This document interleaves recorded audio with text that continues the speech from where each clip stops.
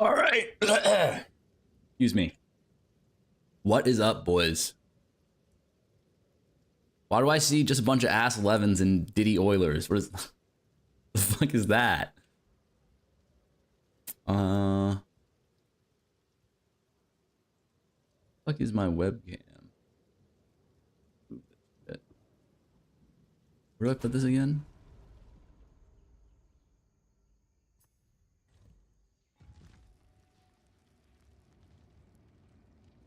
Here.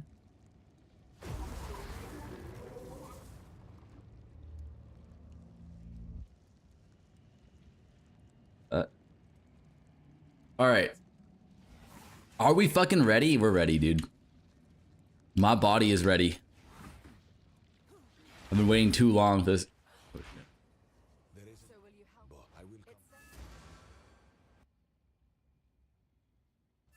I've been waiting too goddamn long.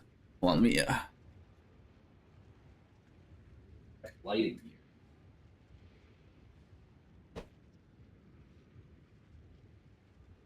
here. Damn dead chat. Fuck. You're right. This man is botting. Long ass reveal, hopefully. I hope there's some juicy shit in there. You know what I'm saying? Absolute juicy shit.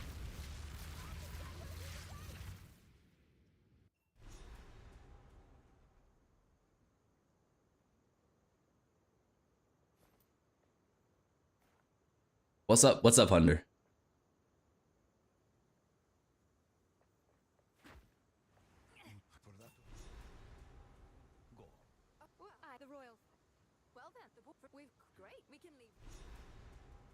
Kermit Gape, juicy stuff in here. What's up, Milky Man? How you doing? Are you ready to switch? In a month from TLI back to Poo 2?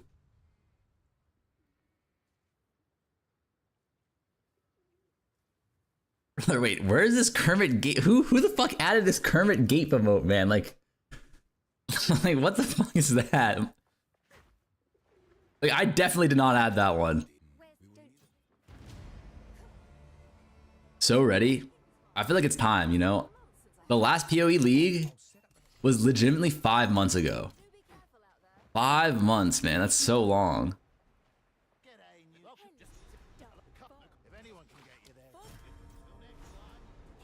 Added by Addicted All Year Looking. Yeah, I fucking knew it was him. Who else? Oh.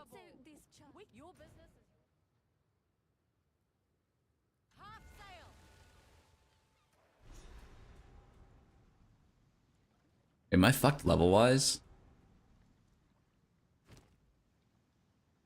I might be fucked level-wise. I'm level 38, 46. 8 levels down, that's only 2 levels down. That's actually not even that bad. What happened to you past month? Your face got puffy? Dude, let me see.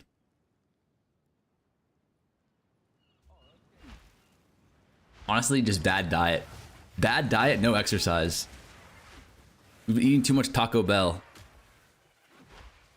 He's going full femboy. What the? We're back on the gym grind though. It's been too long. Our fat ass has got to get on the treadmill.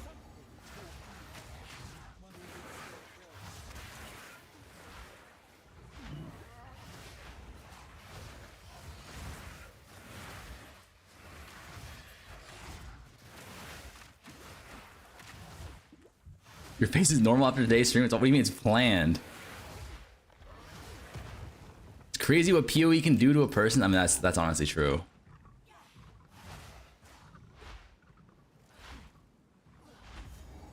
That is honestly true. PoE has ravaged my body. I sacrificed life and limb to play this game.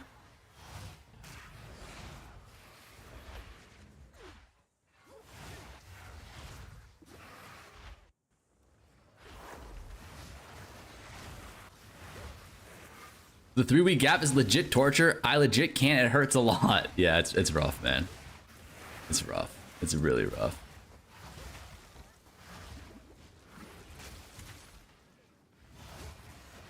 I don't know what I'm gonna do.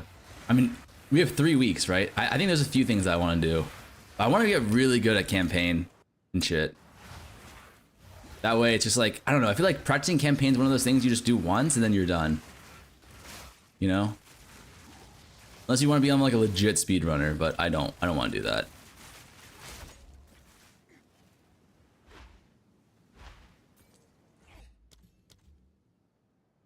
This patch is legit make or break for the game. I really hope it's good. What is the most thing you really want in this stream? What do you mean?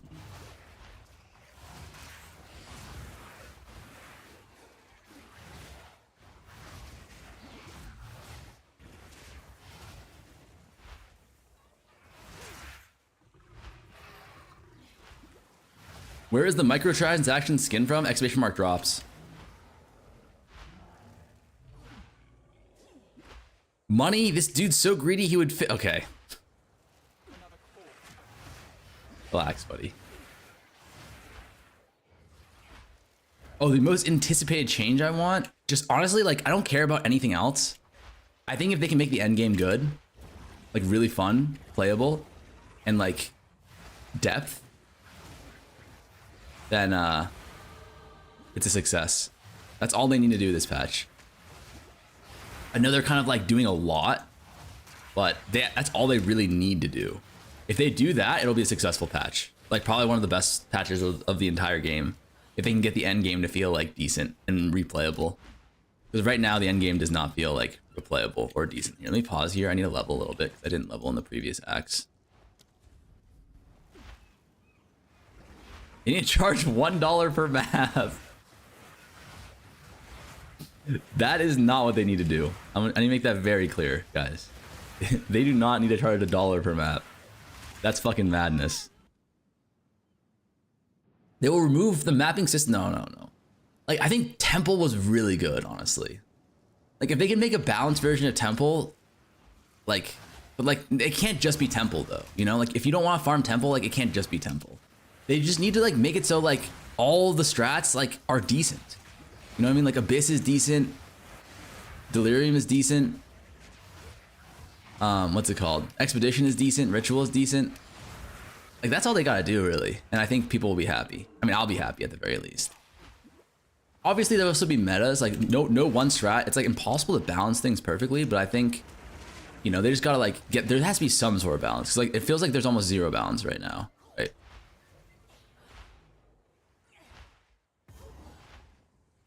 Like it's like you're either running Temple or you're running Abyss because the Abyss prices are so inflated because of Temple. You're not doing anything, right? They nerfed Abyss after people figure out how to farm Omen of Light. Did they nerf it?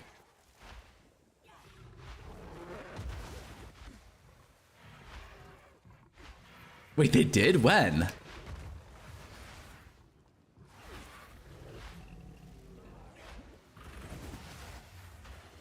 Mid-league? But dude, wasn't it... Was it even that OP? Also, wasn't it an in-game mechanic? Like, wasn't that intentional? Like, was that not an intentional mechanic or something?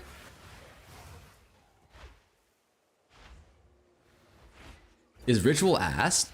No, Rituals should still be good.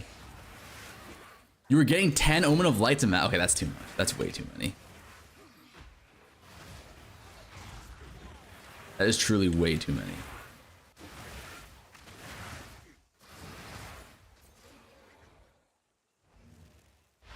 I think PoE 2 is perfect. Just remove rarity from the game.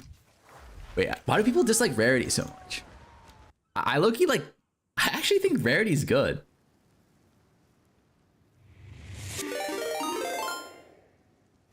Turbo Reno just subscribed for 9 months. Refund 9 months or I'm gonna demand. Okay. Thank you for the 9 months, man. Rarity is dog shit. I like... Okay, maybe like it's because I come from like Diablo 2 where like rarity is a big thing there. But it feels kind of like in a game like PoE where like... How do I put this? Like... You can't really scale past a certain point, right? Because like the builds get too broken. Like you need to have like some sort of like secondary scaling or make the game harder, right? But like if you don't have rarity on gear, then like you can have like you're done gearing your character at like 3 div. You know what I mean? If you don't get any rarity. But I think they should make the rarity a little bit more like they don't have to be so stingy with the rarity, right? But I personally, I don't know. I think rarity is pretty cool. But that's probably an unpopular opinion. Oh, I mean, I know that's an unpopular opinion. But I actually don't. I don't mind rarity. Like I like that there is something more to like push for. You know. Okay, I can finally stop the pregnant joke. I've got a feeling you won't though. Done with gear 3 div is crazy. Well, I mean, like late game in the league, it's true. Like you can really get. It's not because like the gear is like you can definitely get better gear. But it's just like right now, PoE 2 is in early access, right? It's like they don't actually have all the endgame systems in place fully, right? So the reality of the situation is like in order to clear like tier 15 maps, like juiced, you don't need that much gear, right? Lars Martin _Kun just subscribed for 5 months. I hope a new melee weapon is next so melee gets fun again. I think a new melee weapon is next, right? Aren't there like data mines for like that there's gonna be like is it swords? Or axes or something like that? But there definitely is gonna be a new melee weapon, I think, and potentially a new class even. I hope not a new class though. If there's a new class, I'd be a little bit disappointed because I feel like, or not disappointed, I'd be concerned because like I really want their focus to be like fixing the systems in game. You know what I mean? And if they spend a lot of time on a new class, then it's like, oof, like it makes me a little bit like concerned about how good the balance changes are gonna be, you know? If there's a new class, will you play it? I will definitely play it at some point. If there's a new class. They can do both. I think they could do both, but I'm just saying like I'd be a little concerned, you know what I mean? Like, cause they can definitely do both, but the likelihood that they do both well is less than the likelihood that they just do one well, right?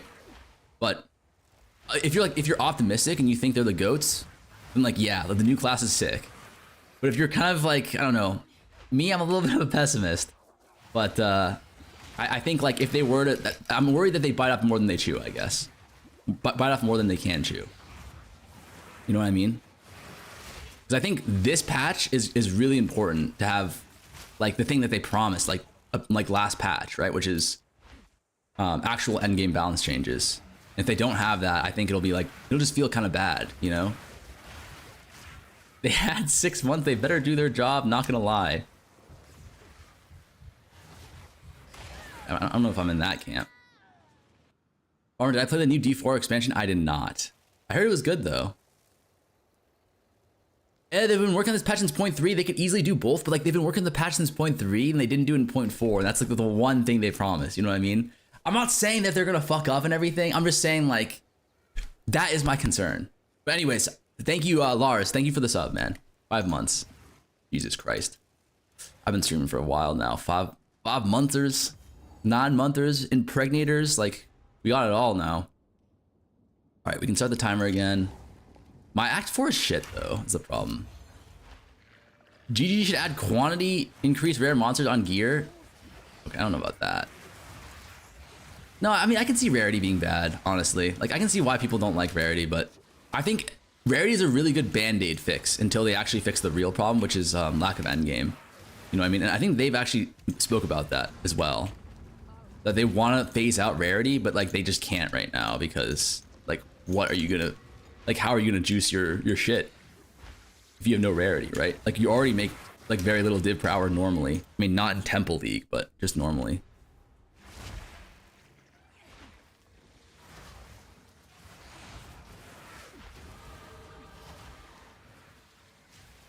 Oh, I did not set myself up well for this Act 4 because I didn't pick up anything in Act 3 because I was doing the race on this account.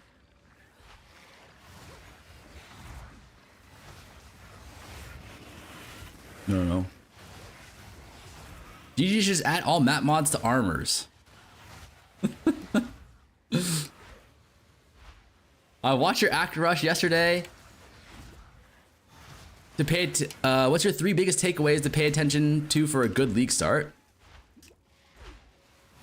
that's a good question. I'm gonna try and make a video on that because I feel like I did learn a lot because I spent so much time prepping for like, you know, like that kind of shit and getting my times good. But the most important thing I think is like having a good POB. So making sure that you have like a build that like is optimal. That's like completely optimized, right? Like if you have something like that and you have a good understanding of your build, like that's gonna take you a long way, right? Like that's gonna shave off like literally hours on your time if you're playing like efficiently, like an efficient build versus like some shitter, right?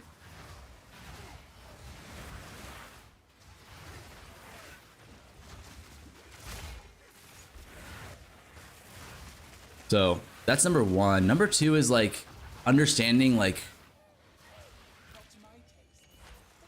what your like power breakpoints are, like where you can get power in the game for free. You know, like that's like checking shops, potentially gambling. Like in PoE 1, it's gambling. But PoE 2, it's like checking shops, knowing where you can get guaranteed drops, like that kind of thing. And then just making sure like you have the appropriate power to do, like to push where you want to push. You know what I mean?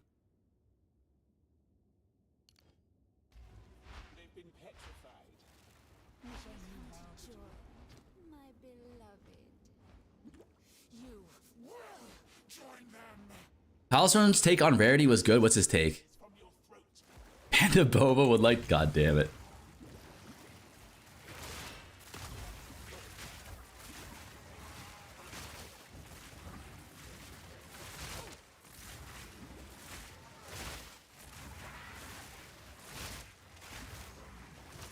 Fuck. Do you normally start on a good leveling build like Merc and then reroll once you get to maps? Well, I think like what your leveling build is like definitely does matter. Like if you're gonna play a character that has like a dog shit leveling, then like that influences what you're gonna play on League Start for sure. But yeah, I think ultimately you start with something that is really strong in campaign, and then you pivot to something that's like really just strong in maps.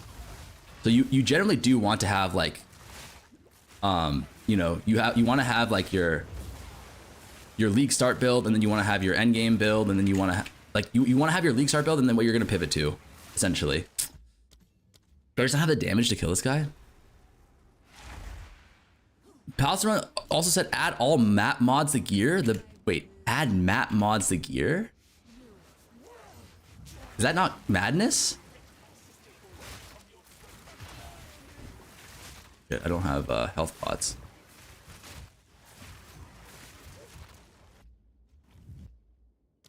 Wait, how come I can't one rotation him? Is it because it's because I don't have level 11 gems, isn't it? Well, let me pause here. Let me get some gems. Remember, it's like something like putting rarity on Atlas tree and other interesting stats on gear like AoE increase. Wait. How would that solve anything though? I thought the whole problem is that people don't like having too much like requirements on their gear. Let me migrate this guy. Grab some skill gems.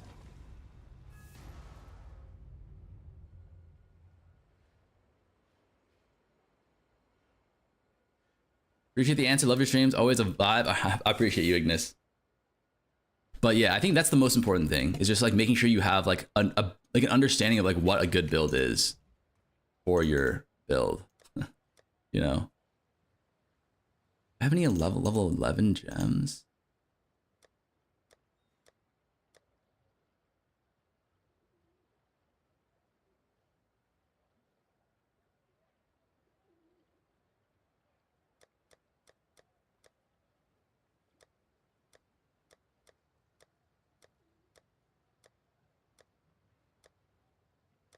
Must not. Fuck.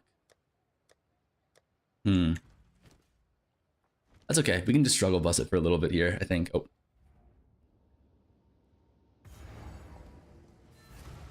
Add map mods to gear. But like, what would that even mean? Like, so if you add map mods to gear, then like, you're getting quant then, right? But wouldn't that be the same issue with rarity? Is that it's too broken? Nice W yesterday. Congrats. I appreciate you, brother. What? Wait. Why did my instance crash? Great performance yesterday. Can't wait to see you choke on League launch.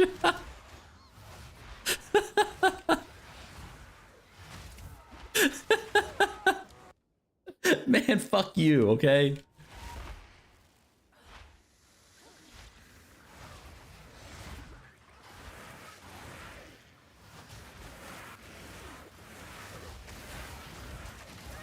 Oh, man.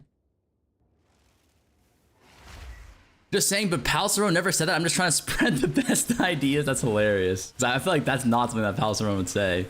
Because that is that's a take, you know? That's an interesting take.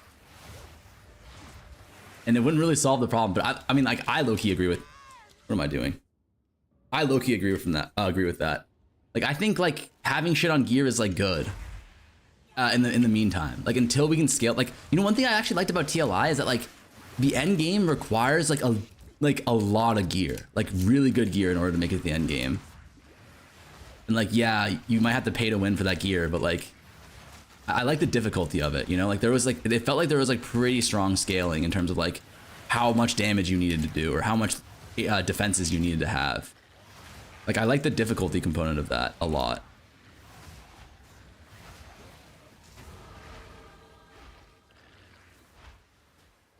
I was about to say, LOL, I watched that video, but I thought I was missing something.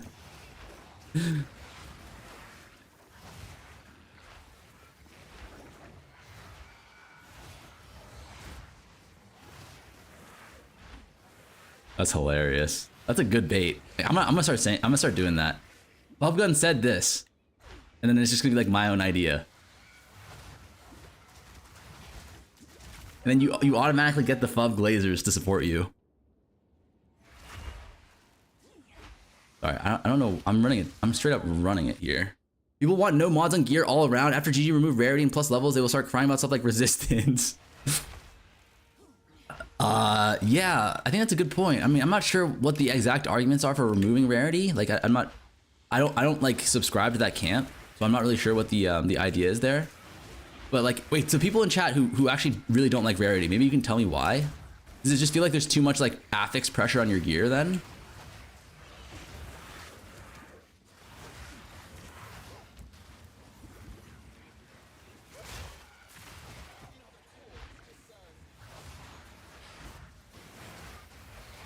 Every time on 2 minutes Robert's probably he's a catty mean bitch to someone in chat.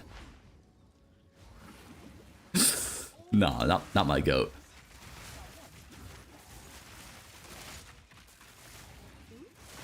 I think Palceron's a memer, you know? Like, you can't take, like, if he's getting mad at you, you can't take what he's saying, like, too seriously. Like, I think he's just joshing a lot of the time. Like, he's an XD chatter. I think most streamers are. You know what I mean?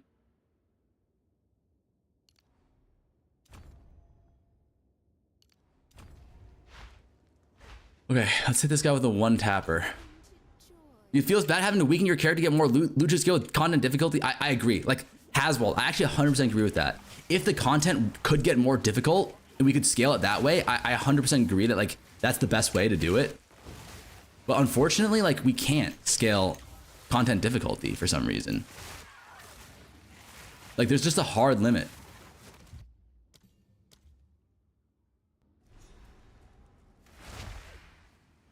Like, unfortunately, in this game, there was just a hard limit on how much more difficult we can get our content to be. But if there wasn't, I 100% would agree with you. Like, shit. You didn't learn the Diamora bug? Wait, what's the Diamora bug? I was impressed with your run yesterday, Farmer. I'm hype as fuck to see you somehow.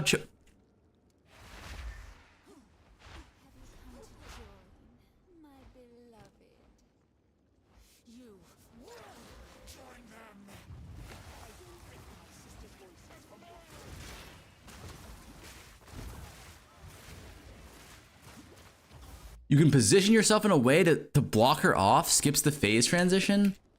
Wait, that's actually cute. Let's practice that. Like, you have to stand here.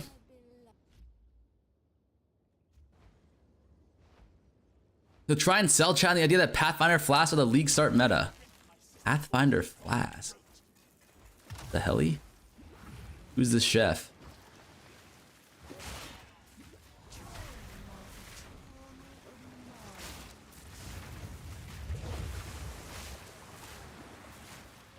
I should just be able to one rotation her though. No, I can't.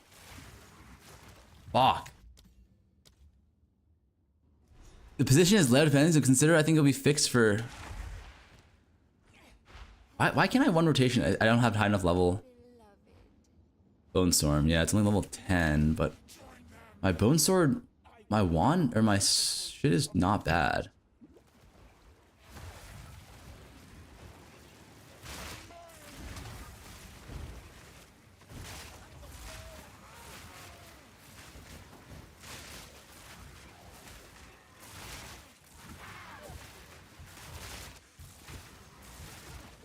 Oh, I'm so close damage-wise. Did I just see a red flare conduit? Yeah. We dropped it in the race yesterday, but we can't use it. Well, let's get an Exalt Orb here. If we can slam something on. It's funny because we have stats like AoE weapons, things like that, but no one explores outside of standard. No, I think there's a lot of really cool build ideas that are out there that no one just utilizes because I don't know why. 61 mana, yay. Is there anything we can do? Kill this guy in one rotation? I don't think so. Let's try and block him off. That's actually a cool idea.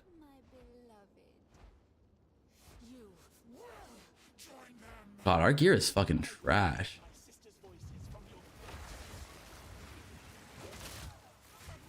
I'll get me to die here, yeah. Reset our shit. My answer is Temple has forced us to build a certain way. What do you mean? Racers don't run one rotationer, rely on a bug. You can definitely one rotationer. They're not gonna be 7 levels lower. Well, it depends on what they're racing, right? What do you mean Temple forced us to play a certain way?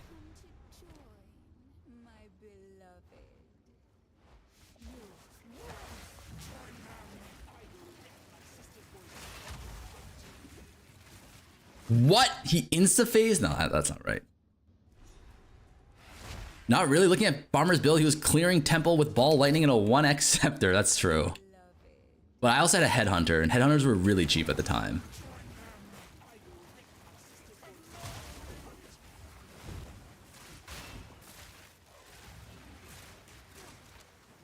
Where the fuck does she go? Is it always that bottom right area? I think Jilu ends on like level 731. Act 4 Tavakai races. Oh, okay, yeah.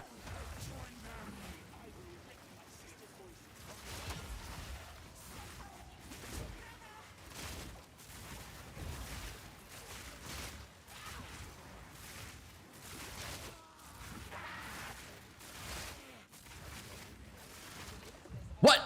It didn't block her. How the fuck do you block this motherfucker?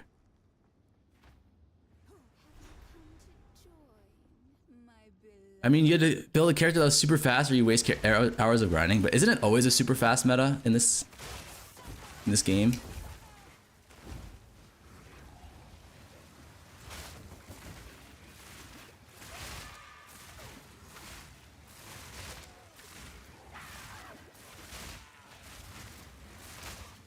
Okay, you actually can't block her. All right, whatever, we're moving on.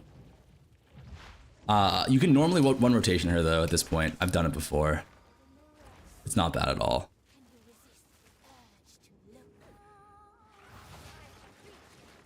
If you have a not dog shit staff like I do, I have a 2 mod staff.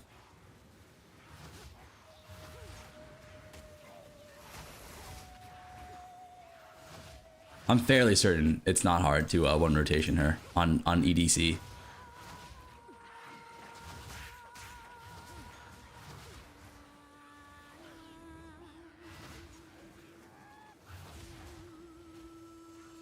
What odds this Impale Living Lightning survives the patch notes? Pretty high. They said they weren't going to balance the game off of speedrunning, so...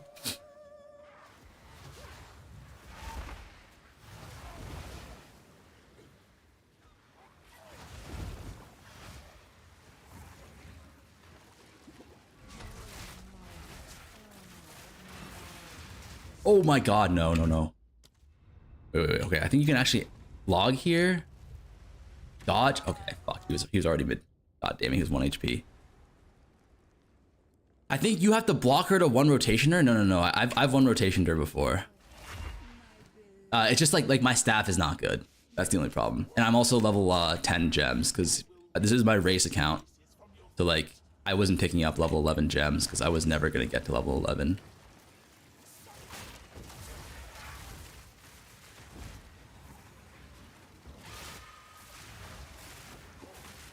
Oh, also I don't have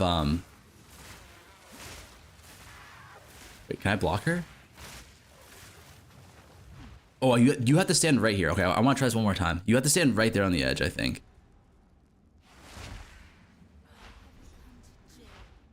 I think it's like right here in this little corner.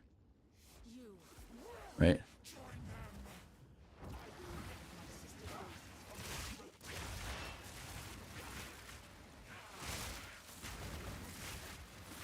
What? Okay, so she can. Okay, you can't one rotation her then. Or sorry, you can't block her. I don't know, or I don't know what the block is. That's fine. Let's just move on. Also, thoughts on putting Living Lightning on Lightning Storm? Okay, so I was actually talking to Ji Lu about this. Apparently, I mean, he doesn't do that, but I think it's not bad to do that. He doesn't do it because he was arguing that the Bone Storm, like, actual support gems are trash. So you're not really wasting a, like, you don't really. Okay, you can't block that. Like, what the fuck? There's yeah, there aren't really many good support gems, so. But I don't think it's bad. I don't think it's bad at all. Okay, here's actually it's bad for one reason. it's bad because you don't want to have to cast Living Lightning is actually a lot of damage for when you're killing rares, and you don't want to have to cast Thunderstorm when you're killing rares, right? That's the only reason I don't do it. But I think it's really good for bosses. Like on bosses, it's more damage, I think. But when you're just clearing out rare mobs throughout the map, it's kind of trash. Yeah. But I think it's a good idea. Like that was my first intuition as well.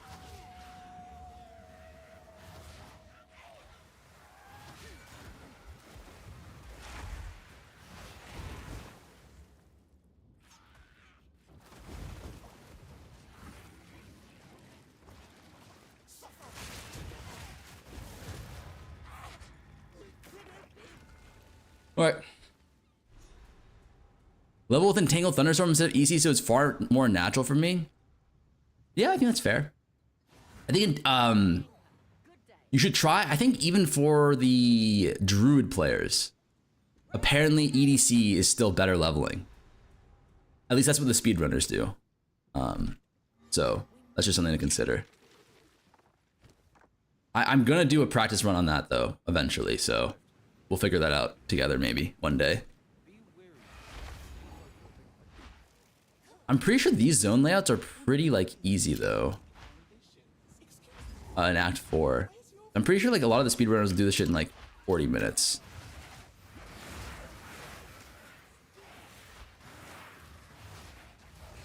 Guy that dies likes plants more than EDC for which league start scenarios? Really?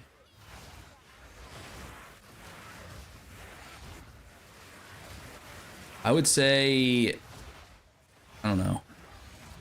I think I would trust Ji Lu more on that, truthfully. And Ji Lu says, which is this shit is broken. Red Vials. Mr. Bruno Mars fan number 1 himself. How we doing, buddy?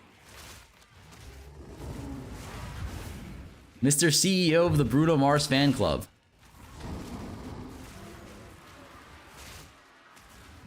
Don't exclamation mark Valorant me, okay? Like, everyone has good days, everyone has bad days, you know? Like, even Faker's missing those shots every once in a while, right? Like, is that not true?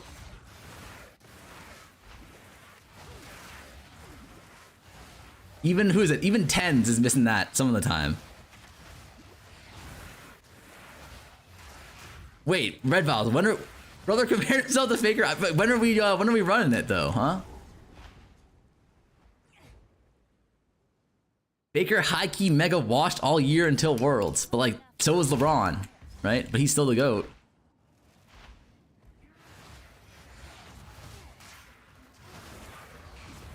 I have 200. Oh yeah, because you live in Hong Kong. I forgot. Yeah, that's rough. Well, we can just put me on like a Hong Kong account, no? And like 250 ping for me is like literally no diff because I'm gonna miss any. Honestly, like 250 ping might help me aim. I heard you spoke fluent. No, it was not fluent, brother. It was like, it was some embarrassment to the motherland shit. That's the kind of shit that if my parents heard it, they would be like, I don't know. They'd be even more disappointed in me than they already are, if that's possible. It was funny because the guy who was coaching me, he's Kanto. You're Kanto as well, I think, right? So he didn't really speak Mandarin as a first language, and neither did I. So the comms were they were a little cooked, you know. It was there was one Ni Howdy, which is me, and then there was one what, I don't know. What would you call Cantonese people? The only word I know in Cantonese is no. Where can I get a coaching session? My axe in PoE 2 lasts 12 hours. That's pretty good. Hey, I'll give you a coaching session. Like Holy shit, is Red Val's your brother? He's my nephew.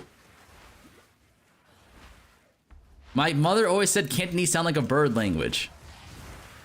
Listen, if you speak Mandarin, then yeah, Cantonese sounds weird as fuck. If you speak Cantonese, Mandarin sounds weird as fuck. That's how it always is. It's like the thing that you're used to is normal, and the thing that you're not used to is fucking weird.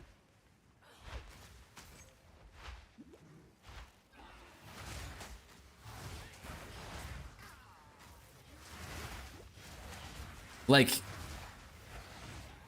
like when I was a kid, I watched a lot of like Joshin Shi, so like Stephen Chow, if you guys know him. He's a legendary Cantonese actor, and it was always like subbed, so I had to hear a lot of Cantonese as a kid.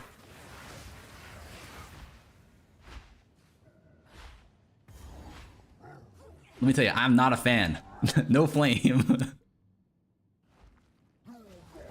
No flame, but I was always told that's fake Chinese.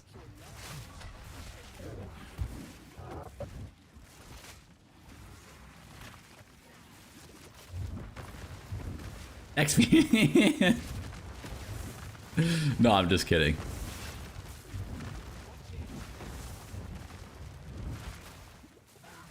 We need new flasks.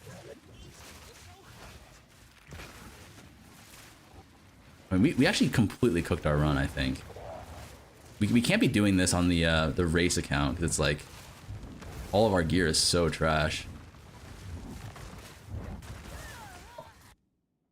We gotta get a different account. Yo, Race Yesterday was fun. Good shit, yo, Blaze. Good shit to you as well. I had a lot of fun too. I mean, you are on a race character. No, aren't you criminally underleveled? We just don't have any gear because we stopped picking up gear in Act 3. But we have multiple non-race accounts that we can use. What you doing? What do you mean, what you doing? I'm doing some practice. Should I take LeBron over 21.5 and Thunder to win tonight? Brother, Thunder is not winning tonight. Wait, oh, actually, the Thunder?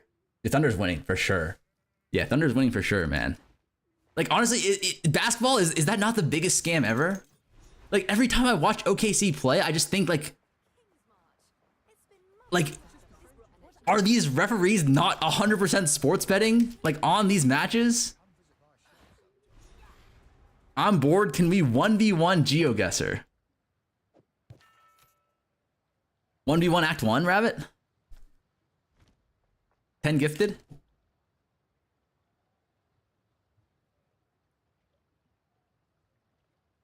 Sup, Farmer? What's up, dude? Oh, it's you. No, I'm just kidding. I'm so bad GeoGuessr. Dude, you know, like, have you seen my geography skills? It's like, there's some illegal shit going on. Like, I can't even name every country in Europe. I'm not even gonna lie.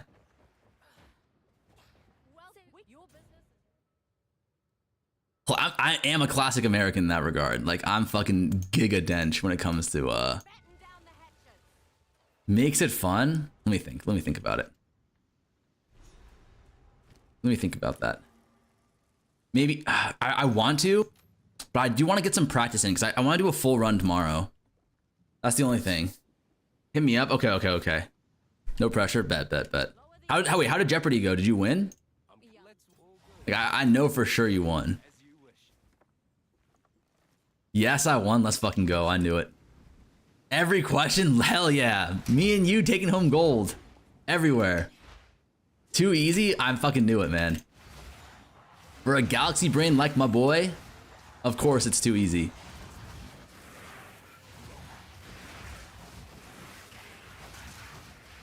Well, I just need to level this. These are some cooked accounts that I was practicing on. Level this one time, maybe level 40. Yeah, 40 is fine, I think. We'll be one level under leveled.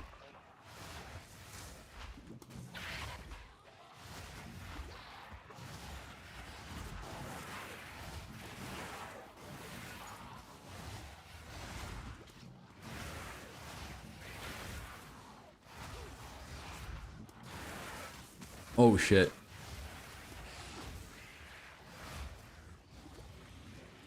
Yo, Blaze, I'm not sure if you're... Blaze, are you here still? I wanted to talk to you about something, actually.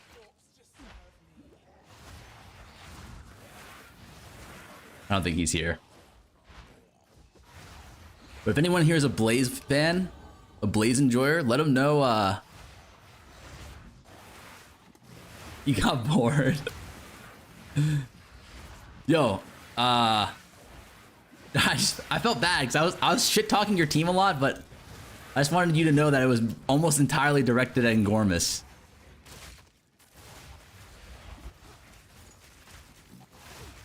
You know, because I was like on the drive, like I had to go drive somewhere last night after the race, and I was thinking like, fuck, like I hope I didn't come off as like a dick because you're a good dude.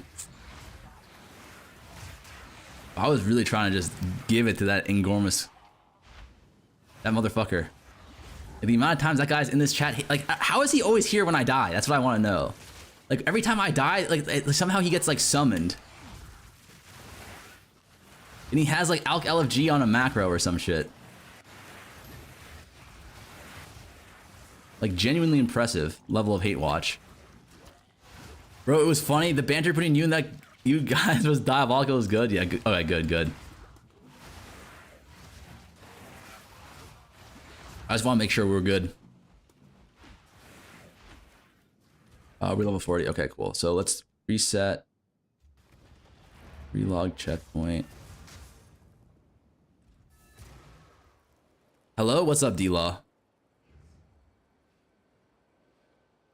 We still on that ass 11? You know? I think it was clear that you were going for Ngarmas. Okay. The best thing yesterday was Haley getting a gift sub and not you. Why was that the best thing? Huh? Here, let's run this down to like 45 and then we'll restart. We all good, bud? Easy clap. Good shit, man. Good shit. I just felt bad because, like, you know, because like we were just like joking around, right? But it was like the setup was kind of such that like only I could really talk because like, you know, Crimson was just kind of like asking me questions at the end there. So it didn't really feel like you guys were able to say anything back. And, you know, that's like half the fun, right? In shit talking. All right, we'll give myself 45 seconds or like a minute and 30 and then we can start.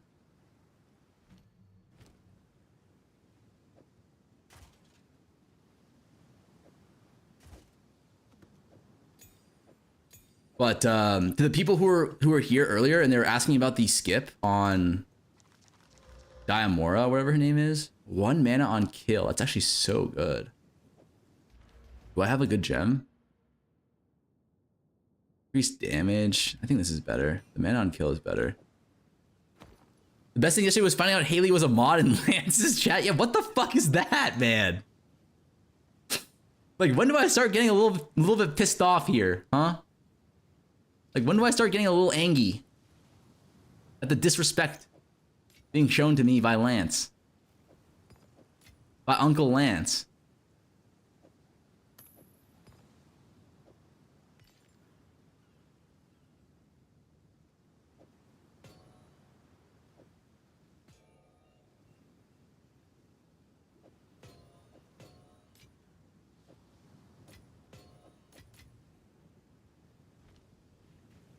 right, let's go. Let me put my headphones on. Can't hear shit. You practice Sork? Not yet. I want to practice a few different league starters for league start, obviously. But I want to get this one down really well because a lot of the skills transfer, right? Like if I can get my campaign down to like 4 hours on this, I should be able to go 4.5 on everything else, right?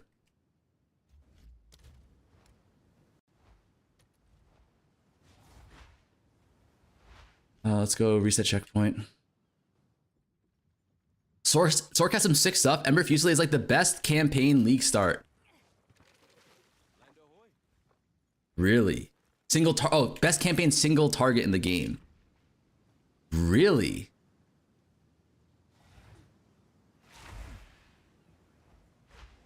I hope this PoE 2 looks actually good. I haven't played since 0.1. I can't imagine it's gonna be bad. They've had so much time. Like they would actually have to fumble so badly for this league to be a bench league, you know?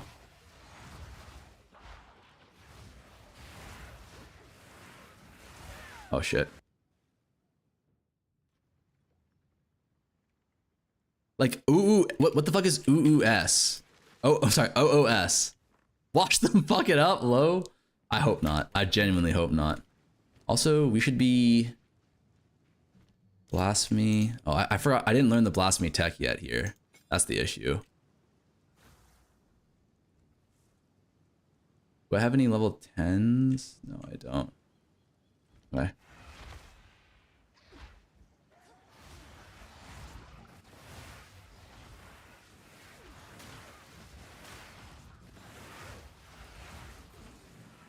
Rework every mechanic to be like keepers. Okay, that's definitely not the play.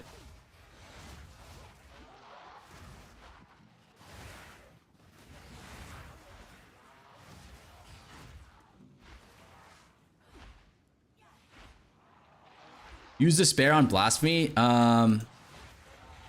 Despair on Blasphemy, no.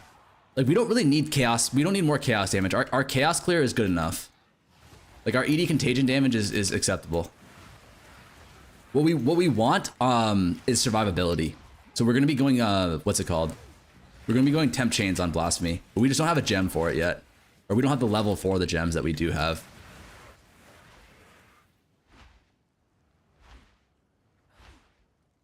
That's the idea, at least, that I'm going for.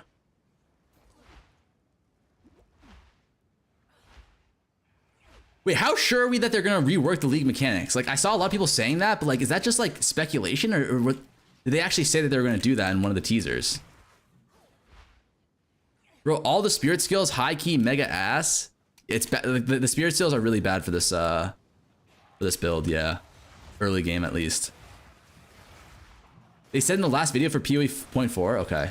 Well, I mean, like, it can't go bad then. If they're gonna rework all these skills, like, there's gotta be some broken, if they're gonna rework all the league mechanics, there's gotta be some broken shit in there, right? And if there's broken shit in there, it's gonna be giga fun. Back to English, I found the stream yesterday somewhat calming. That's hilarious. Yeah, how bad was that yesterday? Like, that there was like, it was mostly Chinese. Just wondering for like future streams, like if I should do more like international guests.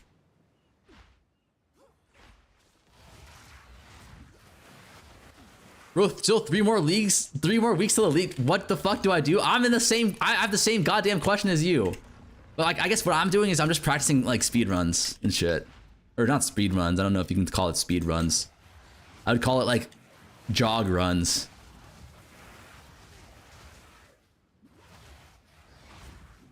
I'm just doing a little bit of prep for the league. Oh shit, my bad. To be honest, it's cool to see, not like you read chat anyway. Okay, relax, buddy. I actually enjoyed it, shrug, okay. I mean, I understood like 90% of the stream. Oh, really? Damn.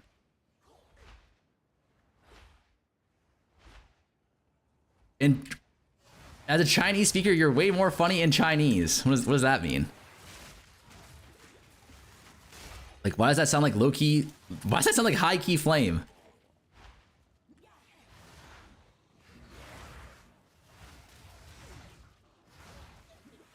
We haven't gotten patch notes yet, so we can't decide what to play. That's true. But like learning the campaign and stuff is more than just the build, right?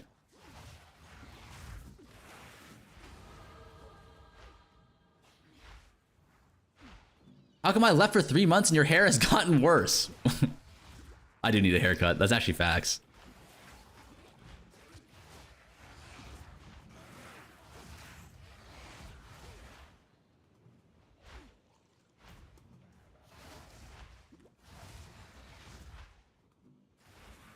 My prep is looking at PoE Ninja on day 1 and sit my hideout a whole week.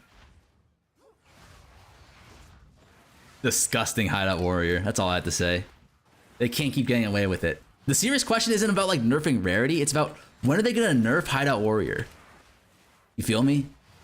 Like these motherfucking hideout warriors can't keep getting away with it.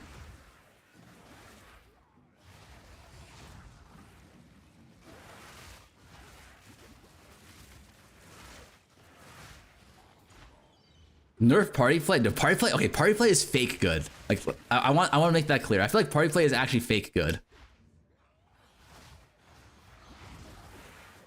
Unless you're abusing like randos and like TFT or something.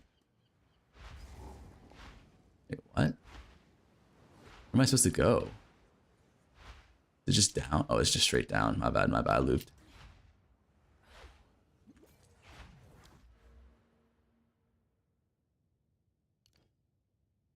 Ooh, I'm missing points somewhere, aren't I?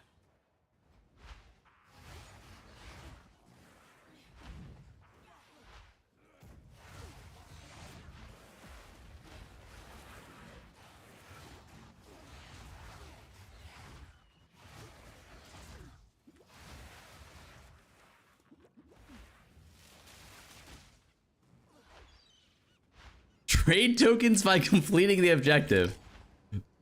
No, definitely not that. I don't know if it's a trade tokens angle. That's fucking hilarious, though. Oh, I fucked up here. Okay, that's fine. This is an old build. I didn't have the tree down yet. I'm telling you, Fubflation forced people into temples. Fubflation.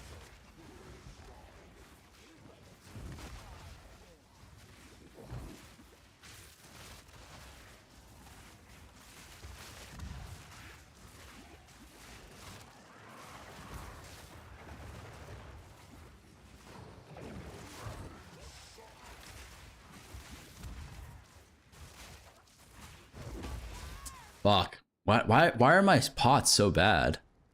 I'm still using a giant flask on this shit? Oh my god. Okay, I need to go back and do some shopping after this. Bro, where's the damage? These are on my previous runs, like my early runs, where like I didn't have the tree optimized, I didn't have anything optimized.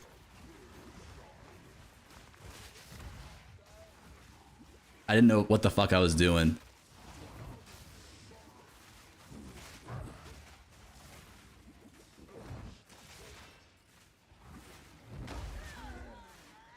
What am I doing? Excuses? Yeah, they are excuses. Congrats to the wind farmer. Thank you, thank you.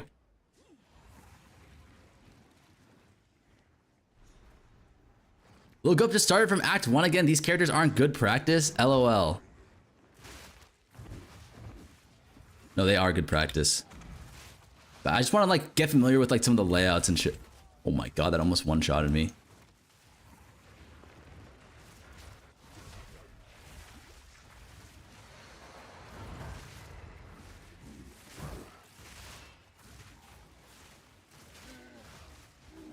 Oh, you know what I should be doing, actually? I think I should be getting... I think I have Living Lightning 2 access at this point.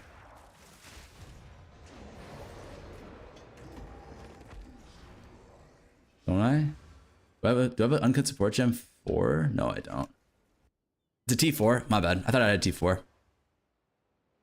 If they make Endgame even 50% more fun, it's going to be amazing. I think so, too.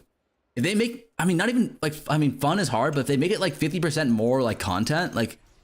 If they just make it so like everything is playable, like you can do expedition, you can do whatever. Like they just gotta make everything viable, you know what I mean? If they can do that, or not everything, if they can make half of the content, like if they can make Breach viable, if they can make Abyss viable, and they can make Temple viable, just those three, it would be enough, I think.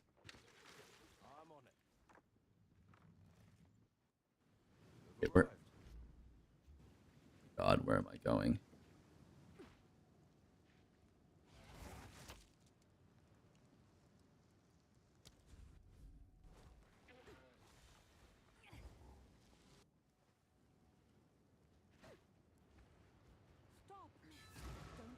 Honestly, if they make it different, I think I'm gonna have a good time. Like, of course, this being a good would be better than long term. But even if it's ass reworks, as long as it's new, I can enjoy figuring it out. I agree. I think it's very hard for them to fuck up this league. Like, I have very, very high confidence that this league is gonna be a bangy. You know what I mean? A goddamn bangy.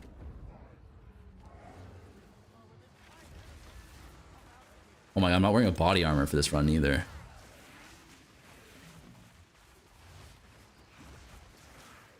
After the 400% health mob health fiasco.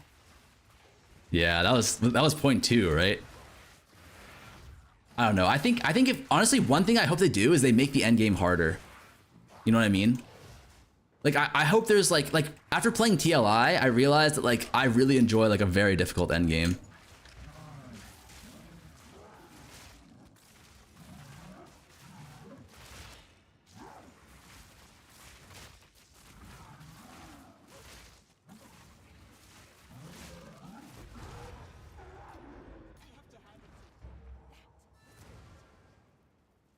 The point 2 campaign Endless Despair is the reveal 7 hours from now. It is 5 hours from now, or 6 hours, 5.5 hours from now, I believe.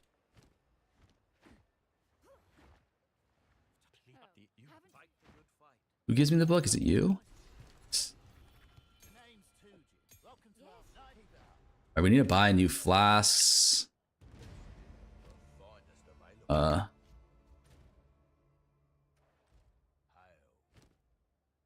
We get a staff, spell damage. Gain is fire, crit damage bonus. +3 all spell skills, lightning gain. Essence of sorcery on here. Double, oh my god, we hit. God damn it, we hit mana. Okay. We go here then. Sell. This thing here. Do we have any storm runes? No storm runes, that's a smudge.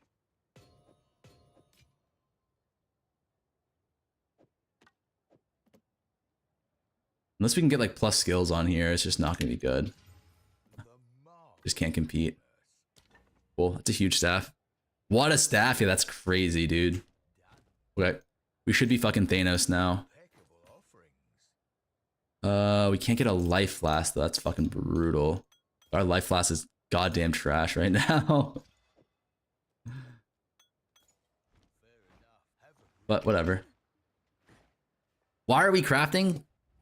It's all spells, so lock it both weapon set? Yeah, no, it's definitely better. Both weapon set. Wait, how do you go back to the ship? I thought there would be a faster way. Wait, is it over here? Gamble for an armor? Is this a no armor challenge? It's not a no armor challenge, but this was a run where I was test running going no armor for the move and speed bonus. Is there just no ship option? I guess not. Sorry, I'm wasting a lot of time. But this is probably like the 3rd Act 4 run I've done this league, so I am not trying to go super fast here. I'm just trying to like figure out where everything is. Should be a return boat option on the left. There definitely should be, but I'm not sure if it's like I fucked it up by what's it called? By checkpointing out or something, like if that bugs it or something. Farmer, are plus skills exponential? What do you mean by that? Plus skills are not exponential, I'm pretty sure. Like I can't see a world where that actually they are exponential. In any meaning of the word. My gut instinct is to say gnar. I'm not sure exactly what you mean by that though.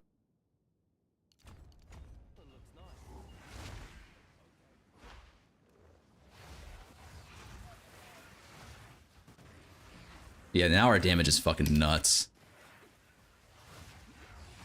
Farmer, it's 10 a.m. Are you skipping school today? Like, how can I be both an unk and old enough to be in school? Like, think about it, boys.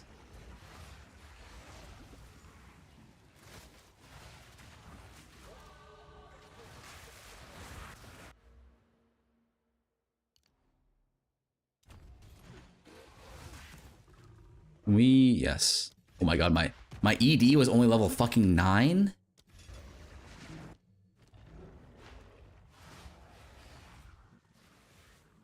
How cooketh was this run? What's my thunderstorm level 9? That's actually kind of acceptable. Do we have one more? Oh, we don't have another skill gem. That's not good. Oh no, we do. We want temp chains here.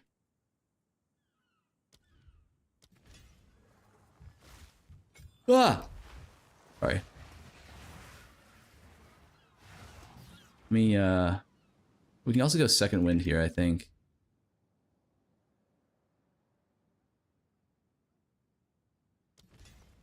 Second wind is bugged on demon.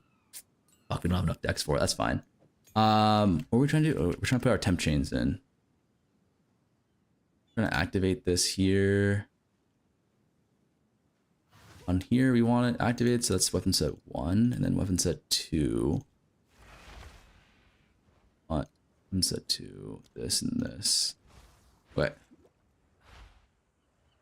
God, watching PoE 2 movement speed makes me so sad. Yeah, it's a different game. It's a different game. Like, if you go into it with the expectation it's going to be like a zoomer game like PoE 1 or DLI, then you're not going to have fun. But if you can kind of go into it like with the expectations it's going to be like a lot slower, then I don't know, this game is so much fun. I think that's the main difference for people who can enjoy both games and not. Because I get what you mean. Like, this game is way, way slower than the games that I've been playing for like the last 3 months, but I don't know. I'm always able to enjoy it a lot still. You know what I mean?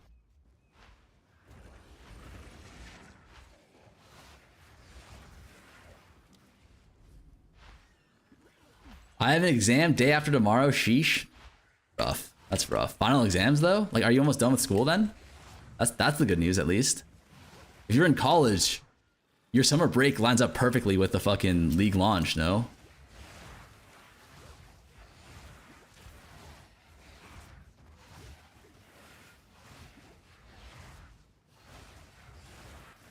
My exams finish on the 27th? Let's fucking go, dude.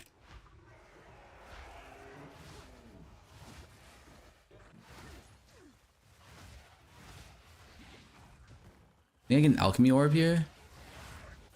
My final start at league start, lol. Okay, that's rough.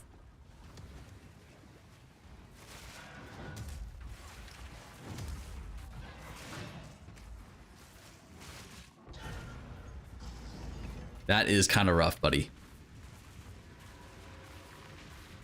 Wait, there's no chest if there's a fat fuck there? That's kind of unlucky.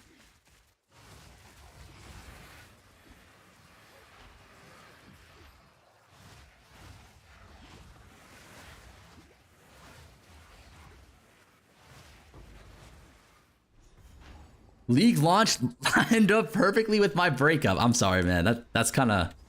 I mean, that's good and bad, right? If you're happy to be out of that relationship, then good. But if it's like a fucking she left me smooge, then my condolences, brother. We've all been there.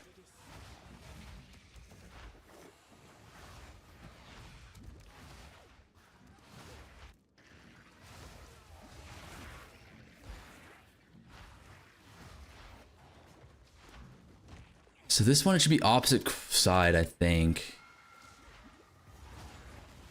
Is this the, no, it's not the clam. What do you even get for killing the Siren's Egg thing? I genuinely don't know. Or alchemy, nice. If you're gonna break up, the best thing to do is sit in your underwear for 7 days straight playing PoE. 7 years, kind of in the middle. We both decided it was not good for us either, so yeah. Oh, that's brutal. 7 years, man. Good shit though. Like that's mature though. For you guys to just be like, it ain't working, you know? It ain't working. Let's end things before it gets fucked up. Is it up here that she spawns?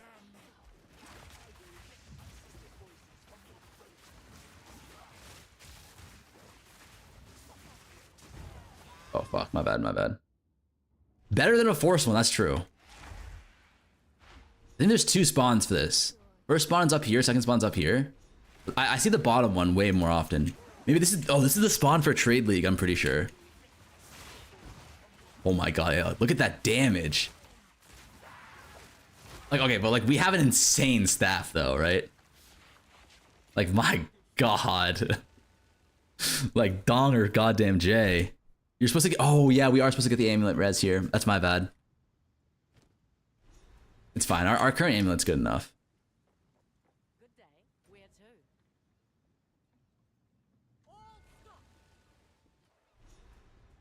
For some, it's really easy though. You just need to look at the map. It's either on the edge or it's in the middle. The map makes it obvious. Yeah, Close as we can get. definitely. My parents are sending me back to China in June, so I gotta switch server mid-league Lamau. Damn. But wait, when does the Chinese league start? Wait, why can't you just oh, you have so much ping, right? Wait, can't you just play on like the Asian servers? VPN it and play on the Asian servers? Like play on like Korea or something?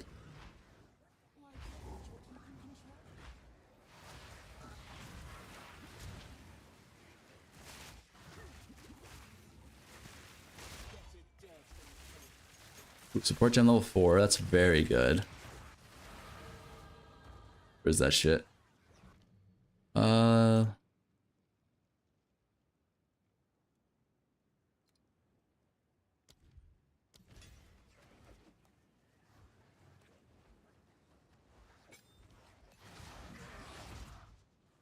Do Chinese have different servers? I think they do, starting from like either last league or the league before that. It was pretty recently though. I remember it was a big deal because a lot of the people who would buy my crafts were Chinese players, so it was we lost a lot of good valued customers that day.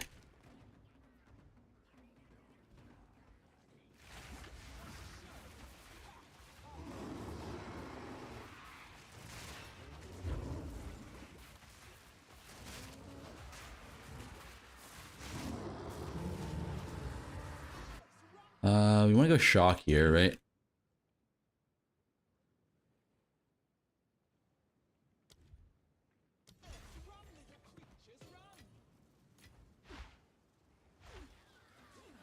Bro's haggling with people on trade with Peak. Dude, I missed that, man.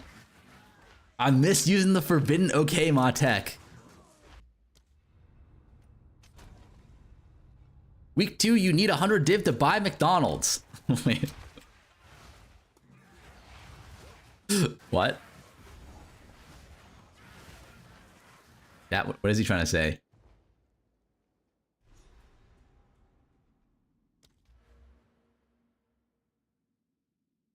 What is this man communicating to us right now? Hello, man. Hello, man. Pleasure to find your YouTube channel, and there I saw you are live. I want to ask you a question about your PoE1 guide for BFG. I'm pretty noob. Does it make a difference to have 1, 2, or 3 scorpions? You need to have 1. You need to just have 1 raised. It makes a big difference. Webb's just subscribed with Prime. Webbs, thank you for the Prime.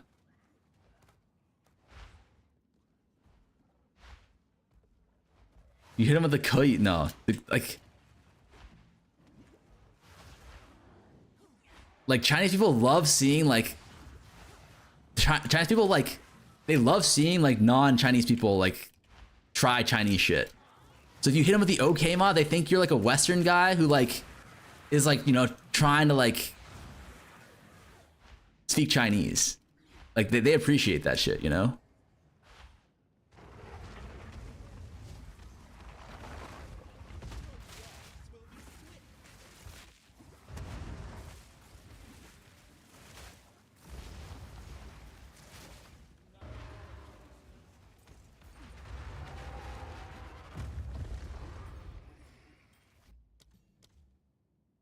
With Chinese players, it's legit non-stop. You could slash me them and watch them run map after map. Just trade bot the items by doubling the price every time they receive a PM.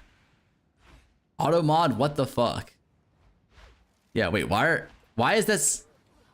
Wait, why are these like love watch comments getting auto modded? There's no way. There's no way Nightbot's a hate watcher too. They watch Western people just to see what freedom looked like. I mean, I used to think that too, but I kind of realized now that like, never mind. I don't want to get into politics. I love you, farmer. I love you too, man.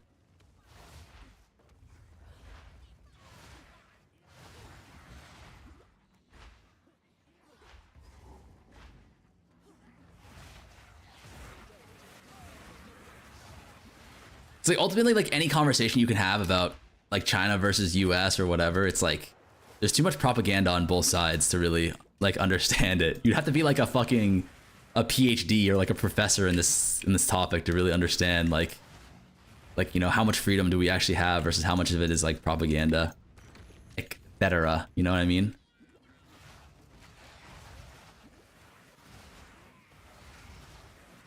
Like Professor Jiang. Yeah, like Professor Jiang.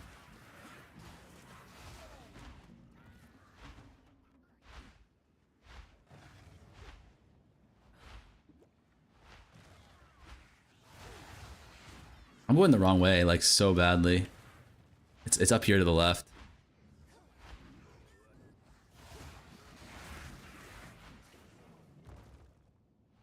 My stance with any country with more than 20 million people is impossible to run, therefore a shithole. That's fair.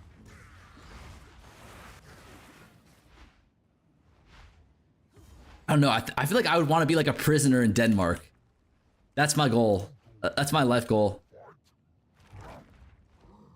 Go to prison in Denmark.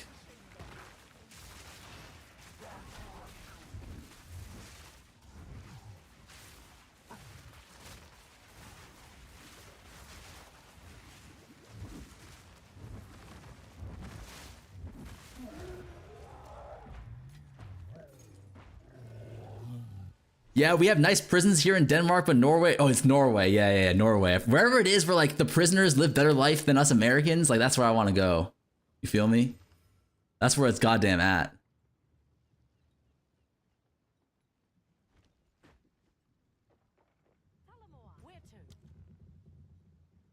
We did Wakapanu, we did this. We're gonna go Shrike and then abandon prison, I think. I live in Denmark. People deadass have PS5s in prison. What the fuck?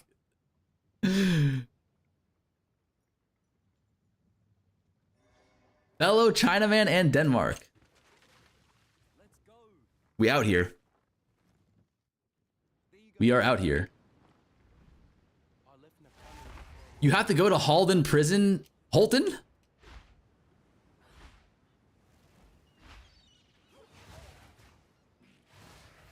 But honestly, I respect that. I think that's cool.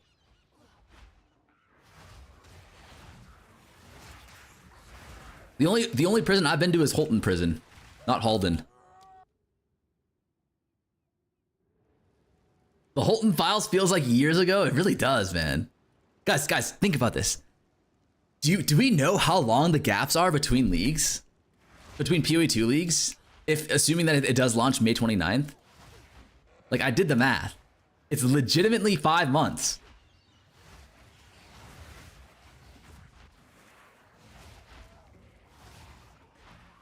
It's basically half a year. I mean, it is basically half a year ago. It's crazy how long it's been. I'm going through straight up crackhead withdrawal right now. Like, it's bad.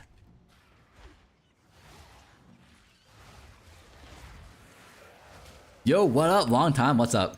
What's up, Mr. Useless? How you doing, buddy? Bro, as a PoE 1 player, I'm mainly afraid we're gonna have a 5-month PoE 1 league as well. I'm worried about that too. But I think what I've heard is that PoE 1, PoE 2 have different teams now, so it shouldn't, theoretically delays in PoE 2 shouldn't affect PoE 1, but like, that's kind of cope at the same time, you know what I mean? They definitely will. But I hope not. Endgame patch will be postponed till December. No, if that happens, brother, like they're not idiots. You know what I mean? Like there will be riots in the street. There will be cannons in Falador Square if that shit happens.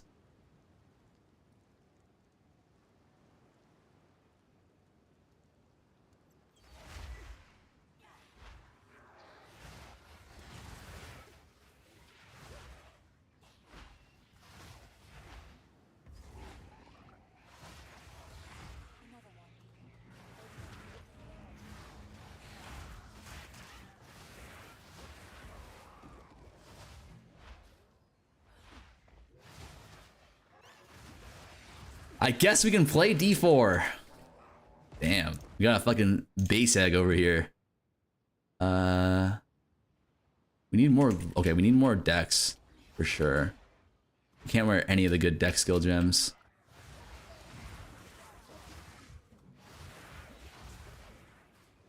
What's that gem called that where it's like you do 50% more like ailment, but like they reflect onto you as well?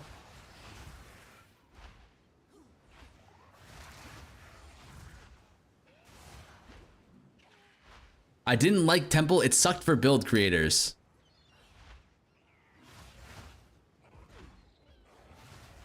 In the sense that it limited you to like what you could build. Yeah, that makes sense actually. Commiserate? PoE vet doesn't know gem names? Brother. We're trying our best over here, okay?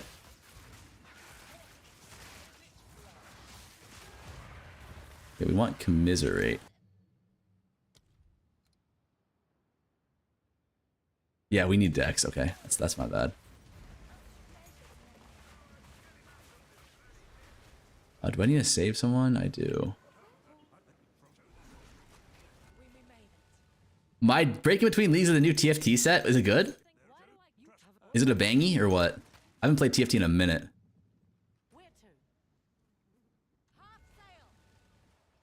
Farmer is a giga banger streamer. I appreciate you, brother. Farmer is definitely in the Holton Files for abuse. No. I'm in the Holton Files as a victim.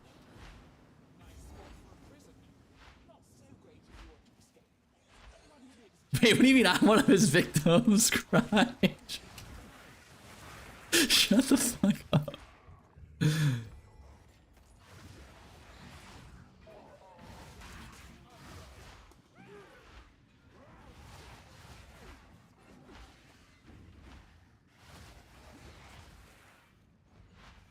Okay, what's the play here? Like, is it like...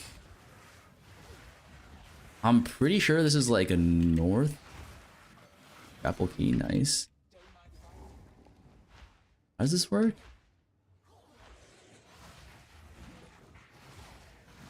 Question is, how sweaty do we want to get on this? You know what I mean? Like,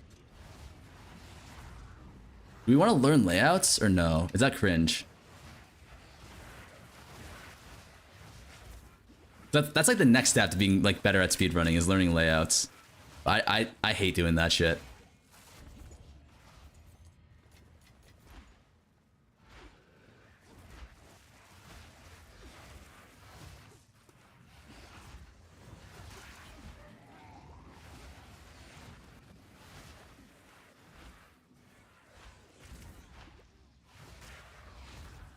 I would suggest learning layouts for this one because the end zone is such a pain. Okay, let me see. I actually have it pulled up because I was thinking about learning it. Let's see here.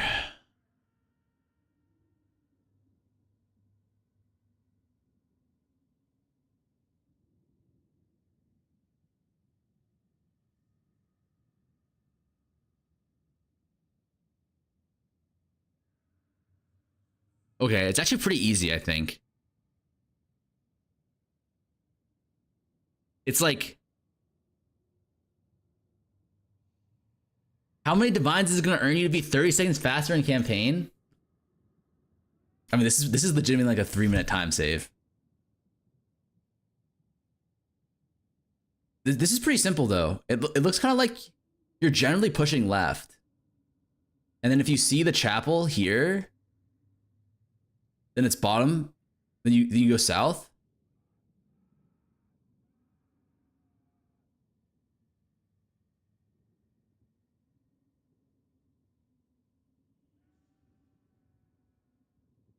This is Google Doc public? Yeah, it's... Okay, but I'm pretty sure we just go left here now.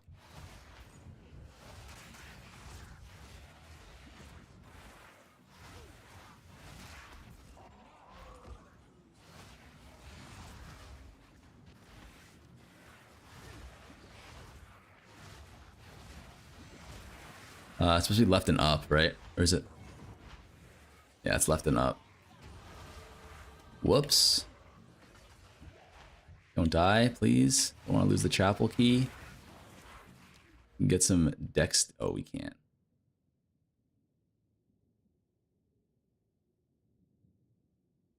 Huh. Wait, where do we go again? 15 reserve. Pass speed, right?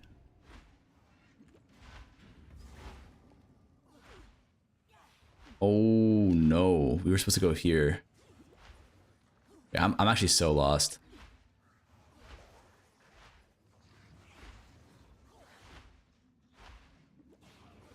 Here into here?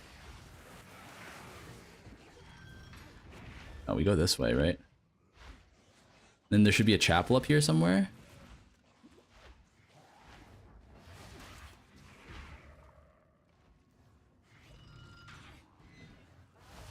Holy football field size backtrack.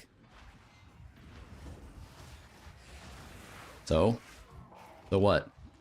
Think about it like this. The cope you can just tell yourself is you're here to get some XP. How good is the chapel buff even? It's honestly skippable, but isn't it health pot? No, it's not skippable. You want it. You want it.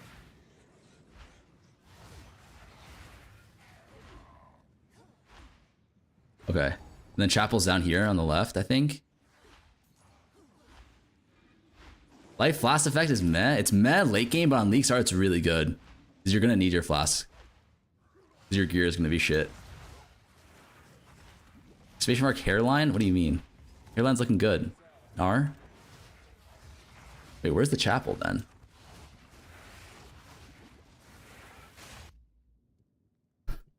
Because we're on this one, right?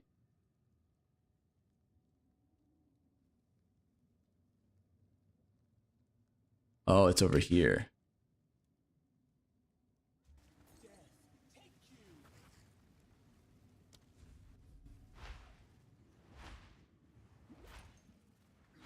Wait, look how fucking huge this zone is and how many dead ends there are. Yeah, this is brutal.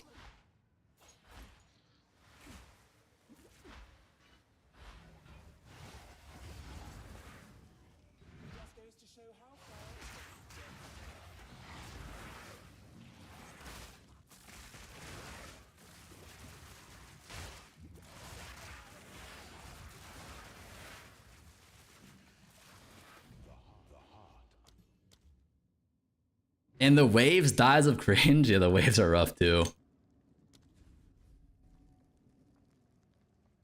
Yep, worst zone in the game. What do you guys hate more? This zone or that zone in Act 3? That's like the lever, like you have to pull like a billion levers and you're in the Madelon waterways, that's what it's called.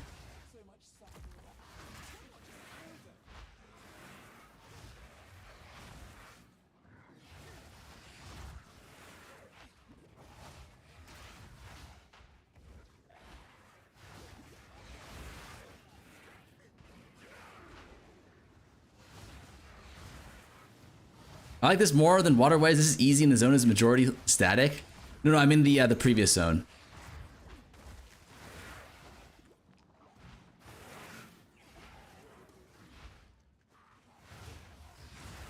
The abandoned prison. At least there's no layout read in waterways. True. I actually don't mind waterways that much.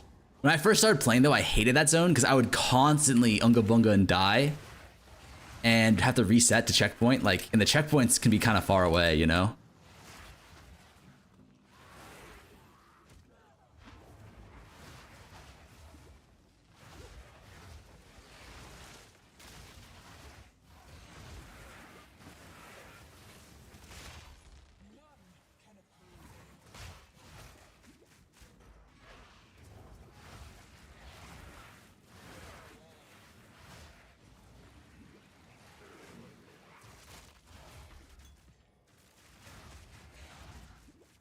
Old waterways aware, yeah. There weren't that many checkpoints there either. Dreadnought is harder than tier 16. Dude, I used to think that too, but like you just have to like resist the urge to just unga bunga run in. If you can resist that urge, then like you're chilling on that map. Or on that zone. If you have to unga bunga run in, then like yeah, it's over for you. You might as well pack it up.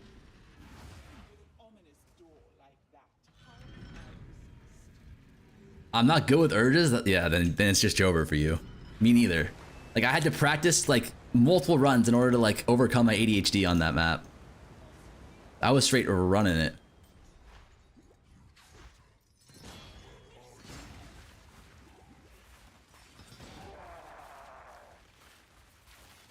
Holy shit. Come on, buddy. Let's go.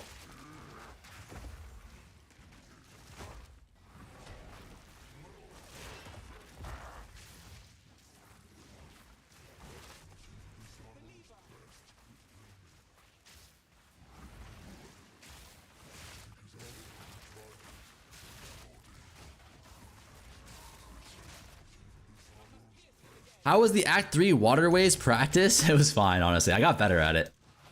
And that's one of those things where, like, if you have to Unga Bunga, I don't know, man. Like, I controlled the urge. That's all it was for me. It was a control your urges diff. Also, sadly, I have to go be a wage slave. I will be back for reveal. Good luck with practice, farmer. Okay, see you later, man. Good luck at work. You did Shrike. Okay, we gotta go here. Unga Bunga running is the only way I know how. Me too, man. Like, when you learn how to control that urge, it's like, it opens up a whole new world of the game for you.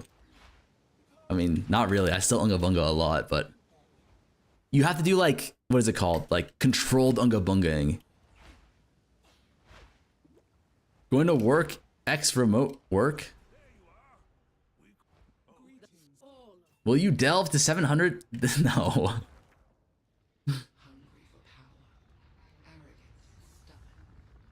Definitely not. I'm not a beast like that. Hope they address layouts in the reveal today, or at least talk about in the QA. Like, what do you want them to address, Borland? Like that you don't like it? Like they're too hard? It's gonna be Blight League? No? Are we talking about PoE 1 or PoE 2? I think PoE 1's gonna be... Wasn't it like Delhi? I've got no clue what the league mechanic is gonna be. Because the league mechanic could theoretically be any of the old league mechanics as well, because they're reworking all of them, right? It could be like a keepers situation, but hopefully a little bit better.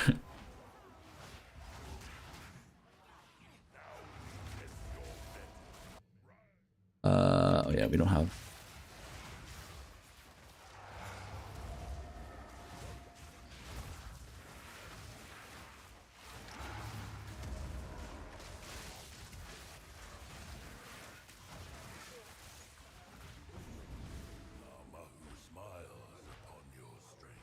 I'm gonna be sad there's no league. No, there's definitely gonna be a league mechanic. That much is certain. But it depends on what it's gonna actually be.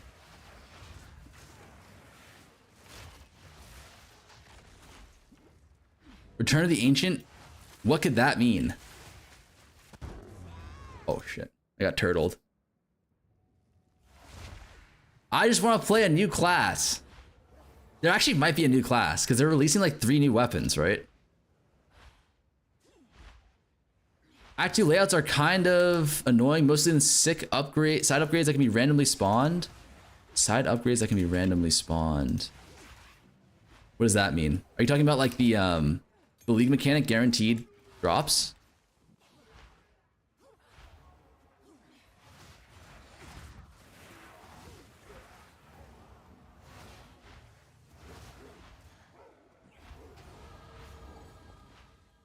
If there's no Slayer, I will be upset. Return of the Ancient. Yeah, what could that mean? That could be anything.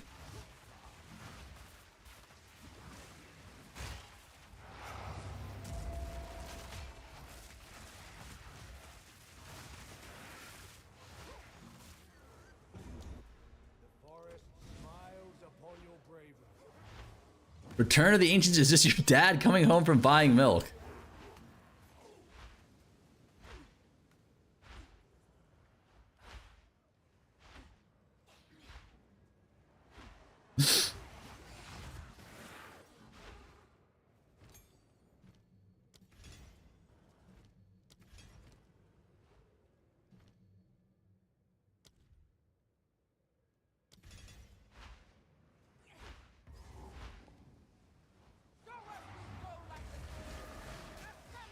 I'm ready to play Lich plus swords.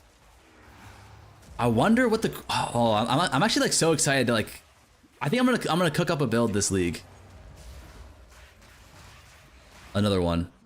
Or actually, if they don't nerf, Leo smiles upon your fluidity. if they don't, what do you mean sure?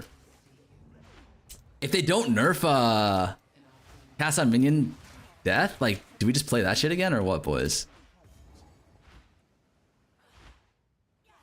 Another Frostblade's masterpiece. Okay, that wasn't my cook. That was us playing off meta intentionally. Just did lore deep dive. The Ancients are a lore book in PoE 1. Interesting. Sit to copying build dunk? Okay, like relax.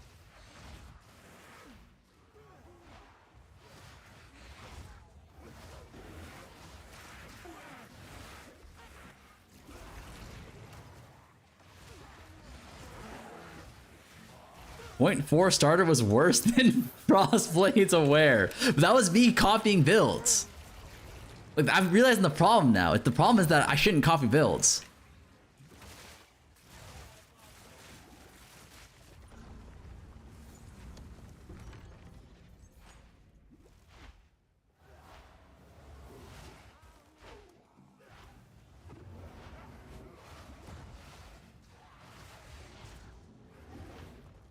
Teemo temper, yeah, I was thinking, like, if Casa Minion Death doesn't get nerfed, I might just play Tempo Temporalis again. But like, maybe make some tweaks to it and play something else. That Casa Minion Death shit is like so broken. And so much fun. Especially on League Start, right? Because like there's no mobility on League Start, so having that in your back pocket would be nuts. Boring to play the same thing twice in a row, though? That is true, but we would pivot off of it eventually. Like, that might be our League Starter, because it's so cheap to get online. My thoughts are, if there's a new class, I will probably play, like, something established for the first few days, and then pivot off, and then respec into the new class. And like day 5 or 6, or maybe earlier if I'm feeling it.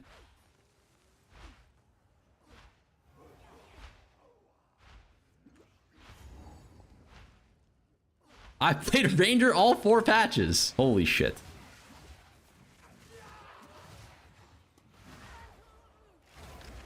Or become the Karn of PoE? In what way? I can't tell if that's flame. I don't know, like, how you view Karn. Like, I view him positively.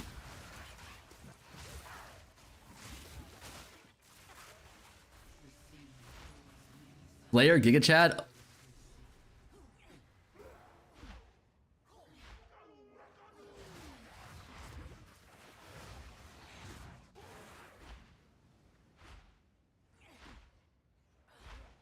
Song is gas? Yeah, there's some old bangers out there. Who won the race yesterday? Who won the race yesterday? Come on, man. Who do you think won the race yesterday? Wait, a serious question?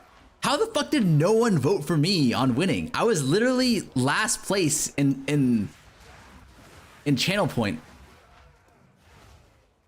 Grats that on yesterday, by the way. Lance is not gonna issue a. Do we actually have a bet lined up? Like, he doesn't know. I'm gonna fucking get his ass this league.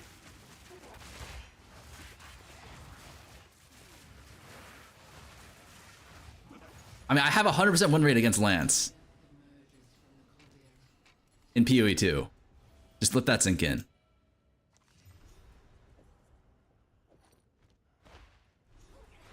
Narrator, and he ended up paying Lance. No, man, no. We are not paying Lance shit, okay? Because worst case scenario, like, okay, I have a new tech for Lance. If Lance beats me again on some scam bullshit, I'm gonna hit him with a counter scam, aka the veterinarian dine and dash tech. Do you guys hear about that? Do you know why? What do you mean you know why, pal? Talk to me. What do you mean you know why?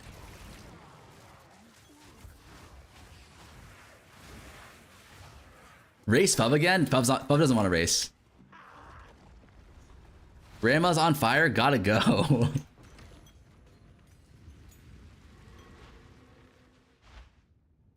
You caught everyone by surprise with that race. I didn't know you roll like that. Like, this is what I'm saying. The slander on my name needs to stop. Like, what you guys don't know, but you should know, is that I'm a god gamer, okay? I almost beat pre-nerf Radon. Okay, pre-nerf Radon in Elden Ring. I almost beat him.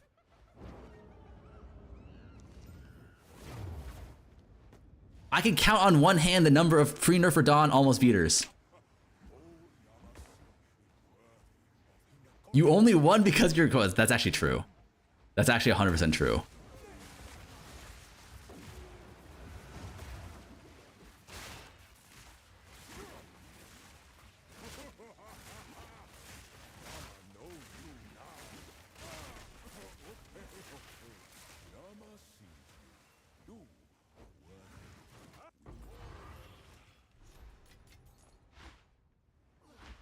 Release the truth Automon. Okay, let me see what it is. Wait, do you believe he played? There's a reason why he was talking with a Chinese homie, though during the race, Farmer wasn't playing, recording. Brother, if I wasn't playing, I would have gotten like a 2-hour campaign. Since when did we start handing out almost trophies? Brother, I feel like you deserve a trophy for, like, if you almost solo kill Faker, like, don't you deserve a trophy for that?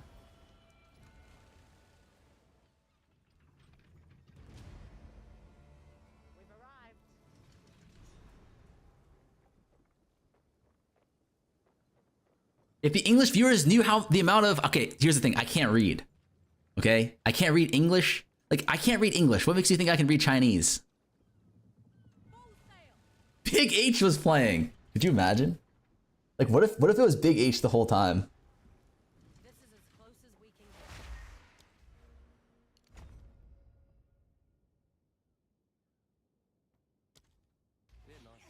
We walk. Everyone here is such sweet smiles, such sharp redemption. Wait, what? Oh, do I need to talk to someone first? Fuck me. I think I need to talk to someone first. I did this last time too. Halma? Oh, okay. My bad.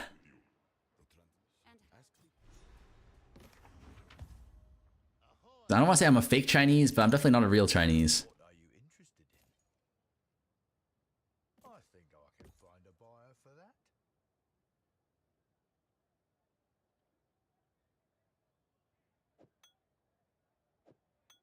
Fair enough. Refund passive. We go strength to dex, strength to dex. Dex. Like that should be good. Second wind, demon form, shock on our thunderstorm. Oh, we already have it. Fuck. Then we can go commiserate.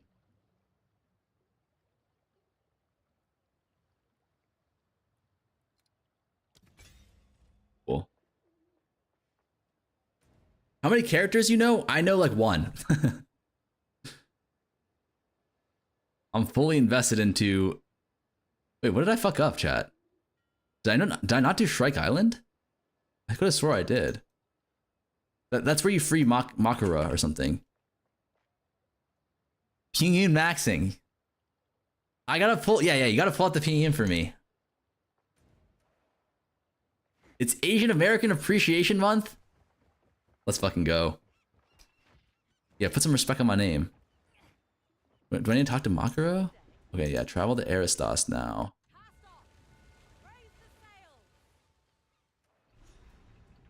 Need a mama shirt. Here we are. Relax, buddy. Do you have a hidden partnership rarity buff from GGG like Fub? No, I don't.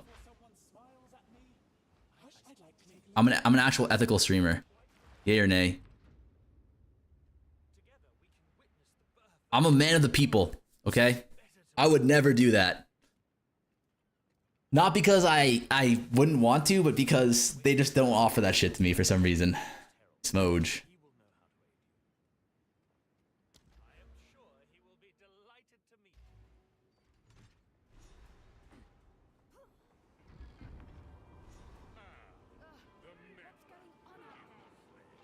Am I going to GGG Con? Yes, I will be.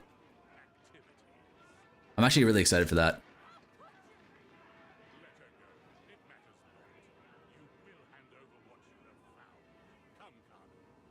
I get to finally see how I get to finally see Fubgun's 5'4" self in person, you know?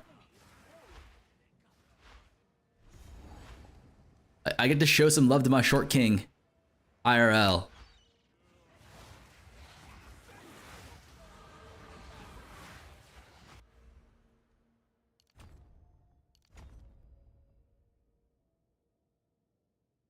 Shit. Where am I supposed to go? I think we're good, right? We just path over here now. Go here. Respec here. Okay, I need to respec out of these points, though. Okay, I remember now.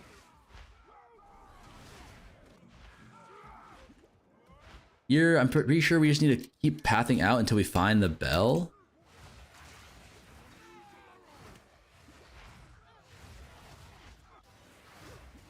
I think we're just looking for bells here. Ooh, looks like that way. Nope, looks like this way. My bad, I got baited. You gotta speak fluent Chinese for ExileCon 10-cent final bosses there. Listen. Listen, buddy. Are there any Fubgun pictures? I don't think there are, but there will be at ExileCon. Your girl paid for the trip? No, we actually, GGG's paying for the trip. I know. How the fuck did that happen? That's what you're thinking.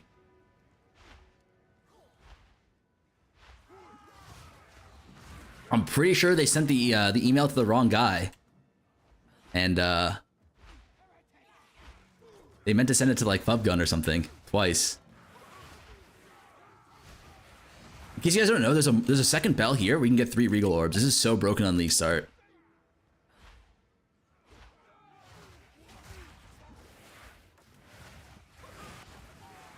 Because you will be needing to Regal a lot of your shit.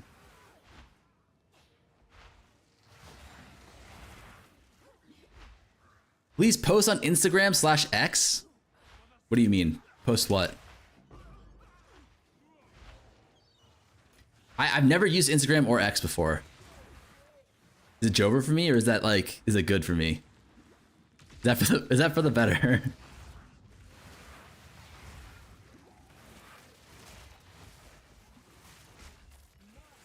People treat that shit like it's a goddamn cesspool, but is it like, is X or Instagram, is that worse than Reddit? Like, ain't no way, right?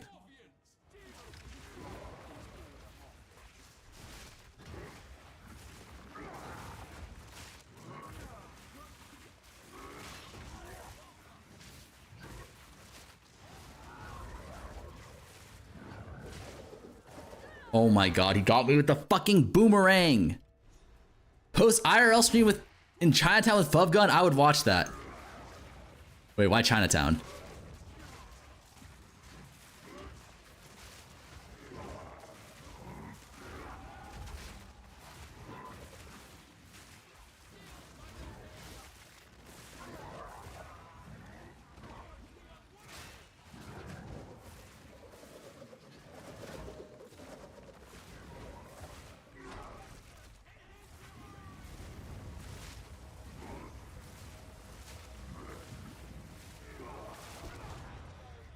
Huh?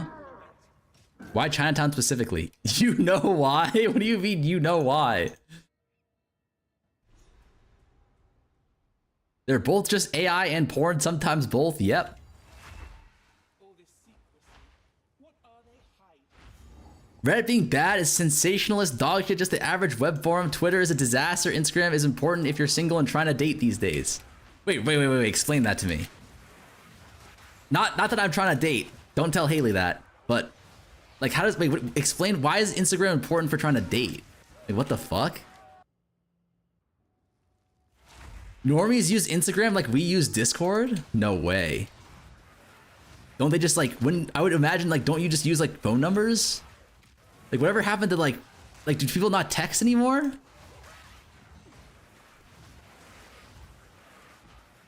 It's a younger people thing?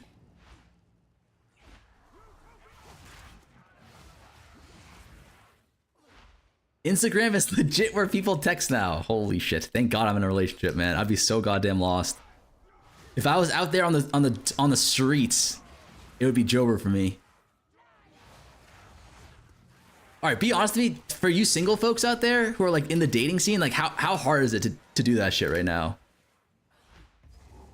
Is it actually Jover or is it like not as bad? Like, is it just people who have negative riz complain? Like dating on an app, you legit ask for their Instagram more than their phone number. That sounds like some Zoomer shit. I date people in their 30. Okay. Let's go. Am I supposed to go over here?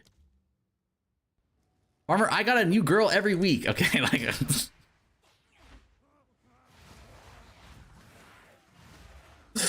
like, do we say calf on that, chat? Or is he just a Giga Chad?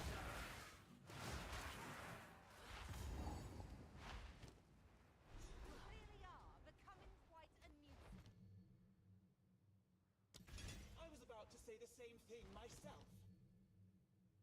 My life work is about to be finished. The Twilight Order will see to it. I think I'm supposed to reset checkpoint here. This guy yaps for too long. Moving IG bot every week, Keck W. He's on Twitch chat. There's no girl for him.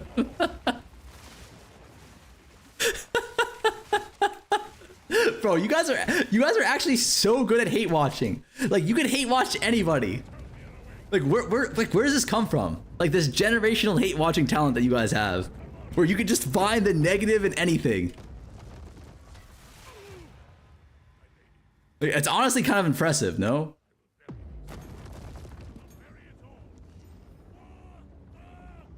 Like, I could buy a Lambo and you fuckers would be like, yeah, Lambo bought on the mom's credit card. Like, this guy's a loser. Depends on where you live and how old you are. For younger people, the bar is pretty high and you need great photos or would be the right hobbies like running clubs. That makes sense. Treason is unforgivable. If you're in your 30s, it's honestly very chill. Bar is much lower. Just don't be ugly and weird. Hey, well, I already failed on both accounts. That's good thing I tricked Haley into dating me. Rip me, I'm weird. These murals, they appear to depict the weapon and the beast. To be fair, I'm getting paid right now. Nothing to do at work. Let's go. That's huge. I love that. Here we are, at last. Rich wife pays for Lambo. It's okay. Brother, you training leveling 3 weeks before patch? Yeah. I've always wanted to do this. Like, spend more time to, like, understand leveling and shit, but... You know how... Ooh, what the fuck is this amulet? You know how it is. It can be, kind of a pain in the ass to do. And also, like, I normally don't have time, but, like, there's so much time in between these leagues. It improves the experience drastically. Not being ugly or practicing campaign for league launch.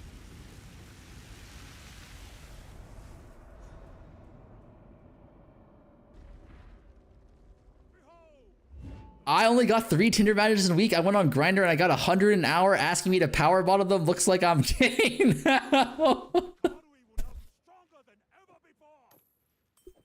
fool! They need the weapon. The world is at stake. Brother, what? No, daughter! I will fix this. The Karui way.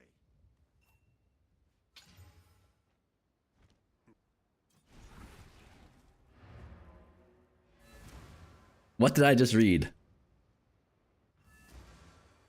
Fate has decided.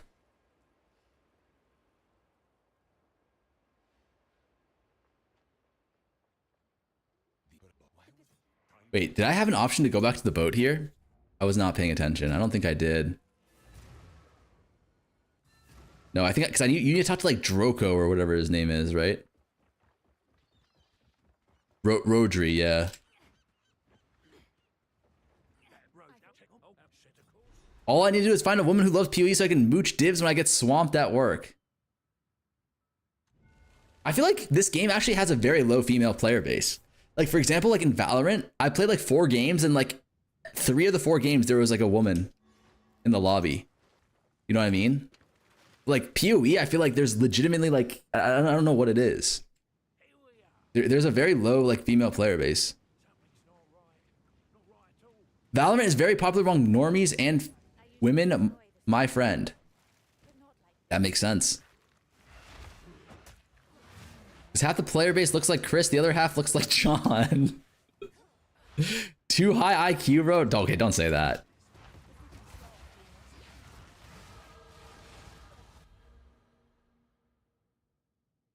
Don't say that, brother. Man's trying to get my ass beat. Where do we go? Is it down here?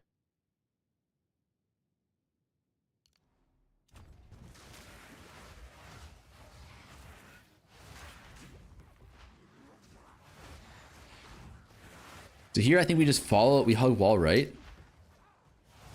GTA female player base is actually huge. I find that very hard to believe. Like that just does not sound right to me.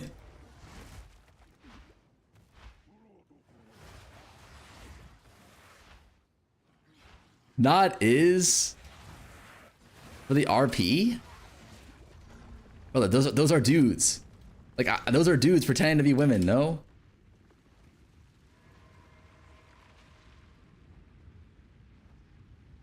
Maybe you're supposed to actually go ED here. Where is this shit? ED.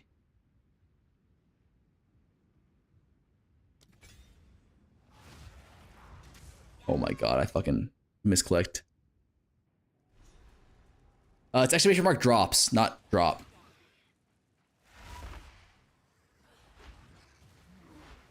I don't know. Data says it's females, but have to check in person. Got an appointment at the Temu factory. I'll be back for the reveal. Zyjan Farmer. All right, see you later, brother. Missed the sniper.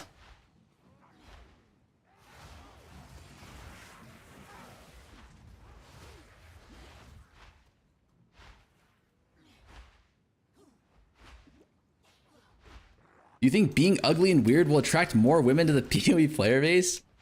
Honestly, I think the reason why...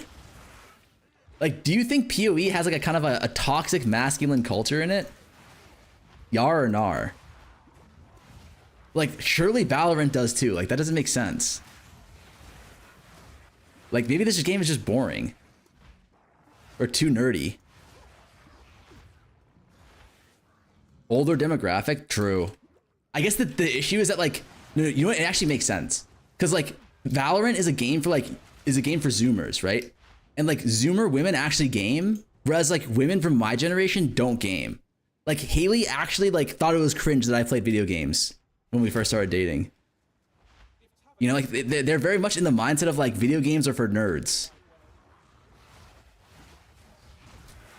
Which I mean like, yeah, that's partially true, but like. She still does nodders? No, now she likes to play video games.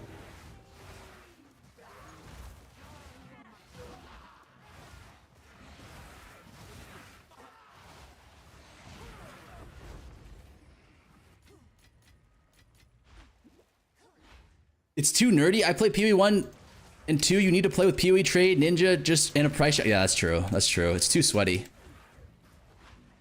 The only people that have the attention span to play this game and like are willing to put in all this effort to play the goddamn game are like 30-year-olds, right? And I think 30-year-old women don't be like gaming as much.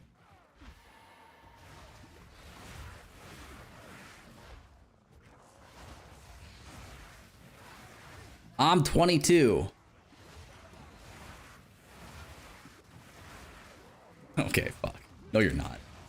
I'm pretty sure, isn't the average demographic for a PoE player like 35 or some shit? Like, I'm pretty sure amongst this community, I'm young. Yay or nay? That's what I tell myself, at least. 25 unk. Ain't no way 25 is an unk now. Like, wait, what are we talking about? Like, do you mean you're literally an uncle? Like, your brother had a kid? I'm 35. Thank you for telling the truth, sir. Like, all these guys are lying, man. Like, I'm pretty sure, like, 35 is young for this game. No copium.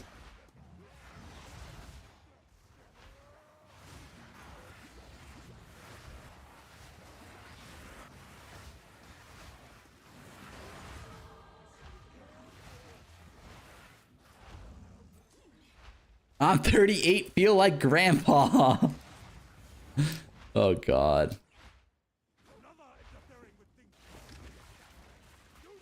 I did not mean to click.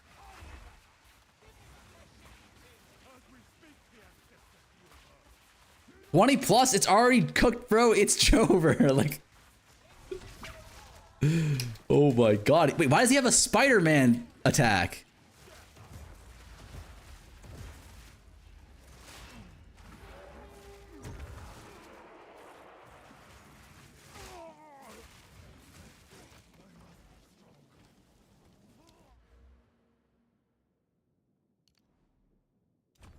He just nutted on you. Okay, relax. I'm also 38. Respect your elders, Unk. Brother, you're not a 38-year-old calling me Unk. Like, what are we talking about here? Sad streamer looks 14. Brother. I'm an elderly man. I'm wise beyond my years.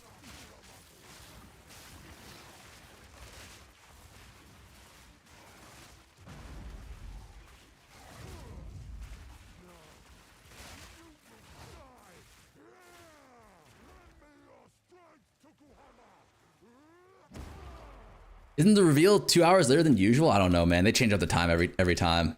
Impossible to say when the reveal time should be.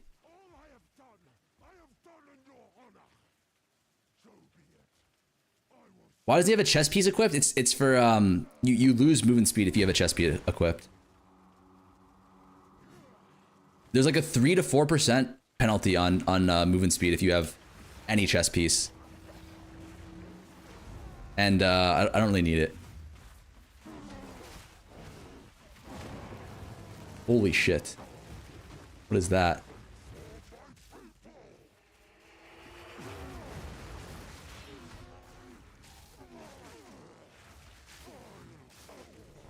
Cool.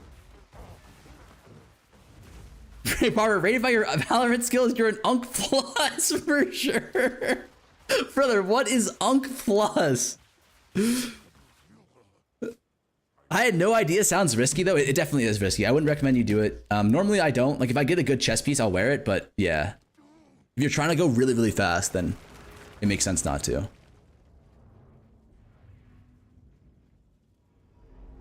You absolutely need some time between the reveal. It took so long to announce this league. Us employed TM had no time to request PTO. Unk Plus is when someone's too bad at Valorant, so they move over to Marvel Rivals. Do I need to talk to this guy? I don't think so, right? Imagine being an Unk and not retired.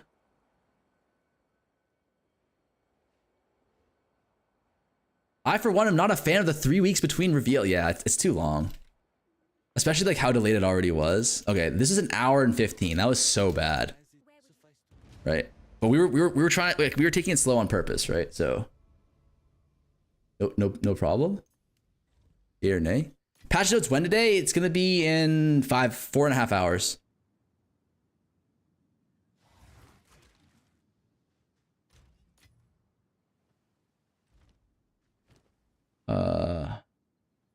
God.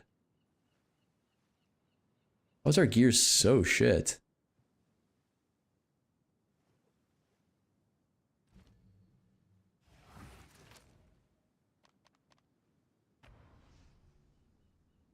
We need to play Deadlock Farmer.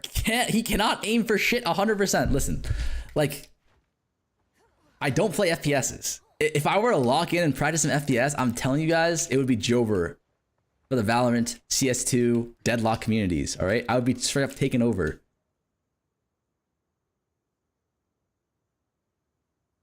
I supposed to go? Temple, am I on Temple of Kopek here?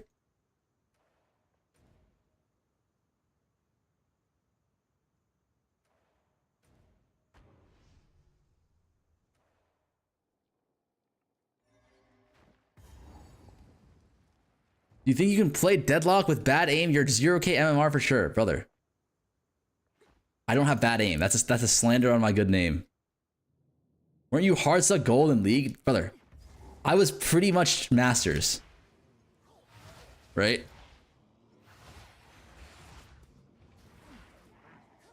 without even trying. Okay, I mean, I did try. I tried very hard. I don't think anyone tried harder than me, but... Sus, Gold Eagles, Masters? No, I'm telling you guys, I was legit, like, check the VODs, you know? Like, the proof is in the goddamn pudding there.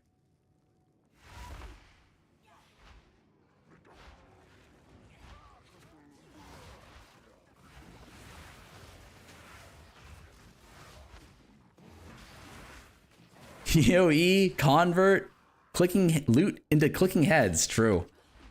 Master in what? League of Legos.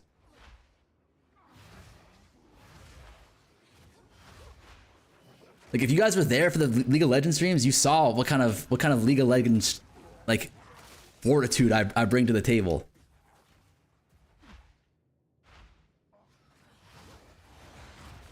I hope they finally go around to adding controller to mouse support. It's much nicer. When I stalked your op.gg, you were D2. Yeah, but like I had bad teammates, you know? If I actually had like real human beings on my team, like was I not easily diamond? Was I not easily masters? You feel me?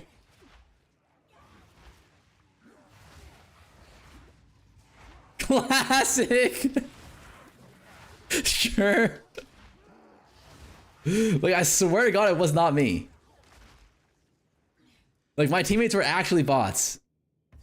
If you guys were there, you know, man. If you know, you know. Like I swear to God, I did not have a single human being on my entire team. Not one bean.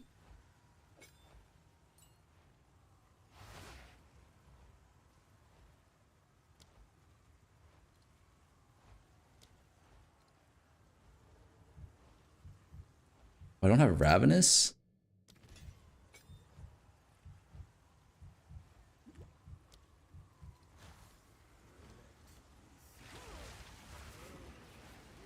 PoE, coming back to PoE, is rarity still a thing? We will have to see on the patch notes if it's still a thing, but my guess is probably yes. I hope it is. You need to have rarity until they fix the endgame. Until the endgame is fixed, I don't want to see no rarity. You feel me? Like, is that a fair take for even the rarity haters?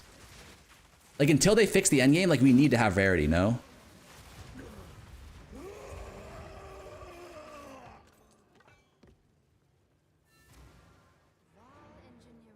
Extremely fair take. If someone disagrees, they are bad. Okay. I don't know about that, but I hope not. Rarity is now 300% up from 150% cap. It's coming in the patch notes. I mean, honestly, I would like that. I'd be down for that shit.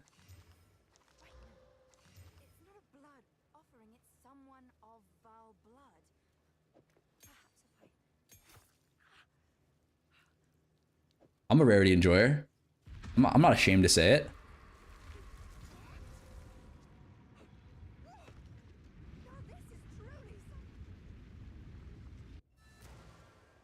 Hi, Linglong. What's up, man?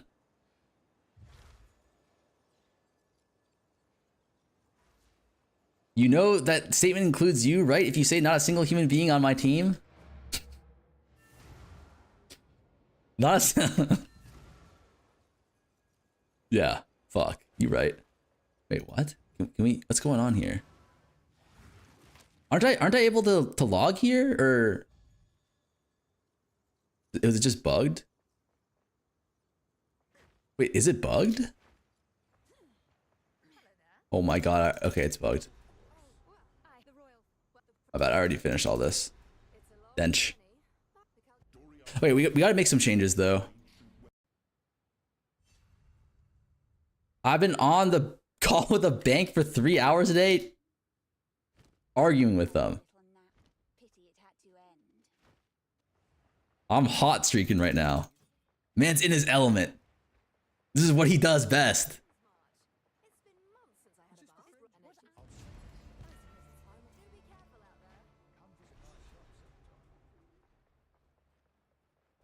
I think the woman on the phone was close to crying. Jesus Christ.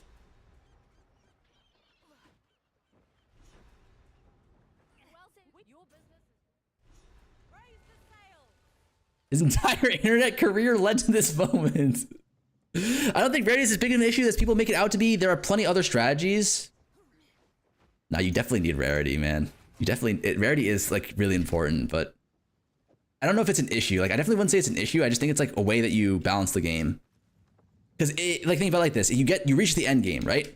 Like you spend like 5 div on your build, and you can like clear all content.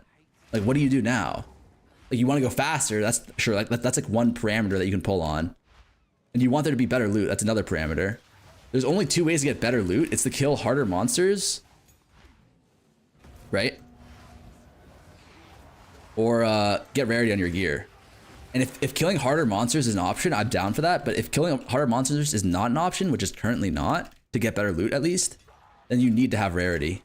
Or else you're just gonna have like no loot, right?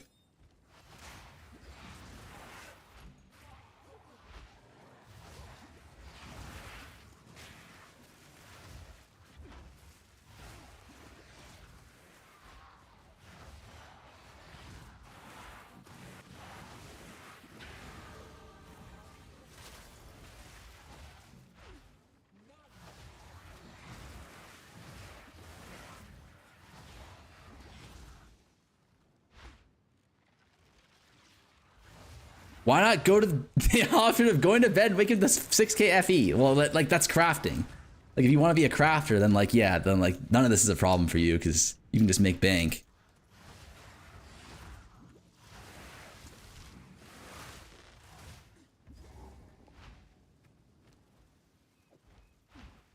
I don't care about this.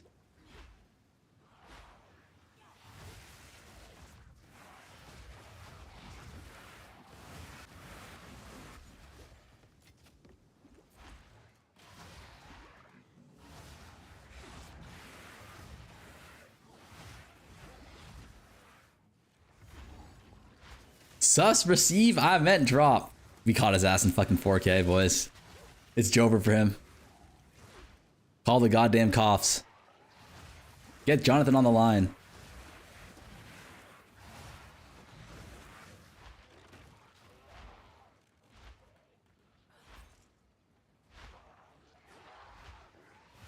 Speaking of FE, I dropped an Eternity and I decided to make a second character with it and none of my shit sold. That's rough.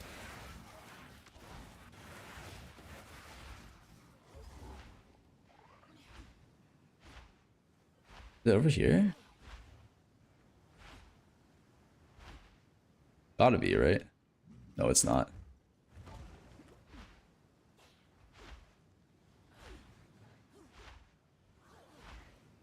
I always struggle to understand what gear is good. Any ways to make what gear is good to like sell as profit crafts or what gear is good for your own build?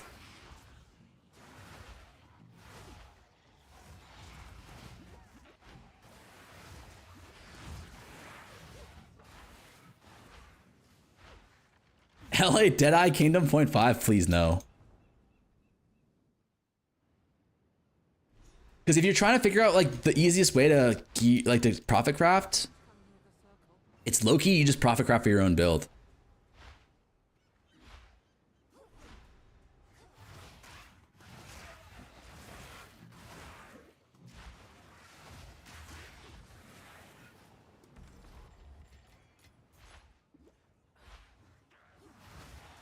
I have media share for you from Miso. Okay, what's going on? From Miso, that's unexpected.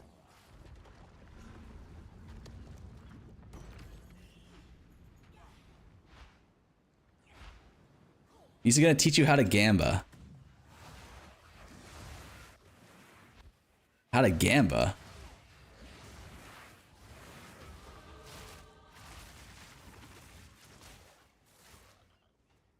The helly?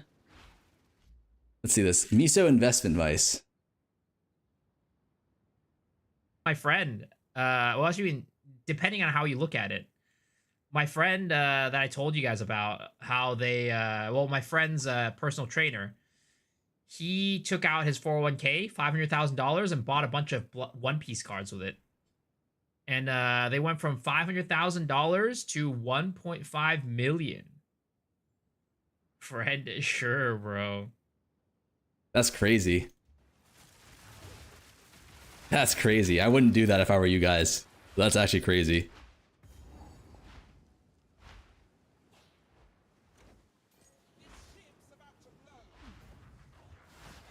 Oh, that's the ship that I died on that one league. I see it now. There's a timer there.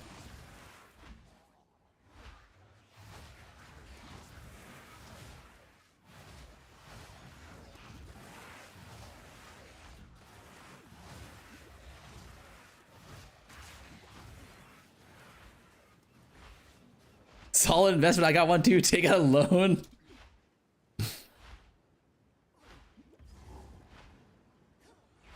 Put it all on red.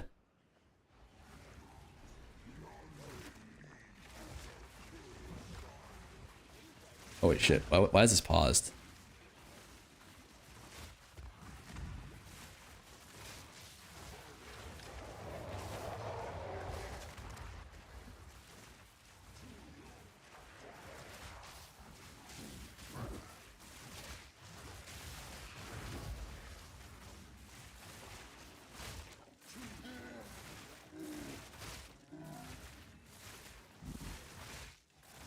Where is my fucking damage, though? God damn. It's because my wand is an Act 1 wand. And we haven't been shopping at all.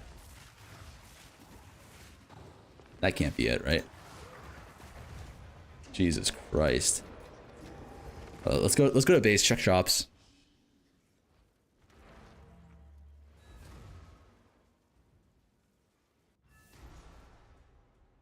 All right, chat, this will be my 5th league. How do I get about crafting? I've always been a noob and just bought gear. Brother, how? What do you mean, how do you go about crafting? Like, crafting, I feel like, is crafting in PoE 2, like, is it easy? What are you interested in? I think I can find a buyer for that. Yar or Nar? Spell damage, cast speed, cold. Like, that's definitely better than this wand. Can I get another prefix? We got mana regen. Fuck. Ah, it's extra cold. If it was extra lightning, we could transition, but do we have any lightning runes? We do not. Moj. Alright, whatever. Oh, we can still check shop, right? Here's what I've got. Let's deal. Ah, these are fucking terror bad.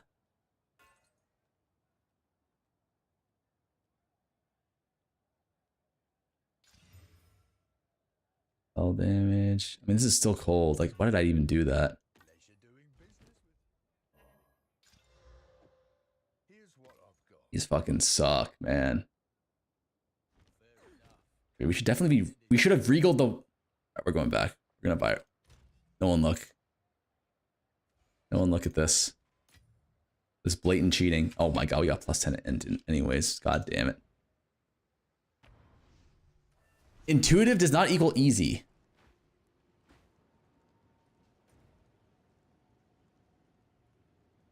This is a slow run, 25 minutes in town. Yeah, we're not really.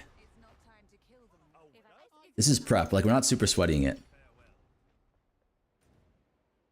Not yet, at least.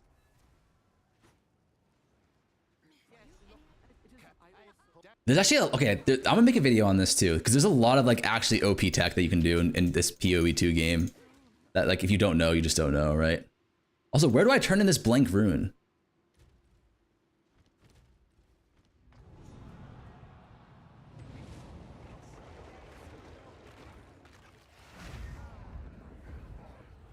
Crafting in PoE 2 feels like building a Lego city while reading instructions. You can't go wrong. To be fair. I think Modi's actually right. It's intuitive, but it's not necessarily easy. There's a lot of OP shit that you can do. Blank rune? What isn't? I thought blank rune was like a lesser. There's no way that's still the Act 1 rune. Gonna mark it red in my calendar. I'll take it back.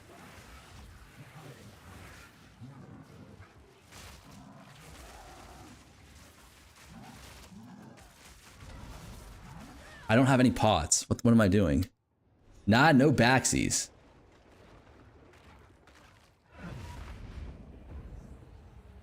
It's like seeing an Excel spreadsheet. Are we having a bet with Fub again? No, we're probably gonna be betting with Lance, not Fub. Lil Bro didn't even use his free rune. These are my these are like old runs that I have left over. Where like I didn't do it optimally. What are you gonna league start, bro? I'm not sure. If there's no new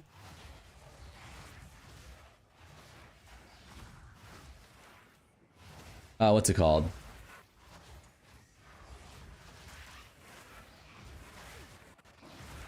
If there's no new character, I'll probably play Druid or Witch, most likely.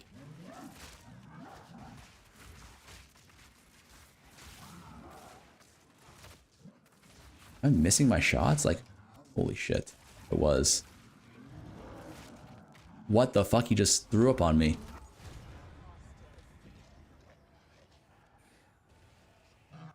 Didn't Fub get a headhunter day? Yeah, he chanced a headhunter day one, man. Like, what the fuck is that shit? League start sword. That just straight up does not sound like a good time.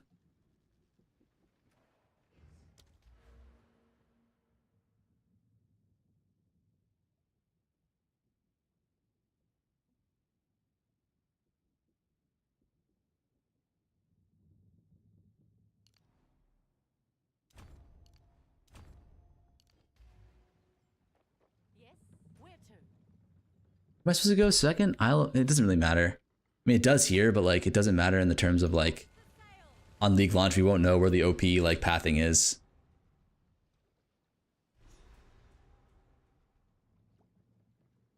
Farmer is the only streamer on my follow that's online. Is that why you're here? I'm the only option. Solid Tota farmer. You think it's gonna be Tota this league?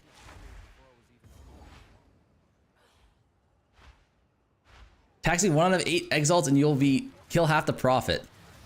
Wait, what?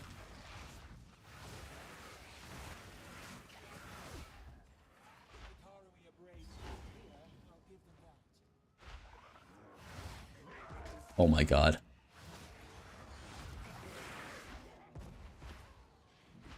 It's 100% Delhi Pinnacle boss? It's 100% leaked? Delhi Pinnacle boss. Wait, how? How is that 100% leaked? Their teasers like were actually like I've never been teased harder than their teasers.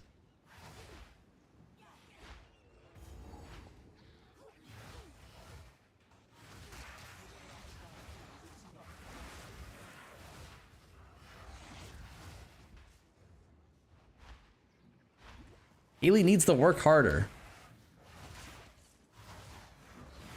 What? I mean, that's true, but in what context?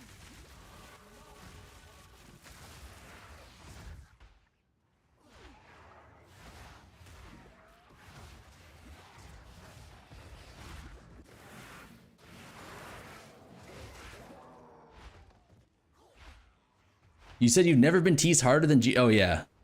Oh, Haley needs to work hard. Oh, my bad. Yeah, what the hell? What the helly? I think Darth made a video. I feel like Darth always has the inside scoop on this shit.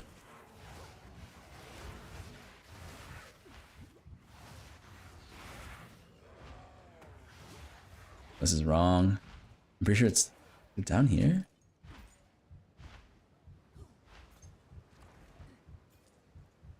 I was not wrong. Summarizing the community efforts, it's only like 9 minutes. Okay, shit.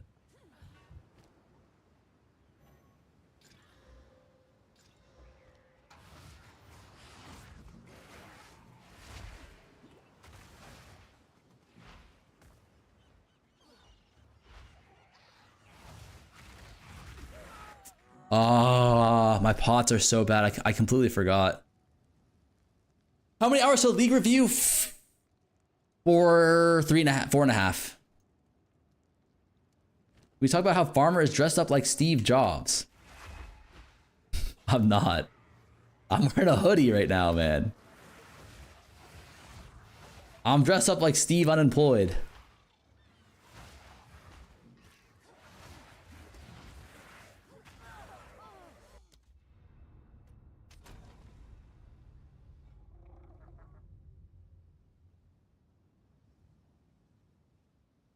Is there something new in your eyes, or are they always that beautiful?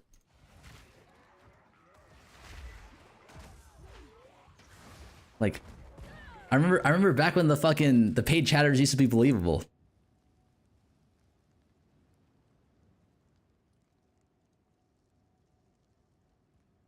My load times are a little bit long.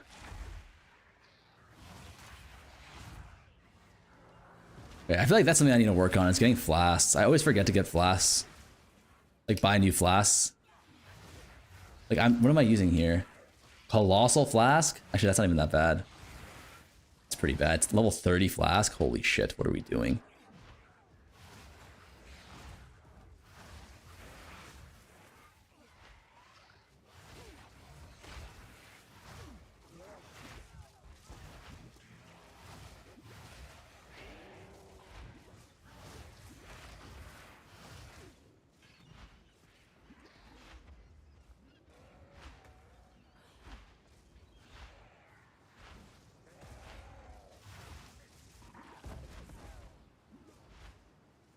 The cute dog farmer TLI saga was fun. Dude, cute dog actually saved me. Saved me from wasting all my hard-earned money on TLI.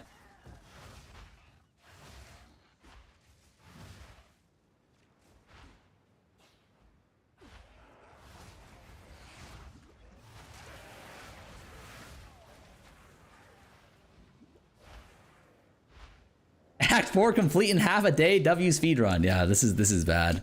That's why we practice, right? So that it's not bad in the future. But I think ideally you can get this down to like 45 to 50 minutes, Act 4.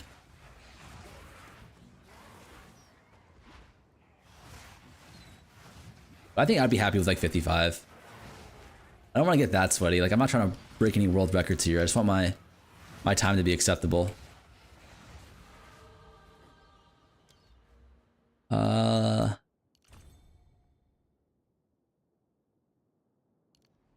Definitely missing some fucking... Oh, my strength is way too high.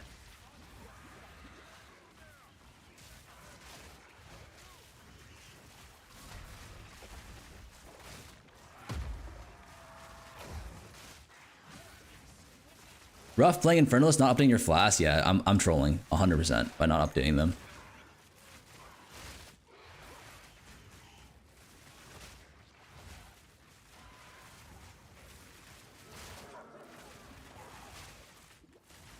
That. I feel like it low-key punishes you for going to town in this zone, right? You lose access to the boat every time you go to town.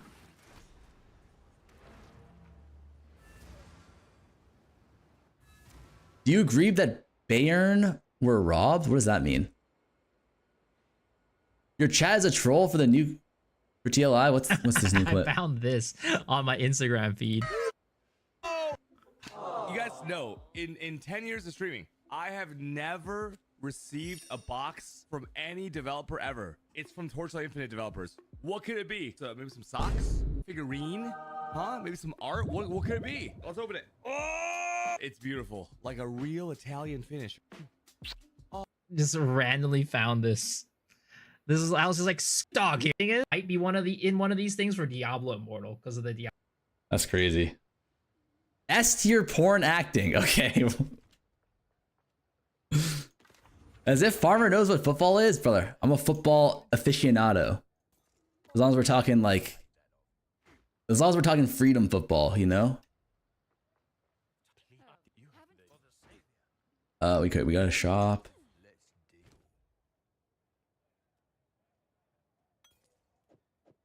I think I can find a buyer for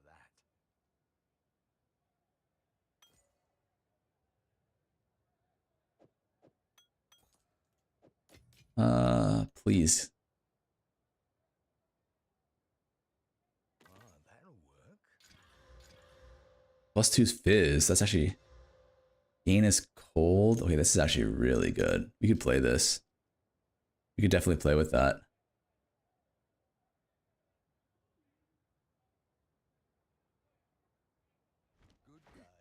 We just need a Storm Rune. Or a Regal.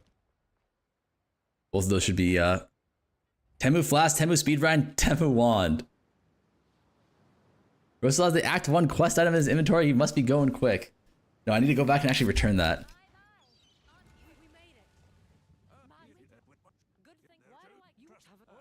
I need a Regal Orb or a spell thingy, which I did have and I just inted for no reason. In prison.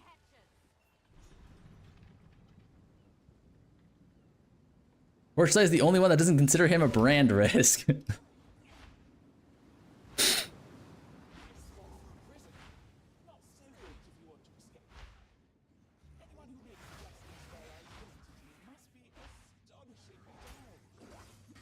Shit.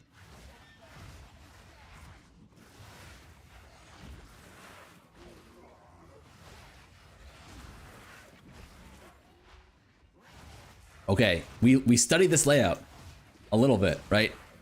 I'm pretty sure we just keep going left here. Yay or nay?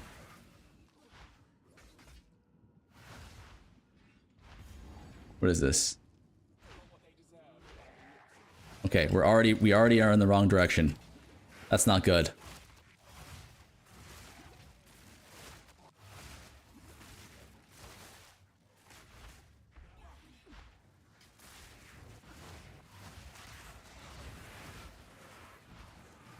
By the way, when green screen? Why do you want a green screen? Don't you guys love looking at my beautiful room? Why not? What do you mean, why not? If TLI offered you an ad like that, would you accept? Are they paying me TLI money?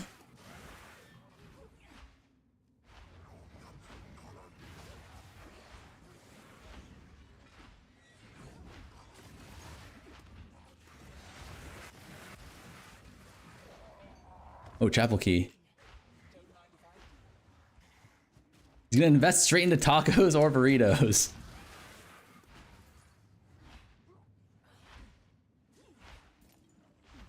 All right, chat, talk to me. Like, what are you guys hoping to see in this reveal?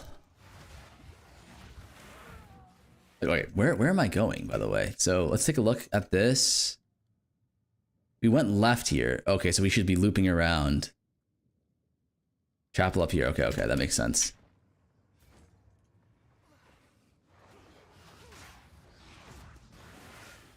You're hoping to see feet. Homogenizing return. That's fucking Giga Chad, no? Fuck.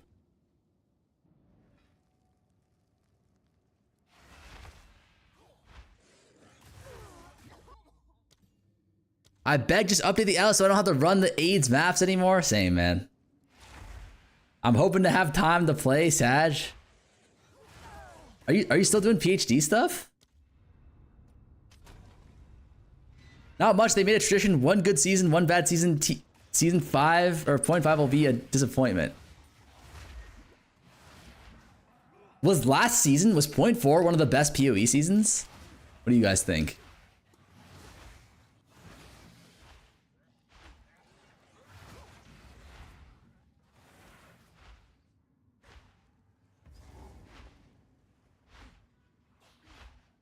I think it was the best. It was bad for anyone not abusing Temple. Just abuse Temple then?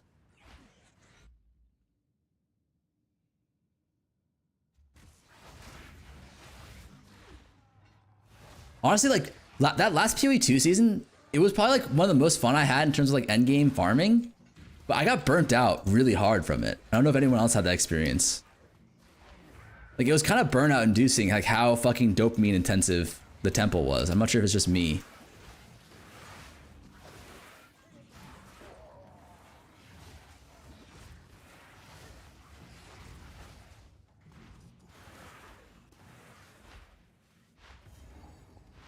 We're Forgotten cells? Is it over here? It should be up here then, right? When for felt good watching people brick their temple. Okay, what the hell? It's this guy's just a professional hate watcher or what?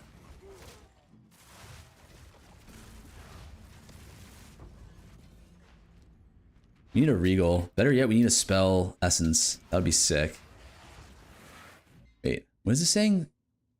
Checkpoint here.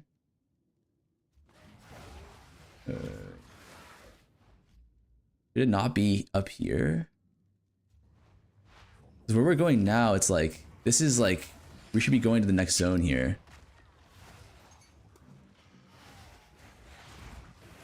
Like, next zone checkpoint should be down here, right? The dope of hitting whittles for like 50 div was goated. Wait, whittles were 50 div? Is it here?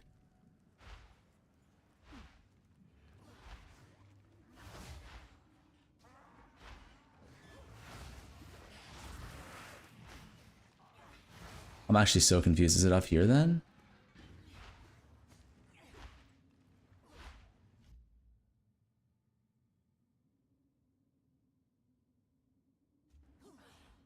Or is it? Can't be up here.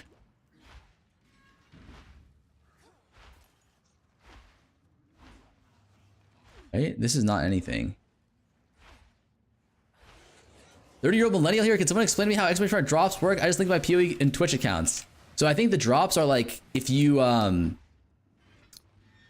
if you sub, is it 2 gifted? 2 gifted or 1 sub? Like 1 sub plus 1 gifted or 2 gifted, and you get the whatever the drop like reward is. Whatever the MTX is.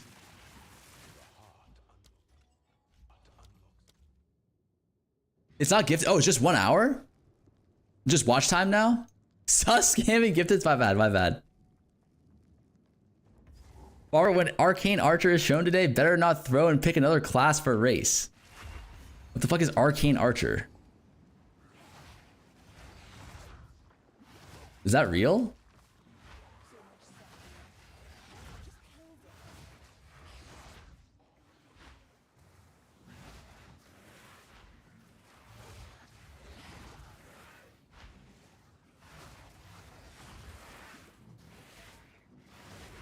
Bro is not in the loop at all.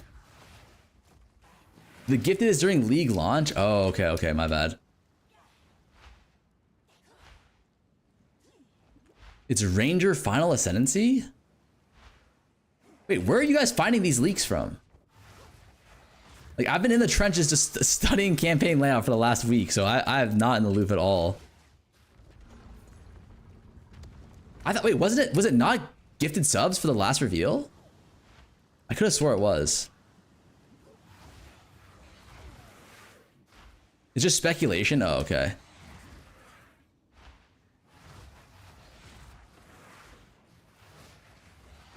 The league should be next week, not the 29th, rip. Yeah, I wish.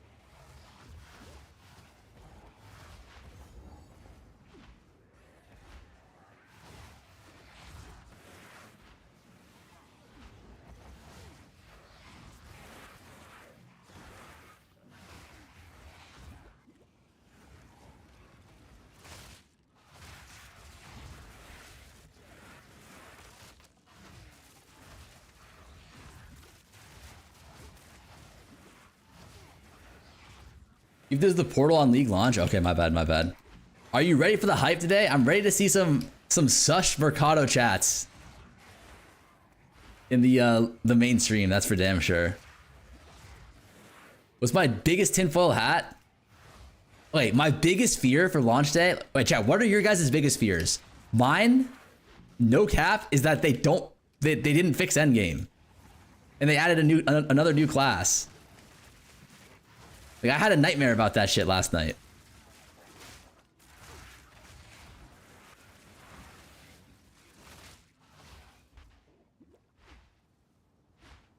Biggest fear is they reintroduced towers. Oh god. Ominous door like that. How can I resist?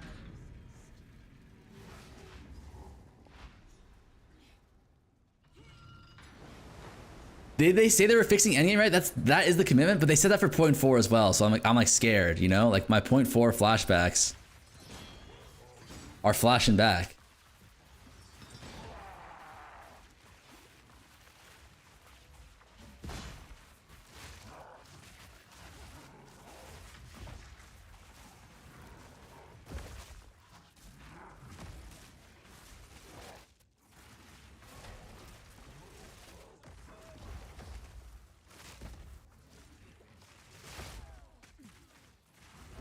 Low-key need faster casting on this shit or something.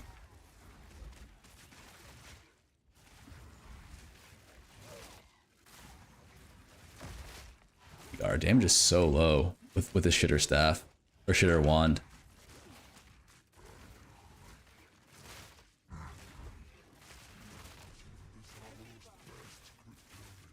What if we get Act 5 and 6, but isn't that way better?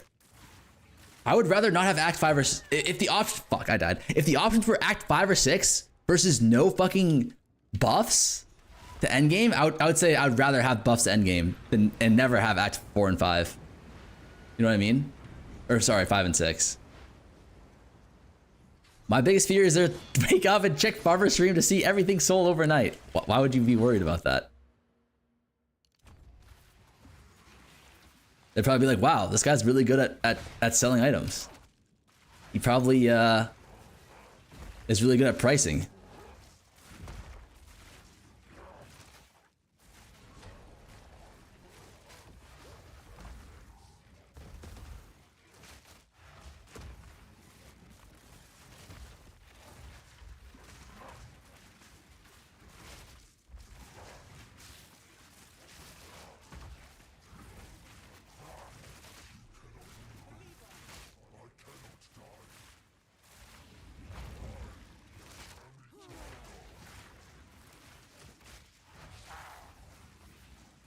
Fear of Hex Blast still being a dead skill. Yeah, Hex Blast is gonna be a dead skill, buddy. I'm sorry. I don't know what you want me to say.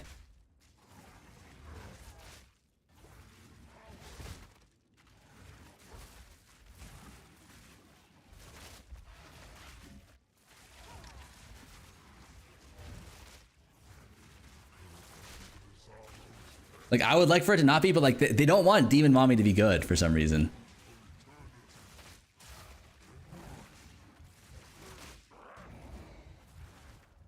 No! Oh, I dropped out of demon form. Fuck me. Wait, hold on. Let me do something here.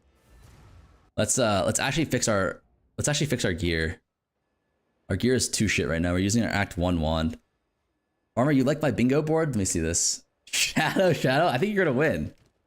Or lose. Hard to say.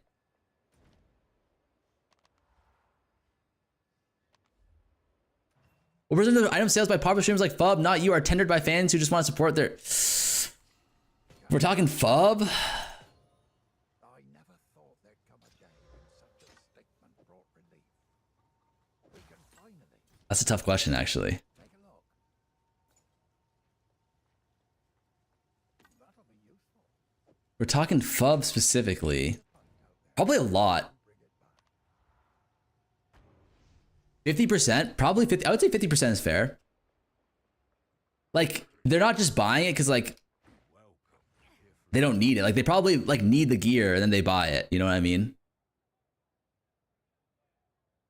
Good choice.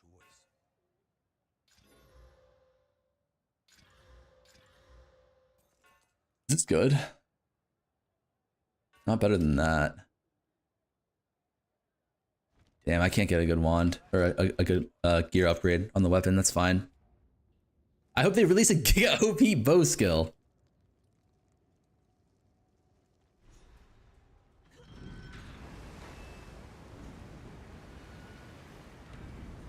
League Star, everyone else wants divs. On League Star, I think it's a different case, but like, for example, like even me, like I think there's definitely a lot of people who buy my gear because actually that's not true. I feel like for me it's different because like is it not mostly hate watchers?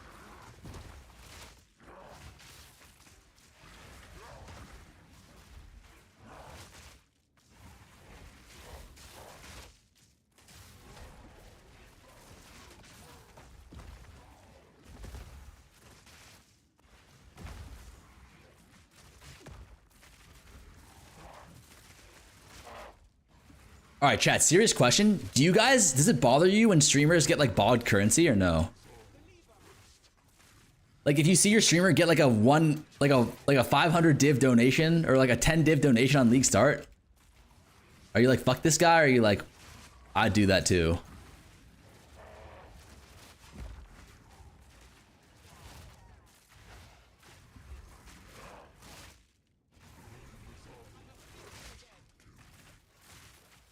Pro plays the bait aware? That happened to pro plays?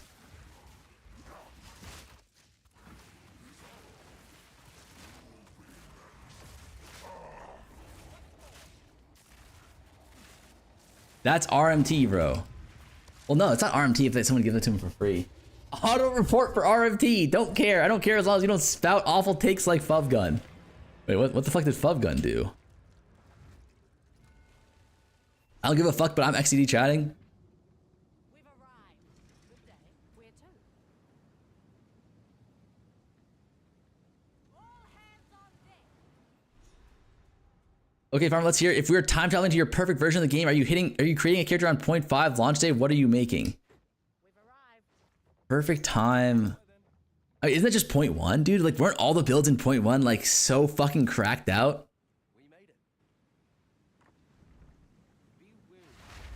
Like, wasn't every build in 0.1 just like fucking insane? What's this? The bad boy of PoE. What's he got? This guy's name is Jackie Chan. What is that? Wait, what? What is that? Is this bogged? Huh? What is this? Wait, what the Huh? fuck? Is good? Rolling strike head. Huh? The call. Wait, hold on. This is. Hold on. do you have any astrolabes or bloodline scares? Wait, guys, look at this thing though. Holy shit. Holy shit. Holy shit. When am I gonna get that delivery from you guys, huh?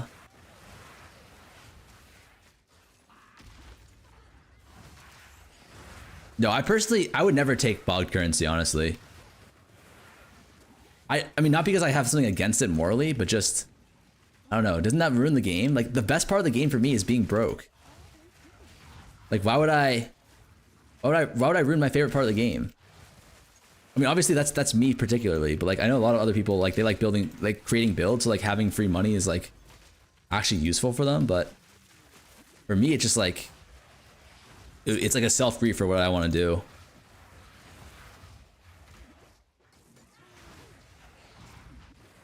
Salutations, Mr. Streamer. I've chosen you to unlock my Adziri's Cooter Juice statue. You should feel honored.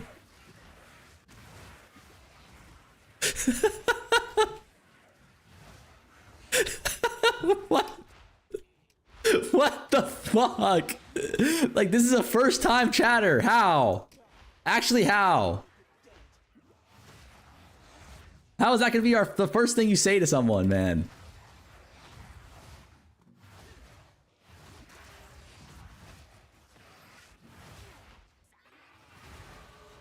Like, think about it. Swords are confirmed?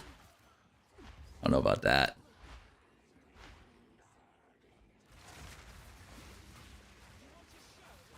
Are you not pleased you're getting Cooter Juice support? I mean, I'm not unhappy, but my mind boggled on what the fuck I just read.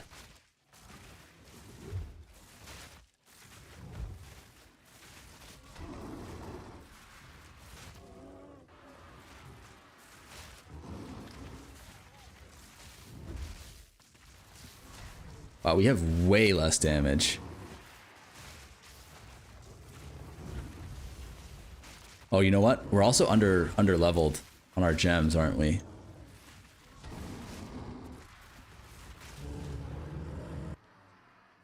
Not that under leveled though.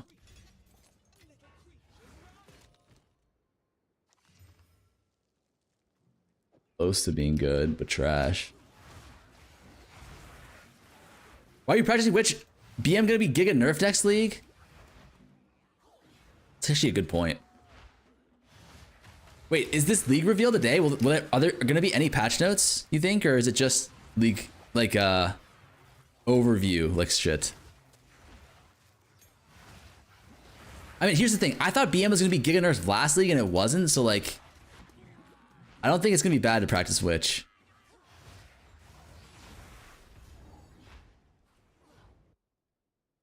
Patch notes are right after stream? Okay. There's a China leak that shows a one-handed sword as a equipped weapon, but I don't know if that's real. Yeah, I don't know if that's real either. General improvements at the endgame, 70% reveal. That would be... I would nut myself if that's the case. Like, if the patch reveal is literally just, like, only shit that they're changing in the endgame, I'm a happy man. You know what I mean? Like, I don't need more than that. Swords are already in the game. I just linked you one. True, that's a fake sword, no. Hawk BM nerf 4th Ranger League in a row. No, don't say that.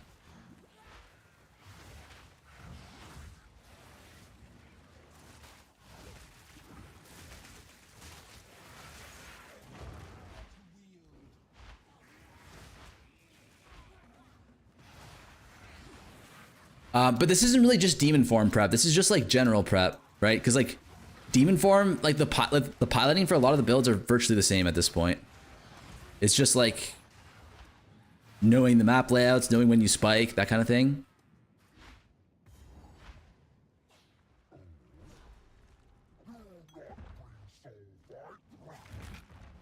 I have Zenith 2 on this shit.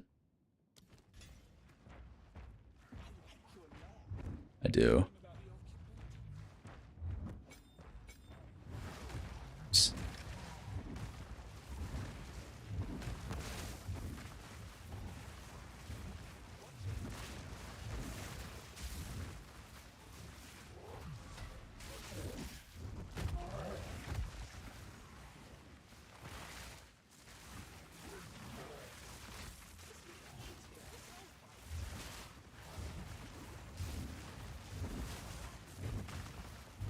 Well, my damage is so much lower this run, man. Just prove that Sora's being the game file doesn't prove anything? Yeah, that's true.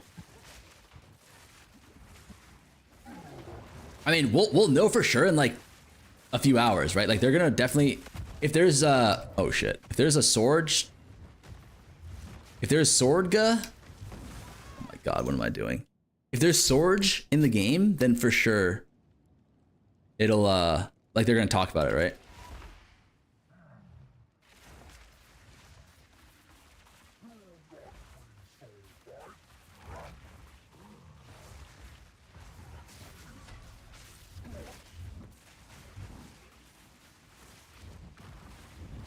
Where am I aiming?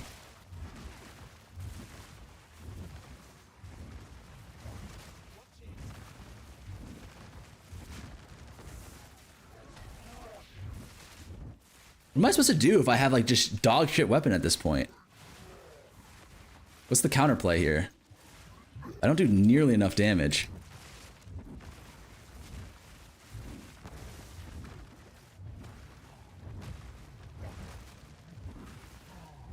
Also, am I missing most of my bone shards?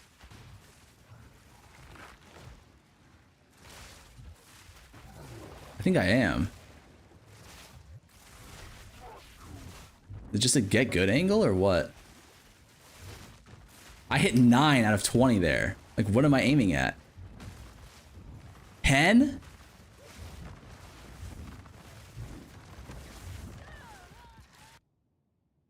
You gamble for gold for no, you can't gamble because yeah, I can't explain it now, but later on you really need the you really need your gold later. Just want 2 things from this patch: buff life and change improve the endgame. Buff life, that's actually a good one. I actually I'm a supporter of the buff life, but these are grief. These are grief too. Okay, our tree's also fucked up.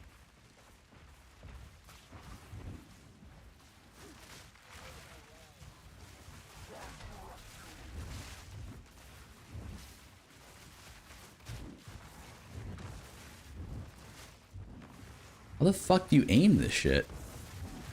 It's okay, okay, hold on. I need to change something really quick. Let me see if it's a tree issue as well. How much time till announcement? Less than 4 hours. Compromise buff minion life. Could you imagine?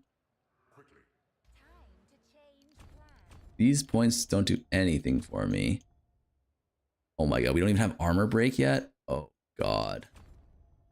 Who made this tree? Serious question. It actually might be the most dog shitter tree I've ever seen in my goddamn life.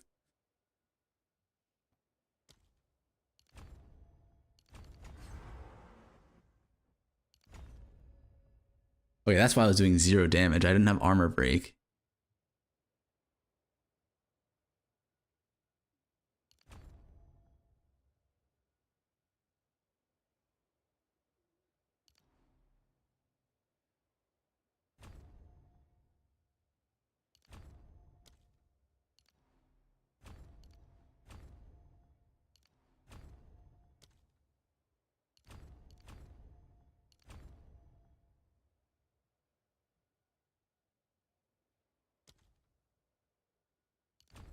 Okay. 2 more skill points. I think we do go back up here now.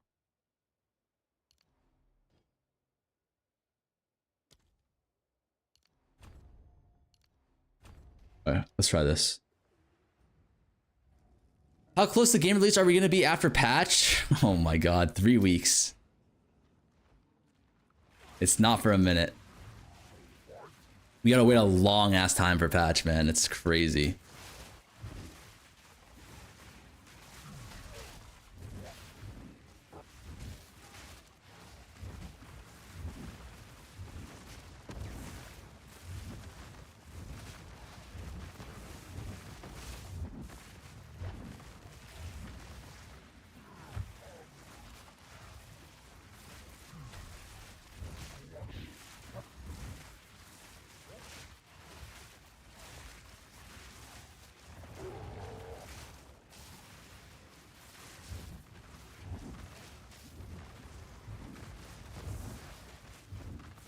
Oh yeah, there we go. Oh my! What do I mean? There we go. Like, I don't want to talk about chat.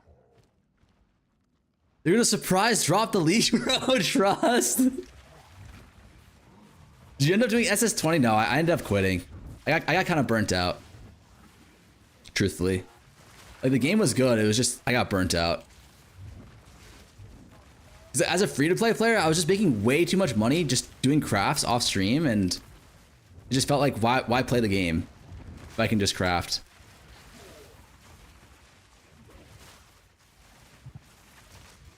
Sorry, as free-to-play plus.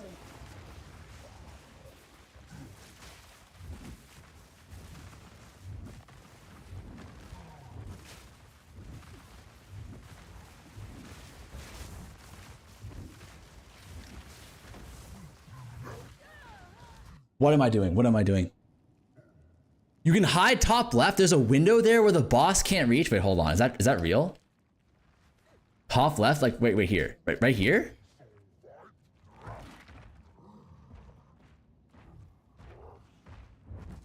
Okay, I feel like he can reach there. Oh. Nope, he can reach there. Oh, he can't reach here. Wait, hold up.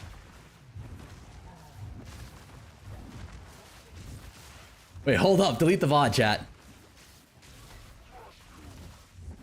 Okay, wait, he can reach there. Oh, it's only certain abilities. It's just the stomp that he can't reach. Wow, that's actually good, though. That's some good-ass tech, no? But I feel like I can't reach him either. Like, where... Oh, no, we reached him.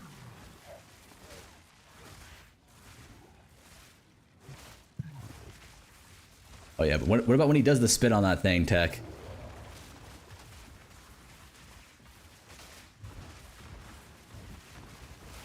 Okay, he can reach. He changed the angle.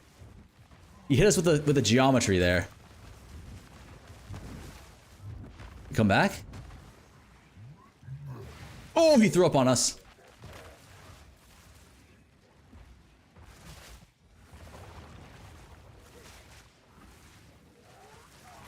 That's a good tech, though. That's actually unironically a good tech. Damn bugaboos. Wait, above? Wait, up in a different place? Wait, was that not the spot? It worked. Did it not?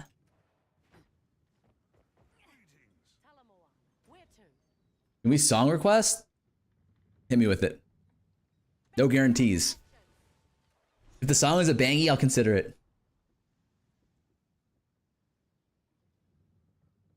It did not work? No, it worked for the foot, the steps, no? Above in another place? Shit. Alert, Pub Gun is live. We can stop watching this now. Come on, man. Why you gotta do me like that?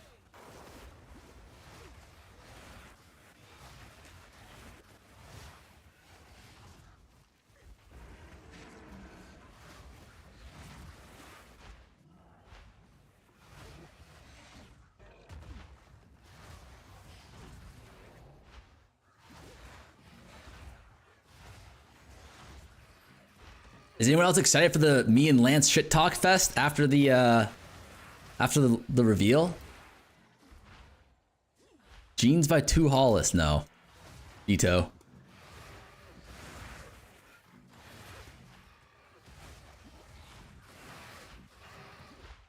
I feel like Lance is actually low-key a good shit talker though.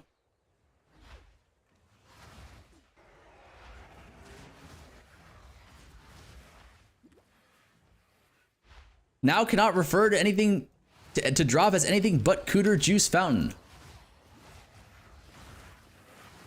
What's wrong with you guys? Serious question.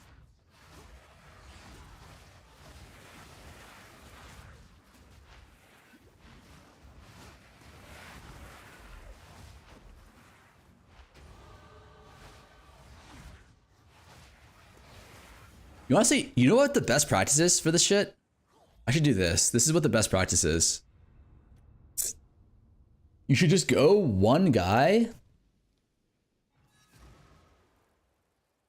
It's Zeri bathwater.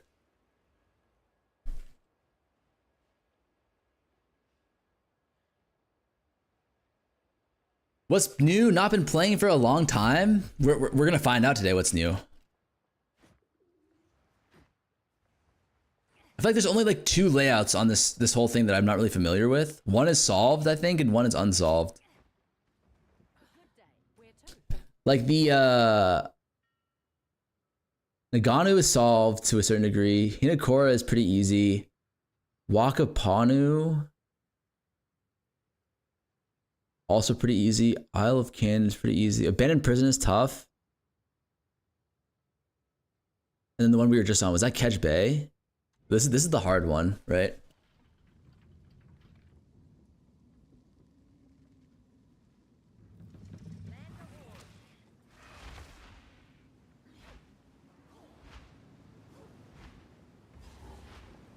It's in less than 4 hours. It's at 4 p.m. EST. I don't know if that helps you at all.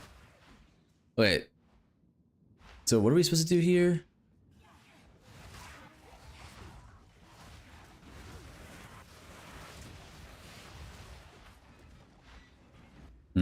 Let's take a look here.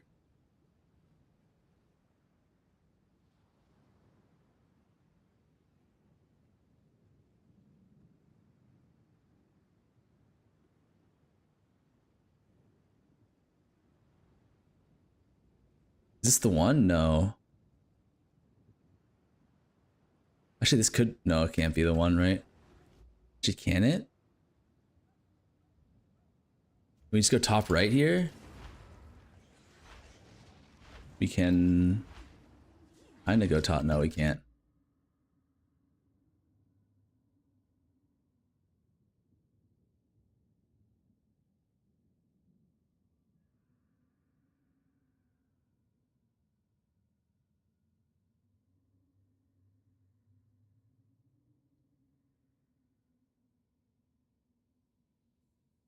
We just go rightward hoe. And then left. Is that it? What is it? That's not chapel, is it? Oh, it is. Okay. So chapel's here. Chapel here? That's early, right? Go. Boom. Left, left. Right?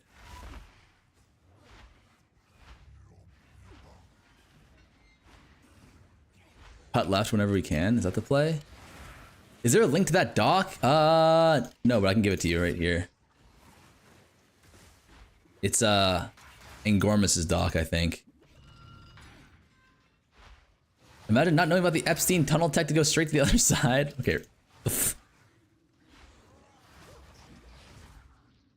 What the fuck? This is not right. Is it right? Is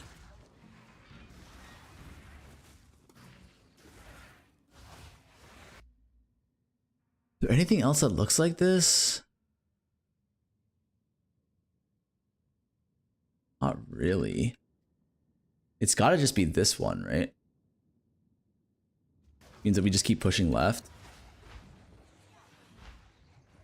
Are we supposed to go up here?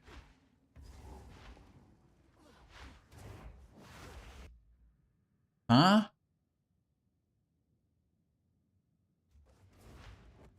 I don't think this is worth it.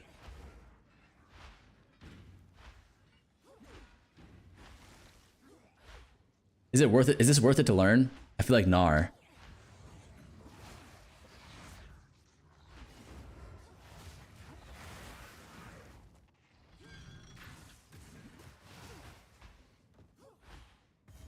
Forgotten cells. You just push south. Wait, where is it supposed to be? Top right. Okay, it's not top right. Unless it's up here, top right. Okay, it actually might be top right.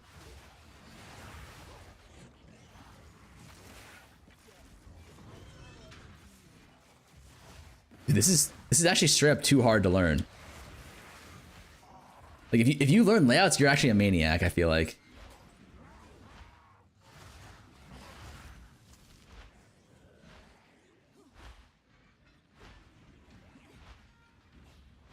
Is it up here? It is. What the fuck is this layout?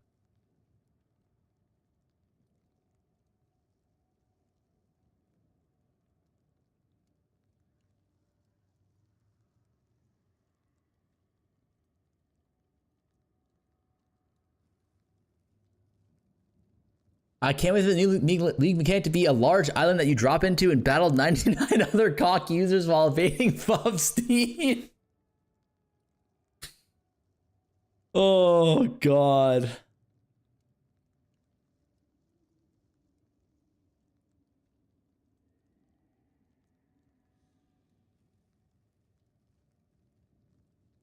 Is this too hard, man? I think it is.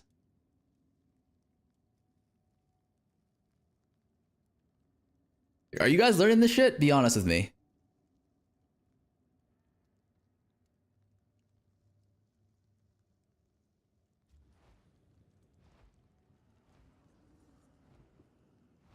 Is there a faster way to get here?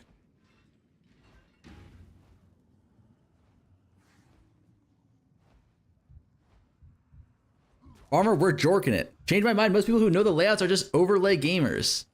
Wait, what are overlay gamers? Is there an overlay you can get that just tells you all this shit? And is legal? No, fuck that. Let intuition take over.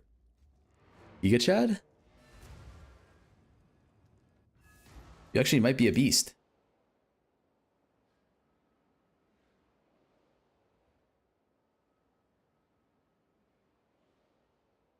You might be a fucking beast.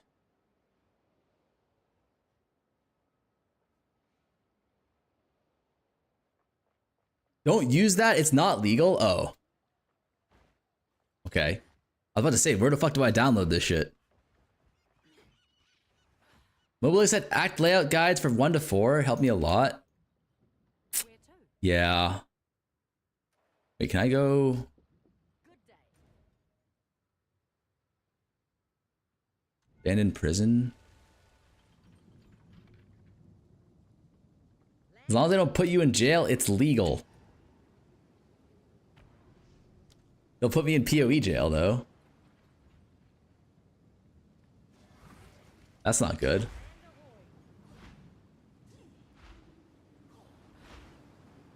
Also, does anyone know, like, do they flip the maps after every league or something like that? They don't change the layout. They just, like, will flip the maps, right?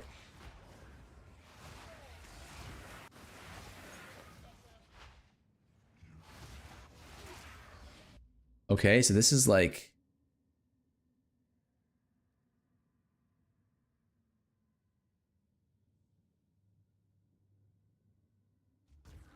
Is this the same shit here?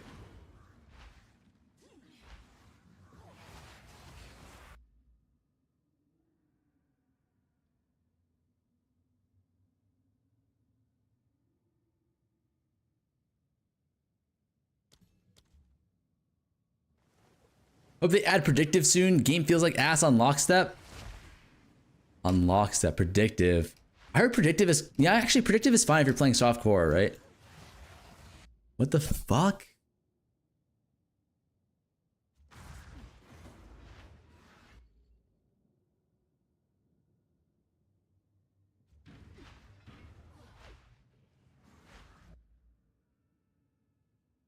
Is it this way and then you go up and then left? Is this the one? Is this the one, Chaticus?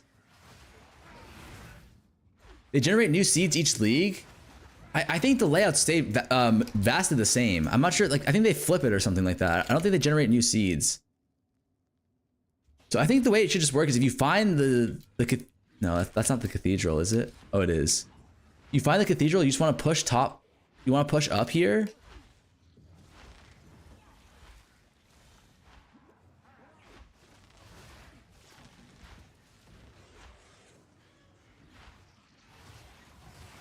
If it's not up, you just go down, right? That's what my intuition says, yeah. If you don't go up, then you go down. Yay.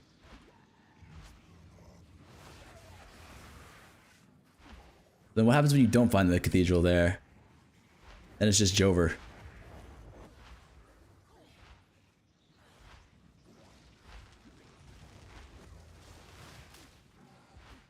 Almost all maps are the same. They just update the layouts. What do you mean they update the layouts? Like, does that mean they flip it or? You desync, but it feels more responsive? Yes. I was doing that in PoE 1. It does feel pretty good. I must say. Like, if you... Okay, like, this doesn't even help, though, because this is just full clearing the map. God damn it. I think it's just flip... Yeah, it's just flip rotation, right? I don't think they're actually, like, changing the maps pretty significantly. Or the zones pretty significantly, right?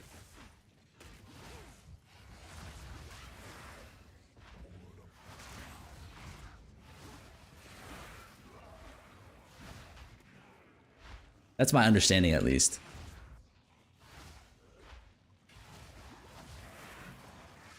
Surely this time they'll change all the zones to make them shorter for age? That would be sick.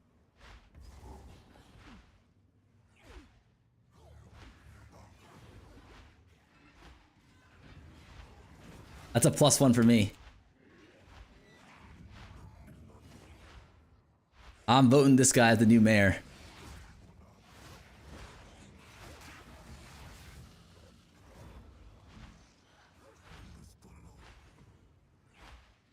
I feel like some of the zones in the later acts are like, these are so brutal, man.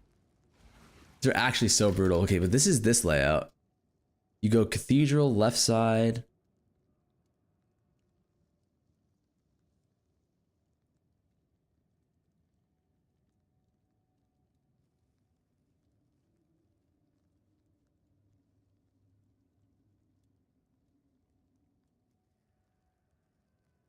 Okay.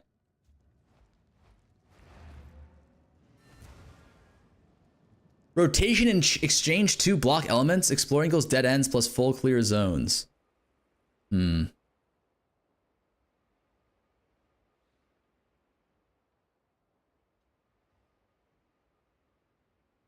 Act 3 it starts feeling like a slog, yeah. But it's I don't know, like every game has something like this, right? So there has to be like a reason why they make it so like difficult to get through campaign. There has to be some sort of benefit. Act 3 is too big 100%. I feel like some of Act 4 is also too big, no?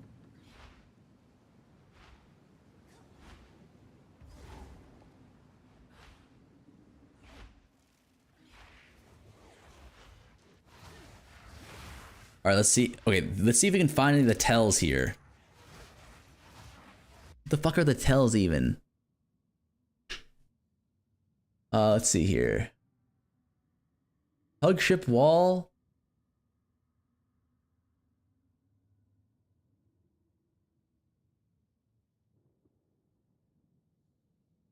Prison gate parallel to the... What the fuck is prison gate? So you always hug ship wall, it looks like.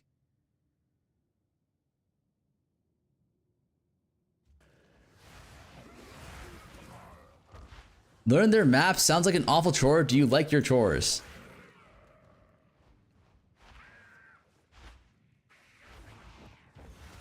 Yeah. It's one of my favorite. After Act 3 map reworks, Act 3 is very simple for people to actually learn their maps. They improved Act 3 a lot. Interesting. Wait, so wait, hug?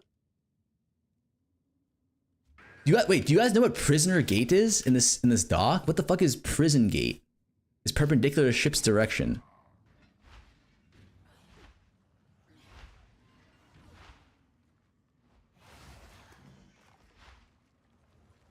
Yes? What's up, man?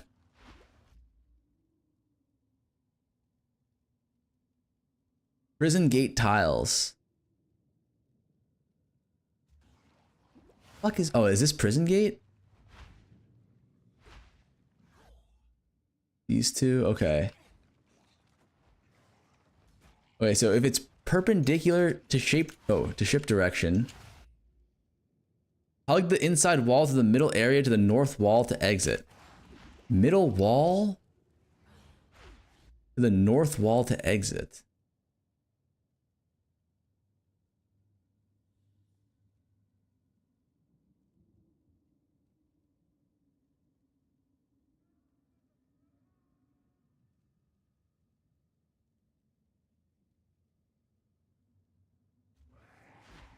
Like this?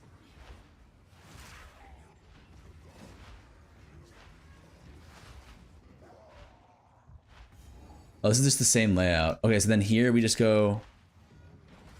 Wait, I think I know this layout. Oh fuck, I died. Diablo, you kind of just got stuck in campaign, but there's a strat to make getting to torment the actually fun part of the game quick. Wait, is this Diablo 4 or Diablo 2? What do you guys think about like act rushing? Like, should that be a thing? I remember that was a big thing back when I was playing Diablo 2.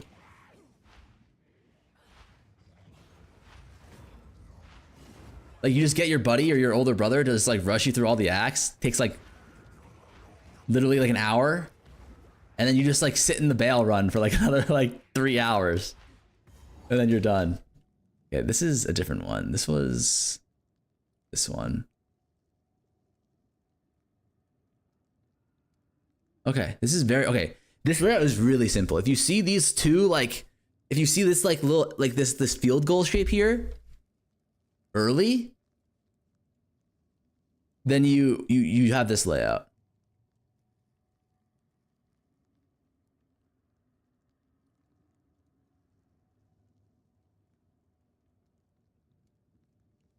I need to figure out this layout, what the tell is. One second, let me check on keyboard real quick.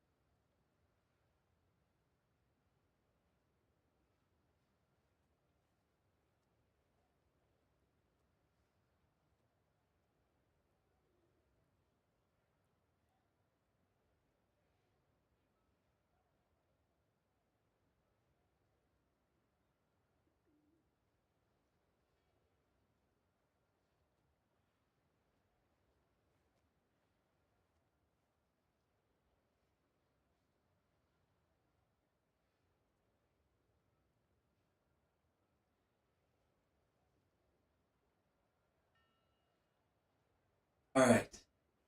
Sorry, the dog got into some shit.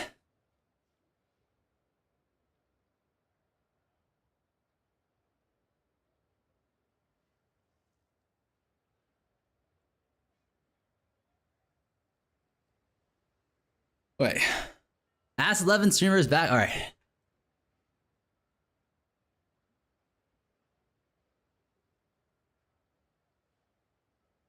Let's see here. Do you guys mind if I do this like study shit on stream? I feel like this is kind of boring, but I'm not sure. I'll try and read chat more while I do this, but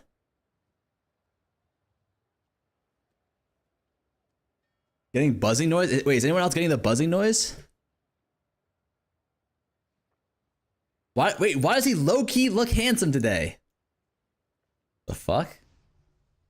Don't I look handsome every day? It's buzzing? A lot of static? Might be the song. Wait, okay. Let me mute Spotify. Is it there?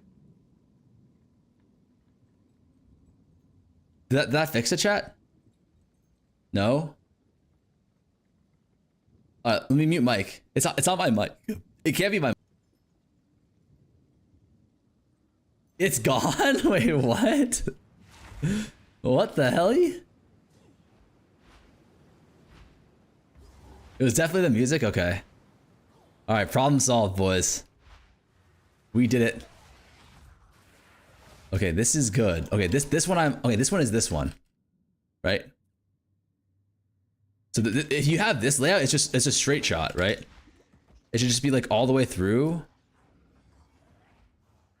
There's nowhere really to get lost on here, no?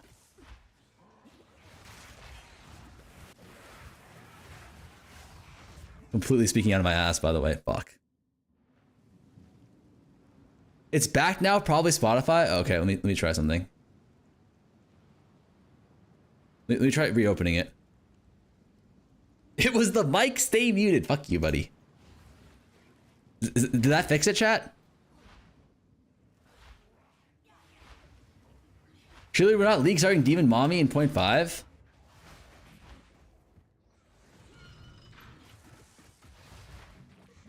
I mean, okay, fuck. I died. Actually, we might not be. It depends. If there's a good witch build, then yeah, we can. If it depends on how bad of a nerf, what's it called, Blood Mage eats. If Blood Mage eats like a fucking arrow to the knee nerf, then like, yeah, we probably won't be running this shit. But I don't know. Demon Mommy is just what I'm familiar with, and I'm just trying to learn layouts, or like trying to learn the campaign mostly. Let's go this way, I think. No, we're not supposed to go that way.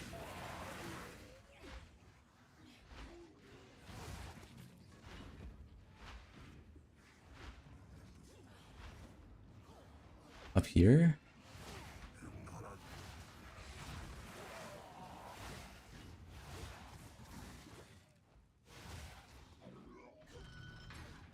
If you don't start new class and weapon, you fucking suck. Wait, chat, do we think there's gonna be a new class as well, or just new weapons? Serious question here.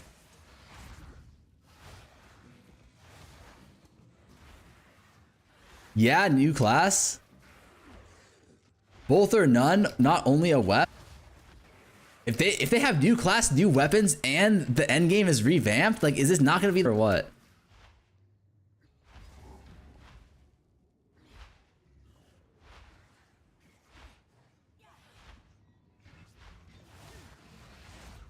All better than the last one? That's not true. 0.2 is not better than 0.1, right? Can we all agree on that? That's interesting, chat. Interesting. Drop start at 1 hour 15. Wait, what?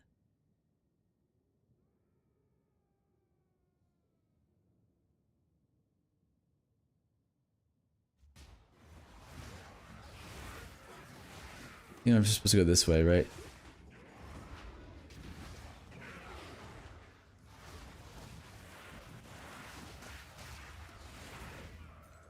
Why does bro pretend he knows what he's doing?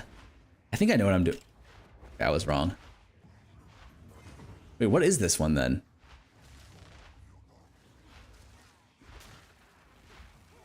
Is it not just...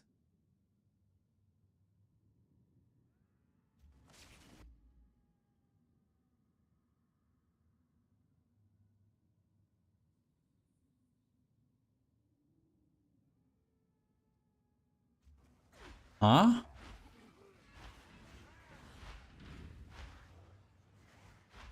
Farmer, if they add frost blades, you 100% have to play it.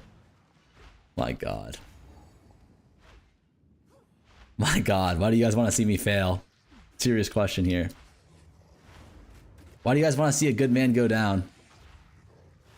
I don't understand.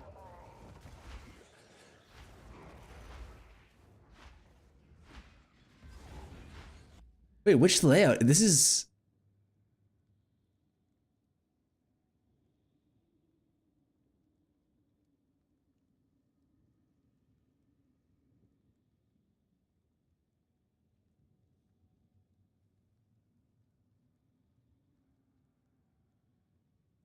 Isn't this... I'm confused. I am confusion. Which fucking layout is this? I mean, the simple thing is you probably go up here, right?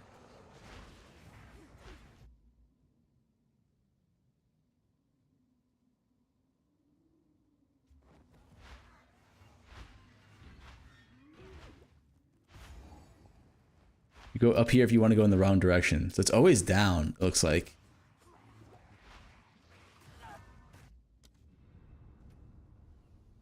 No sound on YouTube? Is it because of the music? Wait, like there's no sounds at all on YouTube?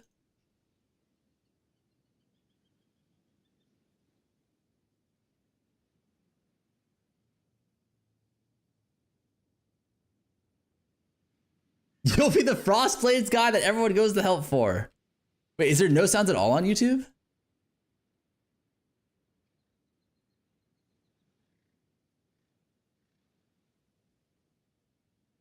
Might have been on my end. All good now? Okay. Yeah, 3 hours 15. Or, what first character are you gonna make? I don't know. We'll have to see what's looking good, you know?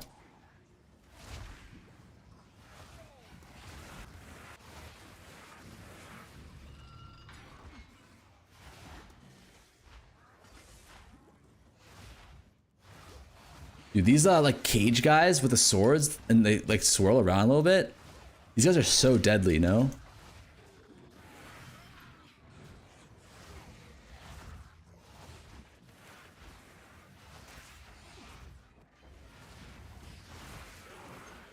It is top right.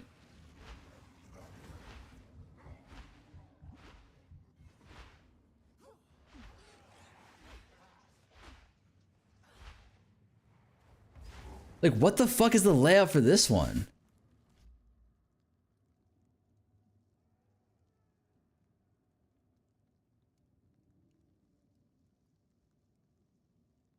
It's this? No, it's... Oh, it is. So you go here. But no, this is... it's kind of...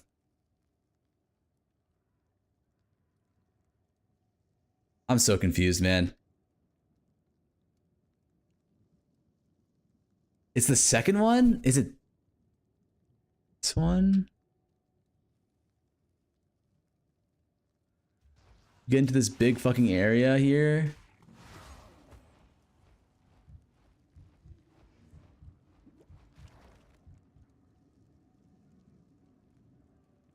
Yeah, it might not be worth it. I'll probably just do a couple more, just so I have like a general sense of what to do. Because this is the one zone in Act 4 where like you actually like knowing the layout actually saves you a fuck ton of time. Or knowing like a little bit about the layout can save you a fuck ton of time. The time save from this one is quite minimal. No, this one can save you like 5 to 10 minutes, depending on how slow and how many times you die.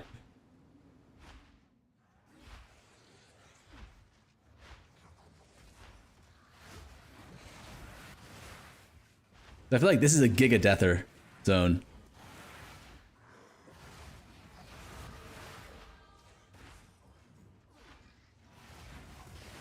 At least for me it was. Prison gate. Okay, that's here. I think we just go up. Okay, this checkpoint here. It's armory. That means nothing to me. Okay, keep going.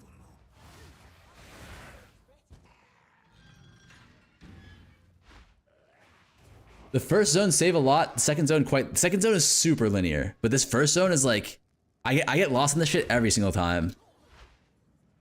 That's why I want to practice a little bit.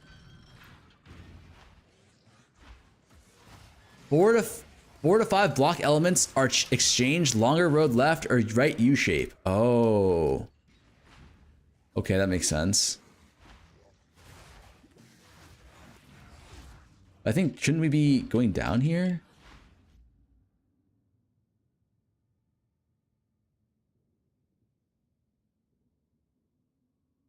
Right?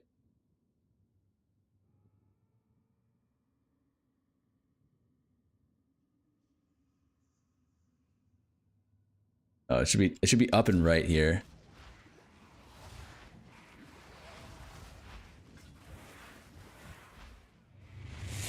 No. Pilbert's just subscribe. Pillbots, thank you for the prime, man. Is it down here?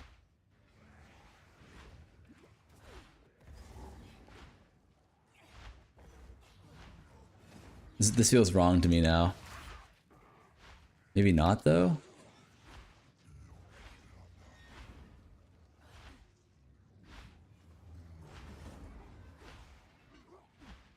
This is right.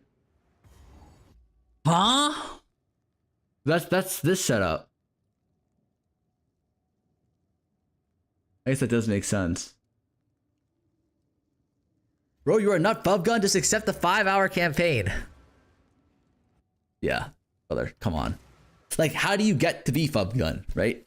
Fubgun wasn't made in a day. Like, it takes time. Like, you gotta get a little bit better each time. That's all it is.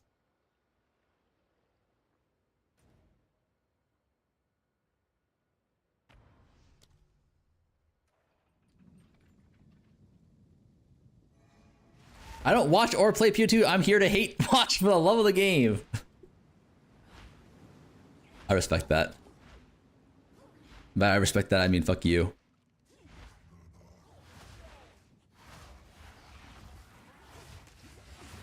So really the thing I should be looking for are the tiles, right?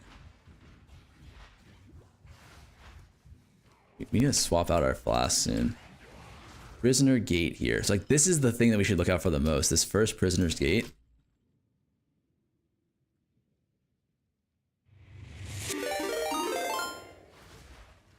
Rockets_77 just Shit. subscribed for 7 months. Happy 7 months to the #1 Fubgoon. Rocket, thank you for the 7 months, man. Any craft predictions or wishes? Yeah, I have a lot of wishes. I hope they add like 10 more crafting mats to the game. That'd be perfect. Like, there's just not enough options right now. Like, if they could add like, I mean, they don't have to be like, I mean, they just need to, okay, one thing, low-key, if they added homogenizing back, but they made it like the same as like what you do for like the jewelry, would that not be okay? Also, why am I lagging so much? We're dropping frames. I think we just push here. This is the chapel.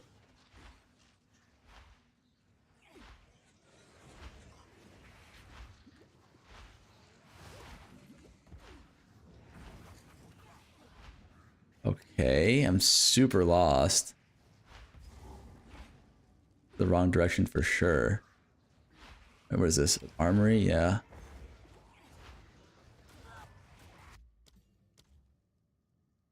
Is it true there's no scouring orbs in PoE 2? That is true. There's no scouring, there's no alterations. So like I mean, it's like, it's a double-edged sword, right? There's good from that and there's bad from it. The bad is like, it sucks that you can't like, it's like inconvenient, but the good is that actual bases are worth a lot more now. which I think is pretty cool.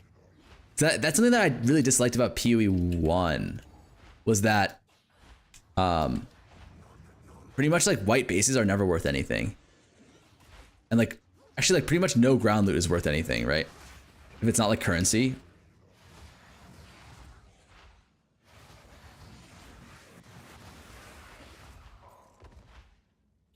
Or like tier 0 unique.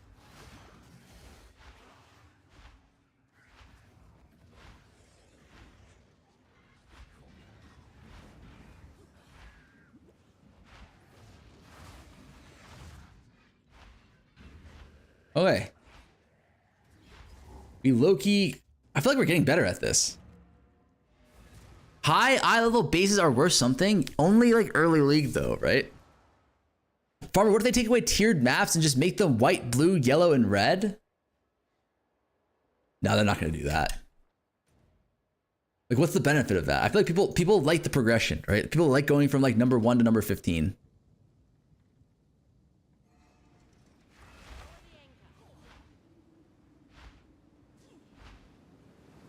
Like, people like the number, like, we're Unga Bungas, right? Like, number go up, we're happy. Right?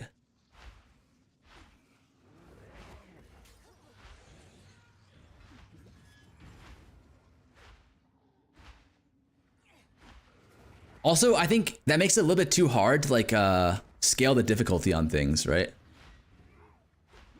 I've got no clue where I'm going, by the way.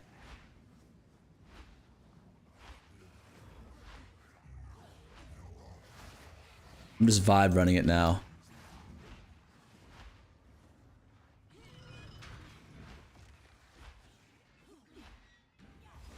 Forgotten cells, okay. My guess is like bottom right. Final answer.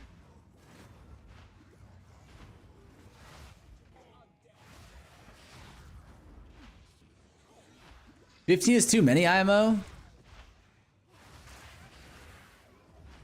15 is too many. 15 actually, like, it doesn't feel that bad. 15 you can get through pretty quickly. No?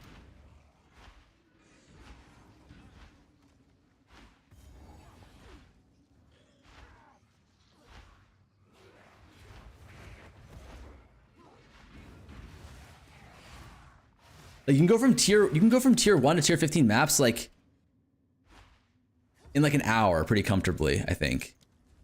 Or not an hour, like an hour and a half pretty comfortably.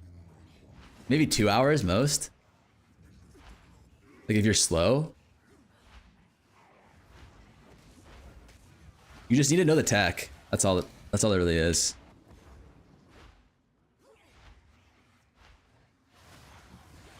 Getting through it quickly is bad. It should be meaningful progression. Well, wait. What do you mean? Like meaningful progression in the sense that like what do you want ideally? Like maybe I'm misunderstanding that. Like what does the ideal scenario look like for you? Because like I don't know. What is the point of tier 1 to 2 if you skip them? Point of tier 1 to 2 if you just skip them.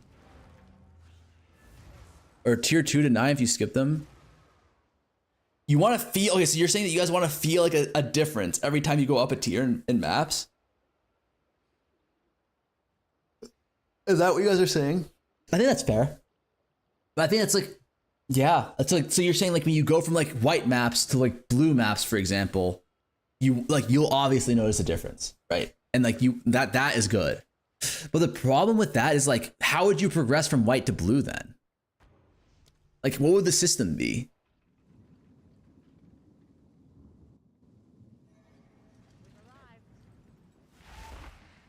Because like the alternative is like, instead of like feeling incremental increases every map tier you go up, you just feel no difference, then a huge difference after 5 maps, essentially, right?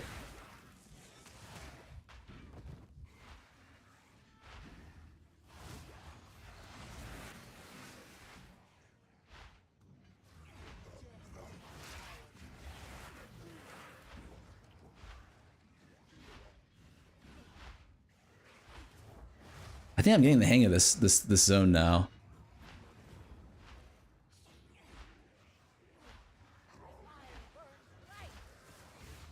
I look, feel like it's harder to like learn the layouts when it's like you're like when you're taught rules. Like if you just go in and practice it, I think I low key get it.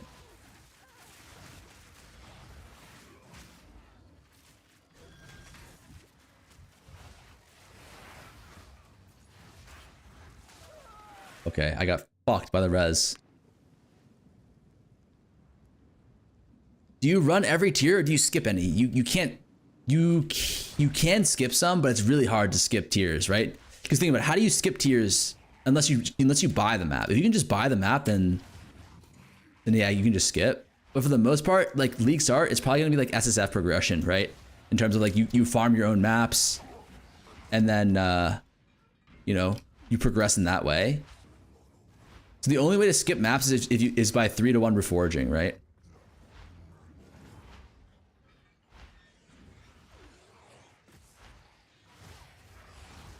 And that's really tough to do. Because you would need 9 maps to skip a tier of map, essentially. Like if you're on tier 2s and you want to go to tier 4s, you would need 9 maps, right? It's like a crazy amount.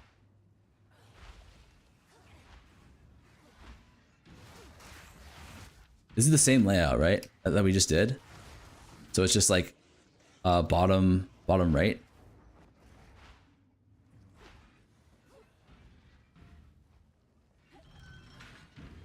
If I watch today and the atlas is the same, I'm logging out. Wait, what do you mean? Like, wait, like, what do you want to see then? The atlas is probably going to be the same. Like, I don't think they're going to change like this atlas system that they have, right? It's going to be like, I think the atlas system is the same. I just hope oh, you mean like this atlas? The atlas passive stuff. Yeah. I agree. If it's the same, that'd be so bad, right? Because it's like there's just not enough points. Needs like 10x more nodes, yeah. I don't know about 10x, but like at least like a good amount more, right?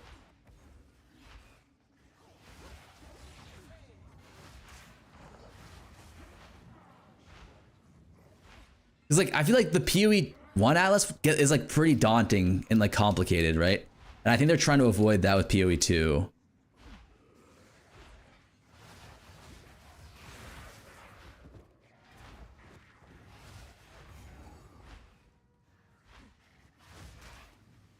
I pray we can pick our own maps. Yeah, honestly, like that would be sick. I feel like not having your own maps to pick from is brutal in this game. But there's no way they're gonna do that though, is the problem. They want there to be variety, I'm pretty sure.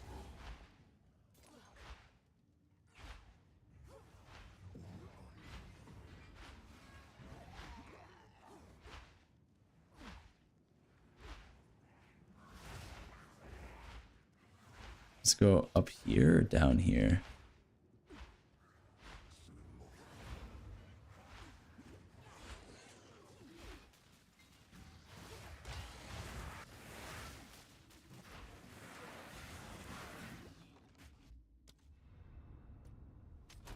You can horizon a map into a different biome to a different one.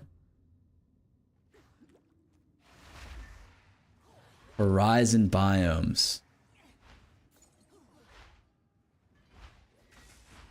I mean, I like the current PoE 1 system where like you can run it. Like, I think the ideal situation for me would be a situation where you can run any map that you want, but you gain a significant advantage by running specific maps. You know what I mean? That you end up running into the same problem then though, because you end up just be running the significant advantage maps, right? It's like almost always worth it to do.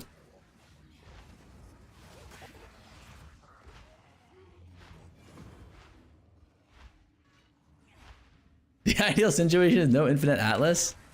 No, I don't know about that. I don't know if I agree with that actually. I feel like the infinite atlas isn't that bad because like you do want variety in your maps, right? Or maybe you don't. But I feel like the game design is like heavily centered around having variety in the map layouts. So it's not stale, but I don't know if that's actually good or if that's like perceived to be good by them. You know what I mean?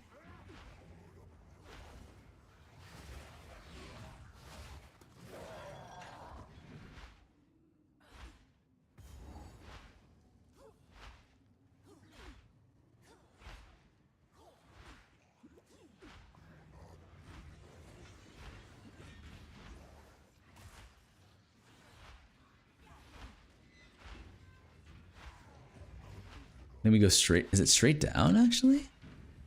Like, you need to see this little center area to know that you're going the right way. This is the strong box. Fuck, so it was over here to the right. Okay. Okay. I feel like I have a good grasp of this layout now.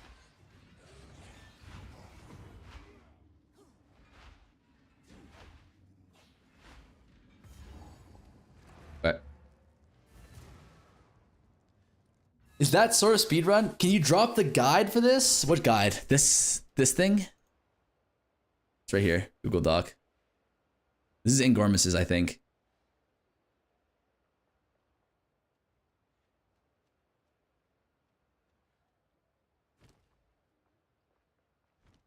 Yeah, I think I get it. Character login. PoE 1 has terrible map layouts too. You just never run them. Is there a reason you're memorizing every single layout? It should only be in campaign for under 5 hours. I'm not memorizing every single layout. I just wanted to memorize, or not even memorize. I just wanted to understand like some of the rules for this one, right? Like the heuristics. Yeah, that's all. Because this is the one map in Act 4 where I feel like it's really hard and it can actually save you some time to learn it. But like, for example, like Arastas, this is like pretty linear. Shrike Island, pretty linear. Or wait, is Shrike Island the really shitty one? This specific map I always get lost in during, yeah, it's the worst one. It's like the only one in Act 4 that's really bad. I think there's also one, I think it's is Shrike Island the one? I just freeball it too much to remember. Like, but here's the thing, you spend 10 minutes here. Like, I spent 10 minutes learning this shit, right? And then like, now I save like 5 minutes on League Start. It's so worth. It's not Shrike Island, it's the other one. But yeah, there's one other zone that's like, I don't even think it's solved. But it's bad, but like it's not solved. I haven't... Wakapanu? Is it Wakapanu?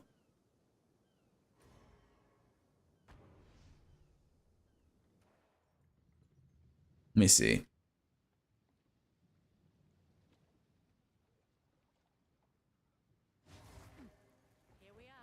Wakapanu Nodders. Stare, that's not how you say it. How do you pronounce it then? If not Wakapanu. Yeah, it's Wakapanu. This one's unsolved. It's like, so even the speedrunners don't know how to progress on this zone, I'm pretty sure. Wakapanu. My bad. But yeah, this is the only tough stuff. She literally says it out loud. I have her muted, buddy. You have a video for Demon Mommy Start, right? No, I don't. I do not. I might make one though. Tomorrow, I want to do an Act 1 or like a fresh start to tier 15 run tomorrow.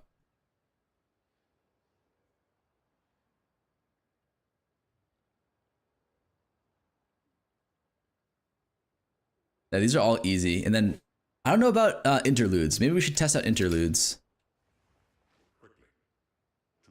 I'm pretty sure interludes are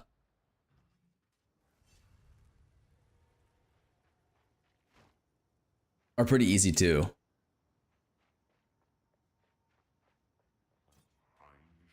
You better be doing every class of tier 15 maps. I'm gonna do a few classes of tier 15 maps because I want to prepare like a bunch of different shit so that you know, I'm not giga cooked if I don't go, or like if my build gets nerfed. Travel to the scorched farmlands. Who do I have to talk to here? Is it down? Act 5 and 6 coming hopefully though. That's true. You spent at least 10 hours learning interlude? No, interlude I'm pretty sure is all pretty straightforward. Like these are all like linear, like these are all like map layouts. Like these are all the layouts that you'll get in maps. I think they're pretty like...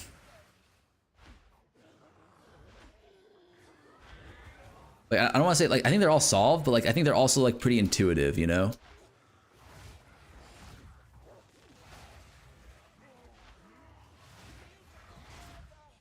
Like boom, you just run through here.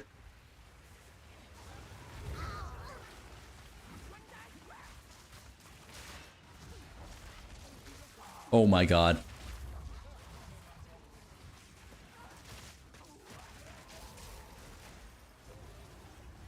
I'm still using my fucking Act 3 flask, man. How do I keep on forgetting that shit?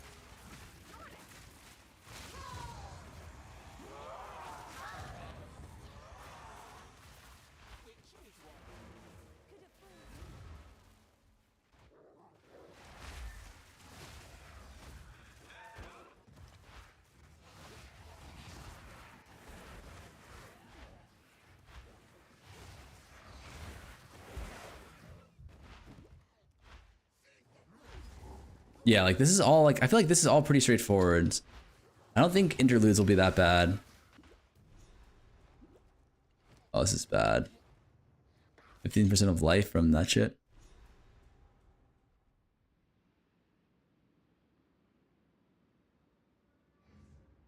If you spend at least don't make me explain the joke, it's ruined.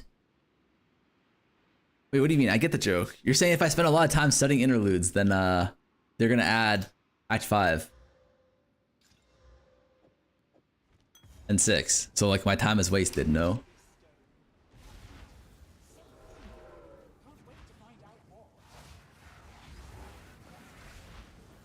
Wait, the acts still repeat? No, they don't. They don't. You're just saying that like the interlude zones are really easy to do. Super straightforwards. Is time spent with friends really time wasted? True. Absolutely factual.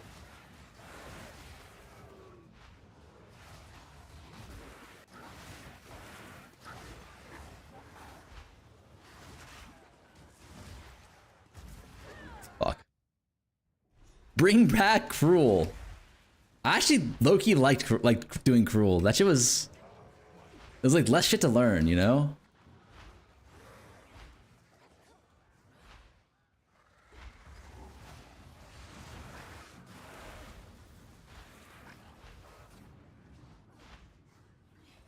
Like, wait, I have a question. Do you guys like new acts? Like, when Act 5 and 6 come out, are you guys gonna be like poggies? Or are you gonna be like, who cares?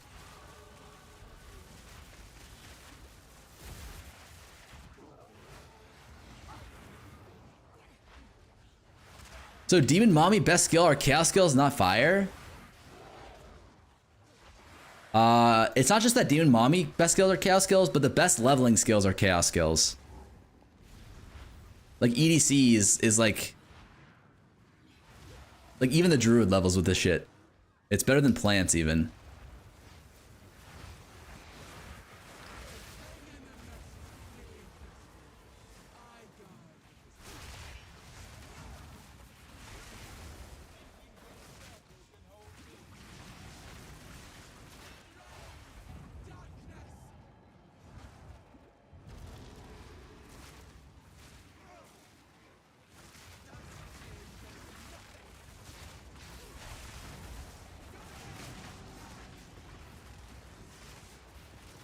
Damn, this guy almost gave me the hands there.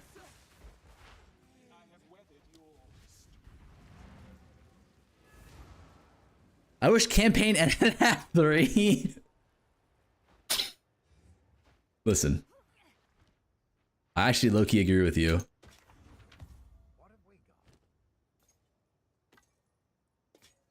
That would be sick.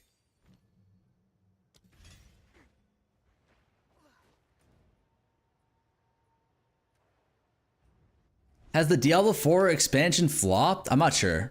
Did anyone play D4?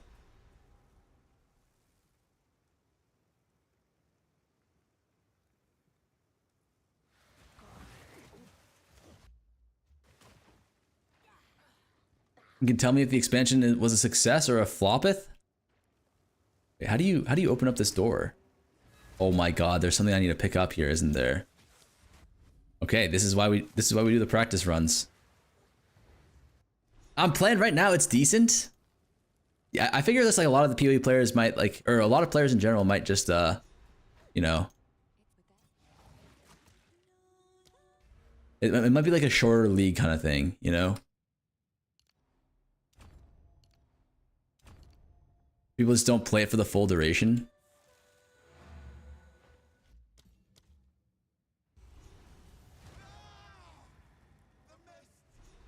Bub said D4 was so hive mind brain makes me say it's bad. What does hive mind brain mean? Like, isn't every game hive mind brain? Like, isn't PoE hive mind brain? Unironically. Like, aren't we all just following what Bub is doing? Or whatever streamer you subscribe to? Wait, what? Why can't I access this? We need to work on reading, Twin? Wait, what happened? What did I miss? Do I need to talk to someone in town? No. You gotta go back to the Una thing?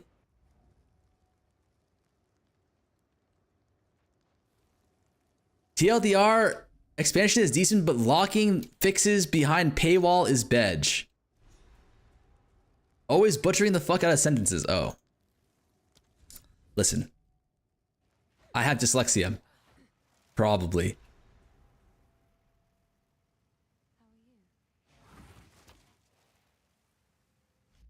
Bubgoond? Okay, let me see what they got here.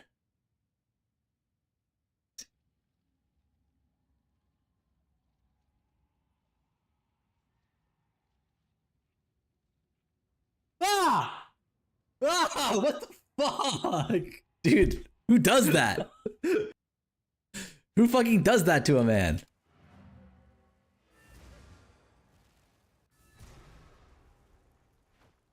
Seek the help of the Fey spirits? Like, is this shit bugged?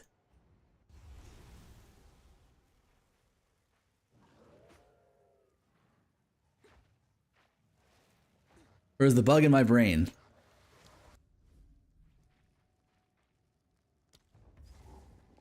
Don't act as if you don't like it. Like there's a time and a place for everything. You know what I mean? There's a time and a place for everything.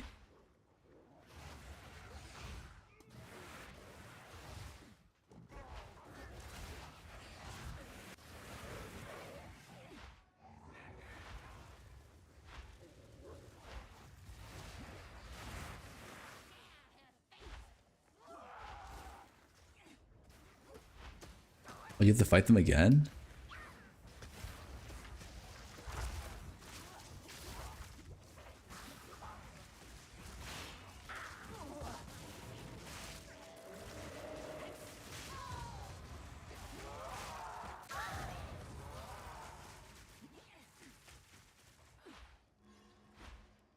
I'm actually serious. What the fuck do I need to do in order to unlock that? Like, is this shit bugged or? In dyslexic, dyslexia is an anagram for genius.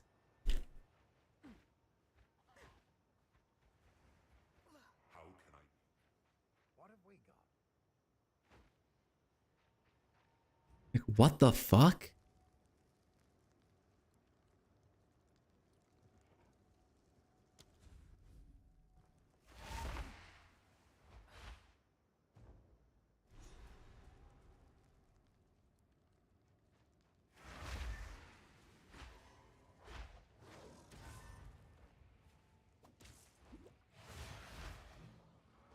Am I missing a stone or something?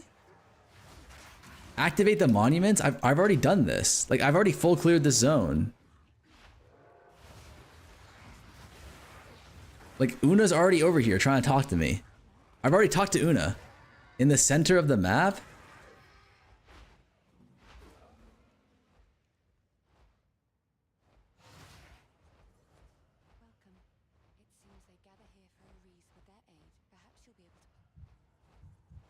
Missed that part?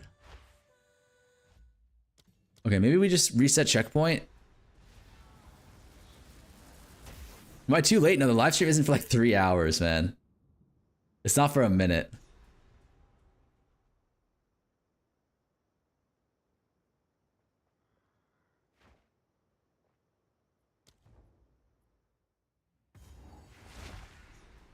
I feel like this happened to me, this exact same thing happened to me last league. It's like we really gotta get to the bottom of this. Because we can't grief our league start again with this shit. It's definitely not a bug. It's definitely something wrong with my brain. You know what I mean?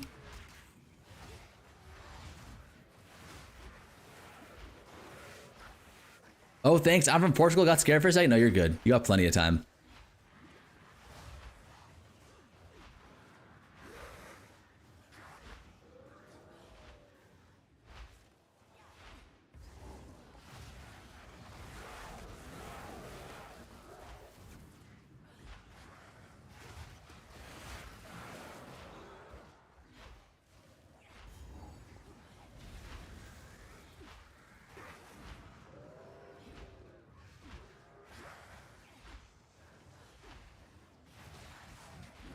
Oh.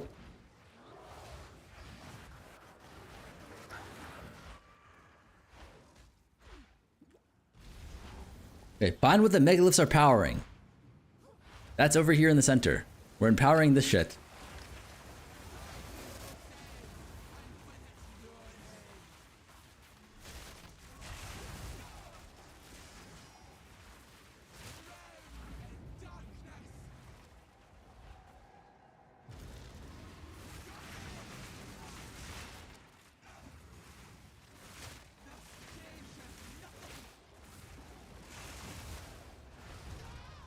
Okay, await Una's revival.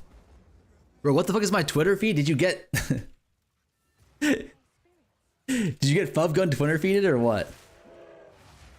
Wait, speak to Una? The spirits heard us, they'll show you the way.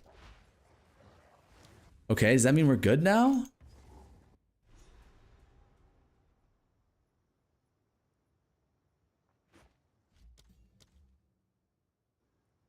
Alert, new teaser?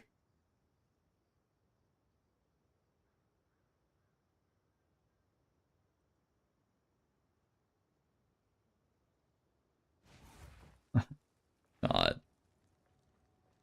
Like, let's not post that. All right, buddy. Let's not post that unless it's like don't post a bait of that.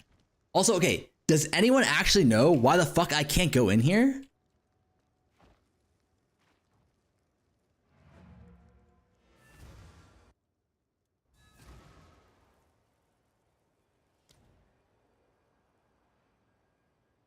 You need to hear the whole song? Are you fucking serious?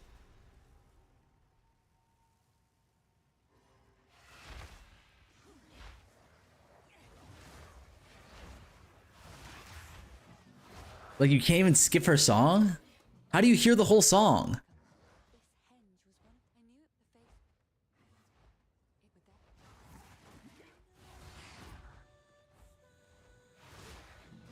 You have to kill the guy who spawns, then you activate the tablets. Okay, you just need to, okay, you actually just need to hear the whole song. That's actually so, that's crazy. Did you beat the boss in the middle? No, I did. Desolate Hop just subscribed for 6 months. Sad being here made me a gooner. Brother, you were already a gooner. Like, don't, like, let's stop the cap there.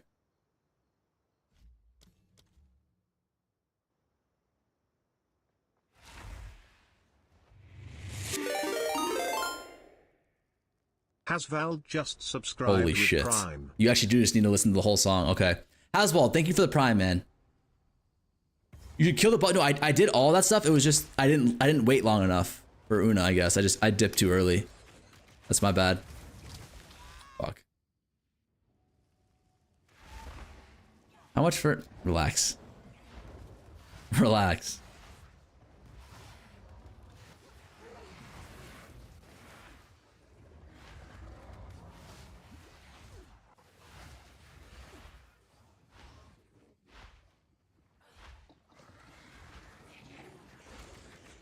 This one's just opposite zone, right? You can probably just run through the middle.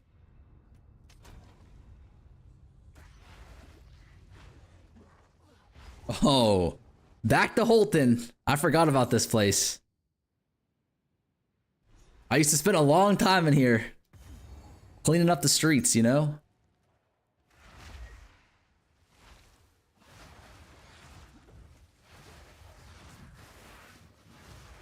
Doing my part to keep the streets of Holton clean.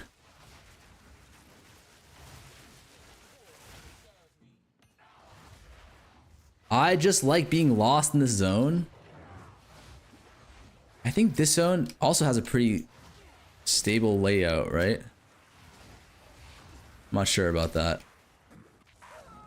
I haven't done much interludes.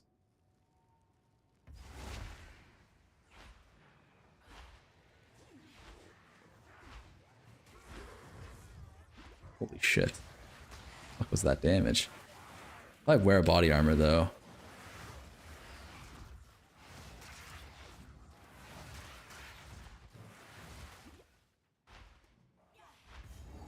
What I want to figure out is where is the spawn for like the sailor, the merchant who sells you the runes. He's like down somewhere, right?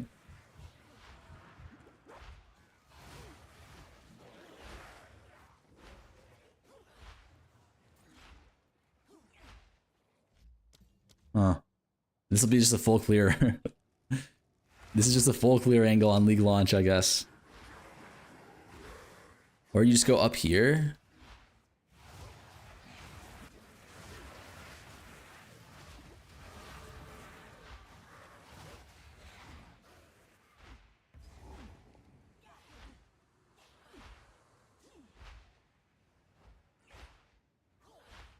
This is Wolfhold.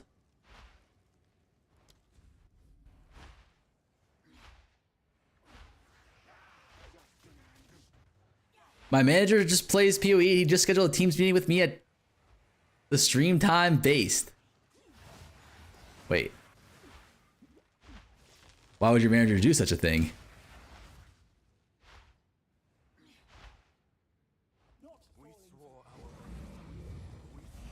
That's bad? Yeah, that's bad, not good. Like, I'm confused here.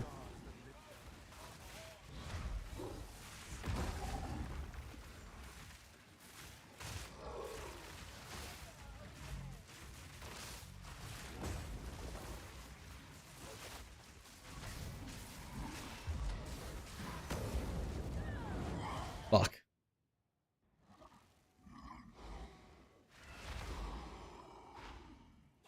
My manager meeting is 30 minutes before stream time. Gonna be painful. Wait, what is this fight? I've got no clue.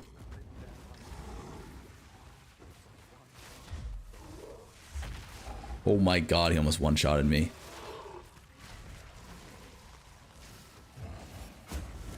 Oh my god, he almost one-shotted me too.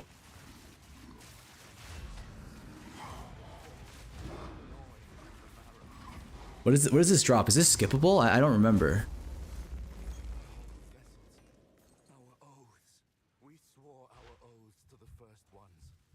Okay, this one was the most skippable content I've ever seen in my goddamn life.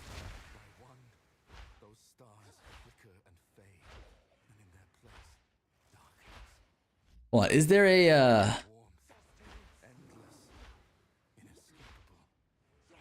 is there zone layout shit for this? Okay, I think the what's his face? The merchant has to be down here, right?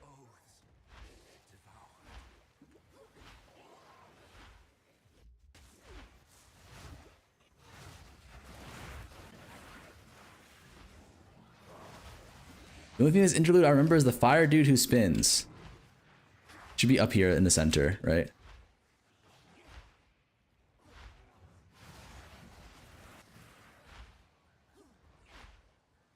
Okay. This guy is so broken. Desert, glacial, iron. Wait, this guy fucking sucks. He didn't give me a single storm rune. I actually got skamazed.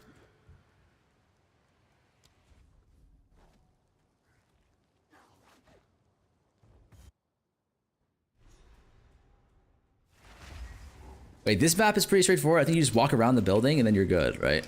There's not much else to it than that.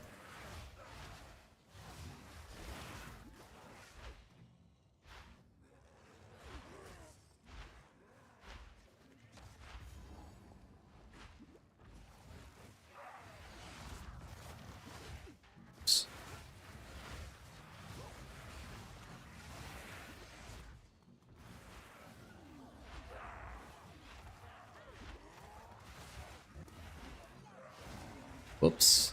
I think my damage is my damage too high? The ED is killing before I can drop this contagion? No. Just badge. Now you fight crazy count and wife here. Yep. This was bugged actually last league, I remember. The exceptional version of this fight where like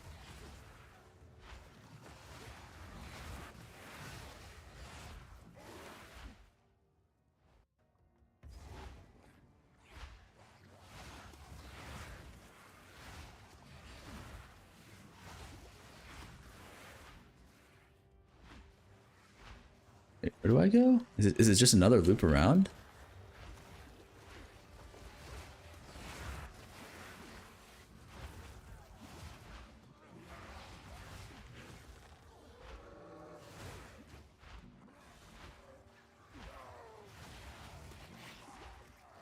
Wolf is not this interlude? No, it is, it is. It's the other zone here. I think Wolf is the one that gives you the +2, right?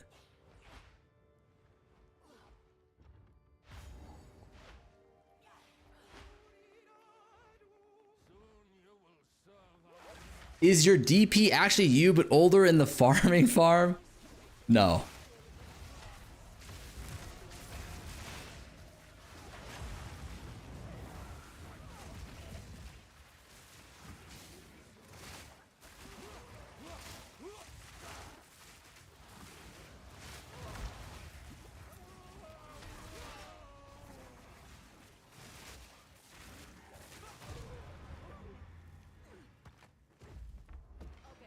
Renly and Ogum, okay.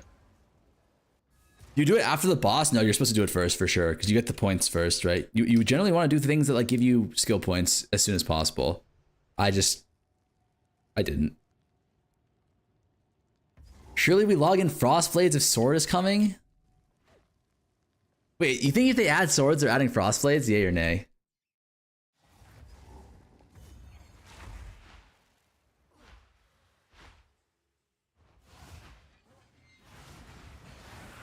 Sword is confirmed for sure. Is it actually confirmed? It's not confirmed for sure.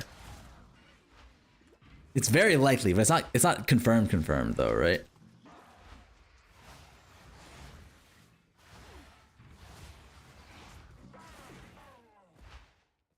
What if they add fire blades?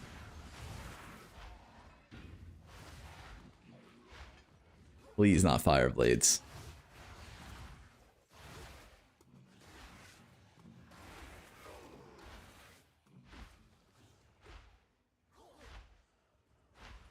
So this new China leak mentioned achievements for crafting bench, so it pan. Wait. If there's crafting bench, I'm logging the fuck in.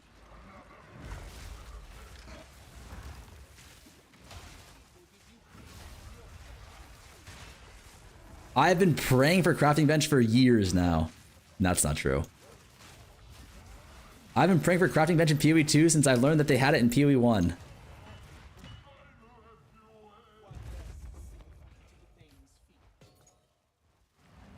One of my one big hope is that I can scale a build that isn't lightning base XFF. Announcement when? It's 2.5 hours. Soon. Yeah.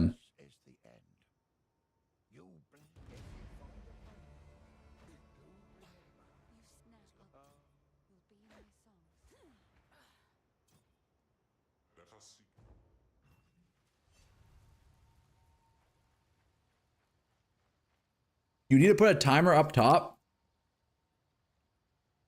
That's actually true. Let me see. Where do the other streamers get their timers?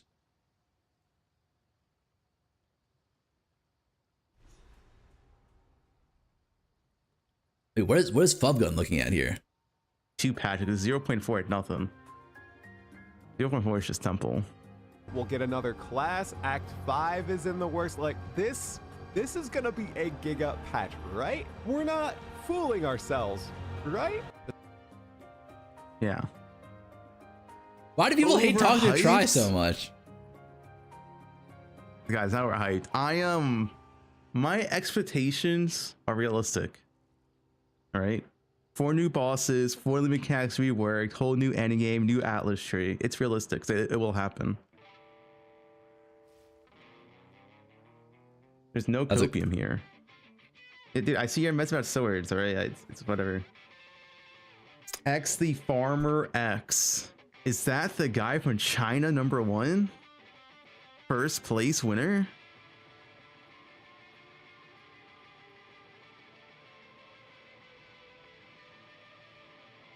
China #1, you know. My bingo will do it soon.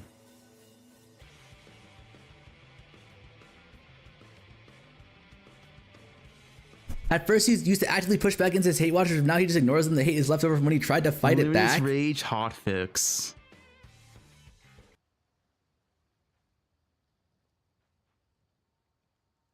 Where does one see these China leaks? That's a good question, actually. Where does one see these China leaks? I need to know as well. It's not time to kill them all yet.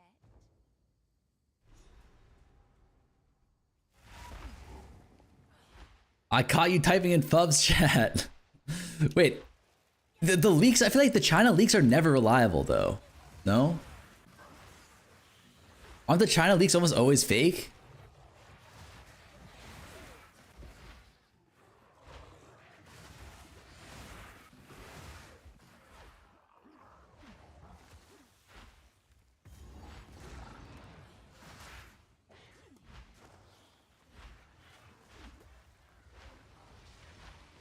Look in PoE2 chat. Let me see this.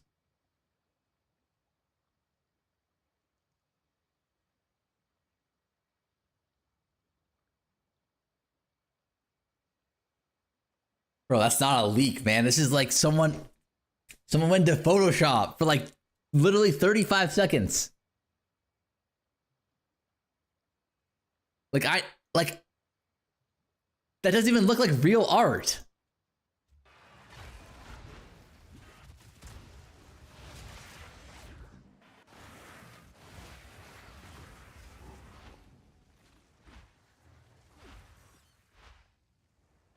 Like, I'm never believing the China leaks again.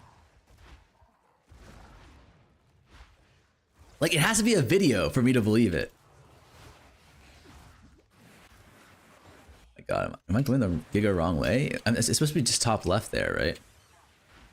Yeah. I literally have a sword in game, doesn't prove anything. True?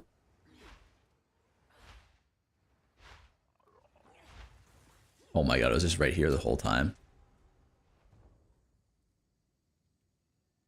ChatGPT leak and people fall for it? Low.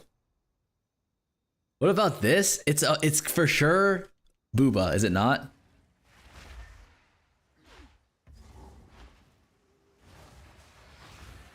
This one's safe to click on. I don't trust. Actually, for once, it's not.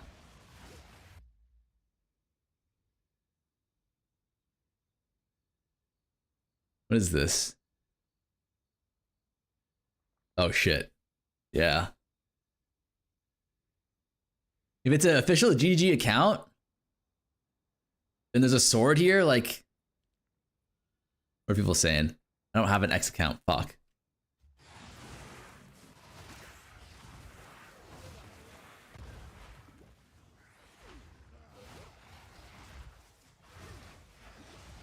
You're saying no champion, which means duelist copium. Wait, who is that? Who's Kelly GGG? Is she like the PR person for GGG or something?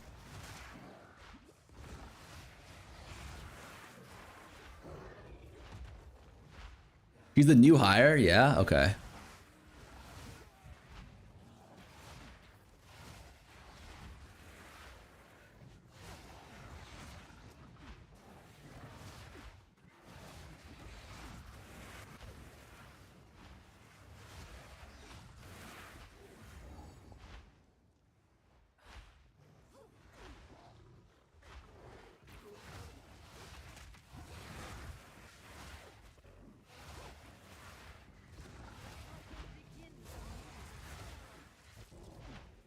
You should probably kill these, right?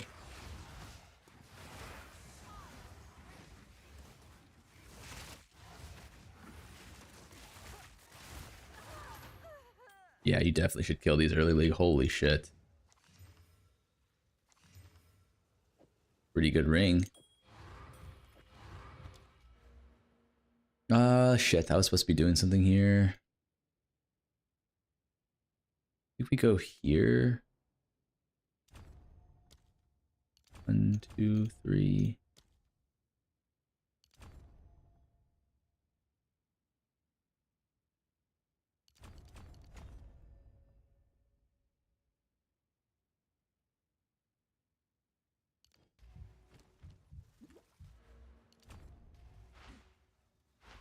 Imagine Farmer and Belton on the same plane? Wait, are you officially invited to ExileCon? Or are you just going? I would know. I was. Well, what does officially invited mean? Like, are they paying for my shit?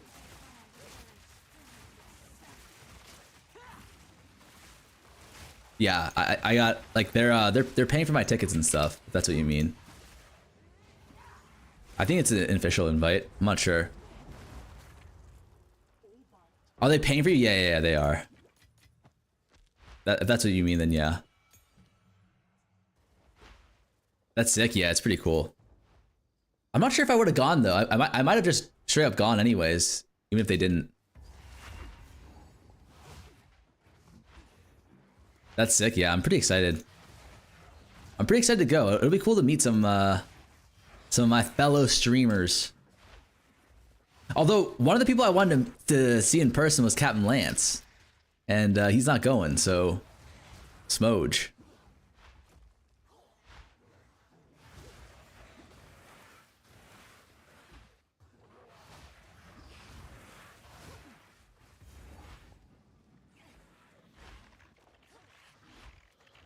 How long are you gonna be in New Zealand for? I'm gonna be there for probably 1 week. I'm gonna go like a week early, I think, and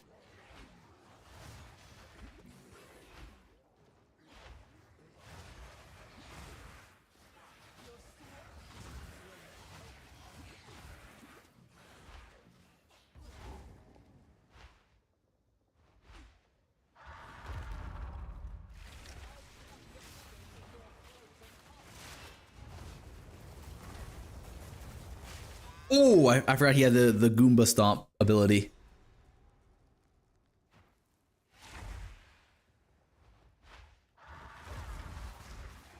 You pick Demon Mommy and Chaos Inoculation, what happens? That's a good question. I've got no fucking clue.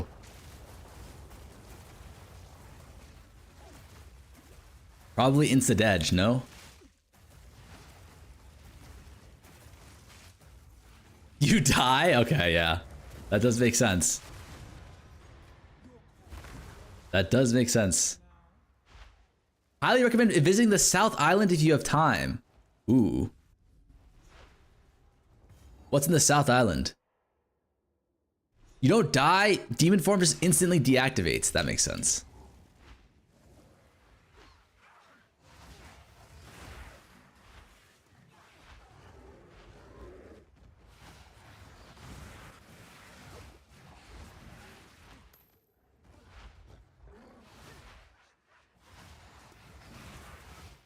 New Zealand is basically 2 islands, north and south. South Island is beautiful. Oh shit, you guys are giving me the tech, huh?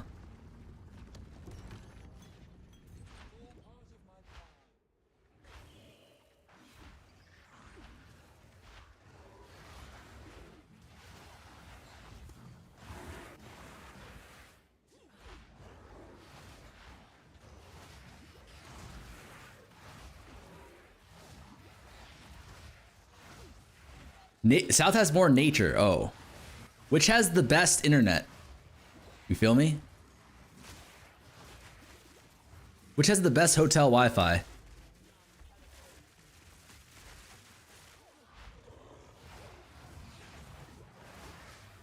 Biddle, bro's traveling across the globe to sit at home. Yeah, like I didn't know you guys meant nature. Like who? I'm not trying to see nature, you know. Oh, wait, where is the best food? That's what I'm interested in.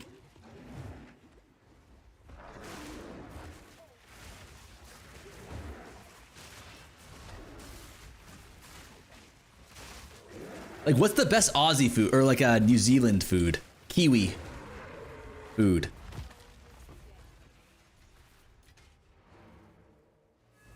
Every part of New Zealand I went to had great food. It's not fair. You always have insider info before league start, or maybe you're just that good.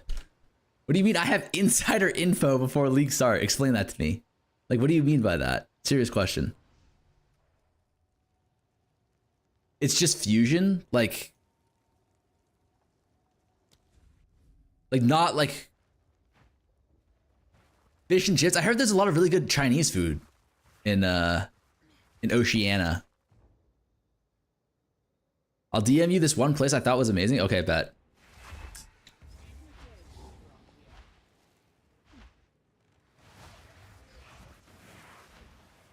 Ask Bob 5.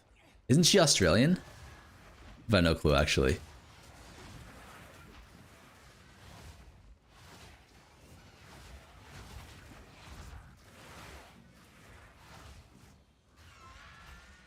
If I went to New Zealand to visit Gigi Hobbiton in the Weta workshop, yeah, Haley's actually a huge Lord of the Rings fan, but I'm not. So I don't think I'm gonna go do any of like the Lord of the Rings shit. But she was actually really jealous that I got to go because it's been a dream of hers to do like because she likes horseback riding. So she wants to do like this nature trail like horseback ride thing through like I don't know, some Lord of the Rings shit.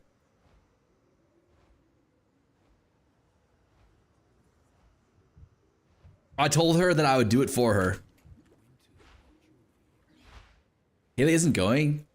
Why the hell are you not like? Oh, guys, can we relax here? Like, why do we automatically assume it's my fault for her not going? For fuck's sake, it's horse riding. We don't need to specify it's on their back.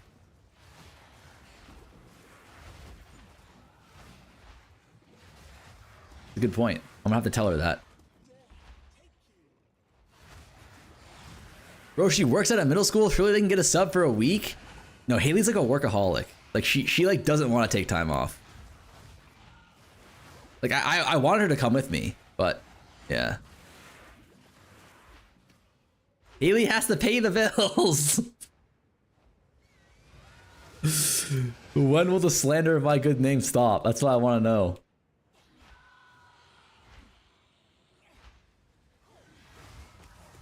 No. I can't believe I died there. I'm pretty sure I was supposed to go left there anyways. Boyfriend of the year, ladies and gentlemen. What are you talking about?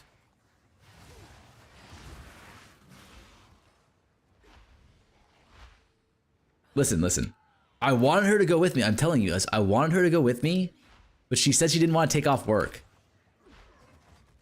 AKA, she probably has a secret boyfriend that I don't know about. It can't be Pubgun because he's going to be in New Zealand. Can't RMT the league if Haley isn't working. You always cook the best league starter build and it always turns out to be Giga buff meta build. You're either a wizard or you have insider info. Wait, when do I cook the best league starter build? You're talking about Frostblades? Wait, is he talking to the wrong person here?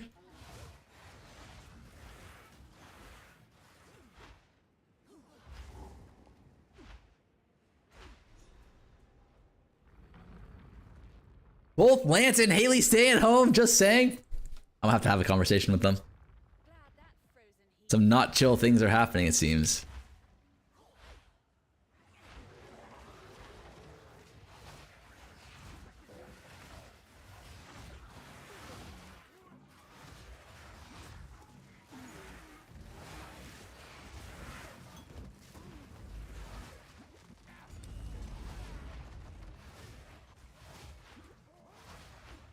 Bet, bring Haley. We need to convince her to go. Actually, it's probably better that she doesn't go. I think if she meets some of you fucks in person, she'll be very disappointed in me. Yay or nay?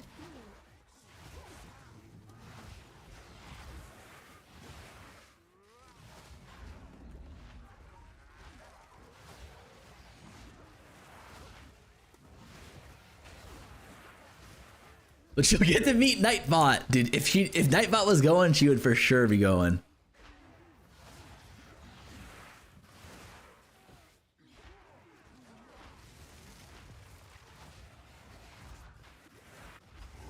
No, but I wanted to go. I'm going with my dad though instead. My dad loves to travel. So I was like, fuck it, let's just go together.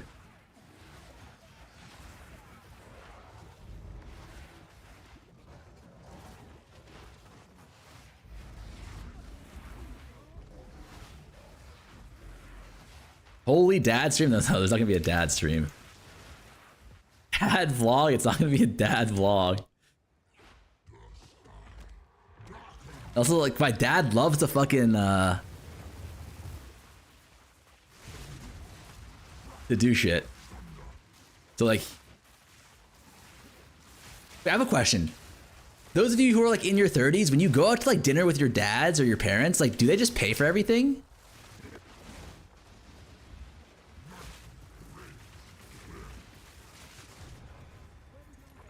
By the way, do a vlog when you go.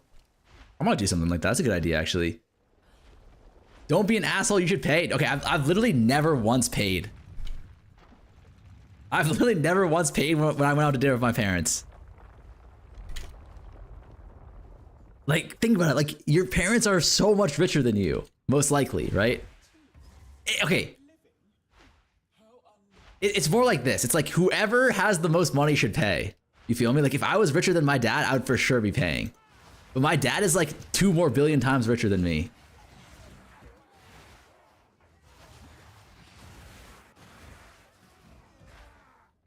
I always offer to pay, but my dad refuses. Okay, that's what I meant to say. I always offer to pay too, but my dad refuses always. Like, I offer to pay like telekinetically, and then he refuses to pay physically, or refuses to let me pay physically by just whipping out the credit card. There?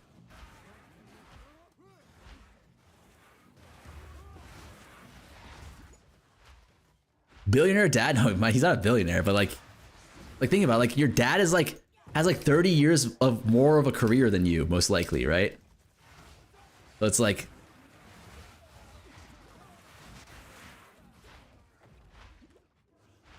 does it not just make sense that he's like giga richer than you?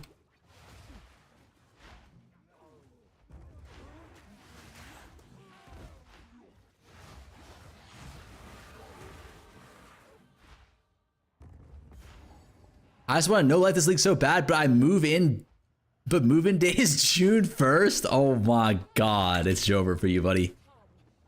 Pack it up.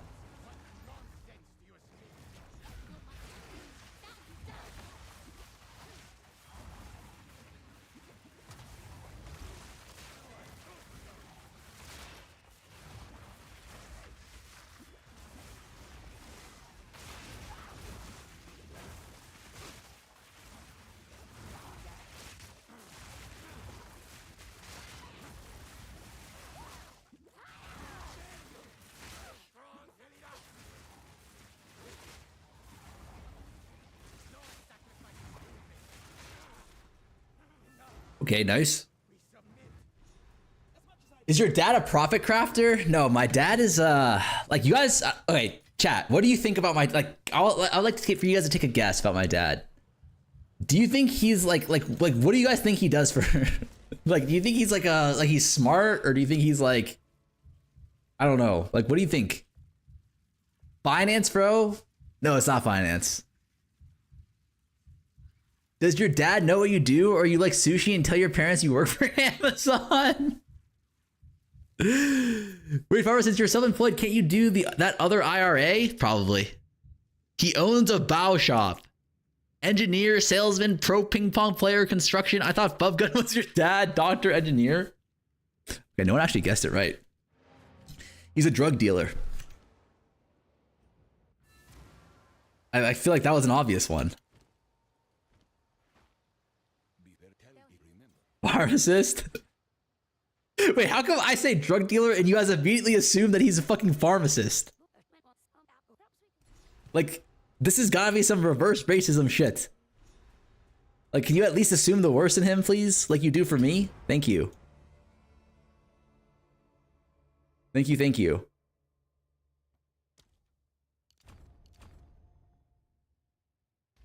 No, he does like drug development, like research. Like nerd shit. Like he makes drugs. He doesn't just like, I mean, he technically sells them, but like, yeah.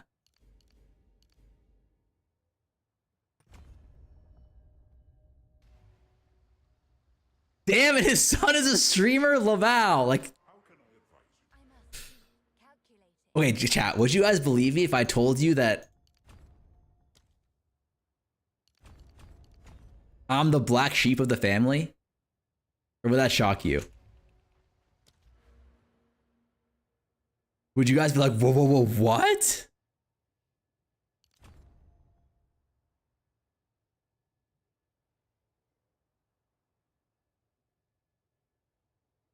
We knew?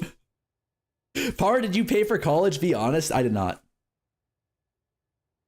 I'll be honest.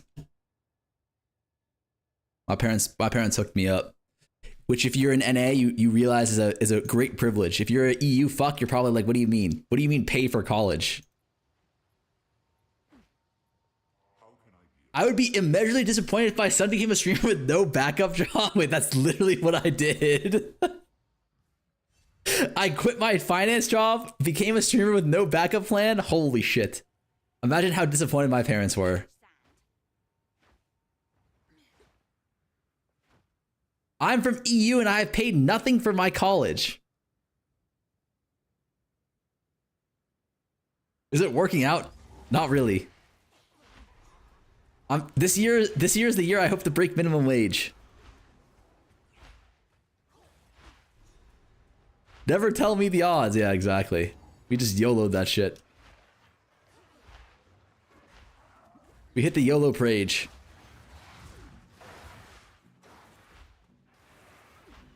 Do your parents support me for sure, or do they have doubts? Dude, they do not like. What do you mean? What do you mean by support? Like they honestly, like for Asian parents, they're like the most supportive Asian parents I know in terms of like this shit. Wait, do I not go to the right here or bottom right? Oh yeah, it's bottom right.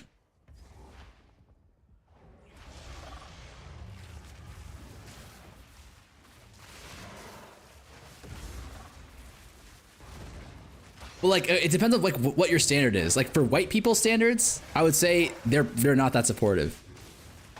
But for like Asian people standards, I feel like they're like incredibly supportive, in the sense of like they don't like flame me all the time and tell me to find a real job, you know?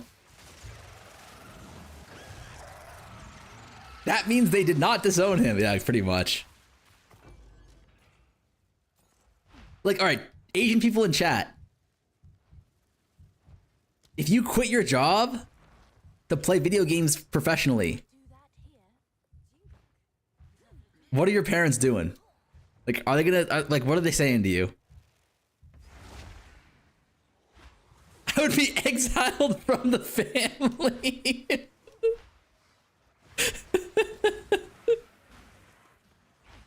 My mom would absolutely destroy me in the war of words if I did that. What the fuck is the war of words? I quit my 9-to-5 to start a business that was really rough for the first year. Damn. Respect though. That's tough.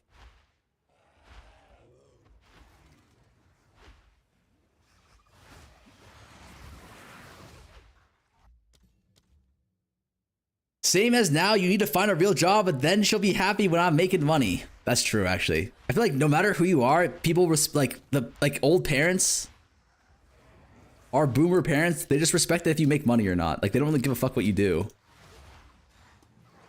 Unfortunately, I don't make a lot of money. So it is yeah. You know what? I just tell strangers that I have a new tech. When people ask me, like when old people ask me like what I do for a living, I tell them I work for YouTube. And then like because I'm Chinese, they immediately assume that like I'm a fucking engineer or something. You feel me? Tell them you're an adult entertainer. Fuck you, man. Like it's technically true. Like I do work for YouTube in a way, right? Like I make YouTube videos. And like if they want to make assumptions on me based off of racial profiling, like that's up to them, right?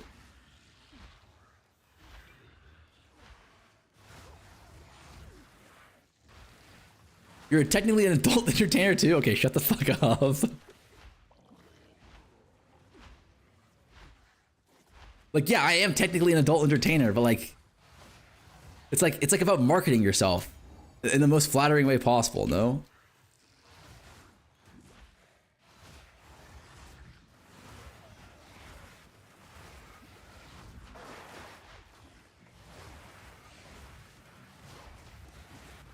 I feel like Asian men are underrepresented in the adult entertainment industry. Oh my god. You're technically a child entertainer as well. Okay, like that's what I mean. Like, please.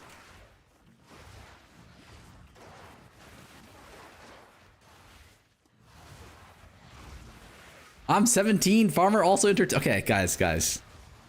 You're not 17, first of all. You're like 34 in your mom's basement. Like let's clear that up.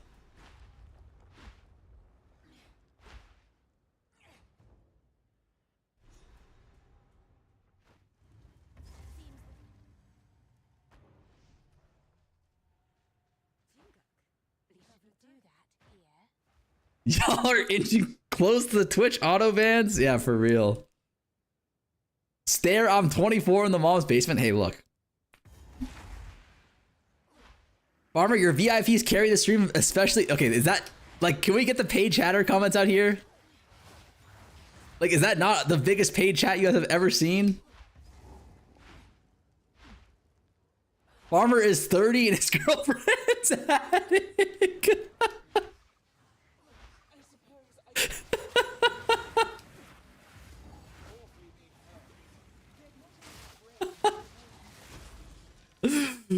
Oh, it's fucking hilarious. Respectable though, no? Like, in a way, to be a 30-year-old living in your girlfriend's attic, like, that takes a certain hustle, no? Like, I earned that, in a way.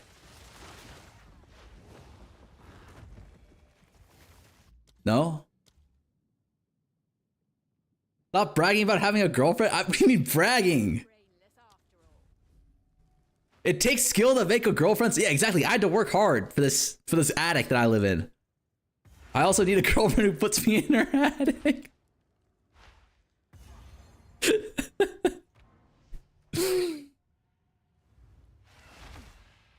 How am I sitting in the cuck chair? Listen, if you gotta sit in the cuck chair for one evening to have shelter for a lifetime, like, would you do it?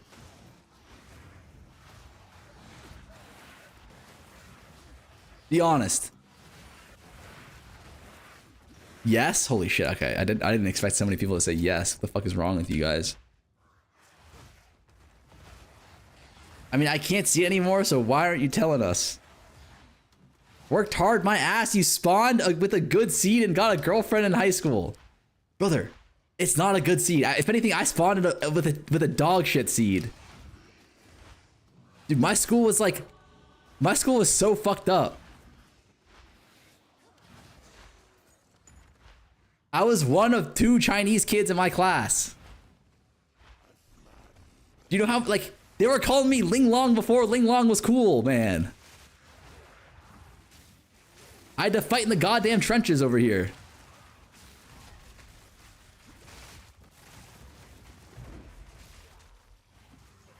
Where in NA do you live? I live in Massachusetts. Wait, fuck. Question mark. I'm black in Utah, buddy.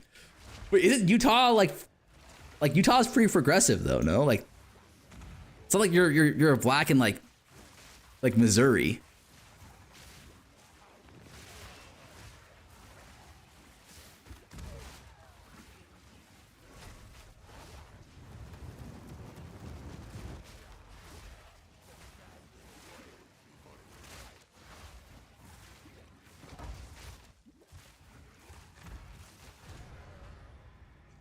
Can someone explain that in terms of European terms? How would you explain that in European terms? Serious question. What is the Utah of Europe and what is the Missouri of Europe? I saw something about Twitch drops will reveal later, but don't see anything life Copian life support. If you do exclamation mark drops, you'll see the teaser video for it. That'll explain everything.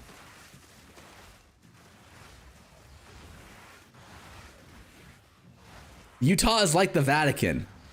Wait. I don't know about that.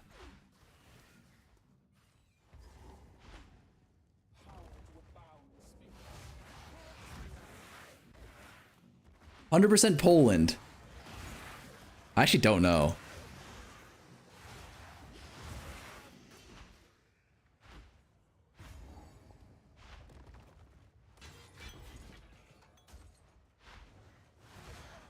Utah is the worst place in the world?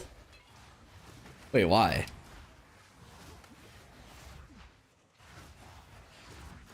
Wait, serious question? Is like Utah is like the Mormon state, right?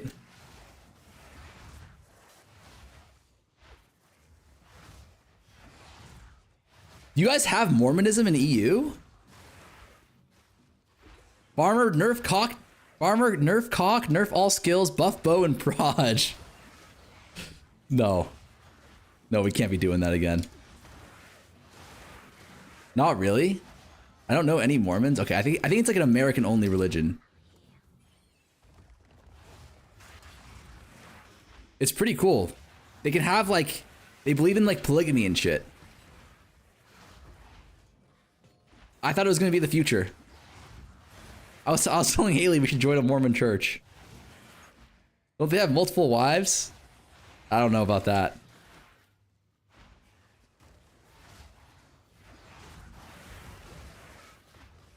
I'm from Sweden. I don't know anyone who's religious at all. Wait, really?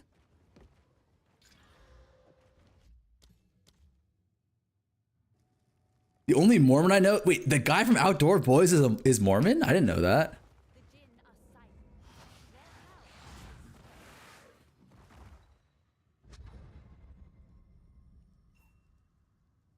Talking about polygamy after having a girlfriend is a sin, bro. Do you want to be thrown out of the attic?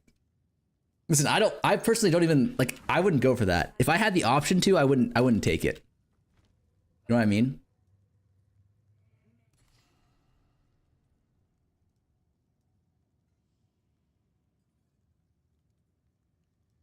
Wow, these are all terrible. Max life at least. This is max ES. Spirit. Let's just take this. I mean, this is even better than my amulet. Fuck. Outdoor Boys. Wait, Outdoor Boys stepped away from YouTube to be a man of God again? Wait, are you serious? I did not know that.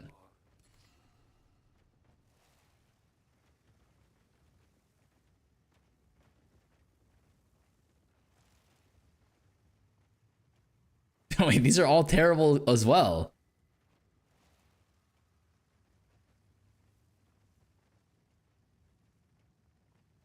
I'll take this one. Better than this, okay.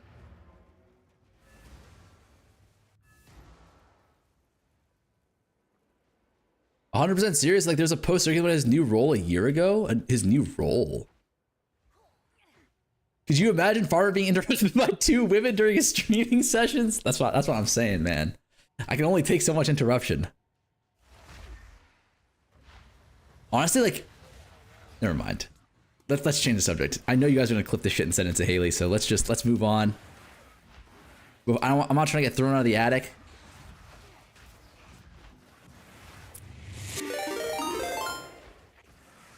Mr. Pickle Pants just subscribed with Prime.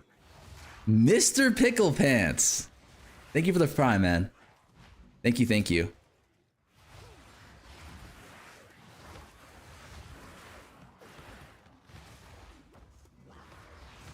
He's like the head of a church? What the fuck? I had no clue.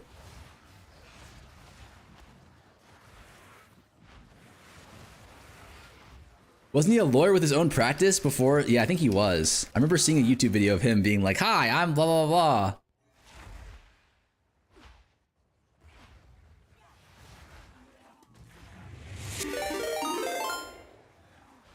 Yetixi just subscribed with Prime. Yeti, thank you for the Prime. Mysterion, thank you for the Prime as well. Holy shit, we're getting some goddamn... Subscribed with Prime. We're getting a goddamn Prime train going. Hey, wait, he said freak. What the hell? What's with all these bots? What bots? Jeffio just subscribed with Prime. Jeffio, thank you for the Prime as well. 2 months. Thank you for using your free Amazon Prime sub with me. All right? Your favorite streamer. Your favorite streamer / speedrunner. Have you guys heard of Amazon Prime? It's absolutely free. And we're taking money from Jeff Bezos. Make sure to give it to your favorite streamer, Fubgun. Don't let Bezos keep that $5. That's what I'm saying, man. Button just subscribed with Prime. Butt mug. Is it butt mage or is it butt mug? You mean JB? Yeah, okay. I didn't know you knew Vol like that. My bad. Yeah, of course I mean JV.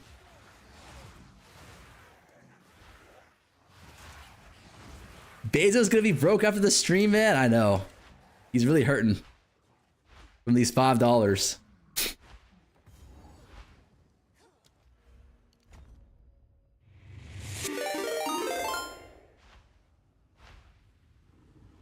Dawn, thank you for the 2 months. Wait, can I post an article about Outdoor Boys? Yeah, go for it. Bro do you see the JB crash out stream? Oh no, wait, we're talking about a different JB. We're talking, but by JB we mean Jeff Bezos. If by JB you mean Jaylen Brown, then yeah, I did see the crash out. Where he was complaining about was it the refs or was it the flopping? It was the flopping, yeah.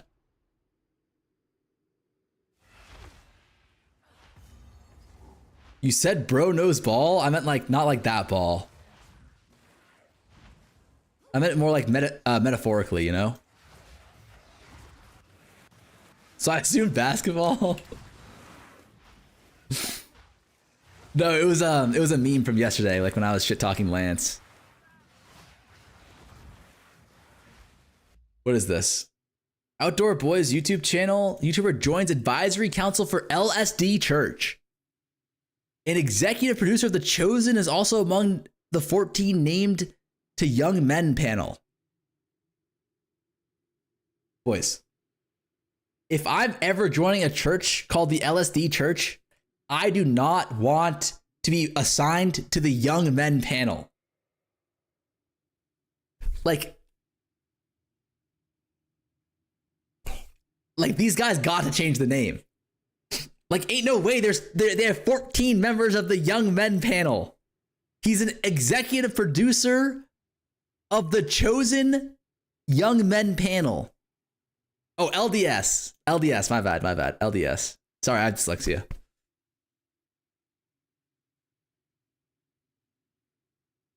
"14 men have been named as advisors to assist a 3-member presidency who would lead the Global Faiths program for teenage boys. Member of this newly appointed Young Men General Advisory Council includes several church employees, 3 Brigham University faculty members, executive producer of The Chosen TV series, even a retiring YouTuber whose family-friendly outdoors amassed more than..."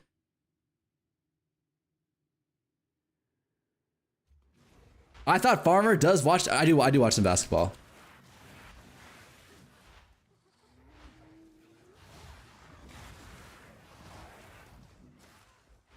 I'm pretty sure Lance does too. Lance does what? Lance has been great so far. Yeah, they've been good. I would say so too. I kind of wish. There's been some upsets actually. Wait, I think did 2 teams blow 3-1 leads as well, or just one? Do we think Plants is getting a nerf? No shot. Plants needs a buff, if anything. It's gonna be the new league launches on your birthday? That's fucking sick. 2? That's brutal. Magic and Celtics both blew it. Like, weren't the Celtics actually supposed to be like top contenders? Like, how did they blow it that badly?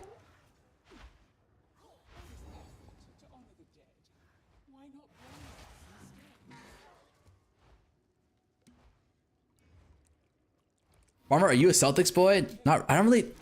No, not really. I don't really watch that much basketball anymore. Like, I don't watch enough basketball for me to like have a team. I just like have players that I like, you know? Like players that I like and I'm rooting for. Like I like Ant, I like Wemby. I like seeing like the young guys come up, you know? Like that's always fun for me.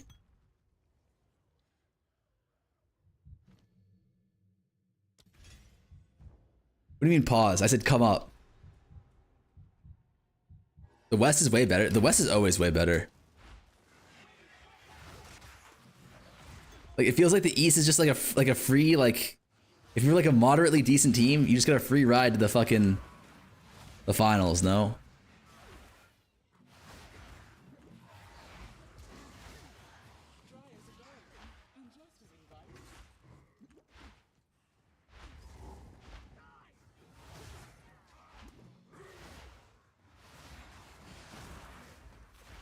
WCF is SSF? Wait, what?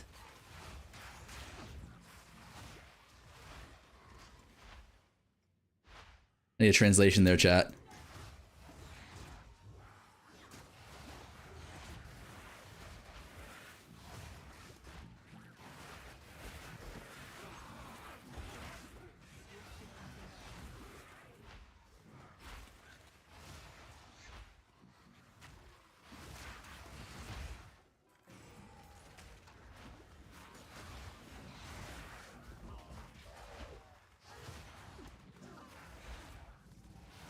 Yo, Farmer, I have try crashing out as part of my bingo. Oh, try crash out.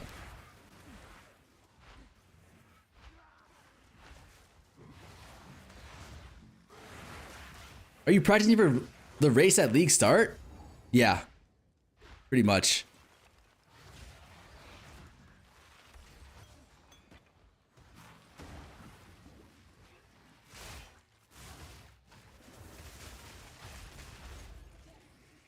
Ball orb, level 14 skill gem. Okay. Try wants ruthless? What do you mean Try wants ruthless? Like the game mode, or he wants like PoE 2 to be ruthless? He has to be one of the. No, come on, man. I don't think he's that bad. I like Try.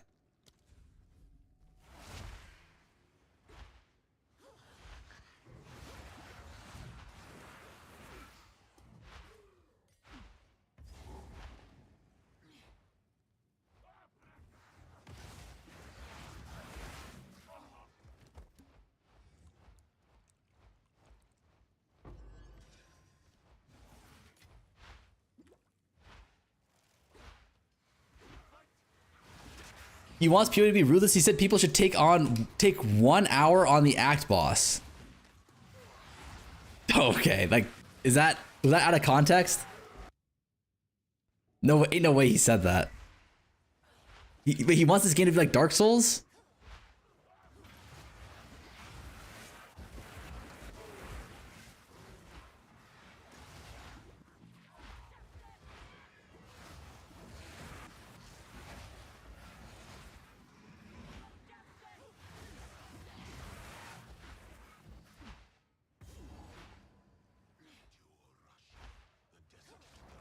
PoE 2 should be like Elden Ring, only 1 difficulty. But there's like 10 different difficulties to Elden Ring, though.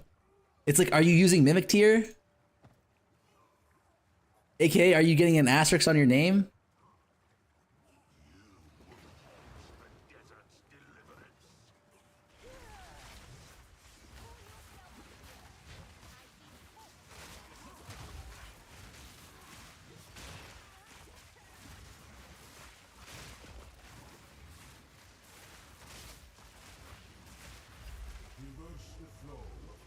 If you didn't beat Elden Ring RL1, did you even play? What does RL1 mean?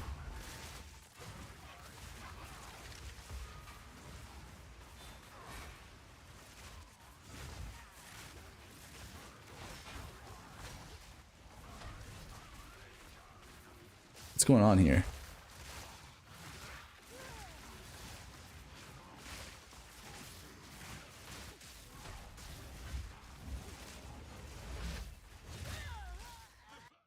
Oh shit. This point, I think try just the PoE version of Greg Duchetti. Greg Duchetti. That's a crazy reference.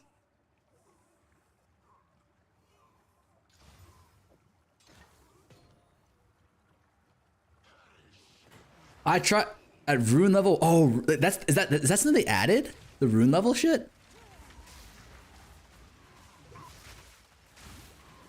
In the DLC?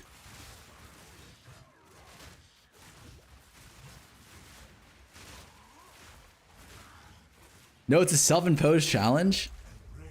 You never level up. What's that thing they added in the DLC? Like where you can like level up the tree or whatever it is and make it harder.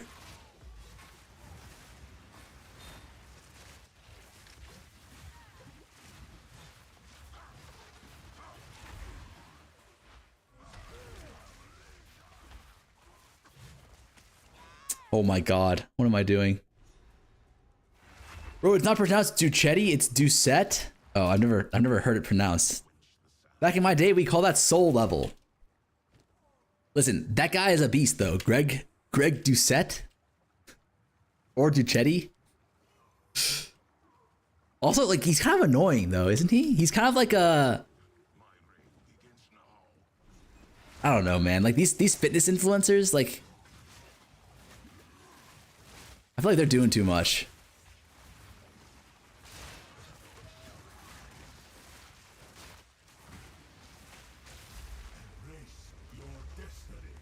Do you see the guy that did trend without working out? Wait, actually, I have a funny story to tell you guys about that. One of my friends in high school,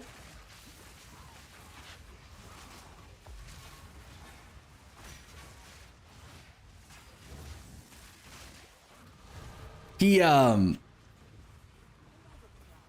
did something similar to that. He took a testosterone supplement and then only did arm day. And he ended up just getting really horny. Like he ended up jerking off like 5 times a day and then like saw no difference in gains. It was actually like the funniest thing ever.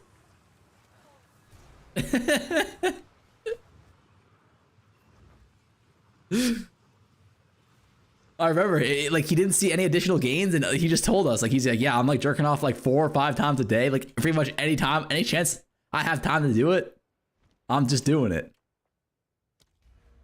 And I was like, where do we get the supplement from? Like, you might be onto something here, buddy.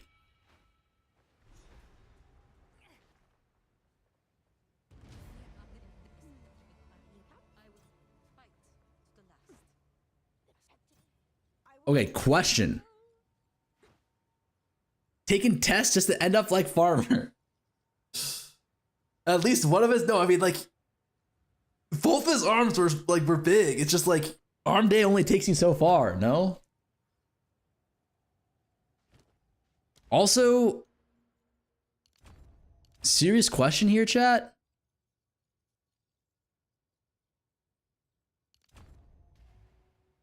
I'm missing skill points, right? Like, aren't you supposed to be 24 skill points? Like, where am I missing them from?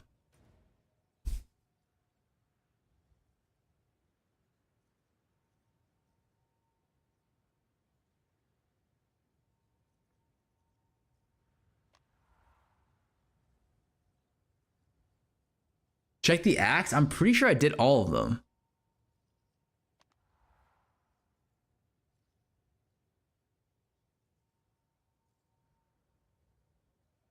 Go back to King's March. There's one more.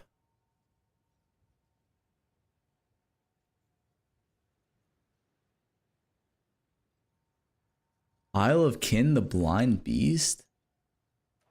Wait, maybe I actually did it? There's a quest, it's a quest reward for, oh, yes, that's what it is. Yeah. You actually have to go there and then talk to the hooded one, right? Like when you leave to go to like the epilogue. No. Yes. No. Wait. I could have swore, like, do I need to talk to someone else? Danig?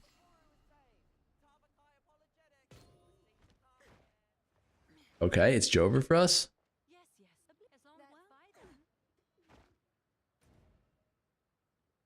Finish Act 1 area?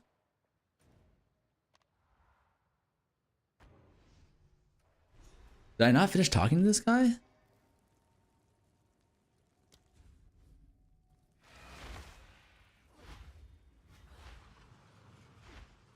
Oh, I didn't finish talking to you? Okay, there we go. Quest complete. I wish I was a gnome living in Farmer's Bum. I'm in hell. I'm legitimately inside of hell right now.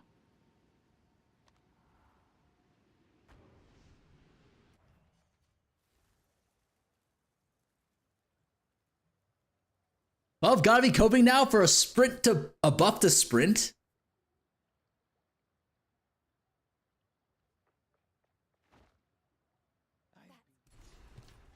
All right, should we do a bingo board for the league launch? Is there a good bingo board app that we could use? I'd be in hell if I lived in my girlfriend's attic as a cock.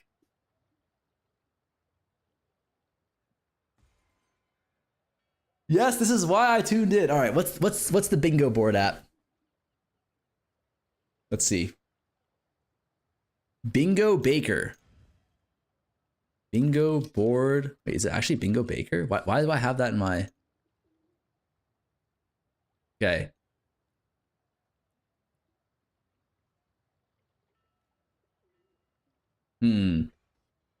What do we want to see? Like, okay, honestly, what I want to see is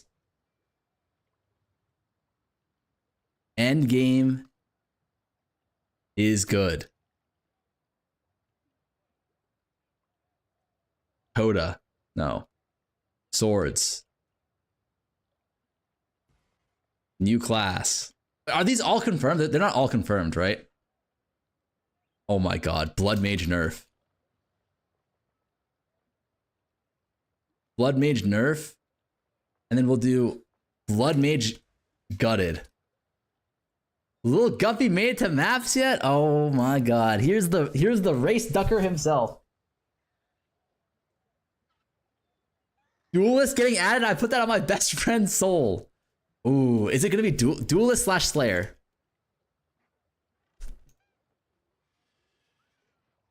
I have proof? What do you mean you have proof? You don't have shit. Wait, life buffs on tree. Oh yes, oh FB. Frostblades added. Oh wait, if Frostblades get added, do I have to play that shit? Temple, okay, Temple gutted.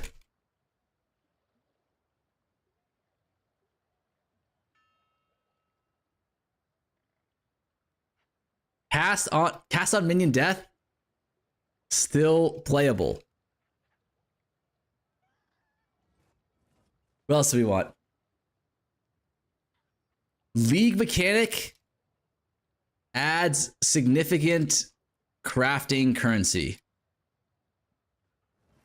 Sent proof over DMs. Let me see this.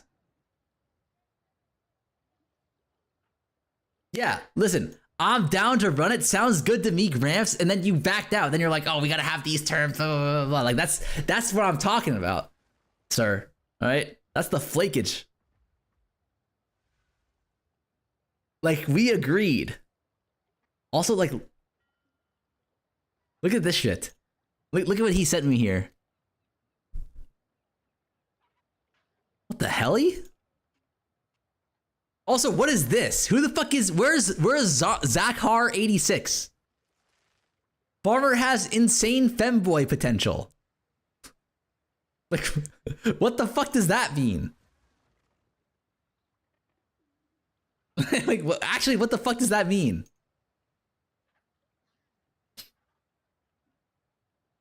Okay, what else are we doing? He's watching me right now, low. True. All right, what else do we have on our list? Like, let me think here. Yeah, I can work with this. Hold still. Okay. Oh, Hamogs. Hamogs are brought back but nerfed. Like, I low-key am a believer of this.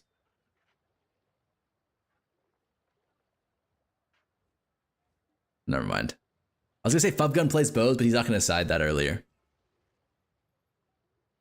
What else we got? Act 4? Act 5?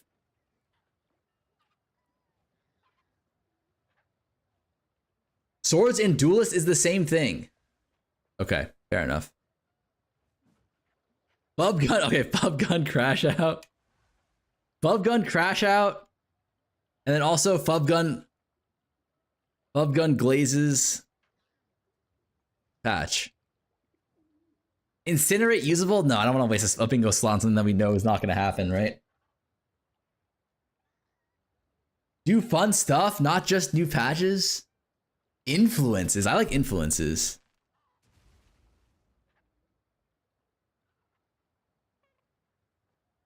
Reddit Doom's free patch. Reddit Doom's patch free space.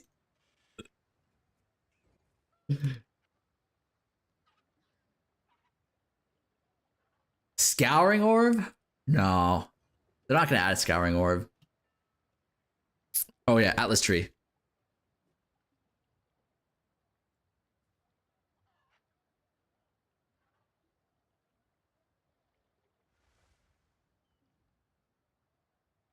Reach tree for items? Ooh, I actually would like that. I think that'd be cool. We are so fucking back. Let's go. Hello, everyone. Long time no see. What's up, Saro?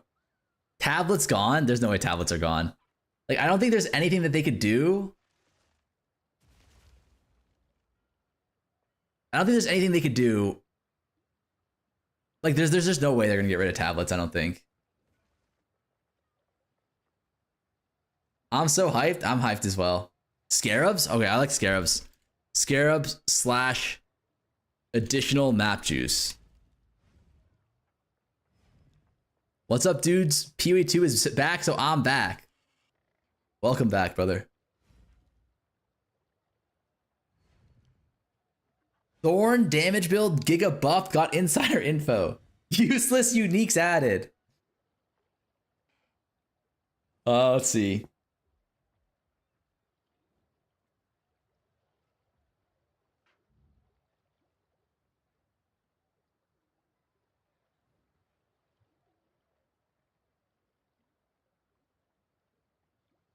Triple stacking heralds like 0.1?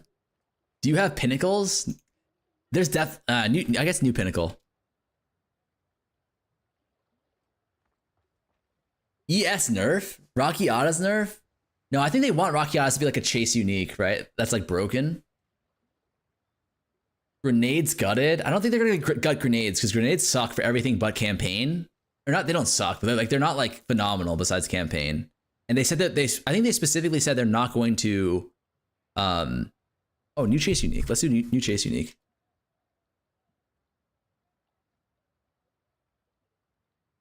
I think they specifically said they're not going to buff or nerf things based off of like speedrun campaign shit. Cock nerf. But yeah, let's do cock nerf. Cock slash comet. Nerf.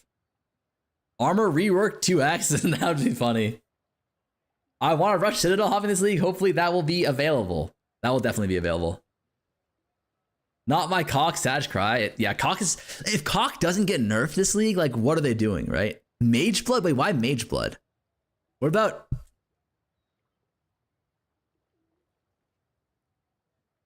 Like mage blood for what? Scroll a little so we can see the bottom line. Oh, you can't see it. Let me see.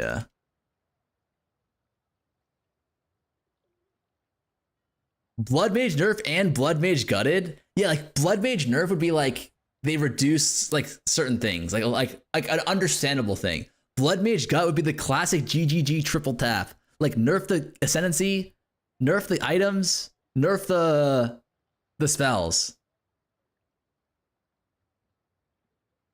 Wait, why nerf cock? Only tech keeping Flicker Strike alive? Because cock is so broken on the other shit. Titan gets nerfed. Chalupa Monk gets another rework. What else could they add even? I'm trying to think. Hideout Warrior gutted? I wish, man. Like, I'm sick of these Hideout Warriors making bank every single league while I'm out here struggling on tier 15 maps. Stop the VM hate. Add Jonathan Roberts, mentioned Panda Boba discount for ExileCon. Nar.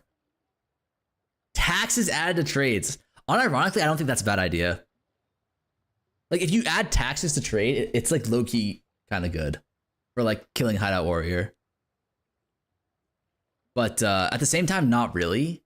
Because there's taxes in TLI, and I made a fuck ton of money Hideout Warrioring still.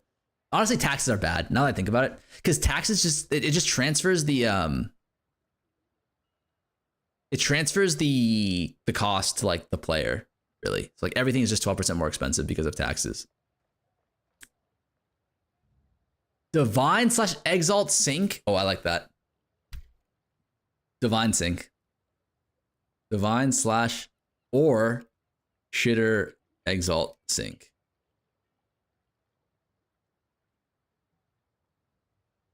Crafting bench added. I don't think they're like, didn't they specifically say they were never adding the crafting bench? Loot key login, that'd be insane. Loot pets, nah. And then they add a tax evasion mechanic. New weapon is tied with Duelist Slayer. What's that? Or new weapon. Or swords.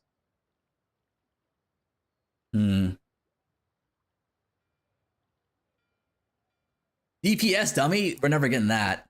Parry / block rework, I don't think they care about that.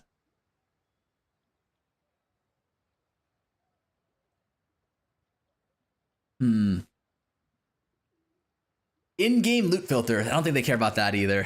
I think they care about like, I hope they don't care about that. Like, I hope they don't care about like the shit that's like, what would you call it? Like small QOL stuff. You know, I hope they focus on like the meat and potatoes, you know, like not like like they hope they focus on the ice cream sundae and not the cherry on top. I like ascendancy, new ascendancy trial.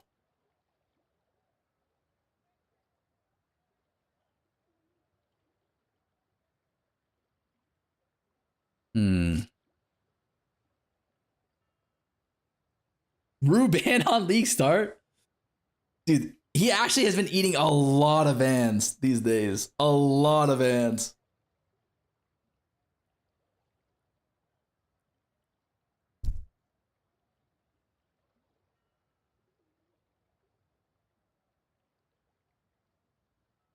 They're turning PoE 2 out of 10 into PoE 1.5 out of 1, and I can't be more excited. Campaign cut in half. Stream technical difficulties. Okay. Stream mic is unhearable.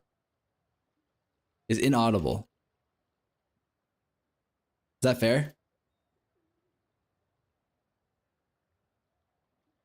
Okay, oh, I like that one. Mobility skills / or sprint buff. I like that. The season release date or just reveal? It's just a reveal, man. Season doesn't release until the 29th.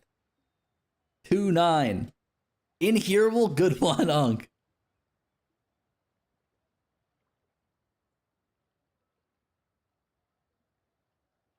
Reveal of the PoE 2 team managers. Why is there 2 Blood Mage nerf options? Because we know it's gonna get nerfed, but we don't know if it's gonna get gutted. You see what I'm saying? We can get rid of one of these. We can get rid of one of these. Buff gun glazing on bingo card is crazy. This bingo card is shit. People wanted me to add some fun ones. Then cut out BM nerf. Okay, what do we take out BM nerf and what do we add?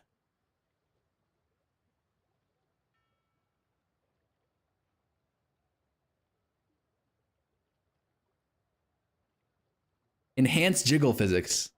Okay, how about this? Booba GIF.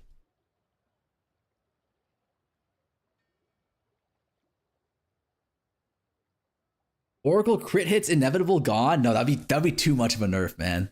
That's like the only good fucking node on that tree. And that's not true. But I feel like Druid's actually really good. I could see that. Booba, okay, Gunner GIF. Hideout Warrior nerf XTD? I don't think it's impossible to nerf Hideout Warrior, no?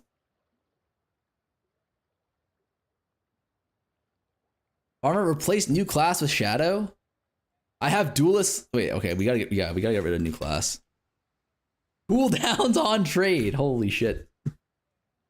No Mark on the couch, just Jonathan and some random dev. Spear buffs? I don't know if they're gonna buff Spear, man. Put me gooning to farmer in the free square. Automatic crafting could nerf hideout. They're not gonna do automatic crafting, man. Jonathan and Zacy. Who's Zacy? Let us experience love of lightning spear once more. Hey, I want that as well, but better map selection in Endgame. We'll do that one. Bro, you know nothing about this game? Wait, who is Zacy? Oh, game designer.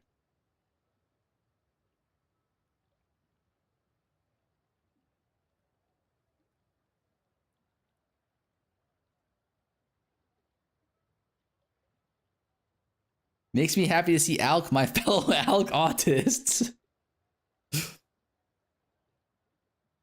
Loki, if they make mapping in PoE 2 how they did in PoE 1, the game would be 100x more enjoyable. Wait, I guess like what? Like, maybe we can talk about like what do we? Okay, let's come up with this. Like, what's a list of the things that we want to see?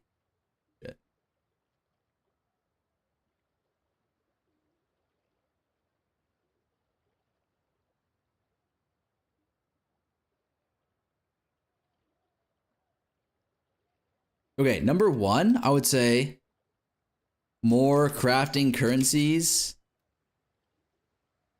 2, a Mog rework. Bring back old Hamog, but make it a chance. Like, what's the current Hamog called?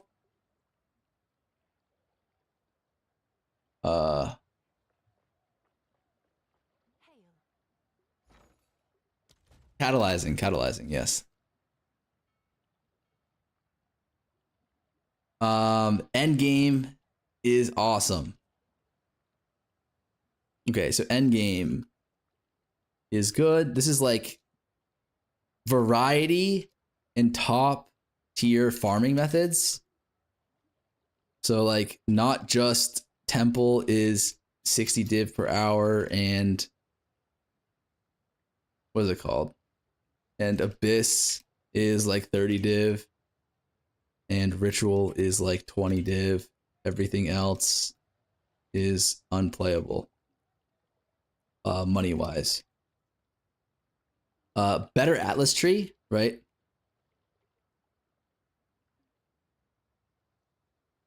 So going from like, 25 points total to like maybe 60 to 100, that kind of thing. Expedition prints for me every league start. Expedition is a good league start. That's true.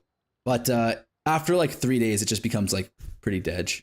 How good is strongbox in PoE2? I've been running in PoE1. It's pretty fun. PoE2 strongboxes are good early league, but they're a good like tertiary mechanic. They have King's March in PoE2. They do not. If I can't do breach in endgame this league, I'm throwing my PC through the window. I agree. Is there anything else that we really care about? New Ascendancy?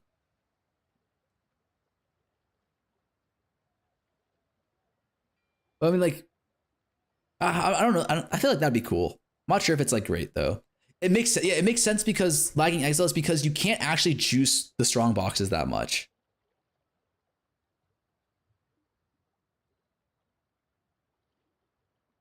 Instead of Blood Mage nerf, add Caster nerf as a whole.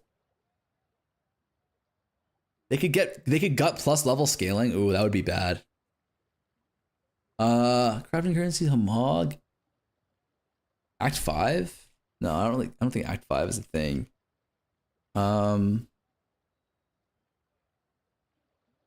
Bring back Deli Orbs.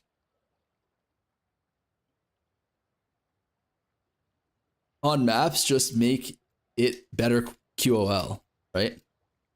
It's like I don't think anyone had a problem with like deliing their maps. I thought that was really good. It was just like such a pain in the ass to do, right?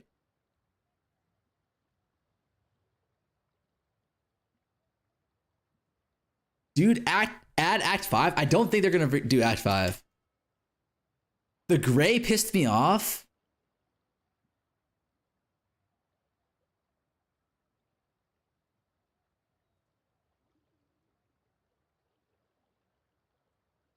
New Ascendancy means new way to get Ascendancy?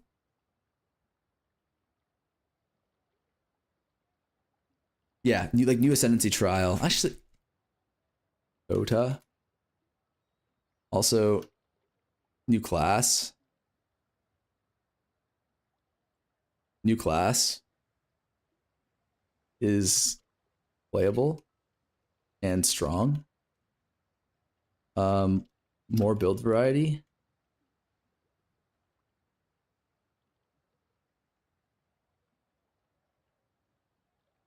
Hey, was it just Cock Comet last league? Everyone was playing Cock Comet, right?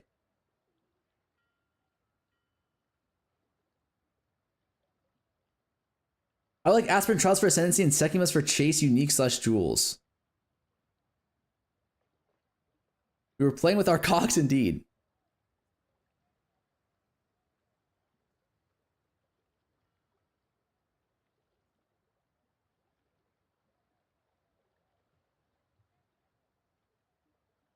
Hashtag buff Comet.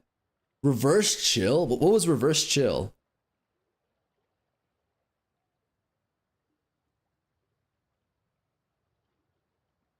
Oracle is so free. Shut up about reverse chill. Well, they already know about reverse chill. Wait, is that the shit that Lily came up with?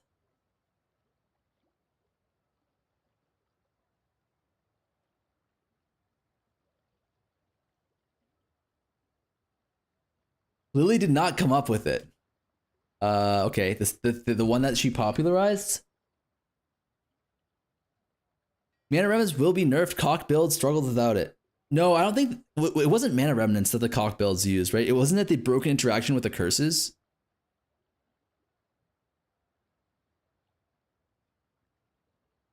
Can someone send me like the wait like what's like, is there like a unique that's build enabling?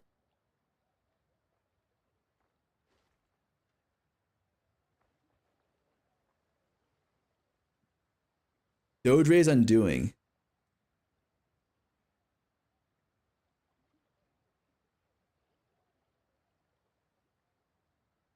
Oh, that's the curse thing.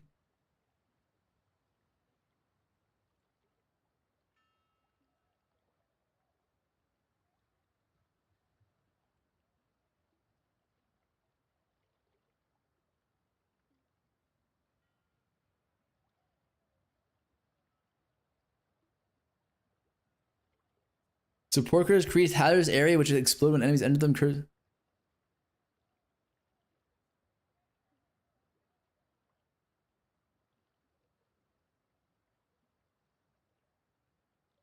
Wait, how did this work? What was the interaction that allowed you to have infinite mana with it? It was like this plus a soul core, right? Gives you infinite mana.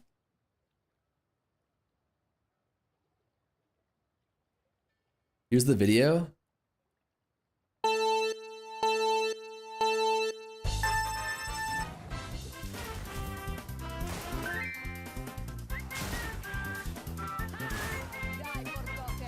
Wait, what?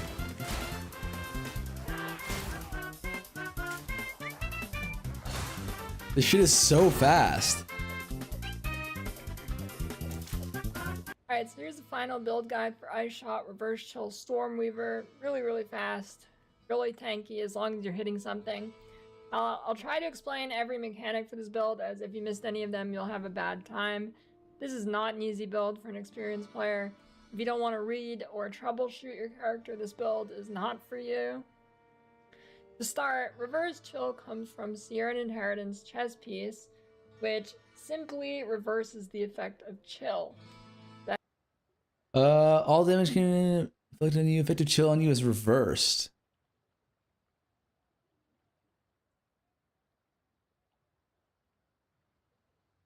That doesn't mean it turns it into Ignite, it means the chill now speeds you up instead of slows you down. To make this reliable, you use Shackles of Wretched, which reflects ailments other than freeze.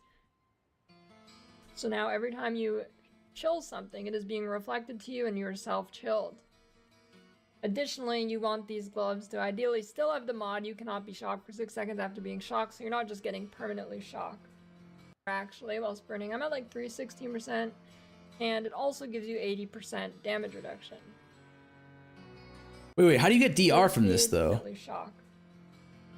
Reverse Chill can get you up to 300% move speed. Does chill give you damage? Increased damage? Oh, the quiver? Enemies chilled by your hit. Oh, they take increased damage. So then when you get the chill back, you take reduced damage. Okay. Increase damage taken. Reverse Chill affects this and makes its effect reversed on you. Now why is it 82%? Because the two 35% chills are multiplicative, not additive. My sources of move speed are 35% on boots, 60% or so on the belt, and I get some movement speed nodes on the tree as well. Now the belt, Soul Core, Guadaliti's Thesis, it does actually drain your life, even if you only have 1 life because of CI. It will drain it at a percentage of 1. So you are actually losing a fraction of 1 every time you're sprinting, and it will kill you. The way you counter this is by getting simply 1 flat life regen on any piece of gear. I think the best piece of gear to get it on is your amulet implicit, but it can be anywhere on your gear. Other interactions you need to be aware of: you cannot get fire damage, or you will keep dying to reflect the ignites. You can anoint crystallize immunities if you really want to get fire damage. This means that if you want to use Headhunter, you'll need to anoint that. But you shouldn't really be using Headhunter anyways, unless you're doing Juice Temples or something, because you can steal a mod that essentially causes your chills to be cut in half. I kept getting it over and over again, so I just stopped using Headhunter, as you lose movement speed, and the Darkness Enthroned gives you movement speed. Oh, and I interesting. Really need extra damage. If you're on a budget and attempting this build, it is probably still worth using a Headhunter to get some extra damage. On a similar topic, you can't get any sources of reduced slow effect as half, as the self-chill is still considered slow, even though it is speeding you up. It's a little confusing.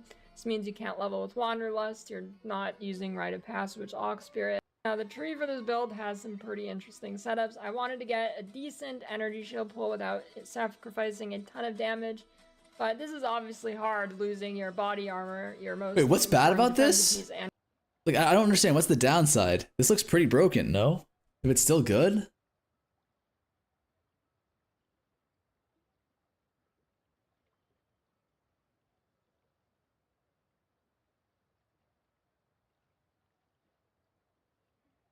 It's super conditional. What's the condition? You just need to be attacking, right? If you attack, you guarantee freeze or chill, and then you reflect the chill back to yourself. And then, like, that's it, right? Well, like, what's the upside? The upside is you get a fuck ton of DR plus mobility.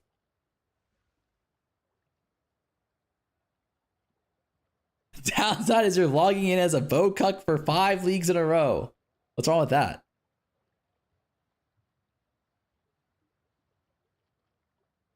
Kind of horrible place. It's just bows, no?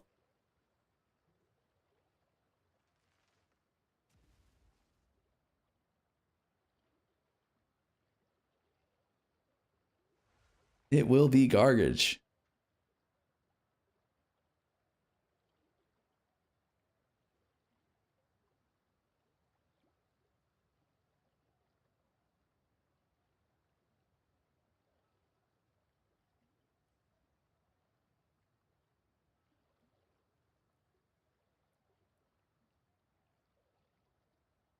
Huh. Kind of horrible playstyle? What's the DR for if your EHP is 4K? What do you mean? What do you mean her she has 5K ES plus 80% DR. That's like essentially having like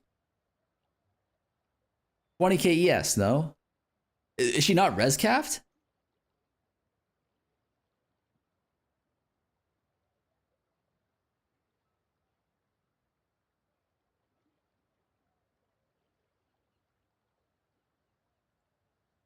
Or can you recheck her mapping speed real quick? Isn't it fast? Like, isn't this actually insane? I'm assuming this isn't sped up.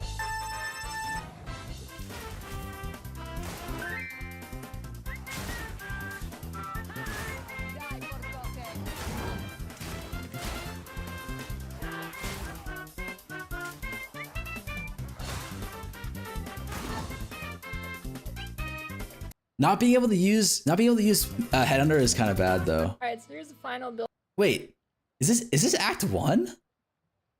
I thought this was a map. I think she might be in Act 1.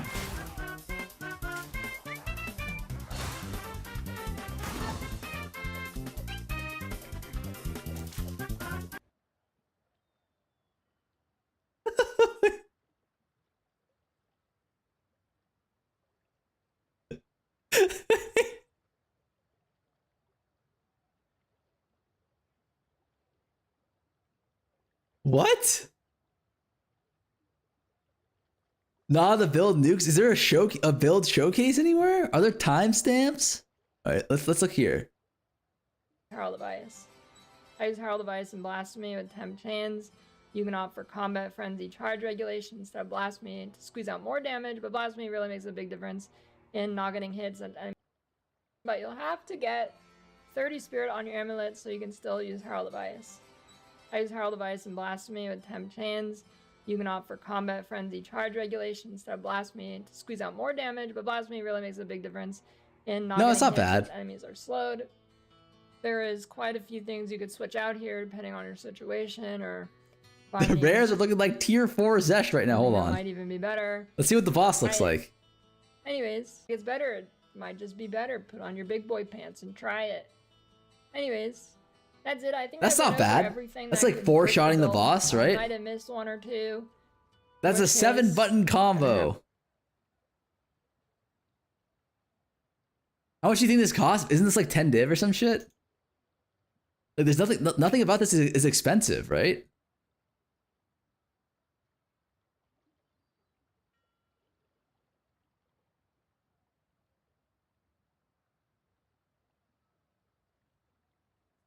Like what's the expensive part? Like, aren't these all like tier 4 uniques or some shit? Is bro high? The gloves are expensive? You gotta hit the cultivation on the gloves.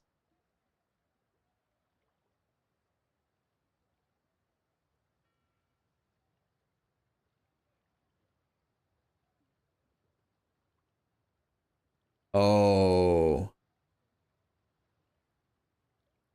Because you need to remove the cannot be frozen and the cannot be... Or you need to remove the cannot be chilled. I did 4 quads of these gloves and didn't hit shit. Also, if this is your league start plan, then good luck. It's not my league start plan. I'm just looking at builds. And you need to hit the magnitude. Bro plans on using a mirror tier build for league start. I'm not planning on. I'm just saying this is a cool build. I never saw this. But is it just the gloves that are expensive?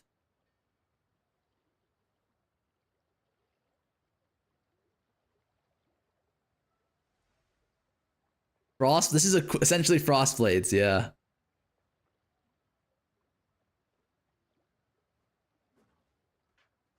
Farmer, let's be real. You're playing the new Ranger Ascendancy. I'm not playing this shit. I'm not playing this shit. This is just. I was just curious on like how it worked. The build set at the start only for experienced players, so this doesn't apply to him anyways.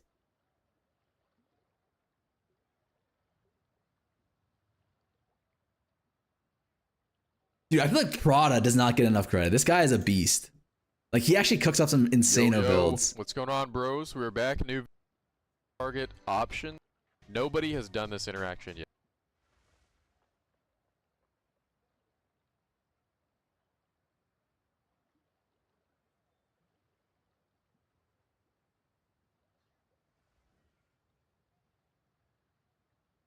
Stayer Prada gave you a brick build on league start? True. But at the same time, it's like, whatever, man. Like, how could he have known that it was going to get shadow nerfed? Like, it was a cool idea. I think we can all agree. Farmer, any reason that your face is only 50% visible? What do you...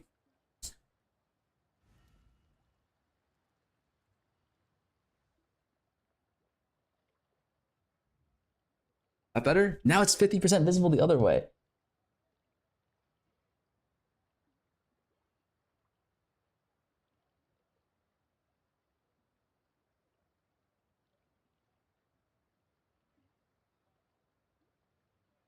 All right, there you go. Man, just turn off camps. Man, just suck my nuts, okay? I don't know. You got fat? Chat, do I look fat right now? Be honest with me. Like, I can take it. Looks like there's a nerf to the local barber, LOL. Yes, no, you look buffed, kinda, chud maxing, yes, boy getting thick. Like, why did they say it like that, man? Just say yes or no. Yup, got some meat on your bones. All right. I thought I could take it. I thought I was strong enough to take it, but it turns out I'm not. That actually hurt a lot. Thanks, chat. Thank you for that. My feelers. 325 bench this league? No, I've not been working out. You are not fat, however, it's clear you have American diabetes.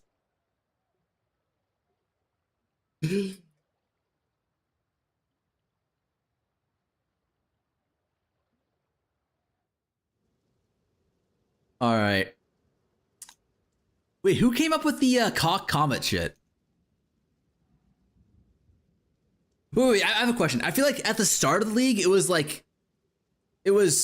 cast on Crick Spark Comet, right? But then was the Korean guy who came up with the Curse Comet? It was Spark. Yeah, it was. No. There's another guy who did Spark Comet, or who did Curse Comet. Spark is way better IMO. No shot. The Curse Comet is OP. Because doesn't the Curse give you insane? It gives you like 100% mana uptime though. Curse you have to aim. No, the Curse covered the whole screen. The Curse literally covers your whole screen and more.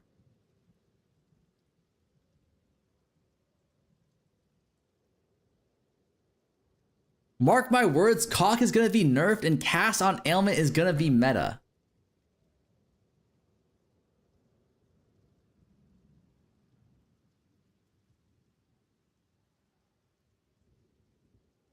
Common interactions with cast-ons is dead? I hope so. Actually, I don't hope so. I didn't really get to play it last league, so I want to try it this league. I can't wait to find out what league starter you're doing so I can avoid it. Fuck you, man.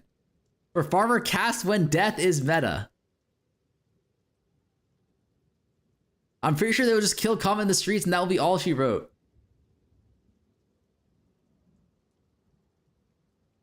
Cast on, yeah. It's because of the cast time for Kama. The cast time for Kama is so fucked.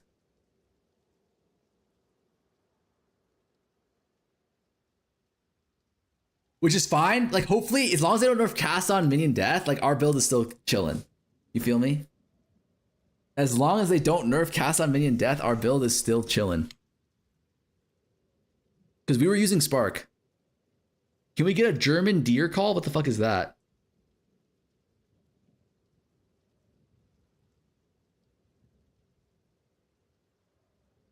Just let me keep wonky stick warrior one button clear. I don't care if he's slow. Just shield, what is it called? Shield, shield wall, right? From what I've gotten, Comet Spark was day 1.1 build. No, day 1.1 was cast on freeze, not cast on crit. And it was Comet plus Ice Wall or whatever it's called. Can you do a mirror tier build update this league? I'm tired of this broke shit. You don't need more. Like you already did enough damage. You already had enough clear. They might just gun Whirling Assault in the streets too. I don't know.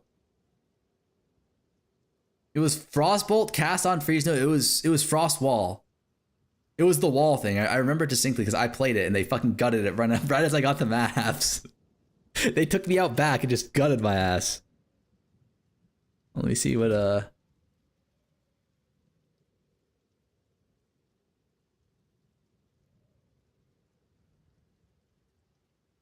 Whirling Assault? Wait, is that the one where you can buff the AoE so it's like double screen clear?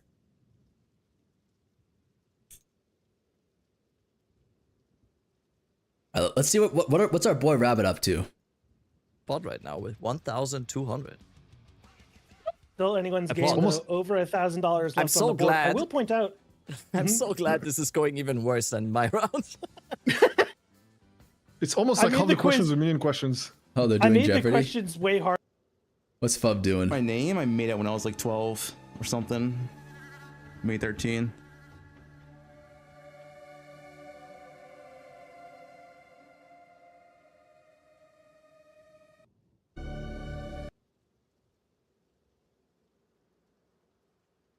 Follow along with my miseries or probably brick my build. Exclamation board should show the up-to-date bingo board and every bingo means I get punished. Wait, what the fuck is that?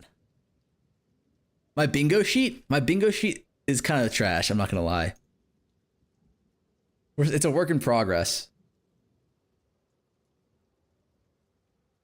If 3 bingos hit, I'm putting 5K on red.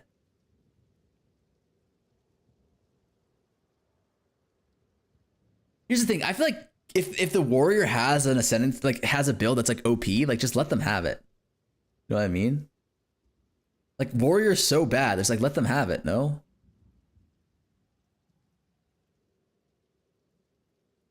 Can you put John does 6-7? Nar.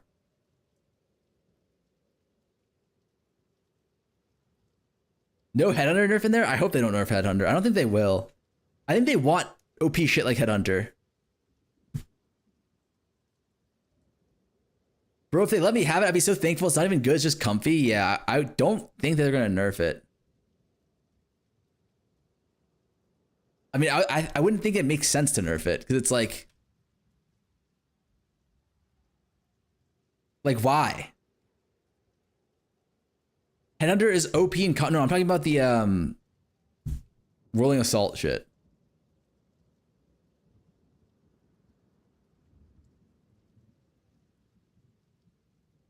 What if they added Mage Blood 100% uptime on charms? Who cares? Actually, that'd be pretty good for the silver charm. Or for the, what's it called? The Fall of the Axe. If it could work on uniques. Ooh, if it could work on uniques and it could work on... Like, what are those OP gold charms? Rite of the Passage, yeah. I don't know. It's still not as good as Mageblood for PoE 1, because Mageblood PoE 1, it gives you like 90% all res.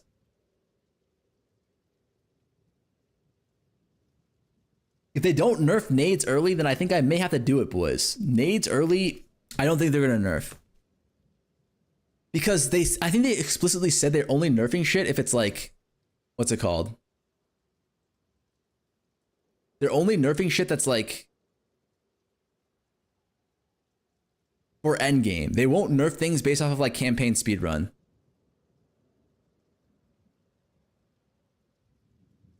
And also nades are like really painful to play. Bro, early nades cuts campaign down by like 4 hours. Yeah. It's really good. I think it's probably one of the best starters, but it's not like the best by far, if that makes sense. Like Demon Form Witch performs better.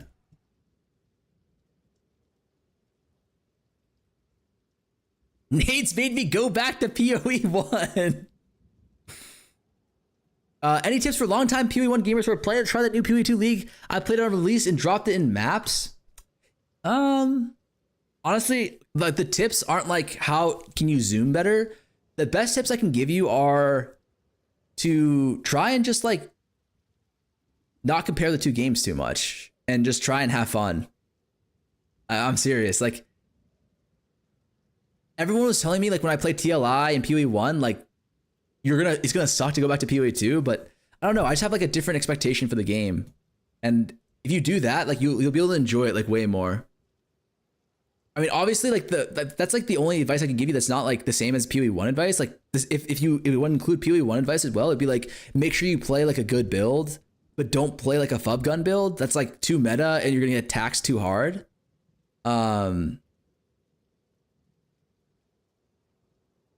What else is there? Like if you're a new player, like play like a good build that's like semi meta, but not like giga meta, because you will get taxed.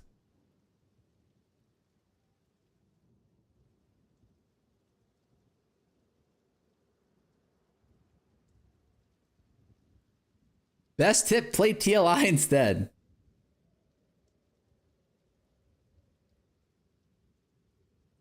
Check PoE 2 new background on Twitter. What is that? D4 bad, 0.5 will kill it. First message. To be honest, the taxes are kind of acceptable most of the time. I don't know. I've never played a fub build on League launch. I've never tried it. Just like, have you subscribed with Prime? No, Leoli, thank you for the Prime. Wait, people who've played fub builds on League launch, how bad are the taxes? I played LA on 0.3 and the tax was fine. It's not awful. The tax aren't bad. Damien says bad. Did Farmer see the background Twitter? No, can you send it to me, Baba?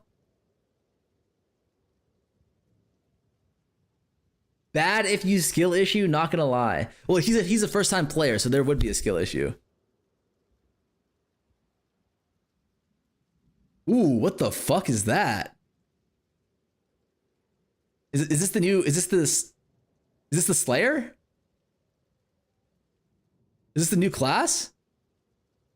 Anyone who says the tax is fine doesn't have a job. That's true. These are actually sweats. Yeah, don't play. I would say don't play fub build if you're really new to the game. If you're like good at the game, then that's fine. But if you're like really new to the game, then like it's bad. I'm always behind. Work 50 hours a week. Yeah.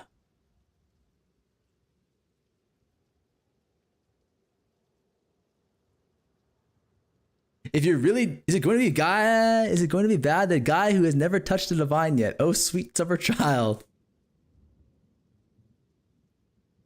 His multi-mirror LA went hard. This league was fucking insane endgame grinder. Multi-mirror LA? Did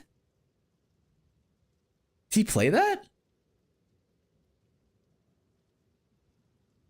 If you're really new, follow an SSF build, but do it on trade.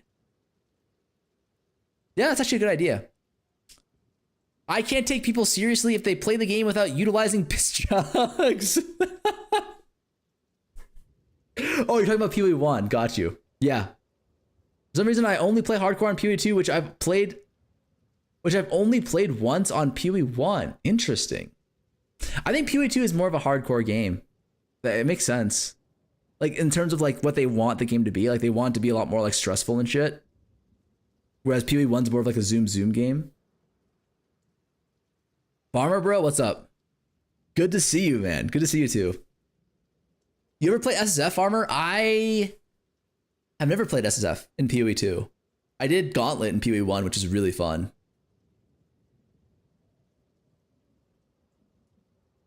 What if they add Penance Brand?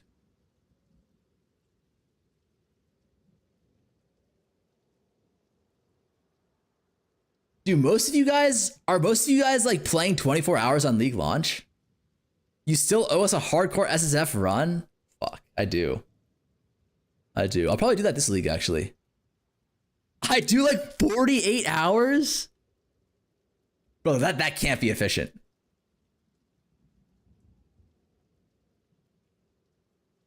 I am not. I will watch you. Bro, 48 is rookie numbers? No. Like, guys, after a certain point, it's not efficient. Like, play 30 hours, sleep 6 hours, play 20 hours, sleep 15 hours, and then you're good. Like, that's the play, is it not? Like, it's healthier and you're more efficient. I can't even finish Axe in launch day. Wait, how much are you playing?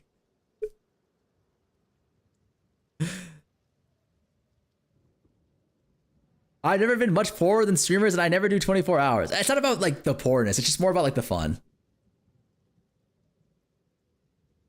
This guy's trying to sell shovels. 48 is diabolical. It's just not efficient to. Like, it's like take a 2-hour nap and you'll be like, it's just not efficient to do that. 10 monsters? Dude, please, for your health, don't drink 10 monsters and play 48 hours. Like, just take like a 4-hour nap or something.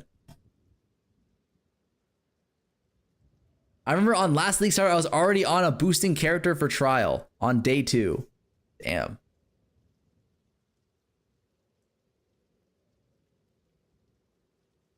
Stare 48 hours is even 1 day for Karn. 4-hour nap turned to 24-hour sleep.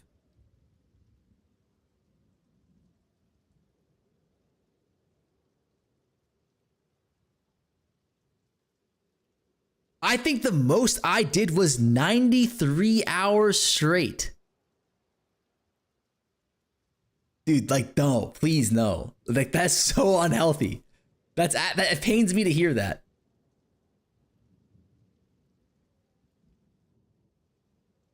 Like, that's the kind of shit like you hear about in China where people spend like 5 days straight in a PC cafe playing World of Warcraft. Bro is talking to us from the grave. Good luck, Farmer. More crafting in-game plus. For sure, Carl. For sure. Well, I was young then. Farmer, you are a very good streamer, man. Keep it up. I like your content. Nazor, I appreciate you, brother. They're going to call you a paid chatter, but don't listen to them. I did 30 hours in a net cafe playing League. I finished campaign in around 5 hours is good. 5 hours is really good. 30 hours in a cafe, I added 20 LPs negative from the start. Like, that's what I mean. Like, that's actually what I mean. Think about this. Like, if you use League of Legends as an example, it's like, it's pretty good, right? As an example. Because if you go 30 hours straight, you're not going to climb because you're not going to be like mentally fresh. It's the same thing with PoE. If like you won't be mentally fresh, like you're not going to be as efficient of a like player, right? So it just makes sense and it's healthier just to like take a break, like sleep for a little bit.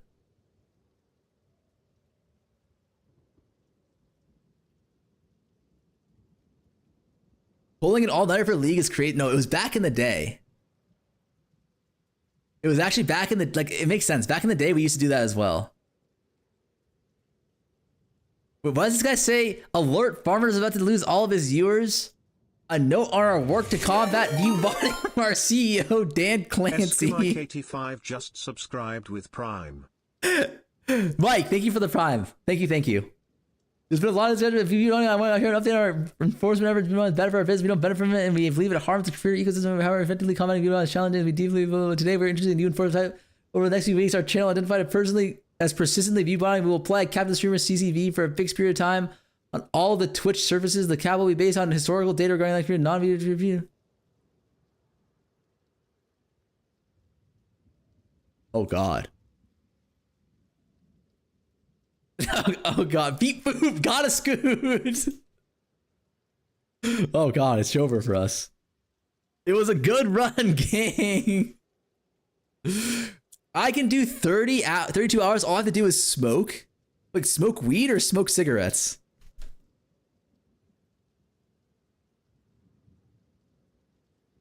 Is there a tech that I don't know about? Smoke crack. Wait, if I smoke weed, I'm straight up going to sleep on hour 16. I don't know about you guys. Smoke crack. You doing Twitch drops? Yes, there are Twitch drops. They are enabled. Holy shit, he's leaking the crack deck. Dog, if I smoke weed, I'm out 3 hours later. I drink 90 milliliters while chilling on your stream. My goat. Say no to FF, my fucking goat. Vampirella Snail just subscribed with Prime. Vampirella, thank you for the Prime. My goat. My only female viewer. Thank you. I remember you still.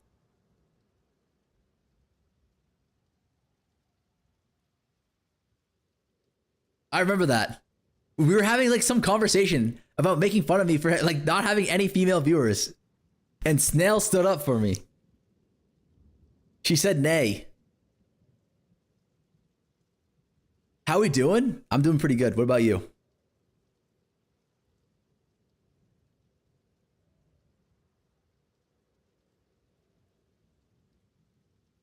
A fellow snail.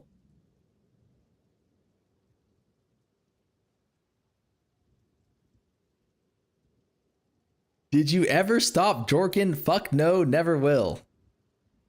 What's wrong with you guys? I've got 6 plants of birthday cake. I called in sick today just to watch your stream.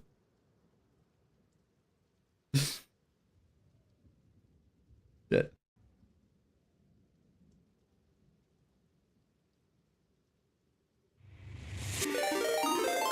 Dark Trident, my goat. Thank you for the primer. Trident just subscribed with Prime.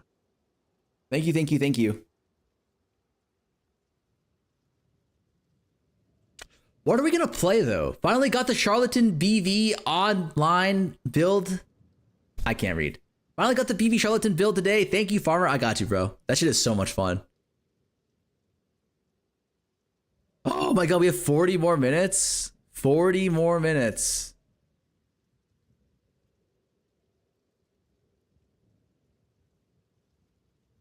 Wait, Rage, no fucking Casa Minion death nerfs, right? Because, like, if they don't nerf Casa Minion death, I'm pretty sure our build is, like, legitimately League Start viable. Like, it clears all content, no? Bow buffs 100%. Do a quick Act 1 run. Act 1 run. Server is down. God damn it.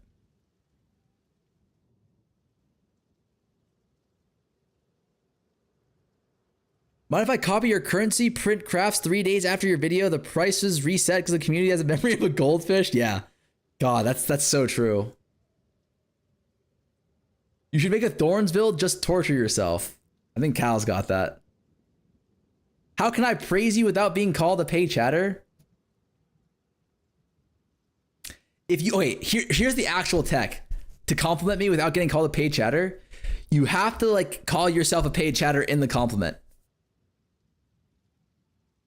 Farmer, when are we getting a new sub badge? Green Piggy is shit. That's a good question. We should do that soon. Farmer slid this guy at least 50.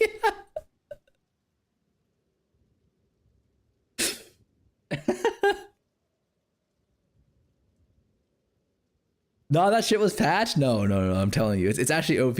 If you say something like this is what you do. Farmer, you're my favorite streamer. Thanks for the PayPal. Like that's all you have to do, and then like you're safe. I'm not even kidding. Like no one's gonna like, and if they do pay chatter you, they're gonna do it ironically. You feel me? Wuda, what's up, brother? Farmer forgot the message for. Okay.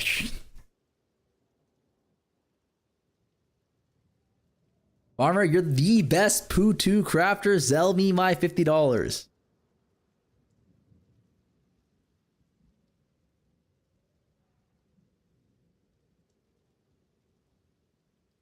Farmer is my favorite streamer for PoE. Even if I can't understand jack shit when he's crafting, that's because I have 300 hours and don't know what I'm doing. It's all right, man. It all starts somewhere, right? New supporter packs are looking good.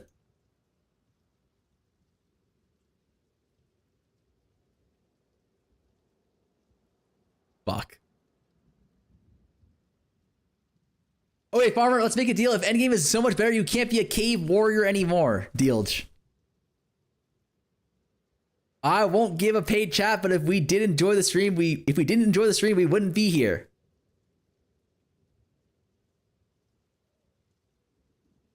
Like someone get that paid chatter out of here.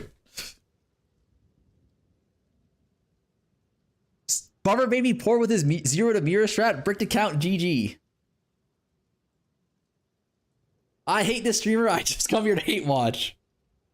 Can we?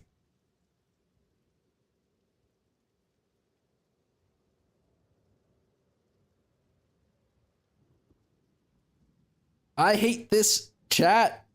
Or I hate this streamer. I'm here for the chat, not the streamer. Okay. Listen.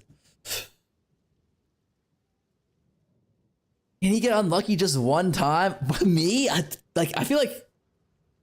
Do we not... Okay, serious question, chat.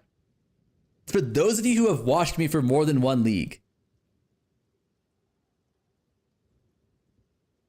type 1 if you think I'm a lucker dog. Type 2 if you think I have average luck. Type 3 if you think I'm unlucky.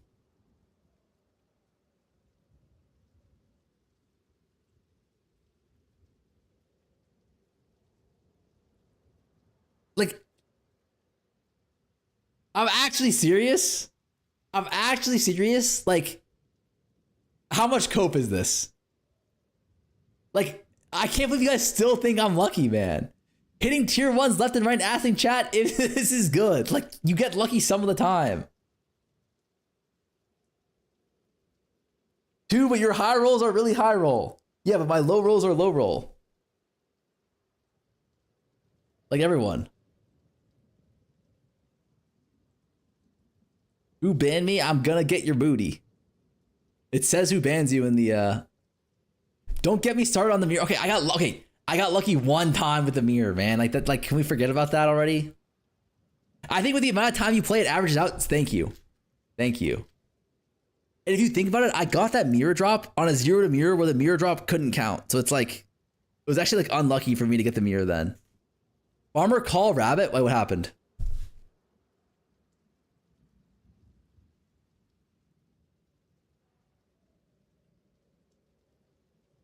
What do you mean call rabbit, Chaz?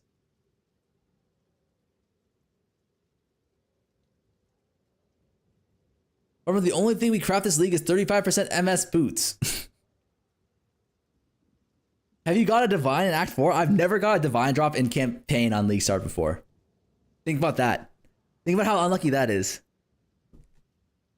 He's chatting in a group chat. You should hang out with him and Gazzy.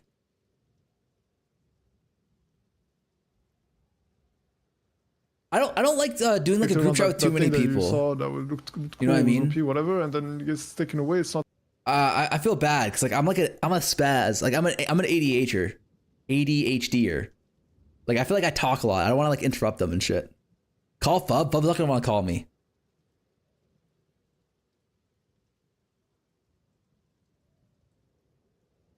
Last season, first divine drop was 89.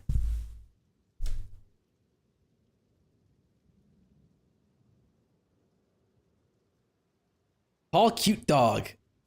Cute Dog won't be live for the next... Wait, is Cute Dog not live right now?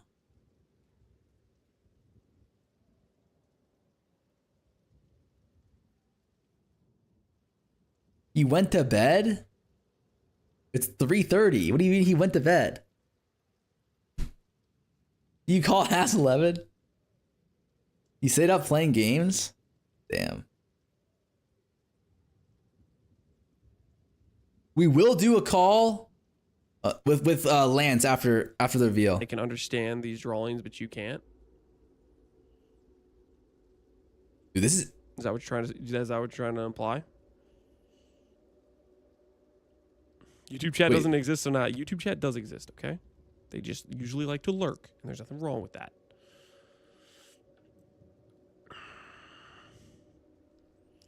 G hates the mastery nodes. They will not add them to VE2. I don't know about that. I think there's certain people that don't like it, mastery nodes. Yeah, GG.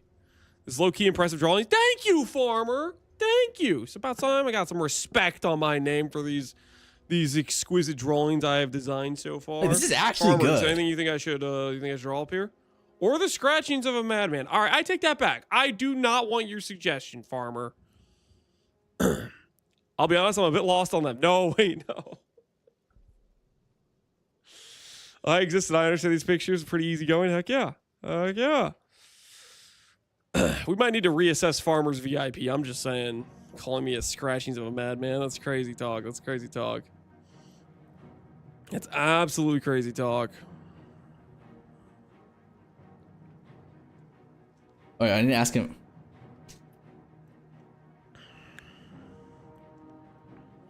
Let's get this man some mod privileges. I agree. No can do. Farmers, you see, if I made you a moderator, then you would have power in this chat, and Haley wouldn't be able to time you out. And that just doesn't seem quite right to me. I feel like if you're going to randomly time her out in your chat, dude, these are actually good drawings, no? In this chat. You know what I'm saying? I think that's a balance of power that needs to exist there.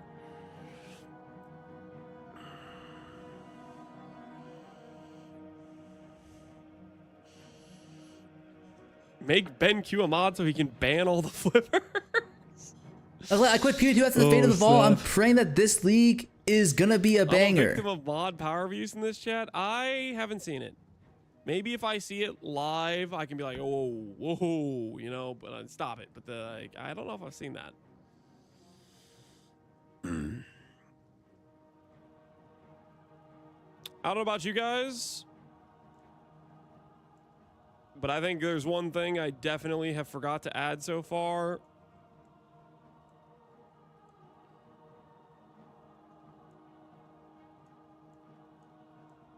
Like, what is this mod abuse here? Can agree. Wait. Make a PoE or make a bingo, you lazy streamer. This is my bingo. All right. Do you want me to do? Okay, let me try the MS Paint. Like, that actually inspired me. Wait, how did he do his? It's just black lines.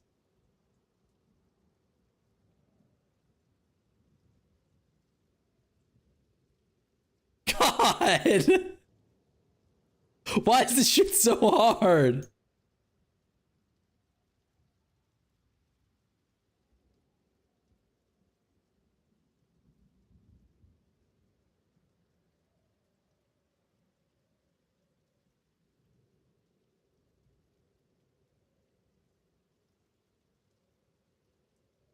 Oh my God.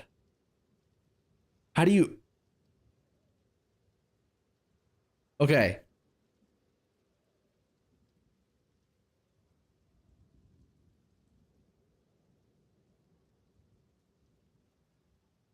Wait, I actually got a good one.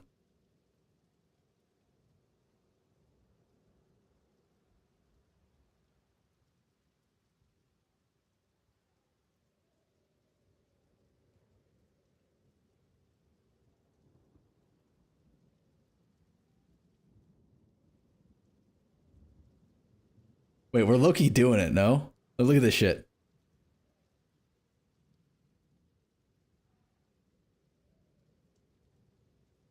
Like, do we know what that is? Why is the guy holding a kite and using Yasuo W? No. Wait, what? Like, can we guess what this is? Any knowers?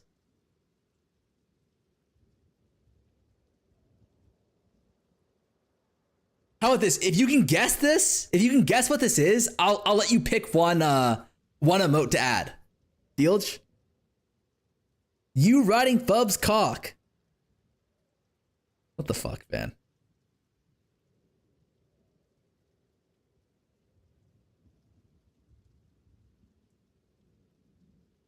Frostblades cast on crit / ailment immune. Cock nerf. No. Comet nerf. Comet nerf was the correct answer. Comet nerf was the correct answer.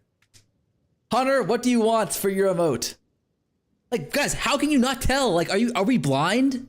This is a mage with a wand, and this is a comet falling from the sky. Like what are we thinking?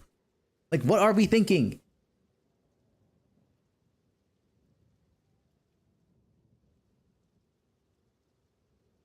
This is a wand. Okay, let me think of my next one. Can we all have all chat vote? No, we can't. Okay, I got a new one.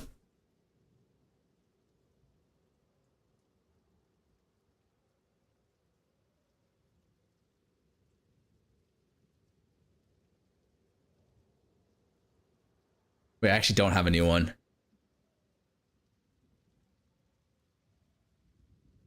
Let me think.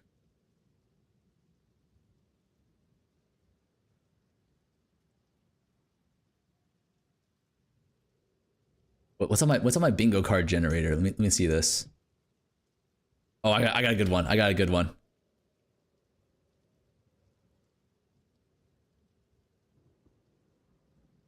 Okay. This is the one.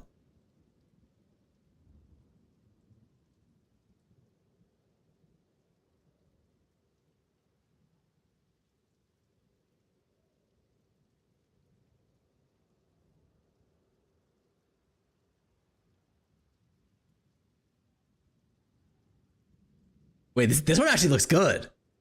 Wait, this one actually is starting to look good. Like I'm coming into it, boys. Like the skills are coming out now. Watch this. It's not a cuck chair.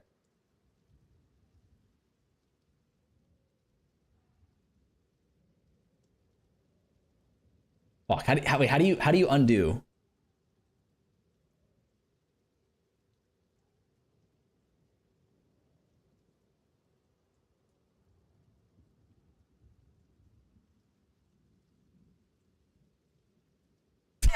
Fuck.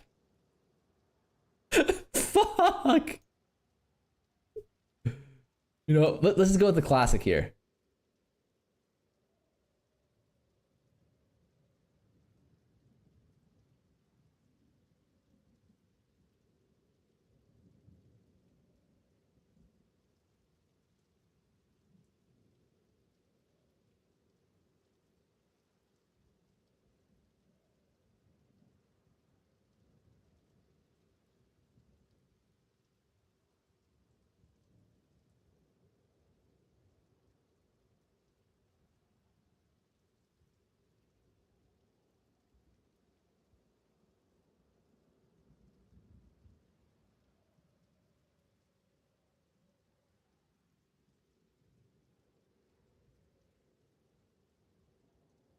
Okay, no, hold on. That's not it. That's not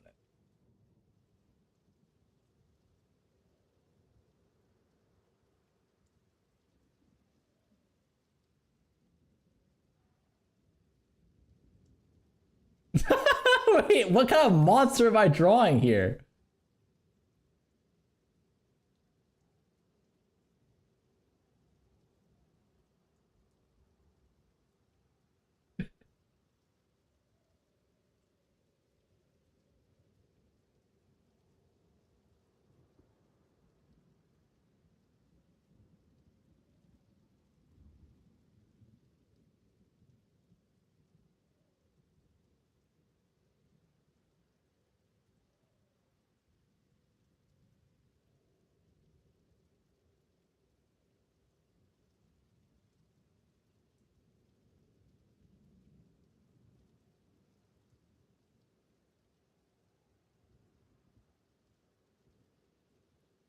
Ah!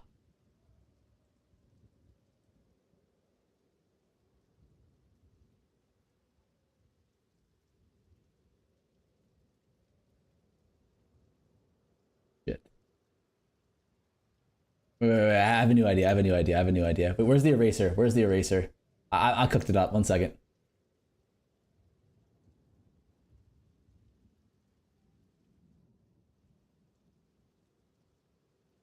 Watch this shit. The hell?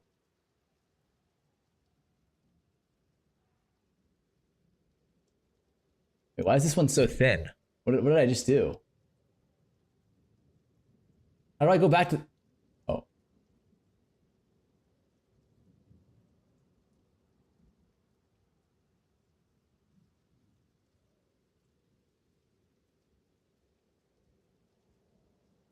Wait.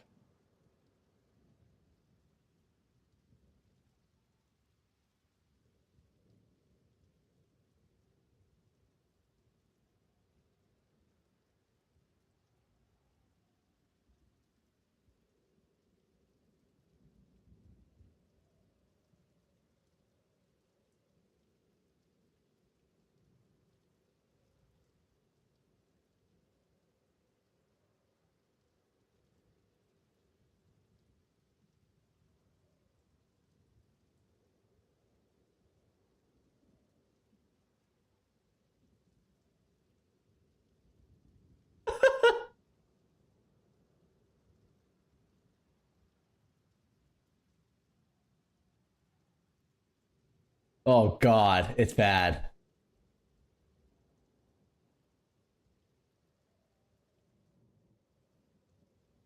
Alright. Can you please leave your basement? I've been sat here for 5 months, forced to watch streams on 5 accounts to fake chat and interaction. The only thing down here is your bed and rest with fake weights. Please think of my family. Wait, do we have any guesses, chat? You can pick an emote if you can guess this correctly. I take back everything nice I've ever said about you. This is excruciating. No, it's not Fub crashing out. This is close though. Like what is this? This is the key here. What is this symbol? Like this has a distinct meaning. Can you see it even? Yeah, you can.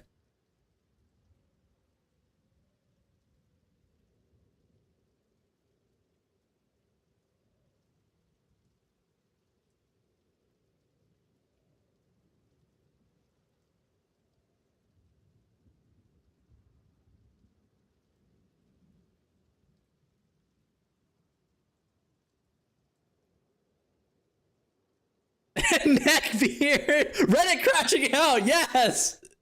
Yes, that's the one! Neckbeard Redditor! No, it's actually Reddit dooming. That's what that's supposed to be. Butane, what do you want? Butane, what do you want? It's xthefarmerx on his Reddit alt account glazing himself. It looked like a boat. No, this is the Reddit logo. Like, look at this. It's like the same thing.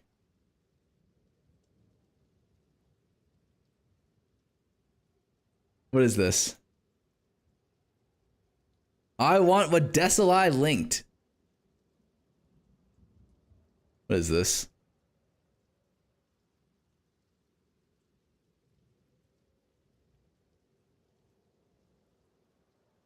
It's not even loading.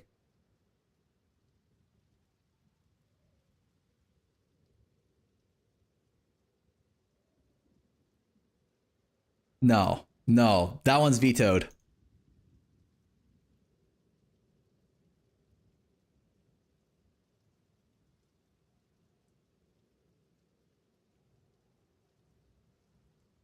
What the fuck am I looking at? No. No. Actually, no. What anime is that from, though?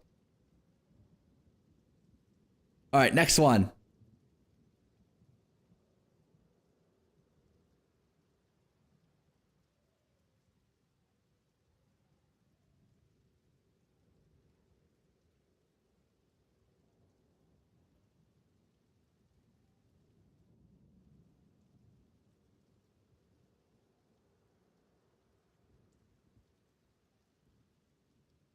You, what the fuck? Please give me the anime so I can avoid it. Okay, I got another one.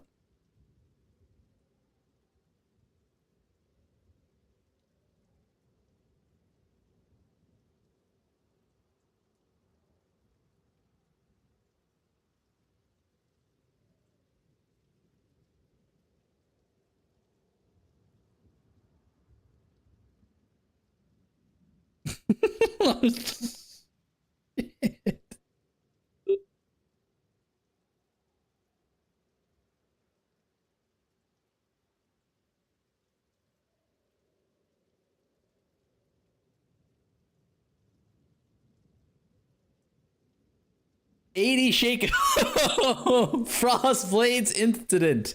Dual wield swords. All right, who said it first? It's swords. Vega. All right, what do you want for your emote, sir? Haley dual wielding dildos preparing to gay farmers ass.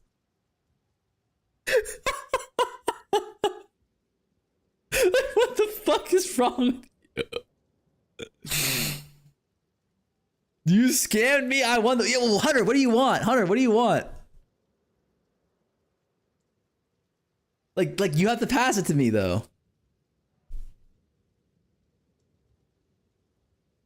What is this? Okay, like this is a good one. I'll add this one. Wait, this is better TV. No, it has to be 7 TV. It has to be 7 TV.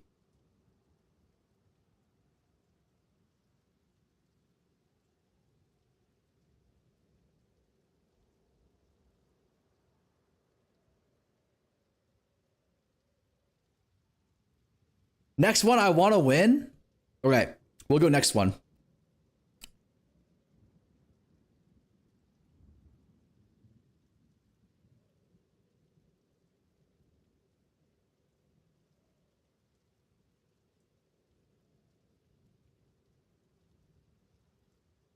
Wait, hold on, let me look something up.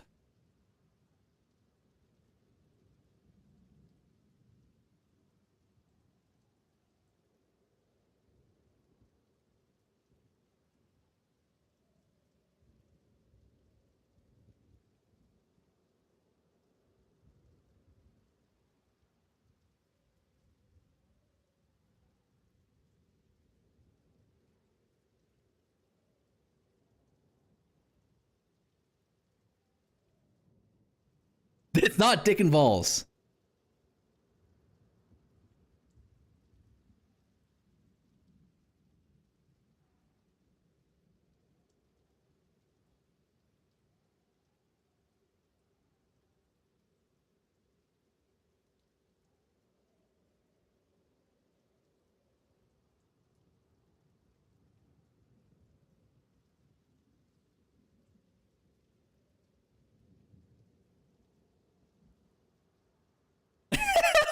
This is the most cursed thing I've ever seen in my life.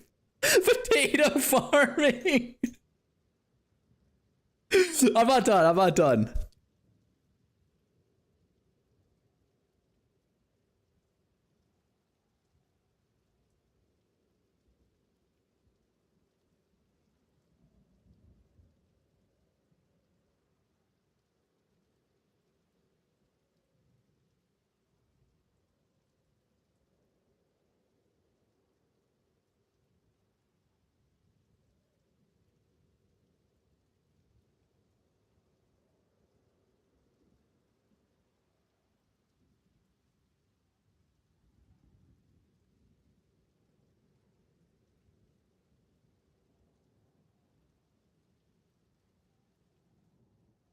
Here, 1 second.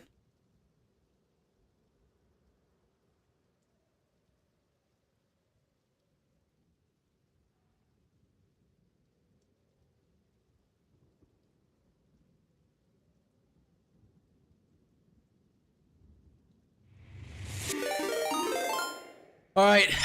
BOO Nation just subscribed with Boo Nation. All right. Bob Gunn getting a headhunter early in the league. Holy shit, you guessed it. Boo Nation, thank you so much for the prime. That's exactly what this is. This is Fub Gun getting the headhunter on. Well, that's not actually true. That's not true. That's not what it is. That's not what it is. Hunter? It's close. It's close.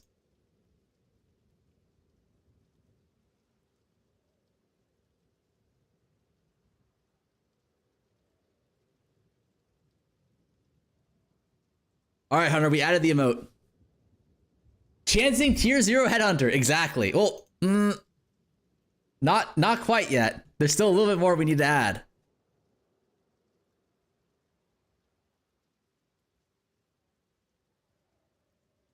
Nine minutes, let's go. Okay, should I give it to him? It's Fubgoon chancing a headhunter. Chancing headhunter day 1 making you rage quit league. The fuck? Does Hunter win a second one? You got drops, bruv? I do. I do. One more? One more. Let me think. Is there anything else we can even do?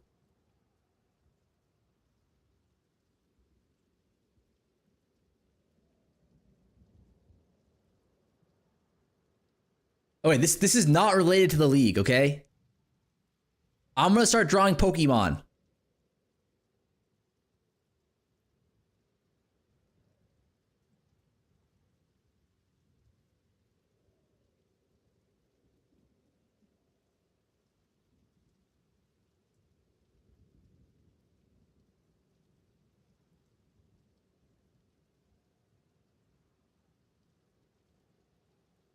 Vanillish. Wait, is that an actual thing? Ice cream cone.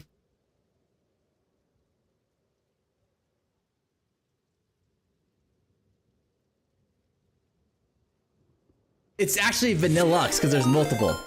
It's Vanillux because there's multiple. Who guessed that? Prime. Who guessed Vanillux? Derpy. You gotta pick an emote. I'll let go. Thank you for the prime. Thank you for the prime.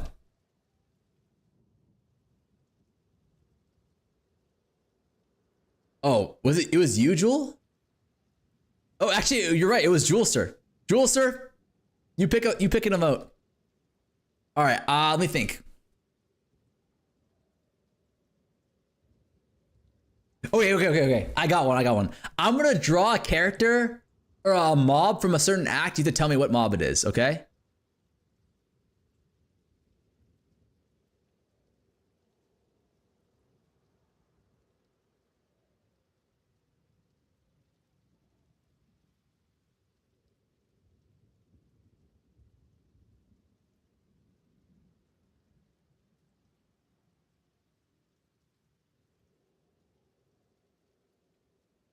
Wait, that's not right.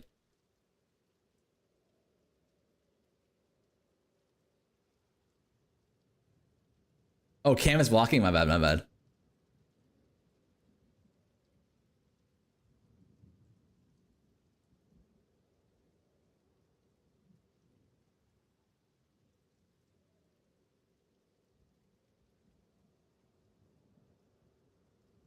Harbor in every fight.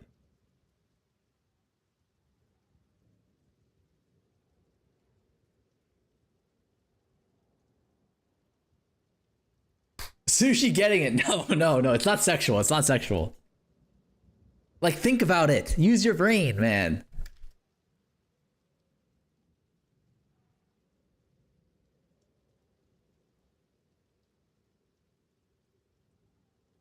He's lucky I'm not behind him. Jesus Christ. Do we need roll ads before reveal? Okay, how do we do that? Serious question. How do you roll your ads before the reveal? Professional streamer, by the way. Song name, please. It's Old Man. No clue, just sub XDD. Let me see. Stream manager. 60-second ad. You recently ran an ad and must wait to run another. Queen of Filth? No. This is, guys. This is the guy praying to Aziri. Like, he's on his hands and knees praying to Aziri. Like, think about it. ML Stitch just subscribed with Prime. Like, am I wrong here? Mr. J, thank you for the Prime. Aziri, exactly. Like, use your brains, chat.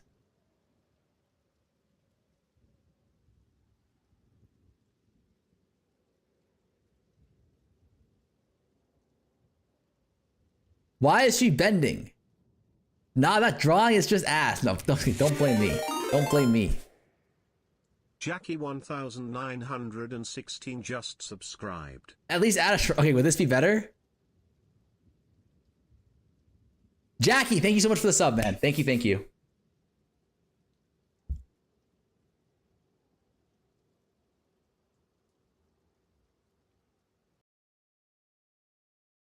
Wait, where's the stream?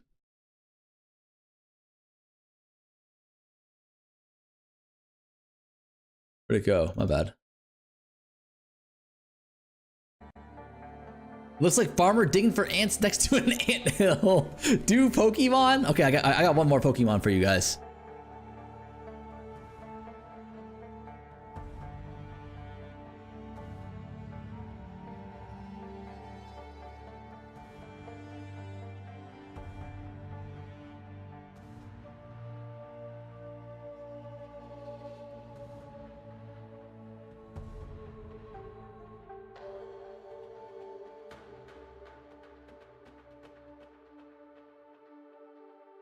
Like, pretty good, huh?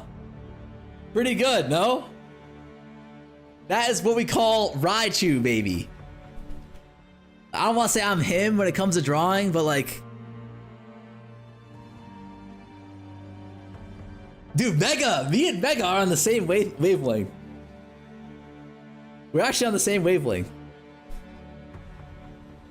Pikachu that became an alcoholic. Fresh Robo Thresh. Did you win?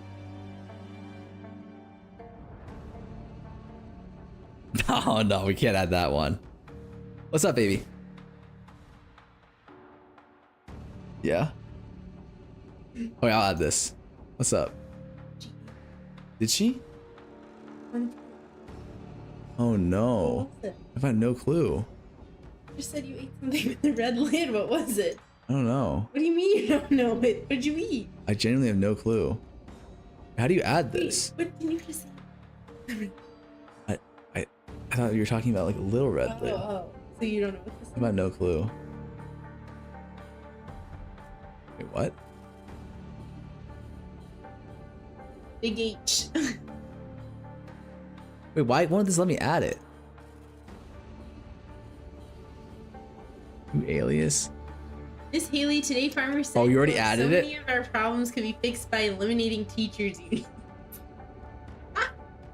Big H in the house. I already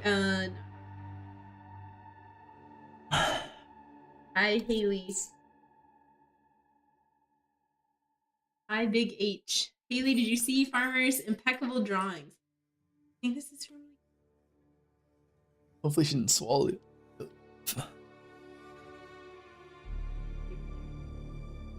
I know.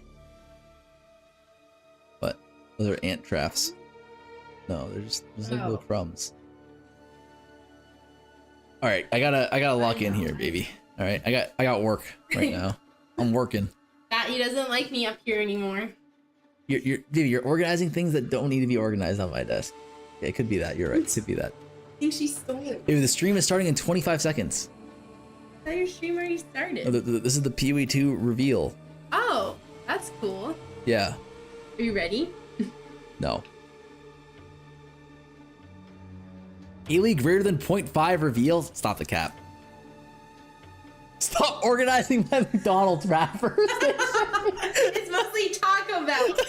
We have ants now because of Farmer. I'm Jonathan Rogers, Game Director on pathofexile 2, and welcome to GGG Live. Hi, Jonathan. We have a huge amount of stuff to share today, so it's going to be a good one.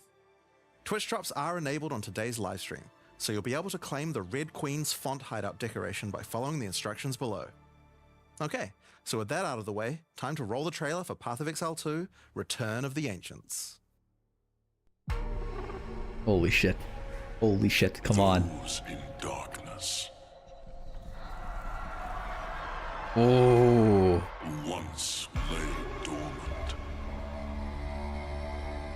Now return. Oh.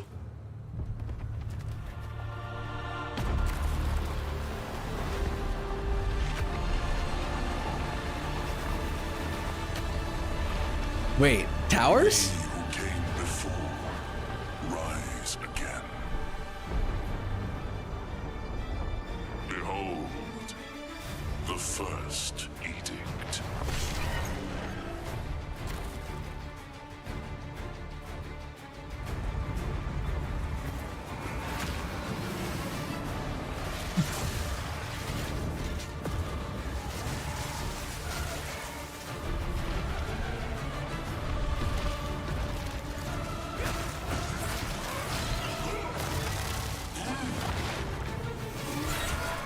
Okay. Endgame. Okay. Okay.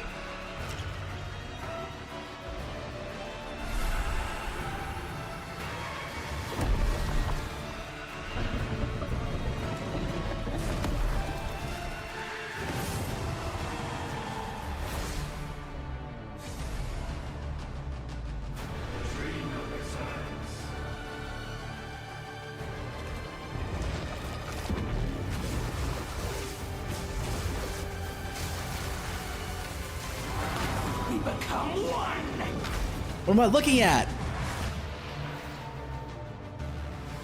The hare and the raven? You are completely alone.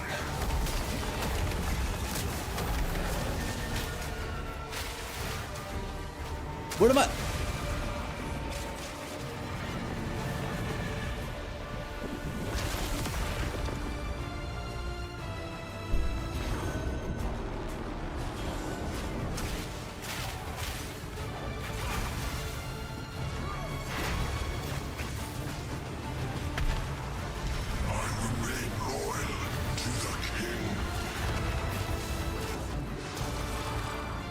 Holy shit.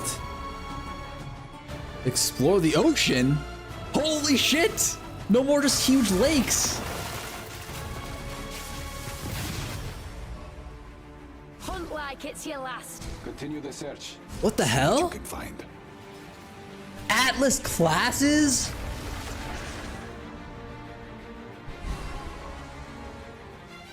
Hold up! Now see how your story ends.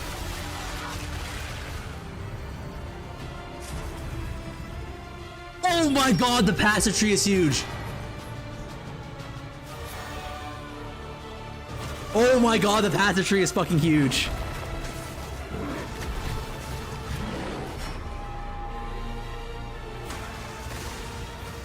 Why did that martial artist look like Ling Long?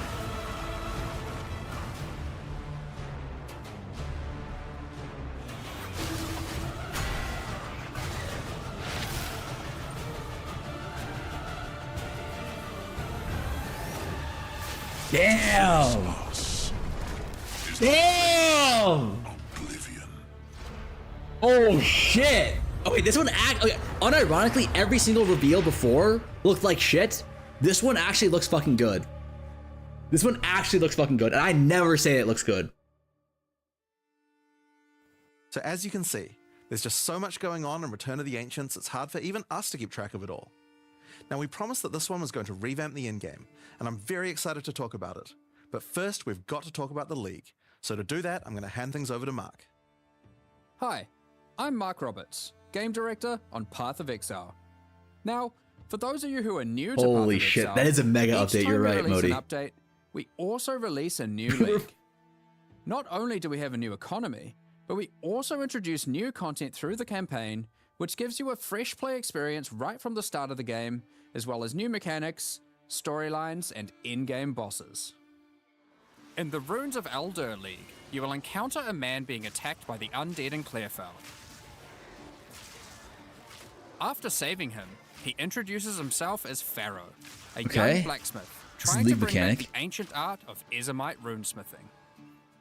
He has been collating his discoveries in a tome, and is keen to show you how runesmithing works. By inscribing symbols on these ancient Ezomite remnants, you can create all manner of old magics.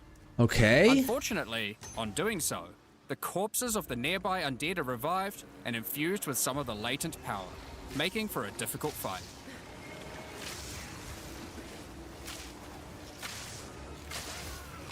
After defeating these monsters, Pharaoh realizes that runesmithing is a dangerous business, and he is going to need the help of someone a little more martially inclined to discover these secrets. He lends you his tome and asks that you note down anything you discover when you return to him. Okay. So it's like ritual. In each area in the Runes of Aldur League, you will find a remnant.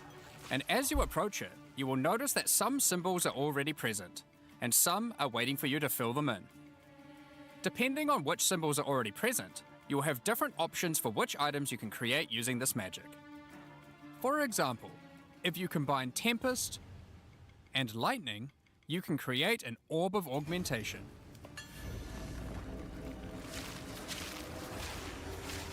Oh my god.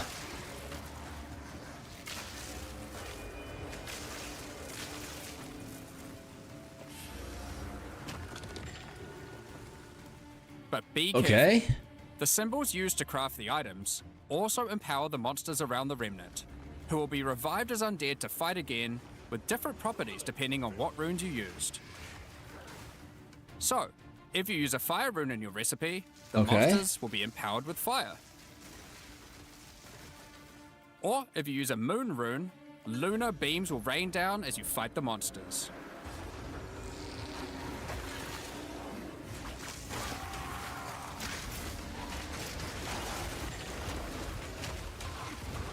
Okay. But like, can you get anything else besides like augments?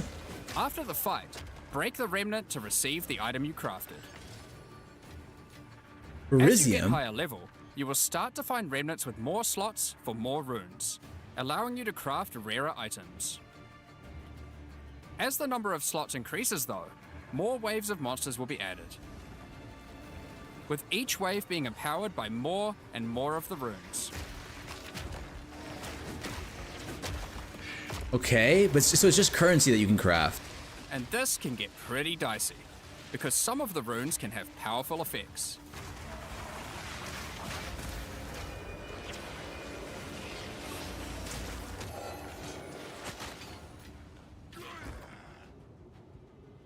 Like the Oath rune, which will cause one monster to be nominated as a leader, spawning waves of minions.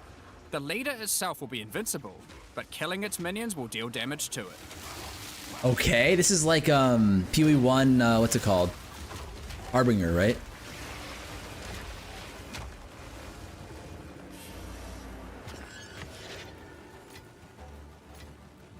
Some recipes can get pretty large, requiring 6, 7, or even 8 runes. Interesting. What are these asterisks? Oh, so these are new crafting. You won't have to remember them. Pharaoh's rune Oh, he's crafting book 6'7". will record all the options, allowing you to simply pick which one you want to craft, given the existing runes that are already on the remnant. To expand your knowledge and to allow you to craft more items, Pharaoh has asked that you keep an eye out for signs of runic magic around Rayclost. He wants to document anything you find in order to rediscover the secrets of Ezomite runesmiths of old. Okay. The first of these can be found in Ogham, and reveals to you an ancient secret, buried deep underground. The runic magic which the Ezomites believe to be their own is actually of Kalguran origin.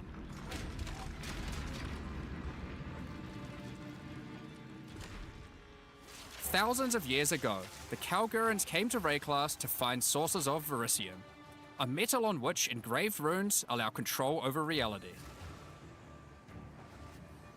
Pharaoh is determined to learn these ancient ways and gain mastery over them.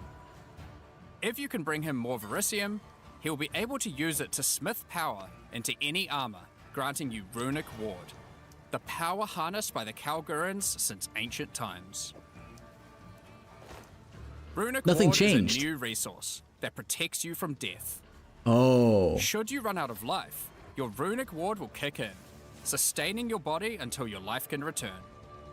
It Wait, effectively what? acts as an extra life pool. Of course, should you take enough damage to run out of that, you will still die. Every single piece of armor in the game can be upgraded this way. Even uniques. Some Wait, are just a what? strict upgrade, giving runic ward with no downside. Others are more extreme, sacrificing defenses to get a much larger amount of runic ward. There are even some that add new modifiers to uniques entirely, making them much more viable for higher level play. Ooh. But the Kalgurans use runic Grab the ward stream, for okay. more than just a defense. It can also be used to power many other magics. Instead of using gems created from corruption, the Kalgurans used runes of power and fueled them with runic ward. Many of the options available from remnant crafting are new types of Kalguran skills that exclusively spend runic ward to wreak havoc. An example is Triskelion Cascade.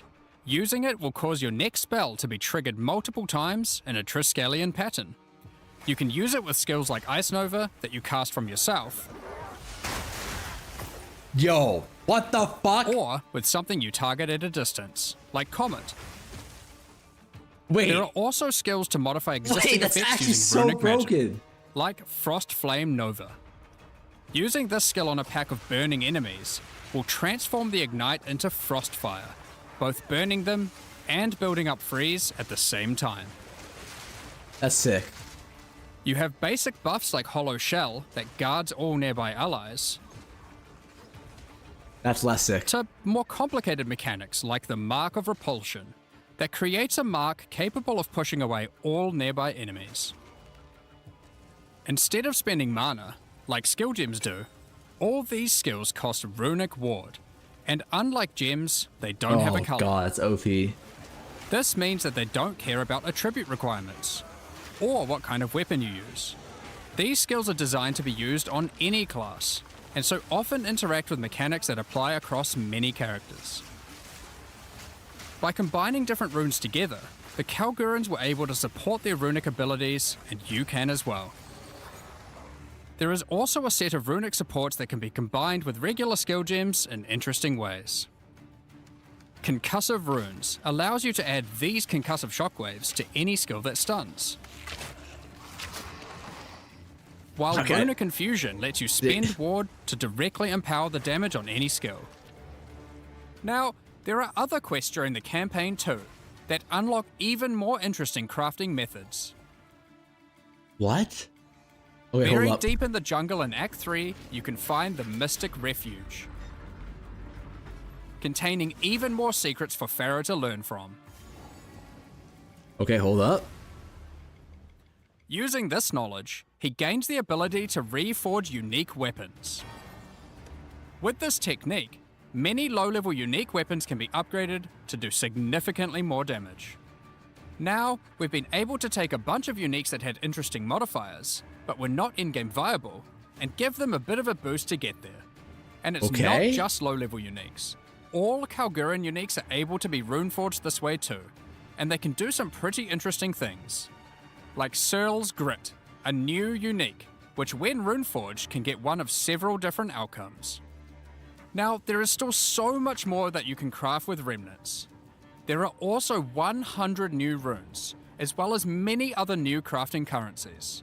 This is the runes of Yo. Elder after all, and some of these runes have quite powerful effects. For example, this 100. elemental conversion rune will convert 100 all the new existing runes. mods on a non-unique weapon from one element to another.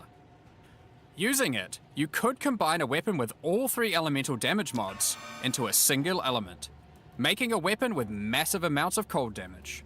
Oh shit! There is also a rune that lets you destroy your rune sockets to turn them into a dual socket on your item. And there are even crafting meta runes that can unlock new types of mods when used with regular crafting. For example, this Rune of Chronomancy will unlock a set of time-related mods to be crafted on your boots. Once placed inside, use regular crafting orbs to attempt to get new mods like cooldown speed or increased skill effectuation. You can also create a new type of currency called alloys. Using regular metals alloyed with verisium, new modifiers not normally available can be directly crafted onto your items. Using imbued alloy could improve your ailment damage, for example. There are honestly so many options here that unlock all sorts of crazy crafting projects. So I think people will be experimenting with these for a long time. Once you get to King's March in Act 4, Pharaoh finally meets Danig, a real Kalguran runesmith.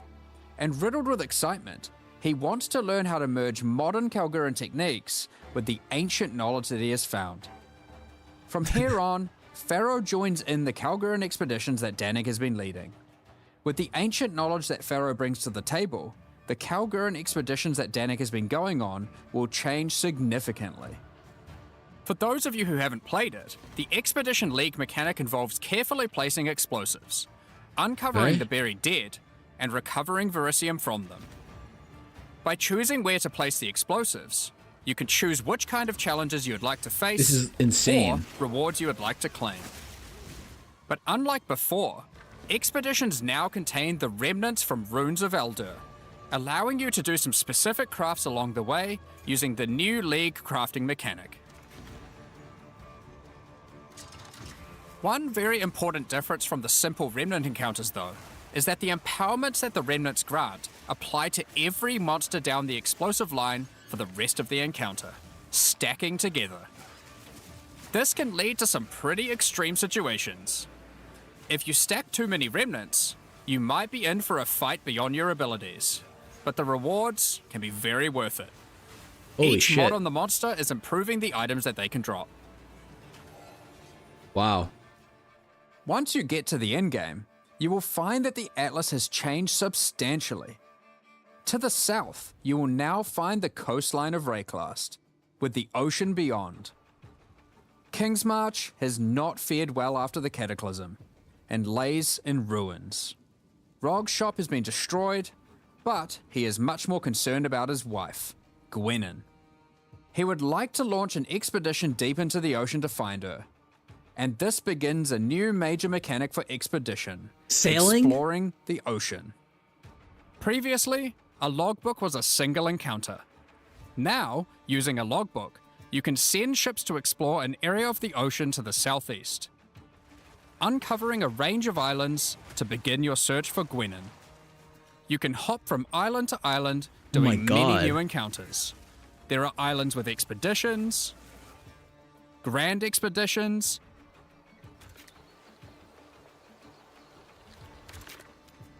new bosses, and all sorts of other unique things to find. Eventually, you will find the island that Gwenin has been holed up on. It turns out that she has found the tomb of an ancient Kalguran, Medved. While she appreciates you coming to her rescue, she is still keen to blow open the doors of the vault and take whatever you can find inside. Okay. It's just a shame that Medved isn't as dead as you previously assumed.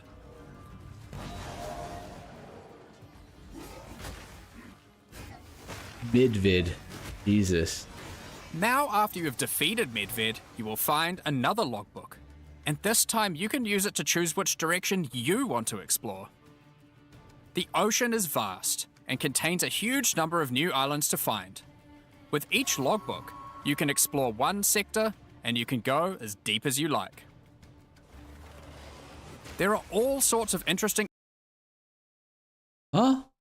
objects to uncover and dungeons to explore. Many of the islands have expeditions with totally new mechanics. So for example, here is a volcanic island with voltaxic sulfite. Blowing up the sulfite will unleash extra waves of enemies. Okay, it's not Delve, never mind. But there is also this wall with a suspicious light coming from behind it. On blowing it open, a giant ogre comes out, and he is determined to eat as much sulfite as possible. What? That's sick.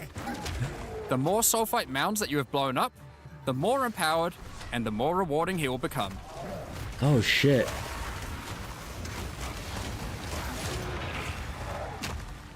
These islands contain all sorts of little secrets that you can find and blow up. Free trapped wisps, blow open root doors, even raise ancient precursor technology. And of course, more bosses. There are more and further vaults to blow up, and one of them in particular is pretty important. The Tomb of Uhtred, the Star Drinker.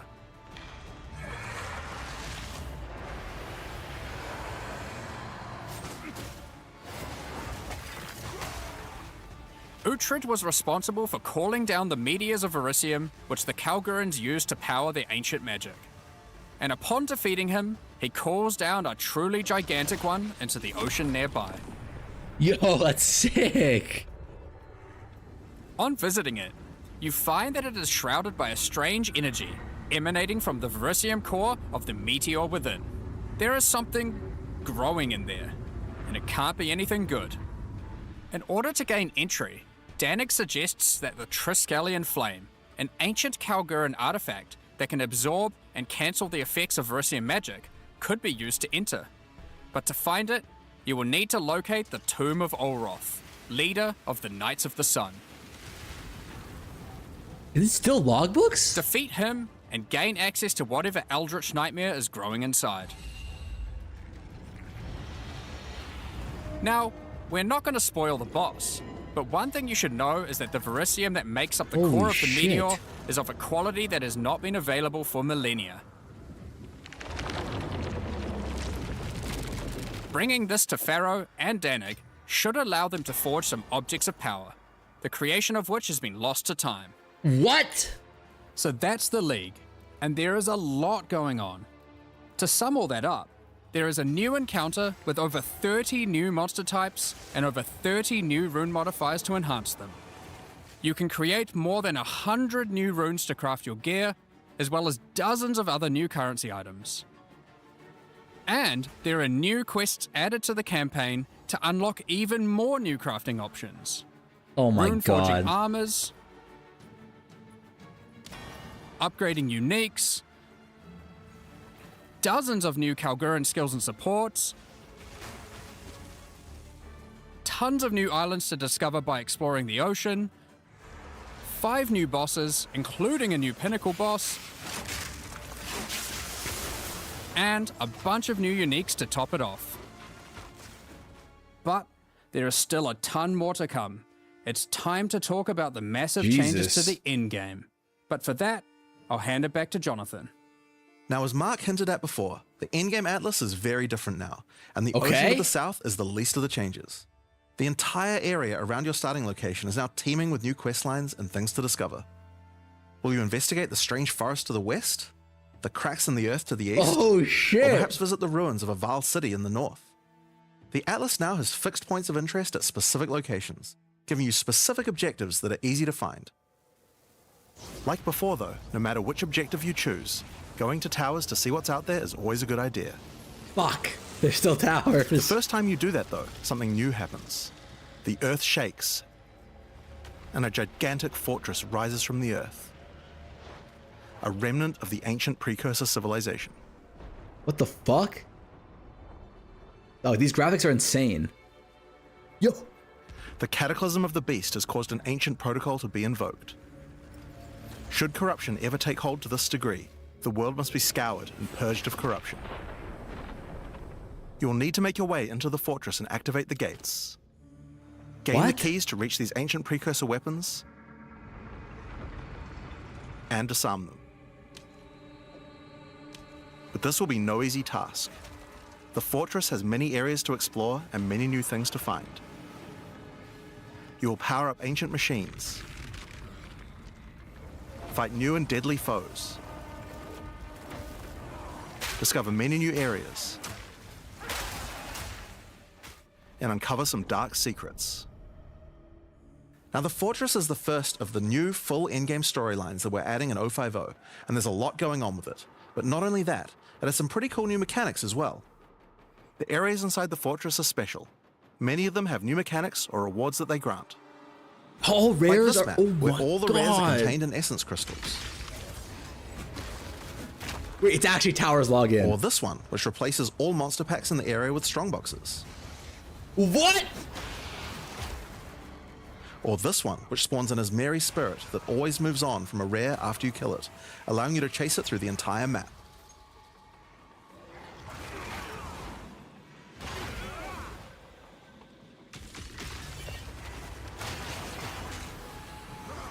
Now, just like the normal areas of the Atlas, you'll need to fight the map boss of each area to complete the map.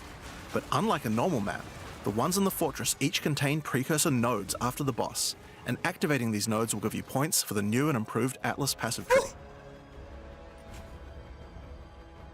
Now, we had an Atlas passive tree before, but it was one of the areas of the endgame that just wasn't up to scratch. The Atlas tree now works quite a lot differently. We have significantly upgraded the kind of mechanics that you can find on the Atlas tree. Holy shit, it's massive. Like this one, that gives a chance to make rogue exiles you fight retreat from combat and move to an adjacent map. What? Before you fight them again, they'll upgrade their gear and come back with a grudge this time. There are also a lot of nodes that combine mechanics together in new ways, like this one, which lets Asmeri spirits possess strongboxes. All the regular monsters that come out of them are touched by the spirit, and the rares are all possessed, giving you some incredible loot potential. Interesting.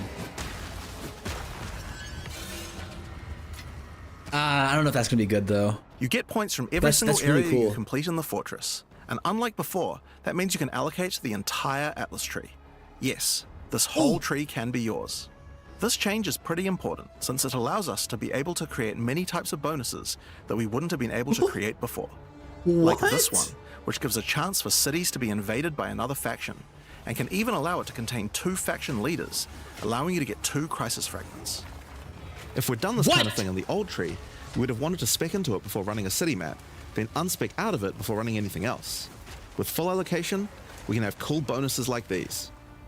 Now obviously we still want to make sure that you have choices that define your in-game Atlas build. So many nodes in the Atlas tree are now multi-choice. Everyone will get the node, but which bonus you choose to use is up to you.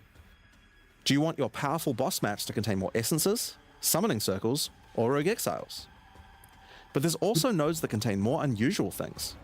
Who the fuck is picking? So for example, on this node you can rituals, choose. Do you want to give a chance for summoning circles? shrines to instead be given to the map boss in the area, making them more challenging but dropping special loot? Or would you rather give a chance to be given a shrine buff before entering boss arenas, making for an easier fight?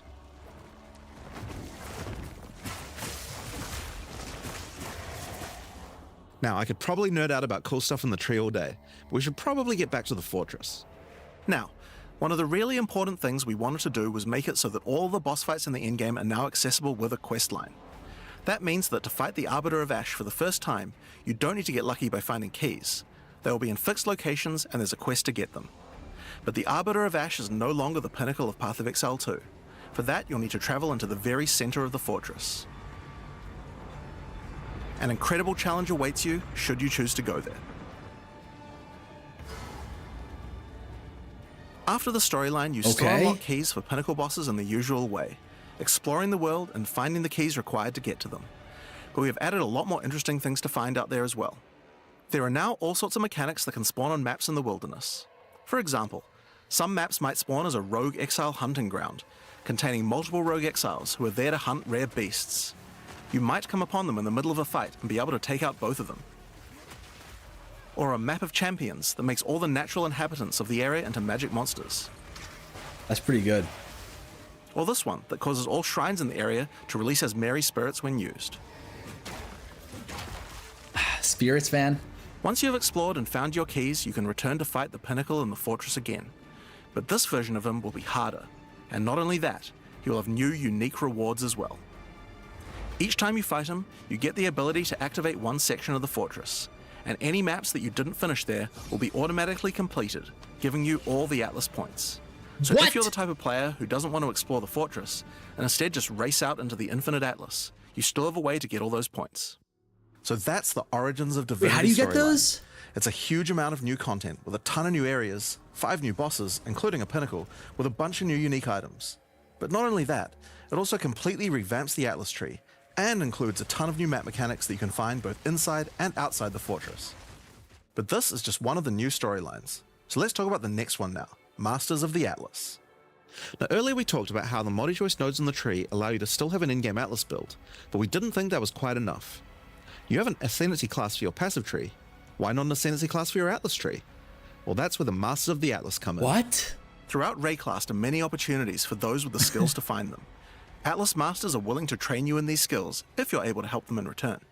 One such master is Jado, a member of the Order of the Jinn, an organization that secures powerful artifacts to prevent them from falling into the wrong hands. Jado will send you on missions to investigate strange occurrences on the Atlas and recover the artifacts causing them. And for each one you recover, he will gain more trust in you and teach you more ways of the Order of the Jinn. At level 1, you could choose to massively increase the chance for rare and unique chests, or make it so that all map bosses drop an additional unique item, or make corrupted waystones have an additional modifier, but at the cost of making them send you to a totally unknown location.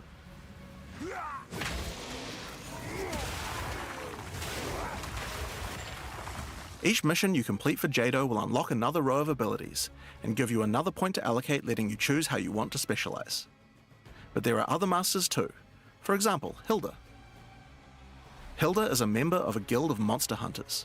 She will send you on missions to assassinate specific deadly creatures around Rayclast and harvest their parts. In exchange, she will teach you her monster hunting skills, like this one, which adds a 25% chance to upgrade any map boss to a powerful version. Or this one, which makes his Marian spirits no longer possess rare monsters, making them go for the unique bosses in the area instead. You might notice that many of the effects on these are both upsides and downsides. So Hilda, for example, can make it so that you only get one attempt when fighting pinnacle bosses. But in exchange for that, they always drop 2 uniques. Because of that, we wanted it to be easy to swap between them depending on what you're doing. As you unlock each master, they will appear on the side of the screen. Simply click whichever one you want to use to run the map, and all the bonuses you have selected for that master will be activated. This allows you to have a few different strategies that you can quickly pick between, depending on what you're running at the moment. Now, one thing that's been pretty obvious is that the endgame leagues we created when launching Early Access in 010 were not really up to the standard of the leagues we did since then. Fate of the Vaal and Rise of the Abyssal just have a lot more going on than Delirium or Expedition, for example. We wanted to do a serious upgrade to all of these mechanics before we do our 1.0 release, and so that's what we've done. All 4 of the leagues we launched in Early Access have been upgraded with not only new quest lines, but new mechanics, new crafting systems, new uniques, and new pinnacle bosses. One of the really important changes we made to all the leagues is that you can now find them on the Atlas in specific locations, and each one has a quest line that will lead you there to being able to complete the league, along with its Atlas tree and its pinnacle boss. Holy shit. This is true even for the leagues that we didn't do major redesigns to. So let's use Abyss as an example. When you first encounter one in the endgame, you'll get a quest that leads you to the east, where you will find these mega abyss cracks in the earth leading away from the Well of Souls. All the maps along the cracks will contain abysses with special properties, and mapping along these cracks will close the Atlas scale abysses, giving you points for the Abyss Atlas tree. That looks sick! At the end of each Atlas abyss, you'll find an Abyssal Depths, with the boss fight for one of the Abyssal factions, giving you a guaranteed way to fight them. And after completing all 3, you'll get a key for the Well of Souls, allowing you to fight the Vessel of Kulamak. This kind of thing makes an in-game league so much more friendly for new players, giving people obvious goals and a guided experience to complete them. Holy All right, shit. so let's talk about the first of the upgraded leagues, Delirium, and its new storyline, The Hare and the Raven. As you may remember, during Act 4 you were tricked into releasing an ancient entity from a Karui prison known as Tangmazu, the Raven Trickster. Tangmazu delights in breaking the minds of those who step through his mirrors, and when touching one, he will attempt to destroy your mind with twisted abominations generated from your worst fears. In Return of the Ancients, the first time you approach one of his Delirium encounters in the endgame, you will find Elder Maddox locked in a trance. His mind is trapped in one of Tangmazu's delusions, and you will need to free him.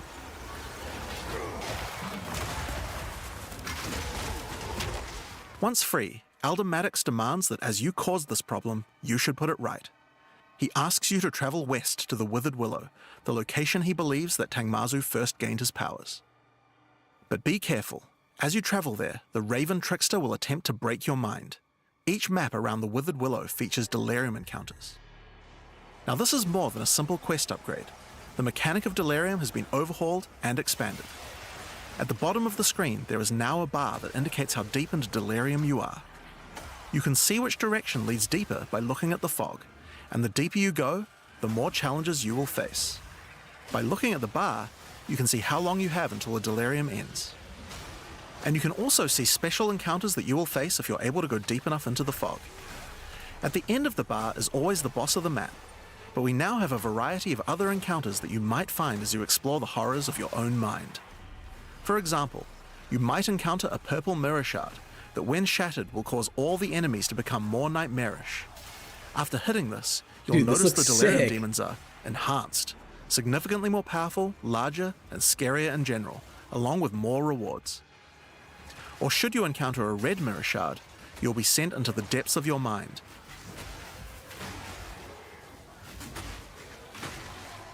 And must escape it while fighting off hordes of your worst fears.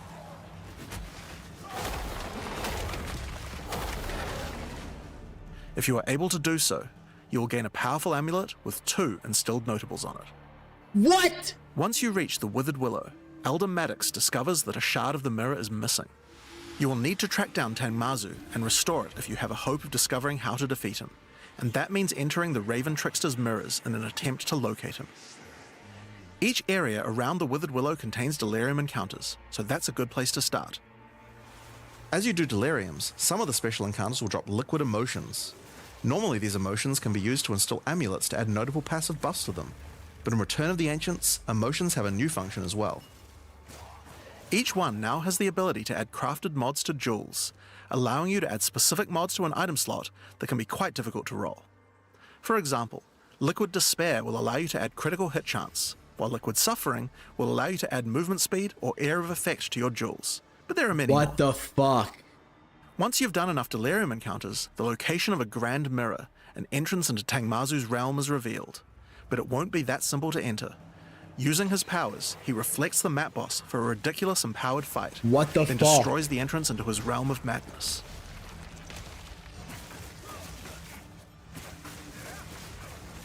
Is that just jewels? In order to find him now, you'll need to let the insanity fully into your mind. A strange fruit is left behind which you can consume to fully embrace the madness in an attempt to reach the Raven Trickster's realm. Consuming the fruit will cover an entire area of the Atlas in fog, and every map you do in the fog will get progressively harder and harder as you explore the deeper reaches of your mind. At some point you enter a new layer. A simulacrum of your memories, twisted and perverted by the Raven Trickster. Should you be able to complete the simulacrum, Tangmazu will believe that you are worthy of a true challenge,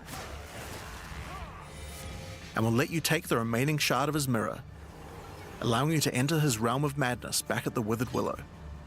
If you dare to face him, it will be a fearsome challenge.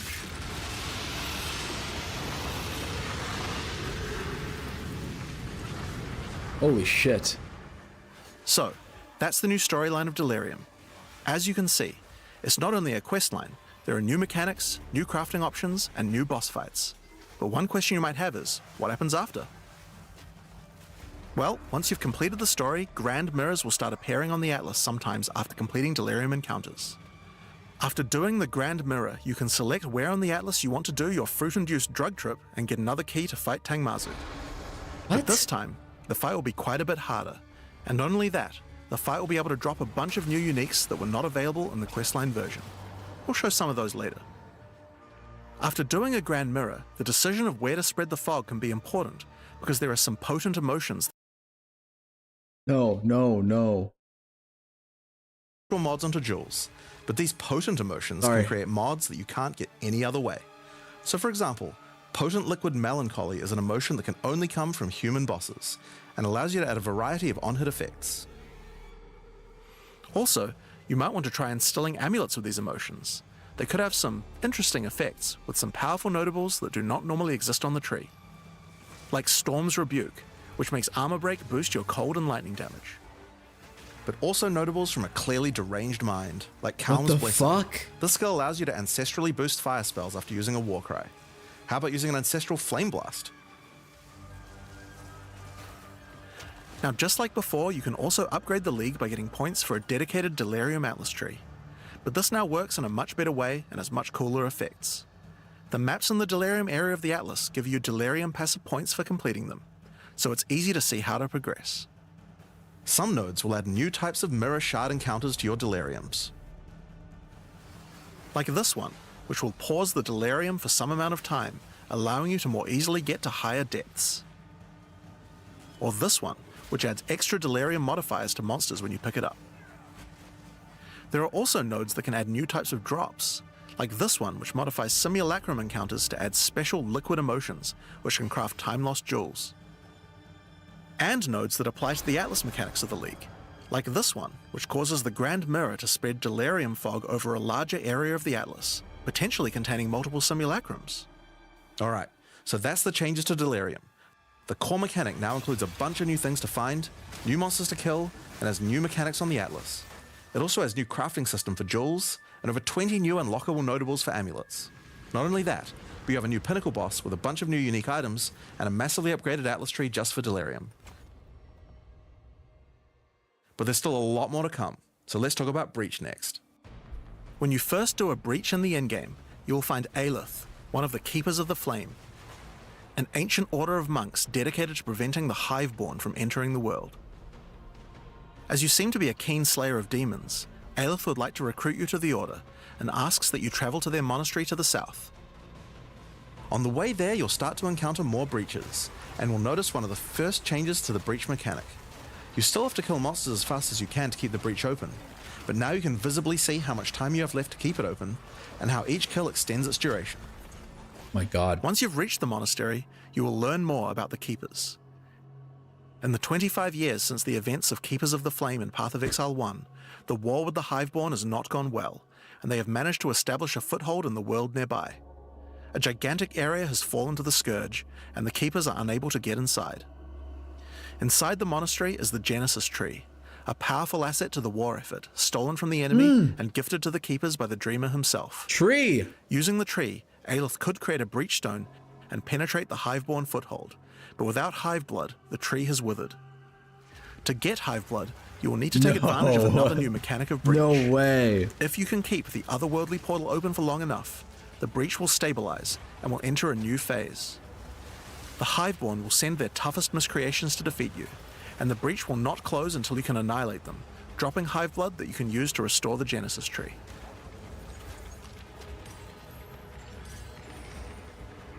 In some cases, you may even attract one of the deadliest foes the Hiveborn can offer, a Marshal of Zesht. These monsters also drop womb gifts, and if you take these to the Genesis Tree, they can be used to craft items to help you in the war against the Hiveborn. Oh shit. Given that 25 years have passed since the beginning of the war, the tree has grown and withered many times, but with each cycle it learns and expands its abilities. When you first open the Genesis Tree, you will notice these holes into which you can place your womb gifts. What the fuck? Each womb gift can be used to create a different type of jewelry and must be fertilized with Hiveblood. So for example, you can place this amulet womb gift into the tree and it will give birth to a random rare amulet. But the Genesis Tree is capable of much more. As you continue to feed the tree, its branches will regenerate and allow you more and more control over what kind of items it will birth. Holy shit. So for example, this branch of the tree will allow you to control which base types of amulets can be birthed. Oh my God. Wait, no. This is too as you go broken. deeper, it will even allow you to create new base types that you can't get anywhere else. What? Like this one, which gives you an entire spirit skill for free. Or this one, which has a rune socket in it. Wait, what? To the left and right are branches that will let you control which mods the amulet can get, including making sure that they're higher level, or controlling which specific mods that they will always have. With 15 points to allocate, you will have to choose wisely how you want to specialize your crafts, but it's worth noting that this tree doesn't have any cost to respecking it. You can only enable 15 or disable points? the nodes at any time by clicking on them. Okay, that makes sense.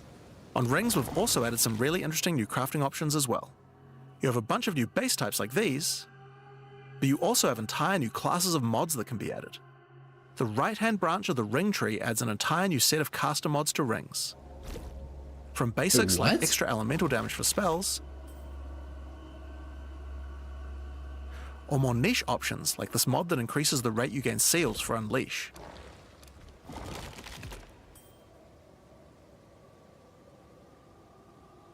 And on the left-hand side, you can unlock an entire new set of mods for minion characters. This stuff is actually pretty important, because casters and minion builds didn't have as many slots with interesting item crafting compared to attack builds. Oh my god. The Genesis tree narrows that gap. This is insane. There are also trees for belts and currency. I won't go over them too much here, but there are all sorts of goodies in these too, like being able to create new catalysts for jewels, Catalyst for jewels? or a belt that gives lightning damage. Once you've done enough breach encounters, you may finally get a womb gift capable of birthing a breach stone.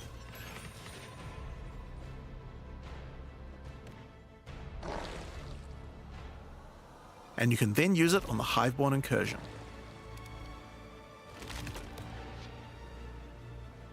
Once used, the true extent of the Breach Demon's foothold becomes clear. They have not only transformed the land, but constructed huge sky hives as well. When you enter the outskirts of their realm, you will discover breach hives. Using the power of the Keepers of the Flame, these otherworldly structures can be burned away when walking through them. But for each one destroyed, more of the Hiveborn will attack when you attempt to purge the hive.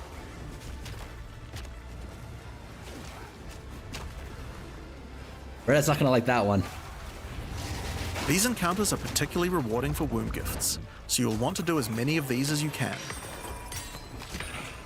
But your real goal are the sky hives deeper into the domain. Oh my god.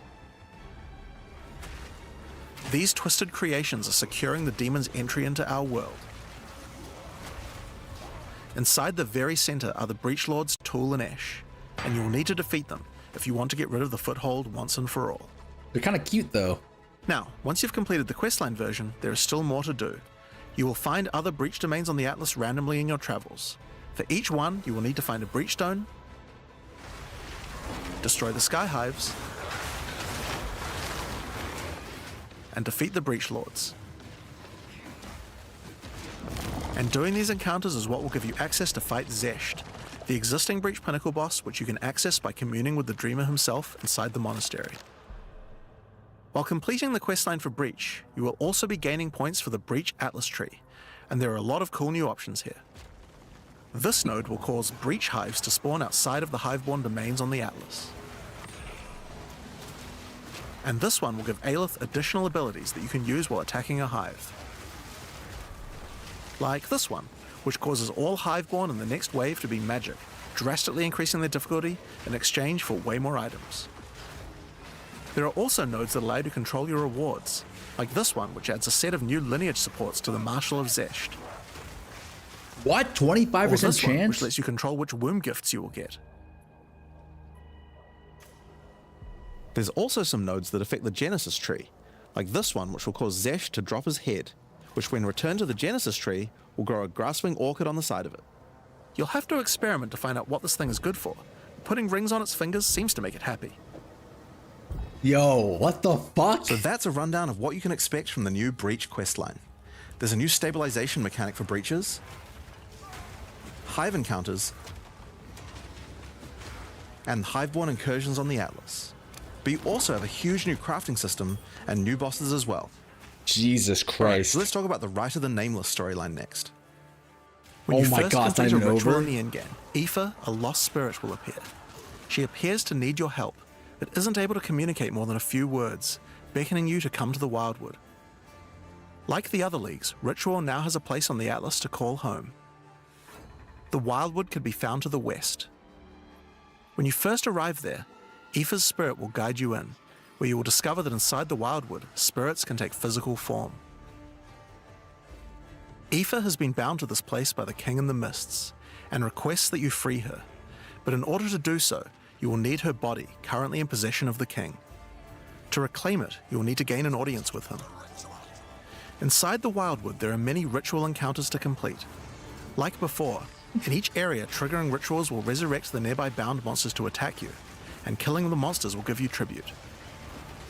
In addition, each ritual you do in the area will add the monsters from the previous ritual, making the encounters much more challenging the more rituals you complete. Once you've completed them, spend your tribute to get items. Now, an important change to the rewards of ritual is that all the items in the reward window are now uniques or omens, making this league's rewards much more valuable than before. Interesting. In order to gain an audience with the Nameless King, you need to sacrifice tribute to him. That's pretty Any good. remaining tribute you don't spend can be sacrificed this way to fill up this bar. Once you have enough tribute for an audience, return to the Wildwood to divine his location with the Nameless Shrine. His location will be revealed deeper in the Wildwood, and you will need to make your way to him, kill him, and get Aoife's body. Using her body, you can attempt to release her spirit, but this is when you learn about the true threat of the League. The Wildwood is built on top of an ancient prison. The King in the Mists didn't gain his power out of nowhere. He was granted it by an ancient being of darkness known as the Bodark, and the Nameless King's use of this power has been causing the prison to weaken. In order to prevent the Bodark from entering the world, a champion will need to enter its prison and beat him back, but those with a name are unable to survive there. In order to do so, you will need to transfer your name to another with a new mechanic in the Ritual League, the Rite of the Nameless. The rite will begin in a nearby forest. At first, it appears to be a regular ritual encounter, but that will soon change. The final ritual of the area will include the map boss, and defeating him will give you a piece of the effigy onto which you will transfer your name. But the ritual is still not complete. Once the map boss is defeated, the atlas will open, and you will need to pick another adjacent map to continue the ritual. During the rite, each adjacent map will have different rewards to tempt you. So for example, if you go in this direction, you gain significantly more tribute, but if you go in this direction, the uniques in the reward window will turn into currency instead. You can also sometimes get offered specific items that will be added as rewards, so in this case, you'll have to choose if you want to get 5 Chaos Orbs or a Mage Blood. A difficult decision, I'm sure. Now, as this is one continuous ritual, the encounters in the next map won't start from scratch. They contain all the monsters that were gathered from the rituals of the previous map as well, making them harder and harder. And that includes the map boss too. You will need to defeat both map bosses in the final encounter for your next effigy piece. And it still doesn't end there. Pick another map, another reward, and add another map boss to continue until the ritual of the Nameless is complete. It will take 5 maps in all, and will be an incredible challenge. Wait, what? But once complete, you can return to the Wildwood to perform the final rite. Transfer your name to the effigy, adorn the crown of the Nameless King, and enter the prison. Now of course, once the Pinnacle boss is complete, the League doesn't end there. As you do rituals on the Atlas, you can continue to give tribute to the King in the Mists for another audience.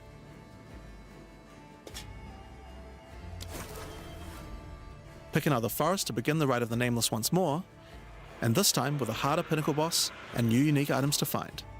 Of course, we've also significantly upgraded the Ritual Atlas tree. Get points by completing maps in the Wildwood, and you'll be able to unlock some pretty cool nodes. Some of them affect the Rite of the Nameless, like this one which extends its duration. You thought fighting 5 map bosses at once was hard? How about 6? Or this one, which makes maps during the Rite have more reward mods, often having 2. You also have nodes that allow things to combine with other content, like this one, which gives a chance for rituals to be created inside summoning circles, adding a random boss to the ritual encounter. There is even a node which adds a new type of possible ritual, the Audience with the Queen, which causes the Bride of the King to sometimes appear. Okay, so that's ritual. But let's have a look at what this means for endgame content as a whole for Path of Exile 2. When you include the expedition changes made by the League, we have a total of 5 new endgame storylines, each of which has a hub, crafting systems, areas to explore, NPCs, and a Pinnacle boss as a capstone. Not to mention the Masters of the Atlas storyline as well. But more importantly, you now have immediate quests as soon as you arrive at the endgame, and goals with obvious progressions that you can see how to finish. Each endgame questline has a progress bar that you can pop out from the side of the Atlas screen at any time that shows you how far through you are, and buttons that will take you to the hubs for them. Overall, it's just a way better in-game experience with a significant number of fun objectives to complete. Jesus, this is insane. But just in case you didn't have enough goals, we did have one other thing that you might want to complete. Oh my this league. god, there's more? These are called challenge leagues after all. Where are all the challenges? Well, players of Path of Exile 1 will be used to the fact that each league comes with a series of challenges that you can complete in order to prove that you are indeed the best. We haven't done these yet in Path of Exile 2, but it's time to change that. If you're able to complete them, you'll earn pieces of the Knight of Alder armor set. Opening the challenge screen will show you a series of 8 challenges. After completing each one, anyone in chat or in the forums will be able to see your prowess. In addition, you'll get a statue to put in your hideout showing anyone you trade with how many challenges you've completed. That's pretty sick. You'll earn the first piece of the armor set after doing 2 challenges, and the full armor set after completing all 8. So that covers all the content you'll encounter in Return of the Ancients. But what about some new tools to fight against these new pinnacles with? Well, we also have some new ascendancy classes as well, but to introduce them, I'll hand you guys back to Mark. As Jonathan said, we have 2 new classes to show you today, the Spirit Walker and the Martial Artist. Let's start with the Huntress's new class, the Spirit Walker. The Spirit Walker has developed an affinity with the Asmerian animal spirits. She is able to infuse the power of multiple spirits at her choosing. What? On the bottom part of the class, you will find paths for each wisp you would like to commune with, be they primal, vivid, or wild. Each one can give you different abilities that align with the stag, owl, or bear. Each ability gives you a method to become possessed by wisps of that type, and a new ability when you spend them. The stag allows you to summon stampedes when you attack. The owl grants boons in the form of their feathers, which adds extra projectiles and enhances the projectile speed of your next skill. And the bear simply summons a giant bear companion to your side. The bear will maul, slam, leap, and do intimidating roars to debuff your enemies. Now you can specialize more into each of these wisps, but if you want to combine all 3 of them, then a new hidden power will be unlocked, the power of the Sacred Wisps. This node is free and enhances the quality of all 3 of your spirit animals. Your bear will take some of the damage you take and grant you life regeneration. Your stags will become more aggressive, leaping towards enemies, and your owl-empowered skills will leave a trail of soaring ground behind them. But that's not all. The Spirit Walker has other powers beyond wisps, such as Idolatry, which can give you large bonuses for using idol socketables in your equipment. And this one, which is my absolute favorite. The Spirit Walker, having attuned herself with nature, can gain the ability to tame beast bosses, opening up a whole suite of very cool options for your build. Wait. Maybe you tame the mighty Silverfist in the jungle depths. Or maybe a 3-headed chimeral beast in the chimeral wetlands. It's actually a minion league. Or then there's a giant frozen owl beast, Rakar, the Frozen Talon. There's so many choices. You're going to have to experiment a bunch with this one, and I'm very excited to see what bosses you all choose to have as your trusted boss companion. Next up, we have the Monk's new Ascendancy class, the Martial Artist. After decades of training, he has mastered 3 of the 7 hollow techniques. I want the shark. Channeling hollow form technique allows the martial artist to create illusions of himself, which then use a skill of your choosing. Perfect for turning skills with less area of effect into ones that can obliterate packs with ease. Should you find yourself overly vulnerable while channeling, you might want to take Way of the Mountain, which causes you to be covered in stone when you immobilize enemies, mitigating large amounts of damage. This can even enhance your attacks too. By hardening your weapon in stone, you can deal even more damage. After taking Hollow Focus technique, you can manifest your spiritual energy into objects. In this case, bells, which will appear around the martial artist and can be shattered by any of his attacks, even ones from the Hollow Form technique earlier. Hollow Resonance technique furthers that by adding a manifested bell to your back, which rings each time you deal a critical strike, damaging all enemies around you. Interesting. Through all the martial artist's thorough training, he has mastered the flow of internal spiritual energy too, and has engraved runic tattoos around his meridians. By doing this, he can gain the benefit of extra runes. Just open your inventory and add the runes. There is one that counts as a helmet, 2 as a body armor, 1 as gloves, and 1 as boots. Finally, your hands. The ultimate expression of a master of the martial arts. Taking Way of the Stone Fist will cause your gloves to become a new base type when equipped. Each modifier on the original pair of gloves has an equivalent, more powerful, and more impactful modifier. For example, these gloves add some physical damage, cold damage, lightning damage, some resistances, and life gain on hit. Now, when I equip these, they become literal fists of stone, and not only grant me a bunch more evasion and energy shield, they now also grant a lot more damage, some maximum resistances, and a significantly higher amount of life gained on hitting enemies. That is insane! insane. With all the different rune combinations you could do, and the different modifiers on gloves, there's a ton of different build options, and we're looking forward to seeing what you can come up with. Now, the with monk so might many be new OP. bosses in Return of the Ancients, of course we want to have a huge number of unique rewards. There are some pretty cool things in here, so we wanted to show you a few of them. Twisted Empyrean is a two-handed mace made from the purest of Verisium, combined with the beast's corruption. It converts all of your mace's skills fire damage to cold, and visually does so too, turning your volcanic fissures into glacial ones.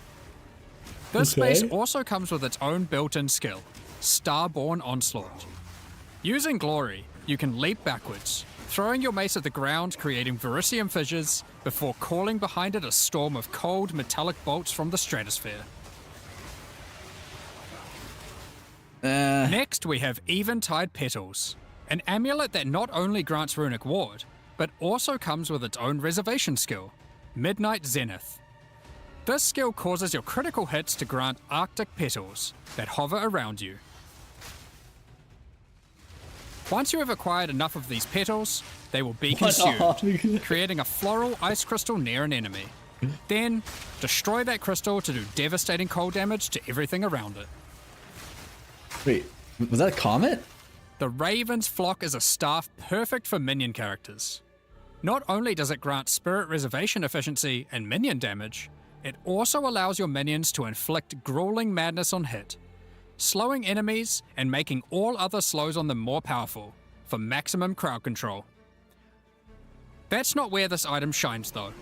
It grants a skill called Spiraling Conspiracy. This skill causes a flock of ravens to circle you, dealing damage over time to anything near them. This one's Killing so enemies, shit. or just by standing near unique enemies, causes the flock to grow, getting larger and larger. For your PoE 1 players, you can think of this just like a Raven Righteous Fire. Hold on. That's not all, however. These ravens are also minions, so they fully scale with minion damage and come with their own command skill, Mad Flight. Oh, fuck.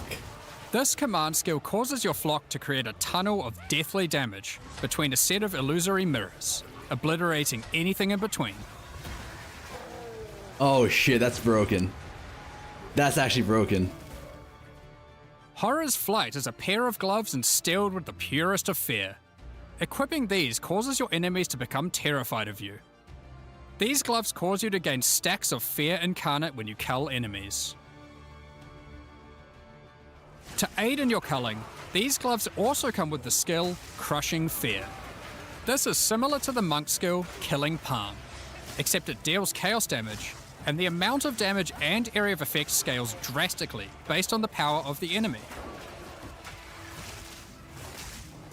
As you use this, gain your stacks of Fear Incarnate, which increases your culling threshold, meaning enemies become easier and easier to cull, even to the point of being able to instantly kill some monsters from full life.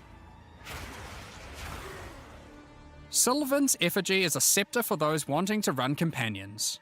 It allows you to have any number of companions of different types, instead of the normal restriction of just one per type. But what makes this cool is the Asmerian wolf companion it comes with.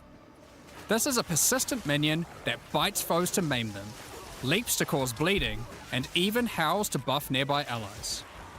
Additionally, it comes with the command skill Eternal Hunt, which when used it will howl, calling on the spirits to manifest spectral wolves to ambush all foes around you.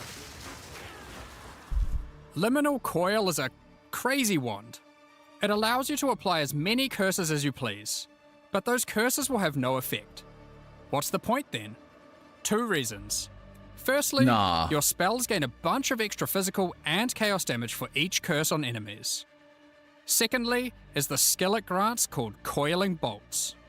This skill is a projectile spell that fires coiling physical and chaos projectiles with every cast. What makes this skill truly special though, is that it will split and chain through every cursed enemy, causing an absolute ruckus. See for yourself. What? Periphery is a unique bow, which utilizes all the powers of the Asmerian spirits by dealing damage of all elements. And all elements can cause all ailments. The coolest thing about this bow, however, is the Asmerian Swarm skill. These are minions that are summoned when you kill enemies. They will pursue all nearby enemies, damaging them and inflicting a debuff on them that boosts your elemental damage even further. Watch as you mow enemies down and the swarms of Asmerian wisps aid you, melting enemies one screen at a time. It's same problem with wisps, it's too slow, right? Like, they don't move fast enough.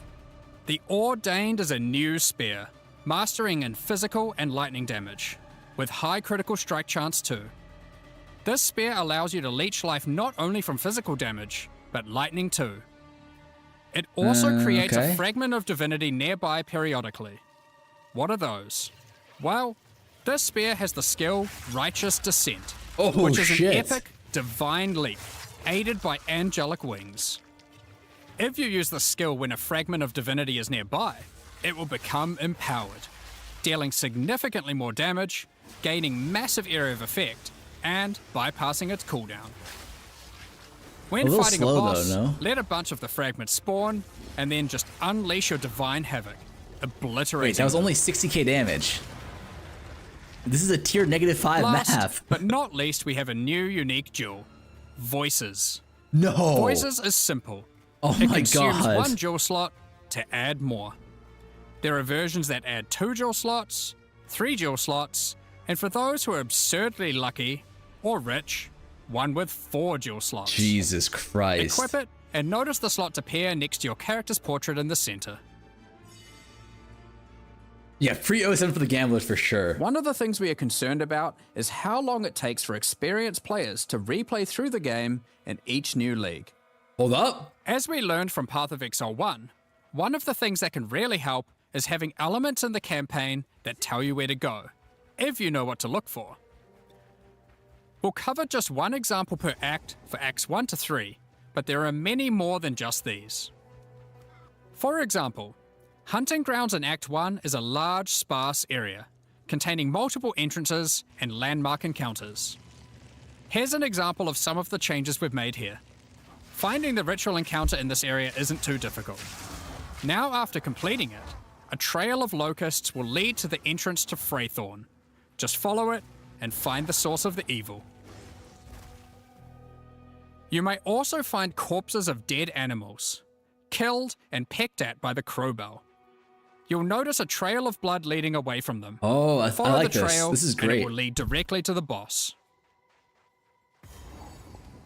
We even put a signpost on the road to tell you which way to go to find Ogham Village. In Act 2, in the Mastodon Badlands, you need to find the Lightless Caverns and track down the Abyssal. Now to make this quicker, in the level you'll find these cracks.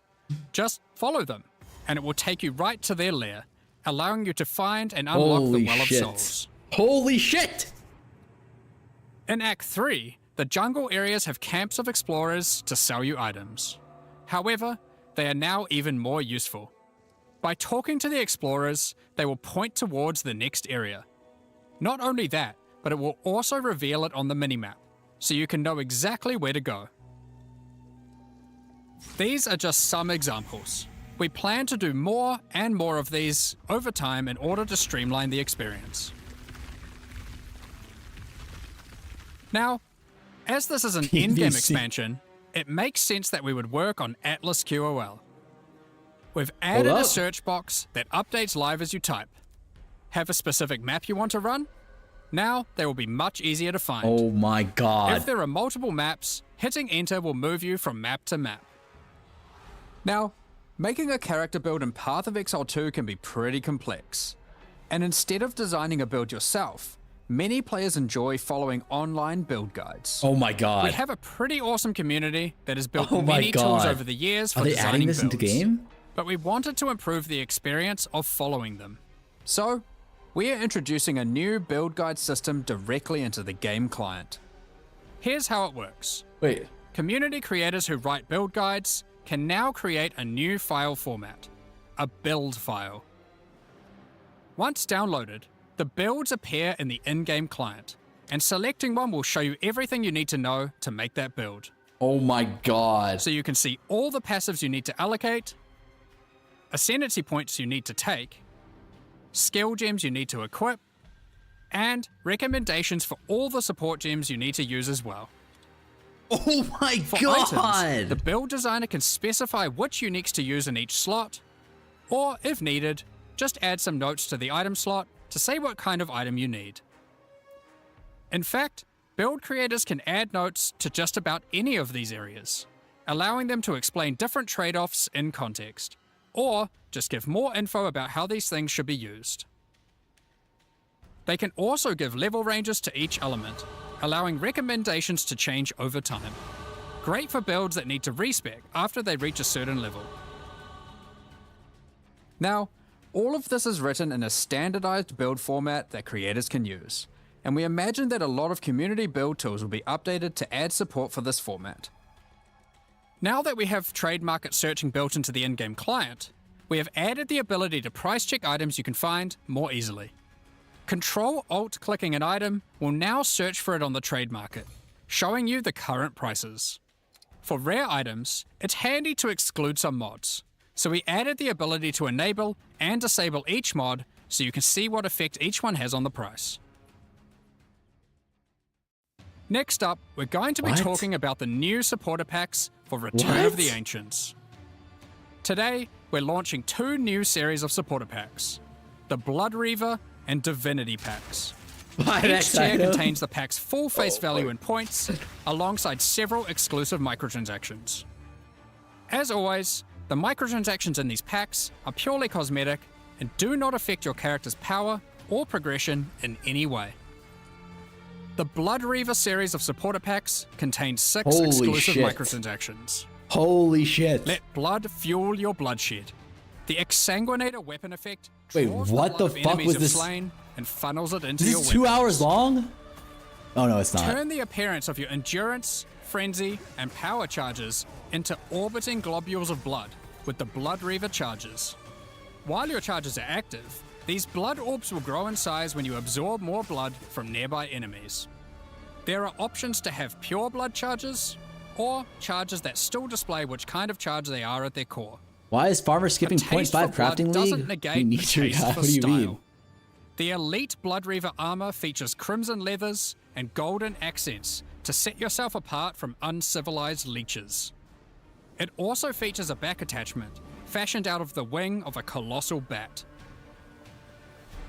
Alongside every Blood Reaver is their trusted gargoyle pet. In true gargoyle fashion, they take the form of a stone statue when you are idle, I'm not leaping into skipping action this. when you're on the move again. I'm not, don't worry. What good is immortality if you don't have a vast mansion to come home to at the end of the day? The Eternal Blood Reaver supporter pack contains the Blood Reaver Manor Hideout. This exquisite 2-story estate features an organ, a grand dining table, and cages for your visitors. You can alter the walls to create as many or few rooms as you like. Bubgood takes his note on 99% of his bill. That's hilarious. Last but not least, the Servant of the Manor, eternally bound to the Order of the Blood Reavers. This henchman will manage your store, so you can spend more time spilling blood. Stop that. We won't disappoint you. But if we do, you've our permission to beat us most violently. What the The fuck? Divinity Pack series also contains 6 exclusive microtransactions. Call on Divinity to aid you in eluding enemy hits You with the must Divinity dodge suck. roll effect. As you sprint, actual divine lightning wings will form out of your back, leaving a trail of radiance as you engage or escape from combat. For situations that are too dicey, call on the gods above to send down the Storm of Divinity portal to create a safe passage for you to retreat through. Adorn yourself with the Knight of Divinity armor set, a highly revered attire only bestowed to those deemed worthy for the divine cause. Equipping the Divine Surge character effect empowers you with a storm of divine energy. Using skills causes the storm to burst from your character, spilling raw divinity into the area around you. The Arbiter of Divinity wings are the final piece remaining to emphasize the force divinity has over this realm. This ancient precursor machine was found locked away in a highly guarded vault. Its original purpose is unclear, but it has been altered to fuel your maps using the pure, everlasting divinity within the statue. The pillars surrounding represent how many portals you have left for your map. This map device also tracks your progress as you complete the new Origins of Divinity storyline, added this expansion. Additionally, all microtransactions from the supporter packs will be made available for use in Path of Exile 1. On release weekend, we will also be releasing the Return of the Ancients mystery box, which will contain 2 armor sets, a set of map devices for your in-game adventures, Plague a new Doctor tracking scroll armor that set. records the amount of currency you've gained from the currency exchange or your shop, and much more, like a set of Whoa, finisher hold effects up. and affinity stashes. Hold up, I had to get That's that not one. all, however. The Fragment Stash tab is finally coming to Path of Exile 2, and with it comes some tabception. Inside this one tab, there's a tab for your various boss key fragments. There's also a tab for all your precursor tablets, with Holy each shit. type of tablet getting 6 tabs of Oh, storage. there's still tablets? Fuck. Finally, I forgot there's about a that. tab for your Djinn barriers and inscribed ultimatums, both of which get their own 6 tabs. That's a lot of tabs. So that's everything in 050. This is by far the biggest update we've ever Damn. made to PoE 1 or 2. New in-game storylines, pinnacle bosses, crafting systems, items, ascendancy classes, and so much more. Now, because this update contains so much in-game content, we're doing significantly more testing than usual. For that to happen, we're taking a little longer than usual between the announcement and the release. 050 will be released in 3 weeks on May the 29th, with the patch notes being released on the Friday before that, on Jesus May 21st. Christ. But there's Okay. just one more thing to talk about. I respect the 3 Now weeks. that the endgame is up to scratch, we have to start talking about our plan for 1.0 release. The feedback we've had during early access has been critical for making all the improvements that we'll be making to the game.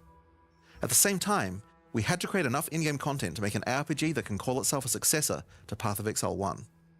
Well, with 050, we now believe we have reached that point, and so this is going to be the last full-size league during early access. That's right, the next big update is going to be 1.0.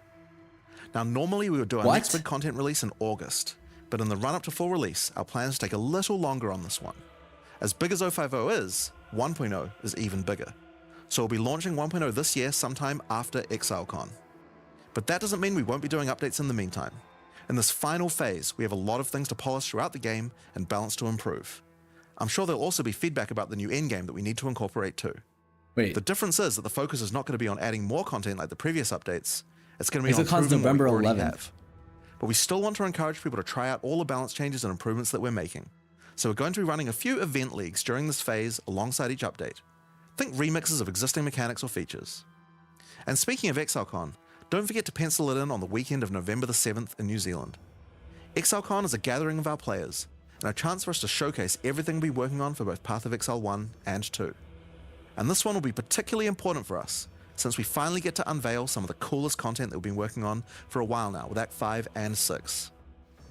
Tickets for the in-person event are currently sold out, but don't worry, all the announcements and talks are going to be streamed online for all of you to watch. Now, I'm personally so excited for this. This is the year that PoE 2 comes out. The campaign is finally finished. It's been 8 years to get here, but we're finally near the finish line. I'm And with smelly as that, con. it's time to move on to our live Q&A. Damn.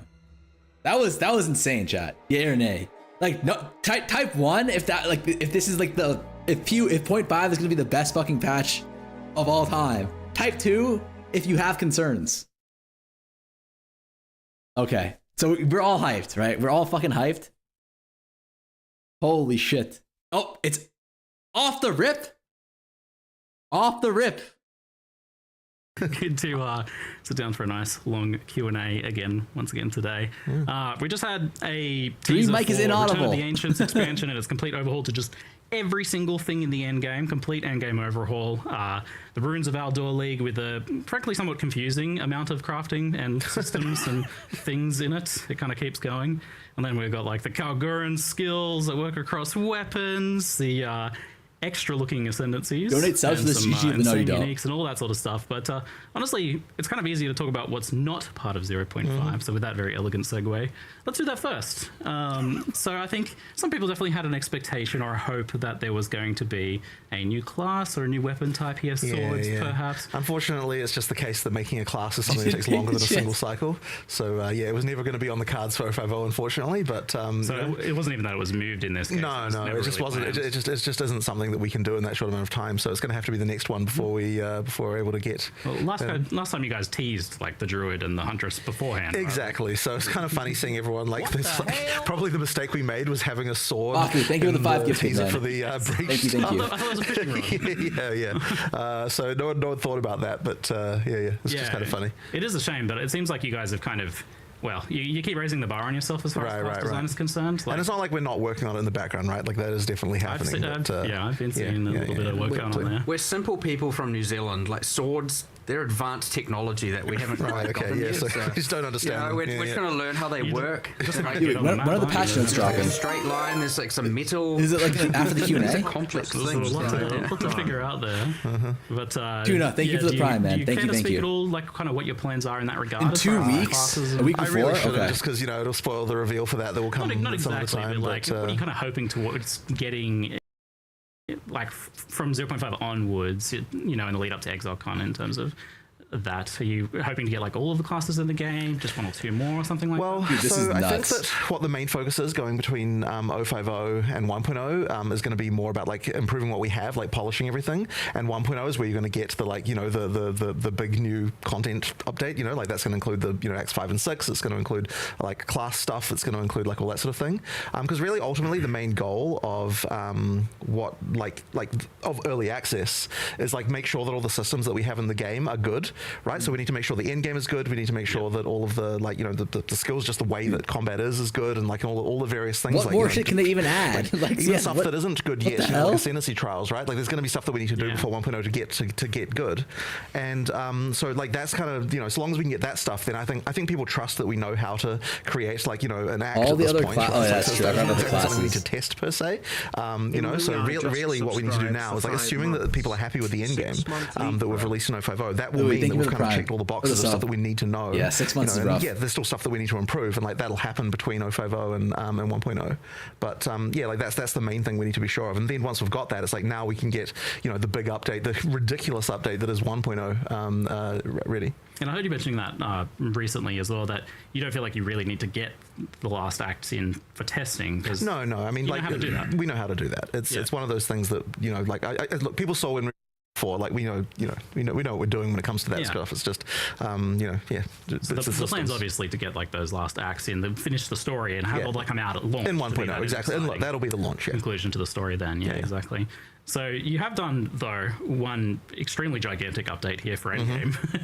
And it seems like you've done a lot all-in-one expansion. Yeah. And you've got this plan to like kind of do a little bit of like some other stuff in the interim. So why did you go for this route of trying to do so much all in one instead of spreading it out over, say, a couple of expansions? So in retrospect, maybe we should have spread it out. But honestly, the reason is because we wanted to actually make it so that like we wanted to deliver a patch where like this is what we expect the end game to be. Like this is the template for what what leagues look like when they're in Endgame, and that kind of thing. And I feel like if we'd just done a couple of them, it wouldn't have really got that across. Like, it needs to be like, once again, this is what Endgame is, you know? And it really is fulfilling a lot more of what we had hoped for in terms of feeling like a world that you can explore. That's there's things everywhere and that kind of stuff that we had wanted for. And the other thing as well is there were just like a few things about the current Endgame, right? It just didn't really give you goals in the right way. Like, you get to Endgame, you don't know what the hell to do, and a lot of players just leave right there.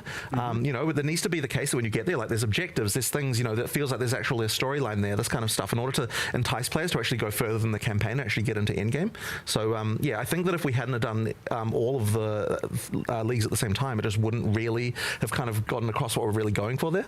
And it sounds like the plan now is to be able to focus on a little bit more polish in the lead up to ExileCon as well. So I mean, we plan to have some more leagues, but they won't be like content, like mega expansion type leagues. Like, it's more like kind of like the 1 month event type things that we've done, and that's really just because we want to be able to.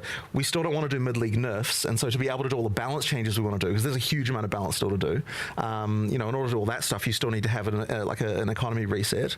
And so what we'll probably do is like more event type stuff, like remixes of existing content, but also adding stuff where stuff's missing. So for example, like, we still have a lot more uniques we need to make, especially that mid-game uniques, so that kind of stuff. Like, we now believe we've got the standard of where a unique needs to be in PoE 2 in terms of, like, you know, and it's like way more than what you need in PoE 1 in terms of being like to reach the standard. And so now that we've got that, we can expand on that, get more uniques, sort of, you know, mid-game ones, that kind of stuff. Interesting. You know, so there's stuff like that that'll be coming in the sort of the updates between now and 1.0. But like, it isn't going to be the kind of, like, you know, mega content craziness that we've got for OFO here. We have a lot to dive into as far as endgame things. While people watching live, get your questions in the chat for all of that. In the meantime, Let's see what the chat's saying. Ask you folks about the new league, the Runes of Aldur, which this is like an expedition rework, but it's also its own separate league. This encountering remnants, uncovering these runes throughout this storyline in the campaign, and then into endgame. And I was like, really, like, it's a lot. There's a lot of like crafting and items and reward types and systems and stuff going on here. In fact, Jonathan, you showed me this rather unhinged looking spreadsheet. Like, I was like, oh, so these are just like random rewards or something. But then you showed me this spreadsheet, like, that's like the recipes of all how different runes combine together to make different things. Yeah. We probably put too much thought into it that it honestly needed. But like, like, we have to make sure that, like, if it's an iron rune, like, what kind of stuff would be, you know, creating that, like, you know, this sort of thing. Like, the recipes have a lot more structure to them, and I suspect a lot of that players won't even think about. Like, they'll just see list pick for item, you know, like, that's something to really think about. But there is some thought put into that of like what things go to what recipes. One way to look at this is this league has the most spreadsheets we've ever made. Like, that's a title line, right? The other day I was looking through all the, really good we have about this gig, it's called like Verisium Crafting or something. Yeah. I was looking through all the tabs, and I was like, I went to, I was on like the 60th tab, and I was like, the heck is this? I was reading all this stuff, and it said like Mark's ideas, and I was like, I don't remember coming up with any of this. I did. There's just like pages and pages and pages of crafts and stats, and just like honestly, I've lost the plot a little bit with respect to how many different it is too much info. It's too hard to say right now whether or not like how good it's going to be, because like you said, it's way too much info. Stuff is like also super bizarre. I have. It seems. I mean, I'm don't even really optimistic. understand that rune that's got to do with uniques. Like, what's going on with that? It's called Olroth's Legacy. And it's a rune that you can place in Ezomite and Kalgurin uniques to destroy the unique, and it takes one of the mods off of it and creates a unique rune with a slightly modified value sometimes, because obviously, and then you can put that in the same item class of a I don't even know about this system. Systems just keep coming out of the there's just so many crazy crafting things going on, but it was kind of like when we were designing the league, we're like, okay, we've got Kalgurans, like, what kind of crazy crafting and magic systems would Kalgurans have, like, that would be different than the stuff that's going on in Rayclast? And so, you know, their whole magic system is based around like this star metal that they have Verisium, and then they like, you know, like the words give it power and so on. So we're just kind of thinking, we're using that as inspiration for all the different crafting things you have. Blue shapes. Yeah, all the blue runic shapes and everything. So it was just a lot of little nuts on this. Yeah, we went definitely. So there's so many crafting things. Like in fact, there's even more crafting stuff we had. Like, there were entire crafting benches that we have designed and practically like 80% implemented and then discarded. Like, there's just like a huge amount of that stuff. We can do this or some other way. Yeah, exactly. Cool way. Damn, so crafting benches. Because I saw that there's like, oh, you can bench craft a thing and then it changes the unique and it has a new modifier. But now you've also got a rune that steals modifiers off uniques as well, which I had no idea Why about. not? Why not? Wait. You have a rune that steals modifiers off uniques? I keep saying this to you. Like, why do you do this? Like, why do you do this? Why do you make it so you have to like, from now on, you always have to look at all the modifiers on gloves? 100%. So yeah, because of that monk ascendancy, now every unique we ever make that's a glove unique, we have to design extra mods that it changes to. One other axis on that. All these new runes we've added, all of them. Remember that shaman that has that whole bonded modifier on every rune that we need to also add? Yeah. Wow. So does that apply to the ones that come from uniques like that? TBD. We're going to try it.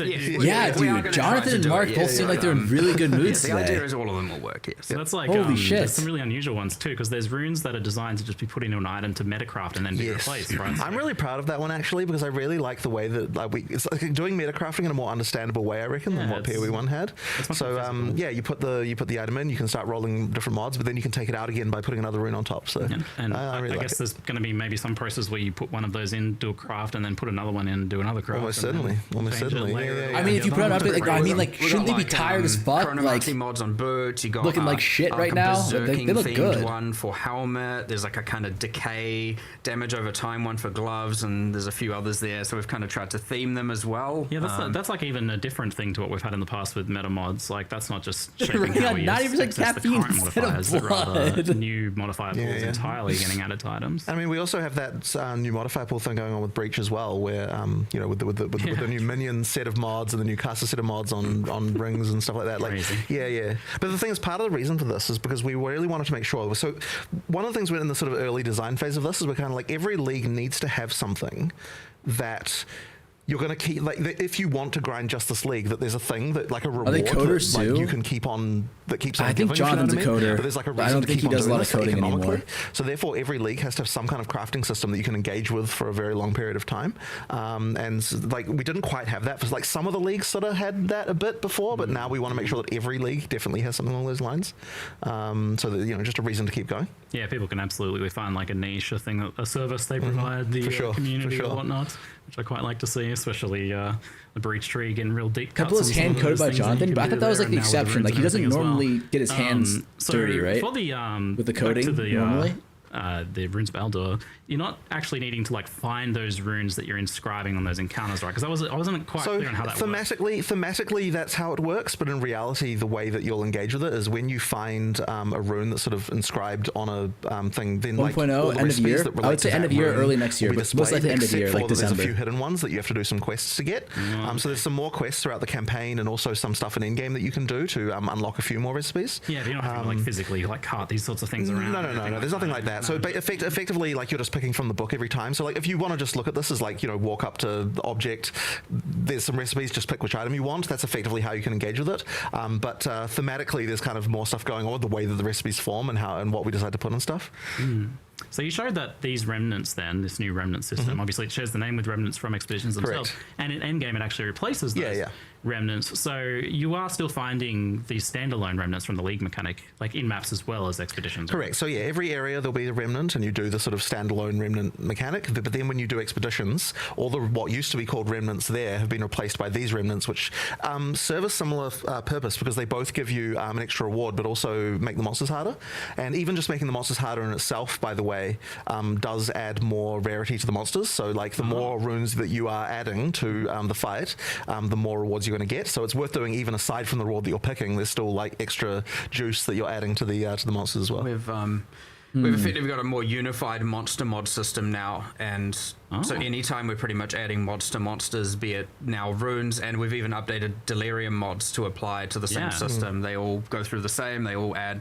There's like a rarity, XP, life, etc. columns, and so we're just trying to make sure that there's a Damn, I'm so fucking excited. Actually, like, sorry, system over here, I just system zoned over out here, thinking system about the over here, crafting they're different shit. reward axes, and we're just trying to make sure it's all difficulty equals reward.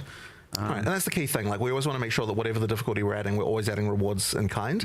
And a lot of the stuff in PoE 2, I mean, it's been quite hard to balance. I started my if spreadsheet you get it already. right, then it feels right, and if it doesn't, then you kind of don't know why things feel off, and like why things is like this thing's too hard and that kind of stuff. Yeah. So on that topic, actually, so each of these runes has its own different modifiers that it does to make monsters harder. Is that something you can kind of engage with? You're like choosing the recipes? So when you're choosing the recipe, you're also choosing what mods effectively go on it, because each rune that you're inscribing effectively comes Amazon with League like, starter? the thing that the monster's going to do.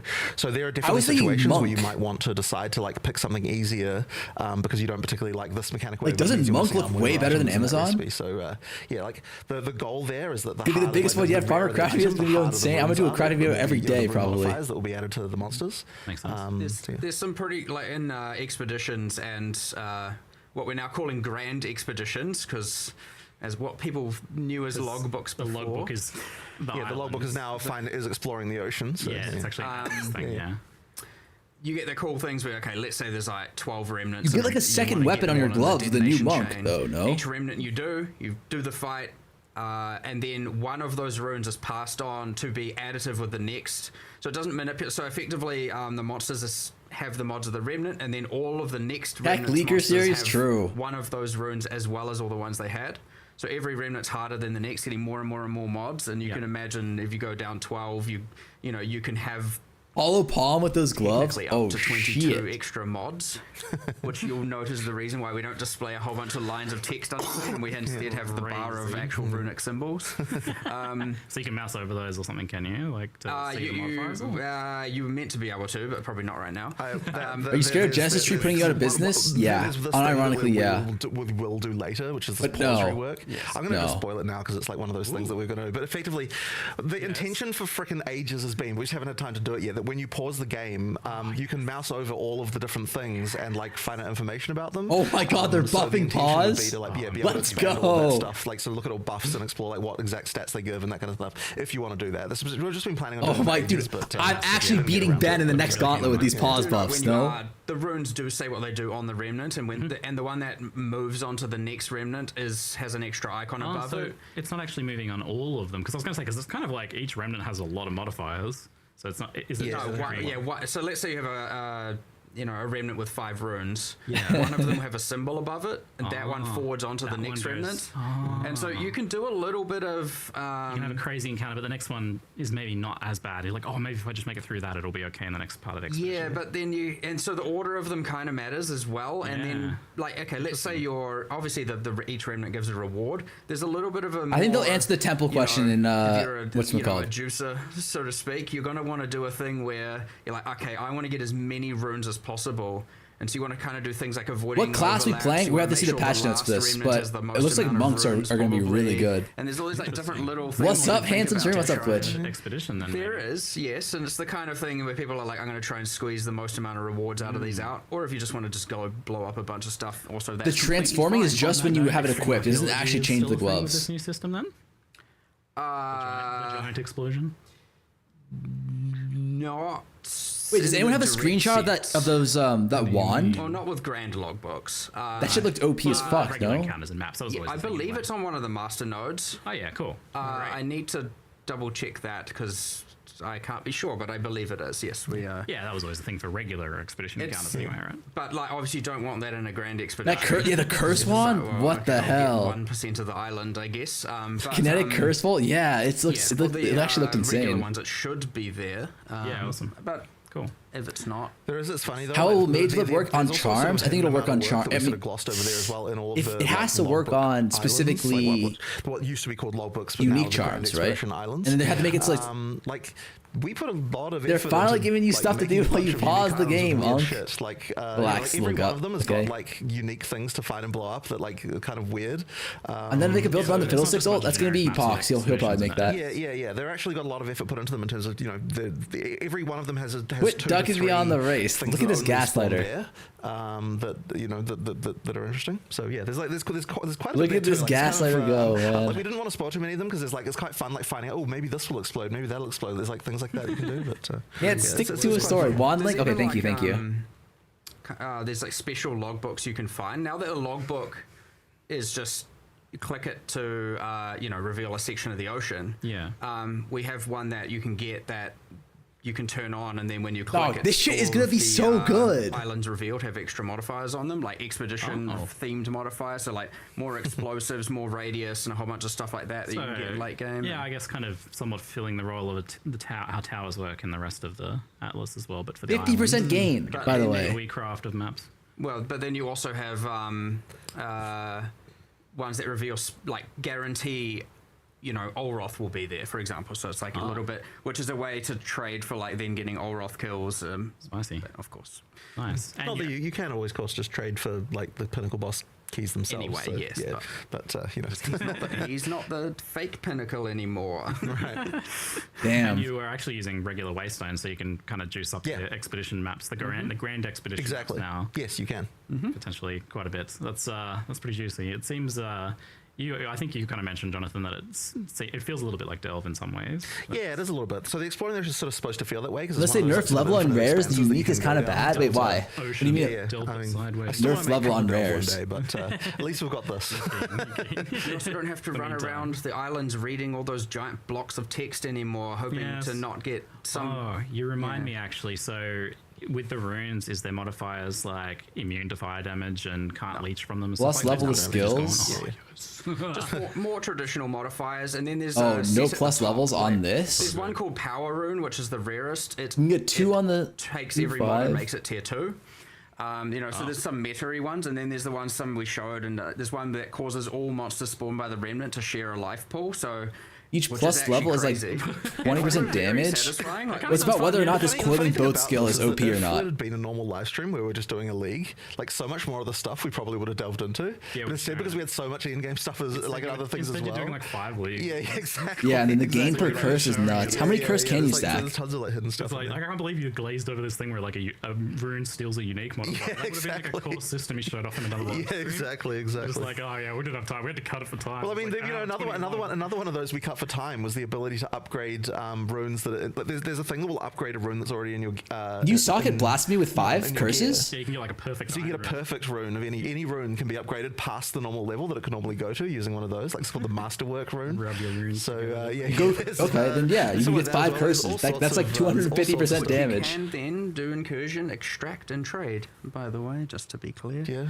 Because there's the incursion rune lets you extract stuff. That thing. Yeah, so you can actually trade those the upgraded ones if you wanted to. Oh yeah, and you've got another category of ones that absolutely can't be removed. Perfect runes. Yeah. So that's like the dual socket thing and stuff like that. It's almost like vialing an item. That's done. Yeah. This is where you're going to get the weird economy where the upgrader item is for some reason cheaper or something than the rune that's taken out of that. There'll be some weird someone's extracted a perfect rune because that's like an abnormal thing you gotta do incursion, and the upgraded item is like for some reason gonna have a weird price it's always gonna be a wild economy. I mean, not to mention just like 100 new runes in general. That's kind of like rather a lot, isn't it? It's a lot of runes. It's a few. I think it's 160. 160 now. Jeez. But it is the runes of Elder, like that's right. If we didn't have some runes in it, exactly. The problem with QA is they spend like 2 hours talking, and like every once in a while they'll throw in something really important. Crafting too, which is like we're gonna make a version of their essence crafting because of course exactly. Yeah. So, do you view this league just as like it was a crafting focused league from the outset? But we knew. The Verisium stuff. Like they're known as like a whole culture of blacksmiths and like doing stuff, right? So they're gonna they're gonna do some crafting. Do you think there is like a too much for crafting options, or is there some way that this is like kind of segmenting out that makes it feel like it's still manageable? Well, I'd like to think it's I hate every question except you can always add mine. more socketable type things like this, because every time you find one, it's just a thing in itself. And by the way, this is one of the reasons why we steered away from like too many crafting bench type things. We've got like mega lists. Yeah. It's honestly way cooler to find an item and then like, okay, now this is a physical thing that I've got.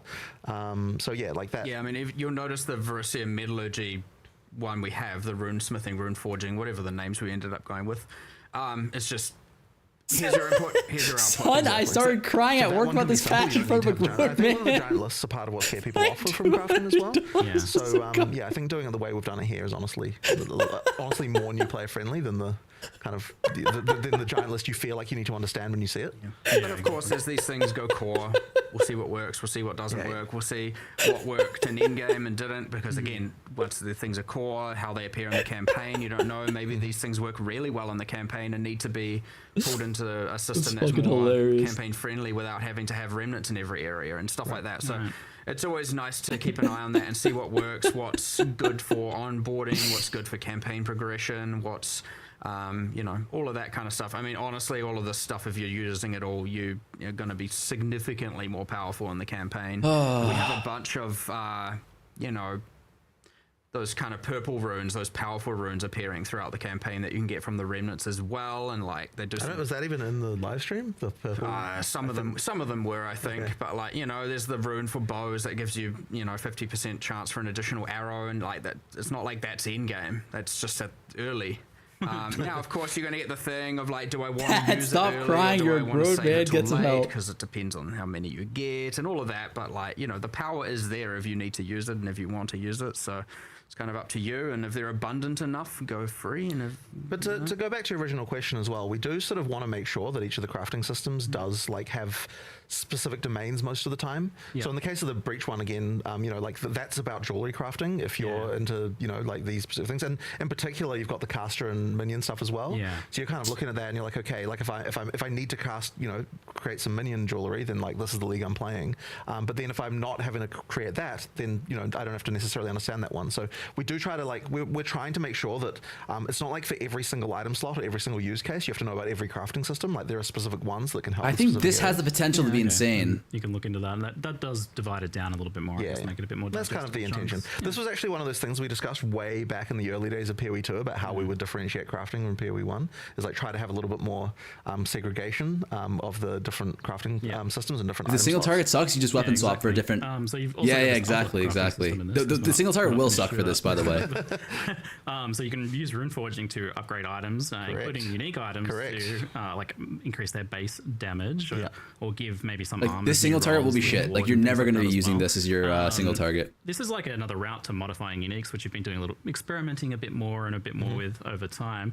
And this has an ability to change affixes on uniques as well, right? Correct. So the changing affixes part, I believe, is mostly the Kalguran uniques where it does that. Like, is that not correct? Can you tell what is a Kalguran unique? Reddit.com/media. A way for you to tell what's Izomite Kalguran, because Val for the other one as well. For the weapons, it's mostly about increasing the Plus base 2 damage seconds to make to it so total that it can actually be something you can use in in-game. Why? Because there's obviously a lot of uniques there that are interesting, but not viable for in-game because they just don't have the damage. So that's kind of like one of the main things we're solving. Actually, why? For the armors, it's all about, you know, like being able to make that ward versus other defense trade-off as well. For the Kalguran uniques, what we've tried to do is have That's fucking nuts, man. Because most of the Kalguran uniques are in game, right? That's just they That's drops from fucking Olroth, insane. drops from the new Pinnacle, a few others, and we've tried to have multiple outcomes for them, and you don't get to pick. So, for example, there's a new shield being added. And it is a strength dex shield, so armor evasion, and it comes with raised shield, and it has some mechanics around that.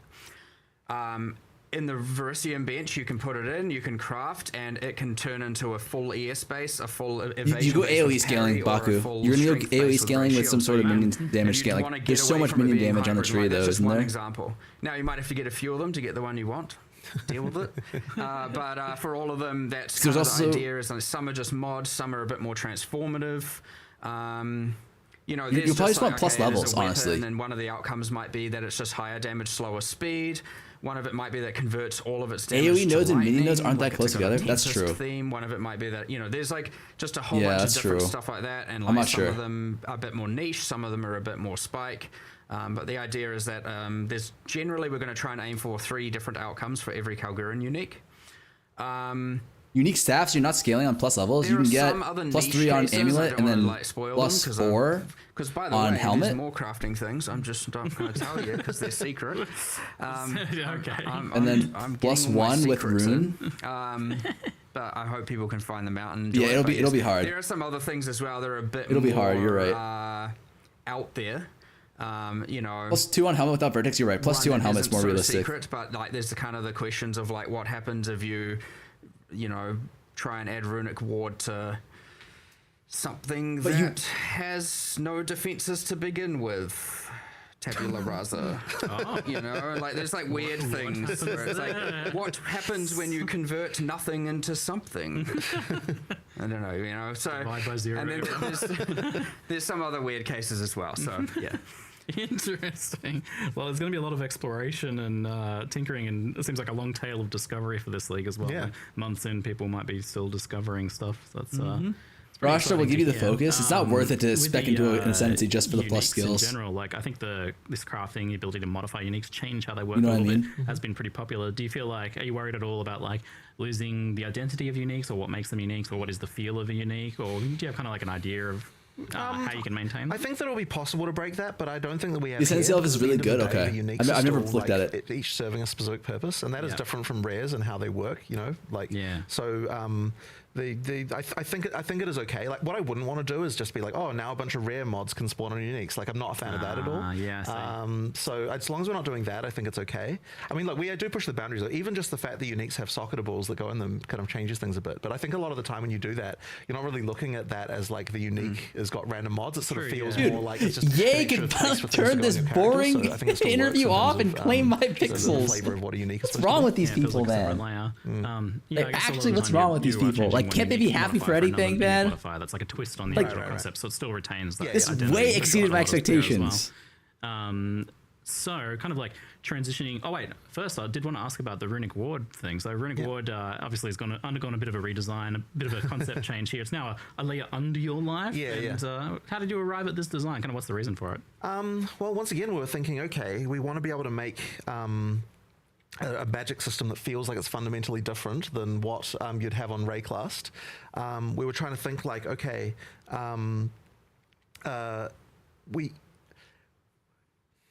do I say this? EAOE community, aka ungrateful shitters. I feel like I've lost myself here, but yeah, like I guess it is really just coming, you know, something that feels. Yeah, is runic ward gonna be too OP? We wanted to make colorless skills, right? We wanted to make a thing where these skills can be used across classes, so all of those skills we want to be used. But so we didn't really feel like we would be able to use. Drop PoE 3 people still cry about not getting swords. True. That wasn't independent of the existing ones that we had. Right. Yeah. And so then we're like, okay, if we make something here where you get to be able to trade some level of defensiveness for offense because you're spending effectively part of your life pool. Big hit protection, that's huge though. That saves you from dying a lot. Because if we've done that, there's so many other things that like are going on with life that wouldn't have really been able to, you know, that wouldn't have been able to work. So hence, you know, ward. I mean, it's just a completely different thing than what ward was in PoE 1. We just sort of used the term, but it means something completely different in PoE 2. I think it's just a significant upgrade from PoE 1's, just like kind of one-shot energy shield. I mean, that was someone giving you 1 mil on their map, didn't give him 10. True. Whereas this is a way more, I agree.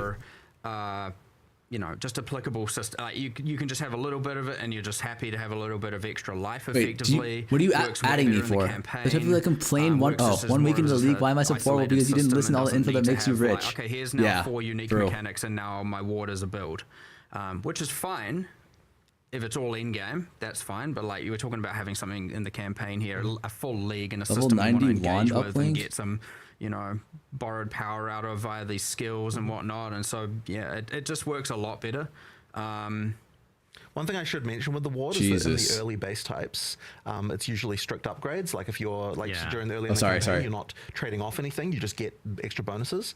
But as you get into the end game, that's where those bases start to be like, okay, in order to have more ward, we're going to be trading off your other defenses. And that means that when we finally do potentially move it into core, it's going to be like, it'll be a question of like, do I want to go for it? Like, it's not going to be something mandatory, because if it had just been always additive, it would have been that every single person needs to put ward on every single base type, and we don't want it to be that way in the end game. We want it to be, once it gets there, it's like a choice of like, you know, do I want to engage with this, do I not want to? So that was kind of an important consideration there. We've actually also handcrafted every outcome. So every single, like, you know, generally how you would expect Wait, this wait. kind of thing to be done. Correct me if I'm wrong here, here's but the Ward formula.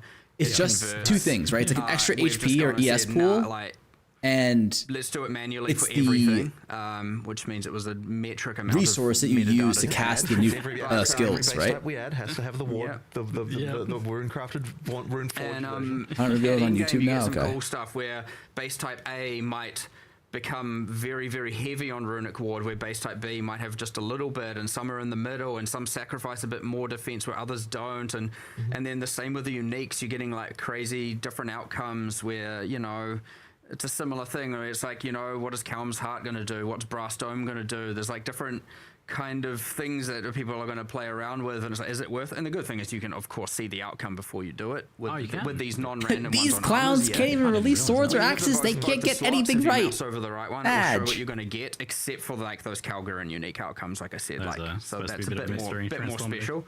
But most of the time, yeah, you can see what you're going to get. So if you're just like, oh no, I don't want to lose that armor, then don't lose that armor. Just you know. So but yeah, there's some crazy stuff. You'll get some runic ward stackers. You'll get some people that just have a supplemental amount just to stack, maybe just enough to use a skill or just enough to use a support. And you'll get people who are just trying to spam the skills as much as they possibly can. You have some people that have low amounts stacking higher regen of it, and like all kinds of stuff is the goal. All done via, you know, the metallurgy, the runes, you know, different skills. Like the whole suite is there. So there's just all kinds of stuff you can do. Yeah, and on the topic of the Calguran skills, this is like, especially because this is like something that gets asked all the time, is like, oh, can we have more weapon agnostic 270 skills? gain is only Things that double what you kinda can run on a blur those staff, but you lose boundaries a plus little bit 8 now that you've levels got on a those sank. established. I think what you guys are not What's the design process or the considering goal, or is... how you're So approaching it's a little bit making those tricky skills? because yeah, we have to make sure that these things It's are gonna not- be used I across mean, classes. obviously- like, I don't want to just be like, okay, One second. this one's only for It's more like, you know, about the- one particular character and these kind of the spam. passive That means they tend to need ability to that work you with get. things like existing debuffs and existing buffs. We've got one that generates sorry. It's theoretically full screen clear. That just play with all of those different mechanics. Yep. So, you know, like the example we gave in the presentation of like converting fire to frost fire, like that kind of thing. Like there's a lot of different builds, a lot of different character classes that'll be able to play with that. Yeah. And ideally that means that it can just open up the different different ways to be able to synergize between different mechanics all over the place. And then yeah, because they spend ward rather than some other resource, it means that, you know, there's no issue there either. Yeah, potentially slot into any build and don't have attribute requirements or colors. That's the other thing, of course. Yeah, they don't have strength, dex, and attribute requirements. They just have level requirements. Yeah. So that way, you know, Yeah, they the can live with it. Calgurans are a little bit more ahead of Ray class times, it seems. Oh, well. There's a bit more of a technological magic, isn't it? Yeah. Yeah. It's cool that it's often the case when we add these things, it can feel a bit shallow. Like it can feel like, here's this whole new magic system, but only there's this little amount. Whereas here, I feel like we've actually gone, here's this whole magic system. Like, here's Oh yeah, for sure, Modi. There's gonna be a ton of broken shit. Like, in some cases, like, sure, 25 skills now. Shadow's see already in the what game. It happens follows later. the character all You the know, time. Like, there's things to expand on, unless they're, of course, terrible, in which case they never existed. You know what I mean? But I mean, for the long-term health of the game. But you get this thing where it's like it really feels like, with respect to the Calguran magic, the Calguran technology, we're just like getting further and further and really learning more and more about how these people gain their power, how it's different from everything you know on Rayclast, and like it's honestly been just quite cool. And like Runic Ward, as I said, it feels way more than just like, it feels pretty core. Like it doesn't feel like this like just secondary thing. Not that you have to do it, it's not mandatory, but it feels core when you do engage with it, which is yeah, very cool. And I wouldn't say we've gone this deep into like a extra resource system and thing like in any league ever before, not in this regard. So yeah, it's like usually just like some map thing. I hope they announce shutdown for PoE 1. You PoE 1 unks are mad over nothing, or are bad annoying. It seems like that's something you would probably want to keep long term then as well. Jesus Christ. As long as it works. Yeah, I mean, if it works, then we will. Yeah, if people like it ultimately. Since we're talking a lot about gear, just gonna No, they zoom out didn't to mention a temple broader changes, but picture, it's some gonna be gutted. outstanding- It's gonna be in the patch outstanding notes for issues, sure. from the 100% last gutted. meeting.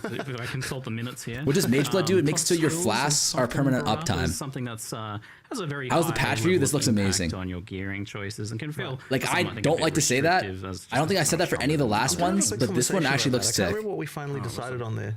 yeah, it's one of those dexterity-like conversations. Yeah. This is a I while think ago. we are trimming a few levels off the top. Yeah, that's right. I remember now. Or more Nice. so, more so we're trimming some off the top and moving some of it up so that there's still a high level mod. But doing that for the weapon mods. But like, there's more to do here, for sure. I would say that given the like this league in particular, like I remember we started it and we were like, here's all the things that we've discussed we need to fix, we need to do all this, and then it was like, oh, and here's the like 8,000 other balance runes and crafting systems and everything we want to do and new classes, and it was like new versus existing having a bit of a conflict, and we were so I wouldn't say we got to do as much of the balance fix up to a lot of the stuff we've Crafting league, yes, I will leave my hideout for sure. But as you were talking about at the start of the Q&A, like that is and what Jonathan said is that is a lot of what we want to do. You know, while we have the team making the acts, like that's a different kind of balance. We don't have, you know, you're not adding runes and crafting systems to the acts in the same way, Which right? means that those designers it's are a different team. Yeah, 500 daily boss fights. I don't know about that. You can pretty much do some balance leagues between. We now do, and, yeah, exactly, and we do have a big list of stuff we want to change there. Like, there's a lot. It is a list. Which isn't to say that we didn't do some balance for this. I expected you to do almost none on this one, given the scope. No, there's definitely some. There's some important ones too. Which we'll cover a few of those. We've got like, you know, some Chronomancer stuff. There's a whole, we're doing a What's bunch starting of hero? stuff, It's too hard to honestly, say. Yeah, we need to see the just as patch much as notes. we can, to be honest. I think Monk looks sick. You know, we're not sitting idly not doing it, but yeah, like I understand that there's a few things. Witcher Sork would look sick too, depending on that are left this unique, how good it is. Certainly. Hopefully, maybe one of them's resolved. We'll see. Or one shot for everyone that mentioned swords in GG chat. I'm dead already. Our earlier discussions on rarity from the last Q&A, where you were saying that you were eager to at some point remove rarity from. 5 bosses playing baseball with farmers character this league in There is one other ritual. change to talk about around that is a bit more subtle, and I don't know whether it will matter or not. But one of the things we identified, I mean, look, Is Blood Mage the thing dead? people Patch often notes. say We need to with see a rarity patch is they notes. just don't want it to give currency. Yeah, that's like a common thing that they'll say. Like people who say they want to keep rarity, they'll often say, "Oh, but it should. You could just remove the currency from it, and then it'll be okay." So what we were thinking about is like, rarity. There's a sort of market dynamic that goes on in PoE 1, but hadn't been going on in PoE 2 so much, where people couldn't really respond in PoE 2 to the market by like picking the reward type that they would like to get as much. Yeah. So in PoE 1, it's like if currency is becoming more valuable, you can respond to that by farming leagues that give you more currency. And if uniques are becoming like more valuable, then you can respond to that by farming more uniques and that kind of stuff.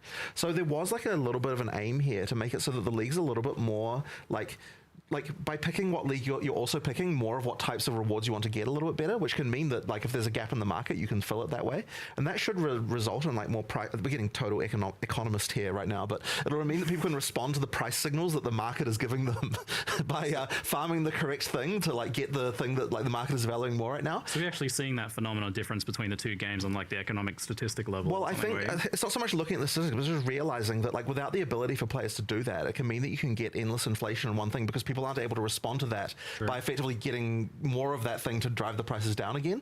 So that kind of stuff actually can matter. And so one of the things we have been doing is making it so that here's a league you can farm more to get more of this thing. And like even with regard to something like Breach, because you can pick there's mods for picking what type of womb gift is going to drop more often. You can be like, okay, if currency's more valuable right now, I'm going to pick that one. Oh, that's what he's saying. Got you. Okay. That kind of stuff. So it's like giving a little bit more control over what the rewards are, which should actually lead to a bit more price stabilization here as well. But we'll see how that works. Like I don't know whether that's actually one of the things, but it does seem related to the fact that in PoE 2, since rarity effectively boosts everything, it meant that that mechanic wasn't letting it be one of the levers that people could use to respond to the market that way. Yeah, exactly. You were just going to do it because it was clear. Sorry guys for turning into an economist all of a sudden, but it's like I like it.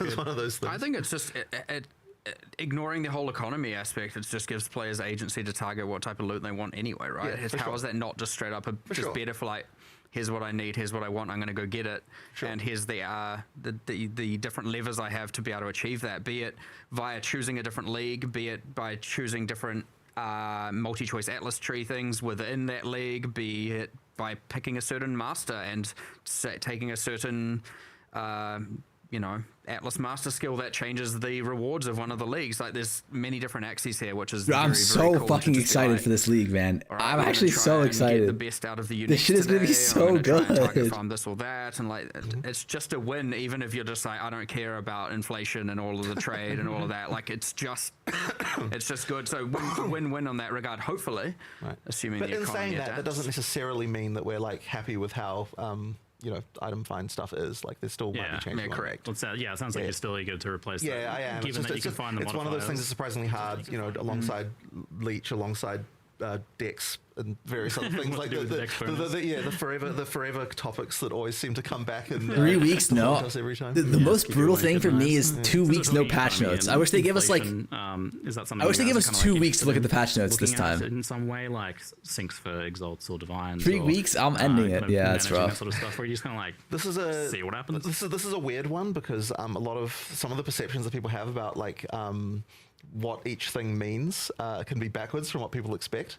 But yeah, I do think that that's gonna come down to that sort of. Pretty sure they're not ability finished to respond to balancing. the Yeah, but market. like I think that's gonna help. They can But make as I said, we'll changes see. If over it the doesn't course of the help other with 2 that weeks, stuff, but like then just giving us general More ideas syncs for would be exalts so is an cool. inevitability for sure. It will that's occur at some. It just kind of has to. Syncs for divines. I don't know. Find Mage Blood, see what happens. I was like, you have something to work for that one. I know how you do. Good luck. Wait, hold up. Wait and see with that. Find on the Mage topic Blood of and see what crafting, happens? Are there any with all this For new Divine stuff, Sync? Are there any changes to like the existing stuff of crafting, like how the crafting systems work, the currencies work? How happy have you been with the introduction of Greater and Perfect orbs? I would just say that Greater and Perfect are too, especially Perfect is just too common. Like we're probably gonna have to nerf the drop rate. Wait, he said that someone was asking about divine syncs and he said find the Mage Blood and then see what happens. Is like probably a little bit too easy, so we'll probably nerf the drop rates of some of that stuff a little bit. I think it's probably just a little bit too far, like not to make them like impossible. Mostly transmutes and augments. Mostly transmutes and augments. What does just that make it mean? A little bit too easy. Yeah. So I guess the outcome of that is that they become the norm like immediately, right? Sure. So there'll probably be a change there, but It's 100% different than having 3 charms perma active. Easy to progress in that early in game part there. Okay. All right. Now I'm going to hit you with. I usually do this at the end, but right now, a surprise QOL UX round. So Div for charm effect, but you wouldn't div for like 2% charm effect, right? And kind of surprised that you did that as well. It's a huge leap over what you tested in the past. That kind of went away for a while, which was like the ability to plan passives. Yeah. So I guess that was the reason why that went away, since you had a bigger project in mind. It has to be something like. I'm curious, what. When you take a different angle on this, what I don't know. don't you want to do with this? Like, where is the line of where you don't want this to? Because this is something that helps. Wait, like, time players a lot. out. It's very in-game. Right. Well, some people have asked us, What if- like, you know, are you going to suggest builds? Like, is GGG going to be like, Right. here's some builds to play and that kind of thing? And I don't want to be No. doing that. I do want to leave it to the community to decide. I think I figured what it is that out. Stuff. So that means we're not going to be like what I don't want it to be is like, okay, you like join the game for the first time and the game's like pick a build, you know. Like, that isn't how it should Wait, work. what do you mean different charms, like, Senny? It needs to be that that most look. I know that a lot of players want to follow build guides, and that's absolutely fine. We want to give as good of tools as we can for that. But at the same time, like I still want the desirable theory of the game to be that you join No. the game having never played it before and you just explore and Listen. Time out. Sorry, I need to pause this. I think Mage Blood is going to be like Shrine Belts, except you can div them. No? know to do it. Oh, as so well. unless you it's like, basically you drop don't the open file your in. Is that what Senny's saying? Is that what Senny's saying? Holy shit. Like, what the heck is going on here? Now I should mention. Okay. We didn't put it in the live stream because we weren't like 100% sure that it would. Okay. My bad. I want to make sure we're on the same page. Like a one-click solution. But like for putting a. I think it's going to be different than like it's not going to be existing charms though. A community website can. It would be like new charm things. When you click the link, it'll just add it to your account. Like with filters, like what? Yeah, exactly like with filters, right? So then it can just add it to your account, and that way you don't have to. Then you would have like scroll 6 down the file or charms, anything. for example. That's important for console players as well because they obviously can't with permanent put charms on uptime console versus 3 charms, no basically, uptime. They'll be able to, you see what I'm add it to their saying? account, just like an item filter, and then now it's just going to appear there, and then that stuff will work. I know. Right now, you have to have a real trust in your filter creator. Isn't there a utility belt in the game? Yeah, it's ingenuity. It'll probably be on a different base type. Because the guy we trust him, right? Different effects and effect string. First, your build creator just I think it'll be more about the changes your effects, build not the randomly effect for a string. day. But yeah, the documentation for how to do the build file should be going up today. Spell text slam all of the vines. That means that what I'd expect to happen, although obviously it's up to them, like the various community projects like Path of Building and that kind of stuff to all like adopt that and make it so that you can so that you can export a build from those tools, and then you get GG built and also websites showing those off and that kind of thing, and like that kind of stuff is what we'd expect to. Yeah, it just improves the actual like physical act of like having a build guide and implementing that, using it for people who are. That's awesome. And if we also find that like build creators are interested in adding notes to more places, like we tried to get everything we could think of, but there might be places where you're like, because the idea is like anywhere where a creator wants to be able to say like, here's some more tutorialization that they want to add. But the idea is that they can kind of do that. I love that. Like that's the sort of. I can tell people to upgrade their life flasks for life flasks that heal more life. Than the for previous sure, one. exactly like the example we. The hardest challenge is wisp only strong boxes, slow and unsteady. It's very true. People overlook it. So Player is awesome. Outstanding. The only is the mouse and keyboard and controller hot swap. I know, and it's becoming a running joke at this point of like people promising it every league and then not delivering it. And the annoying thing about it is that it's one of those things that like someone will work on it for like there's a surprising amount of code to do. Oh no, they're not doing it. But then every time it's like the guy, like someone will work on it for like a month or something, and they'll be like, oh shit, we've got this urgent league UI that needs doing, and then they get derailed.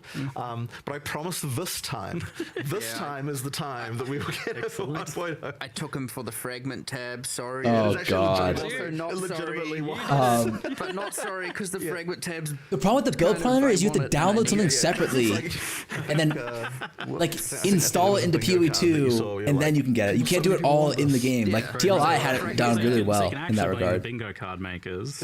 I guess so. Hot swapping was on there too. I had my hand over it. I was like, look, they want the fragment tab. I see. Really, what I mean is, I want the fragment tab.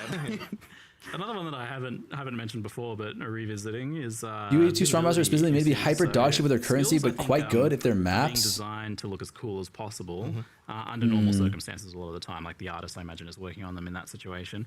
But then they can become extreme on endgame builds, right? You're adding like 10 extra projectiles and screen size AoE scaling and adding speed. So I think like a good example is explosive. People can install crypto farm scripts on people's computer. But now we've got like grenade nova projectiles with totems firing out multiple of them at rapid it can get pretty extreme. You got to put your sunnies on, man. It's funny when I'm streaming, you can see the face just light up whenever you toss a grenade. It's one of those things where, like, over time, ideally, we're able to just improve the situation with regard to effects. I mean, we do have some systems for limiting this kind of stuff, like to prevent certain particles from spawning. I was wondering if wait, do they say they're getting rid of temples? We do have stuff like that, but it's one of those things that it's easy for it to get left till the end and then not done, because the effects artists are obviously optimizing for what looks good. And whenever you're if effects artists come to me and like, hey, what do you think of the skill? It's not I tend not to be like, okay, now let's see it when there's like a bajillion of them, that's one of those steps we should probably take at some point. But it's like we do have systems for it. It's just a matter of like spending time working on it, and it's the kind. Oh yeah, okay. So that guy's just talking out of his ass. Honestly, is a time problem. Classic. We do. It gets tested internally. It does get reported. There are issues, tasks that are made, and they say, help my frame rate, help my eyes. It does say that, and 100%. And then it's like, I could optimize this. I don't quite know how, and a few people have to collaborate to do it. We definitely do fix the worst cases, like when they're really, really bad. We do. But before you see them, ideally. But there can also just be cases where it's like we didn't realize that a build would be created that could get to this level of insane. Well, yeah, when explosive grenades were added, there wasn't. People will be so busy figuring out passive chill trees. The creators would have already mined so many bitcoins. That's the problem, right? And then so that can be a bit tricky when it's like, how do you know? Is this an engine task, an art task? Is it a balance task? And that's the funny thing about it as well, because all of those sorts of issues straight ass 11 fires, because they're the ones who can decide, like, is this even acceptable in the first place? And that's like a sort of a very tricky thing. So like we did do some nerfs in 040, I believe, to some of the grenade spam stuff that you could do. But then I believe there were some other mechanics added that kind of made it come back again. So yeah, it was it was like slight nerf and then way more. It happens. Yeah, that's good. But like we'll resolve them over time. Like we will get it better. And just to reiterate, because in the past we'd asked about the idea of like transparency sliders or brightness sliders. I'm not a fan, honestly. Like I think it does fundamentally kind of ruin something there that I'm not. Yeah. So you that's like the. In I my want to mind, try and that's the fix it easy so that you route. don't even have to think about it. That it's not a setting you need to do. It's not anything like that. It's, You want to take the hard route on yeah, that, which for sure. is Always, every time. Yeah. The hard route. That's the best route. The last one I have, maybe, unless there's. I just want something to help with it. Yeah, that's my concern as well. You guys looking to get full Sid. Steam Deck verified sometime Yes, soon? yes. Well, I was telling you about that earlier. So so this is a there were a few things around the UI that made it so we couldn't get Steam Deck verified, like UI size. So we've actually added a lot of options for UI scaling in like different areas now. So pretty much everything, like like hovers versus like the like just like all these different areas are now scalable. All the different parts of the UI, and that means we can now have defaults for Steam Deck that we can now go, okay, hey Valve, can you Steam Deck verify us, please, and get all that stuff. And we're sort of testing on the Steam Deck now, like we have. We do Steam on Deck the Switch when? Good question. It's a thing we're taking seriously because we know there are a lot of people who want to be able to play it on the deck. So yeah, it is now a thing that we're doing. I really want to make sure that by launch especially that it's like a perfect experience. Awesome. There's still some performance issues at the end game on Steam Deck, like it's still not quite there that we need to work on. But during campaign it's fine. But I'm like not going to play grenades on Steam Deck. yeah. So there's like a few things there we still need to do to improve. But yeah, in terms of like the experience of like the main experience and all that stuff, it's way better now. Great news, excellent. I keep seeing in chat, so I'm just going to ask it. But like, people are Sup, asking, player? like, what's tell up, me Rabbit? about Mage Blood, but like quite clearly, We're not going to tell you about Mage Blood. Yes. You have to find You Mage want people Blood. to find Mage Blood. I mean, you did drop some extra hints there, kind of subtly. But people can maybe you can rewatch the Q&A and kind of like find out what those hints were. I know how to tease a unique. This is You like- know? Dude, I love outside Mark. of a Headhunter or something. This is like one of the most. What's up, like, Rabbit, though? Talk to me. long-awaited items. How fucking hype is Making this? sure that people actually like it as well, because we don't want to disappoint people. Yes. That would be sad. It's going to be insane though. I'm exhausted. Yeah, I'm exhausted too. Rabbit already nutted 3x for real. Who hasn't? That Mage Blood's on the screen for a second. You put that text there. There's one frame of Mage Blood. You can They're like, but dig through all it's the so frames. rare. I'm like, I don't care. Do it. Excellent. There's one for you to look forward to. Before we jump into the end game, let's. That talk wand about is made for campaign me for leveling. So EDC. it's pretty Yeah, nice for real. Signposting tricks additions there. Yeah, very yeah. nice. In one case, completely literally a signpost. Literally but, a signpost. Yeah, I did know it's one of those things that I like. So we do understand that if you're. I was thinking about that too. It needs to be that it can It be. looks so good. Yeah, we were thinking about like what is better in PoE 1 than PoE 2 in this respect, and we're thinking there's just like people just learn a lot of tricks. Yep. But then we're like, are there even enough tricks in PoE 2 to learn?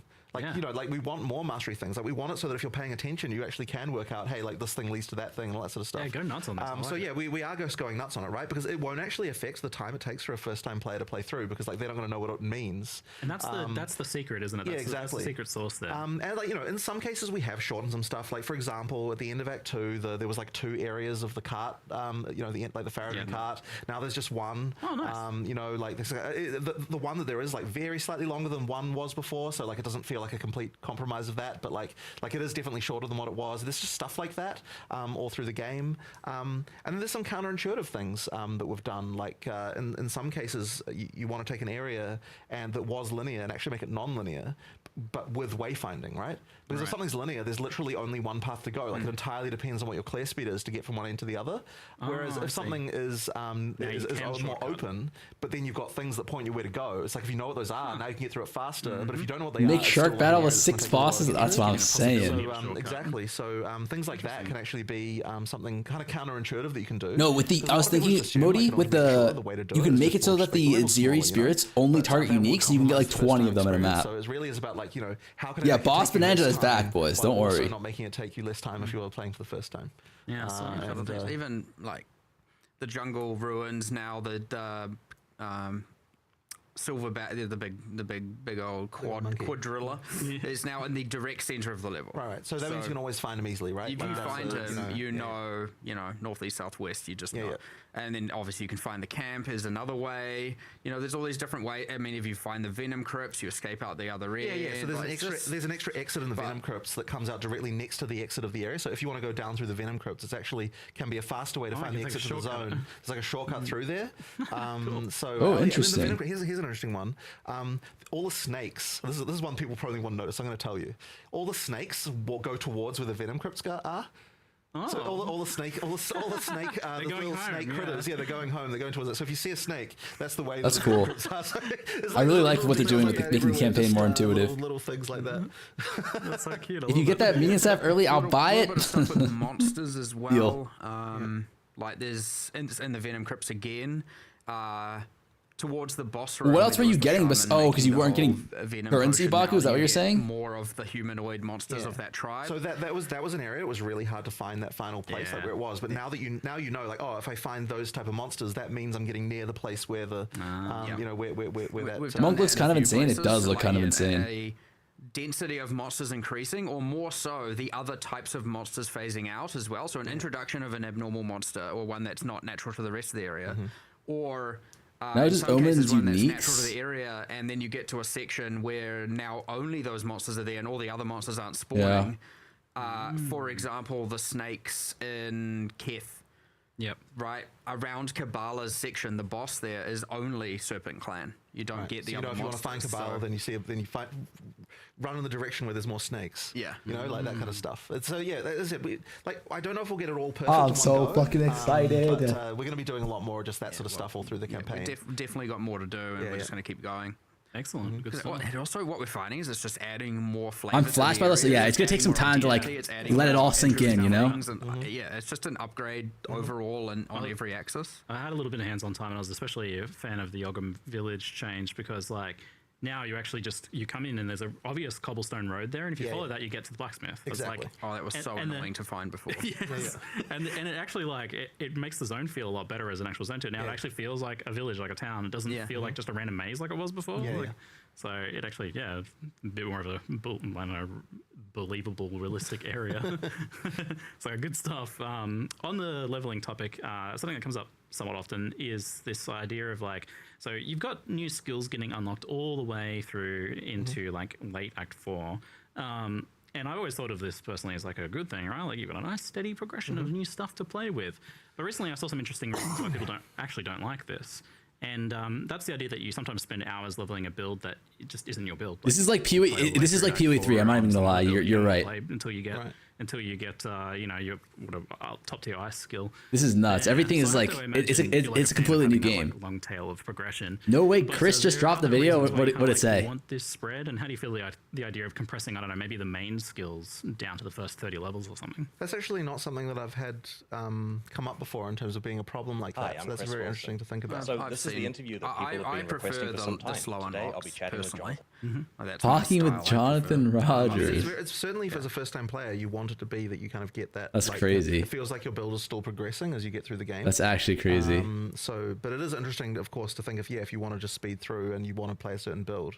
Like that is certainly something even on like the experimentation level. So like, you know, when you respec to a character, the timing again for real. Trash. It feels bad generally to do that because you didn't have that evolution of that build over time. And I feel like it maybe if you're swapping over at level 52 to your actual build then, because that's when you get the skill, then you don't actually really have much of that progression evolution of your build to test. It might be more of a matter of just swapping where some skills are given. I think it also can also be that we're not necessarily Shark boss with bear, ox, cat, boar, snake, wolf, and ape. I'm thinking about it already. Don't worry. I'm already on it mentally. That's like one of the issues there is just like moving things around where they start. It's just that we don't want something that's like too flashy to be something you get really, really early, because otherwise it feels kind of strange in the power curve. Like you do need to feel like that level of progression of like the skills get more epic. So I imagine like it's pretty okay to have things like those glory skills and stuff like that right down the bottom there. Well, certainly. Like the last row tends to always be those sort of ultimate type things that, like in theory, those are not things. I'd like to ox your snake. Like relax, buddy. So it's more sort of extra. The examples that I get see brought up usually aren't that sort of thing, but rather like what's that ice skill that shoots projectiles everywhere? That round spinny one.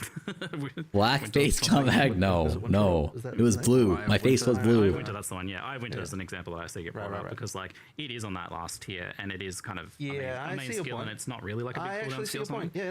That one honestly might be able to come down.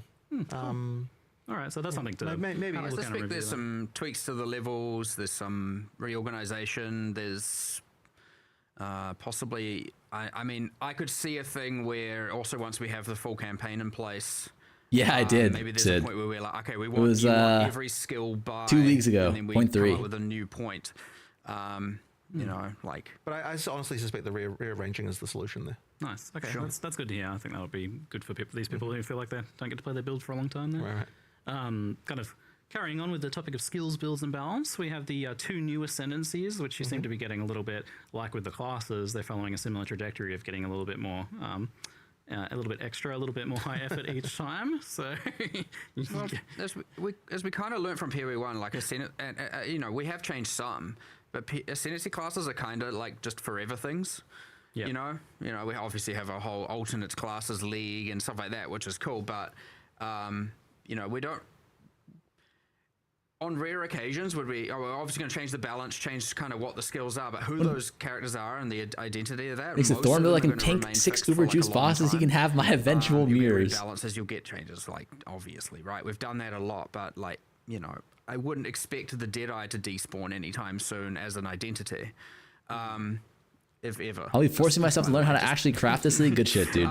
And so like they just need to be high effort, and they need to be, you know, something that we are, like something that comes up a lot, and you'll notice it in these two. Like now for every single beast boss, the Spirit Walker, yes, we have to make a tamed version. This is what I keep saying, like for every pair of, for every mod on gloves. I don't know if that's true next league. It's still going to be simpler, but you know, they essentially added meta mod crafting. It's going to be insane. The thing is, as I said, these are forever classes. These Isn't this a play the game league? It's a play the game and a crafting league. It's actually insane. Worth it, but now there's so much good crafting shit to do. Beasts, 'cause it's come up I don't even know what I'm going to do on League Start. I want to play the game. I also want to craft. Are the new pinnacle bosses beasts? And I'm just like, oh no, what's going on here? What are we doing? Like, you know, like me and my hideout are friends. You know, there was the shapeshifted one who turns into a werewolf. You do some variety or practice runs. I'm gonna do practice runs, I think, and you know, theorycraft. Tame the count? Is that what you're telling me? Yeah, only in second form. Only in second phase, yeah, maybe, or maybe because I mean, cool. You know, or maybe specifically. Nah, I don't know. I don't know where we're getting with that. I don't know. We need a channel point redeem for crafting advice this league. Ooh, I forgot about that. How much you're talking about, you know, visibility. How much of your screen are you willing to have be a gigantic pinnacle boss? And thing is, like, changing the scale is not actually as trivial. Like, yeah, I was like, I thought you make them smaller, but then I saw like the giant bird boss. I'm like, nope, that looks like a normal size boss right there. I think that's fun. But, yeah, some Discord, Bodhi's Patreon. We did limit it to 1. We did internally have it that people were running around with 5 for a while, and it was a little bit off, a little bit out of control. I'm excited for Captain America Shield Toss Blink. It's quite fun, but I'm so excited to just see how honestly, it's such a weird thing to say. I'm so excited for how much work we've created for ourselves in the future. I'm very glad to hear that. That is good. That was the right mindset, I think. Excellent. So with the Tame Beast thing, like when you get your first ascendancy, that Tame Beast gem is actually a higher level, though. Like, is this something you? Yeah, we do have a thing that we're going to do about that. Okay. There's a solution I believe that we had for that one. Yeah, all right. But yeah. And with this being the idea of being a big single beast, and a lot of the time, like, I don't know that bosses compared to say like aura beasts don't have a bunch of utility stuff on them. Like, I'm sure there'll be some, but not as much exactly. So I imagine you want these to actually be things that kill stuff. So how do you make the big single minion work? We have like, honestly, I think it might have even been, we've tripled the damage, I think, of tamed beasts. Just FYI. Cool. We're doing a few changes around that because we want like damaging companion builds outside of obviously just Wolf Zerg to be more of a thing.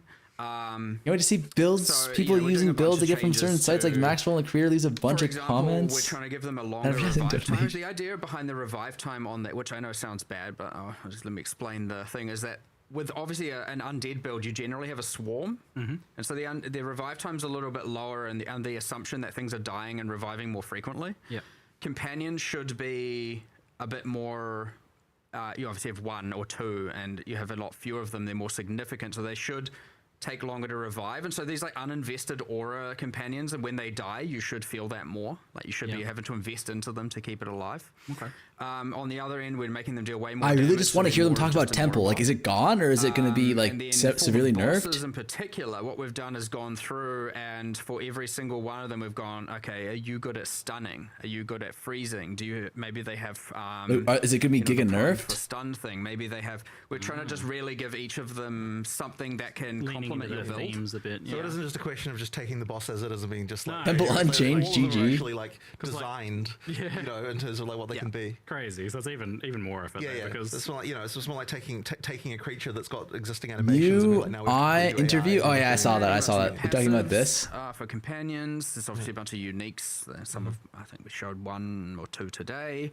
But yeah, playing into that archetype. Greeting from Uzbekistan. Most people in Uzbekistan do not like you, Farmer, but I do. I appreciate that. Running around with you. You could have left out that first part, but you could just. But thank you. On the martial artists, the thank you and fuck you, I guess. Converts gloves. You showed that working with a rare, and that was quite spicy. A lot of uniques don't have like modifiers that are like actual kind of like regular modifiers. Ask Ziggy to ask him, brother. Everyone's asking about Temple. He does. Like literally every other question is about Temple. Why not? Every unique glove from now on, you gotta find some way to convert their modifiers into something else. Does it affect the? Bro, is there a full Uzbekistan cult against Farmer? I don't think it affects socketed mods. No, it's meant to affect every explicit. My name mod. doesn't carry shit for weight. I'll ask. We talked recently about vile corruptions, and I'm not gonna ask, dude. It's not gonna make a difference. So TBD. But yes, it does affect uniques. It is intended to affect all essence mods and alloys and all of that. But like, honestly, you will go as far as we can with these, and until we. Look, Temple. Rune modifiers that have their unique modifier pools now. So I guess you're doing those too. I was just trying to think of some uniques to talk about, but I can't remember a whole lot of specifics. Yeah, so it's one of those find out things. Yeah, I guess so. I'm wondering what happens if there's like a pair of unique gloves like grants us skill or something. Yeah, like that's random bot 1 and 2. You want random bot 3 to come in? Like they'll actually stay there, so you could still use it potentially. So that's interesting in its own way too. Or hey, what is this Farmer can't read? Look, having to remake a skill for this is a little bit in the okay. I talk about creating work for ourselves. That's like that's not a bang for buck win. So like making a new skill of a skill for this, that's a line that would have to be. Oh no, he's learning. Hey, I can read a little bit. Maybe in the future, but not right now. Yeah. Right on.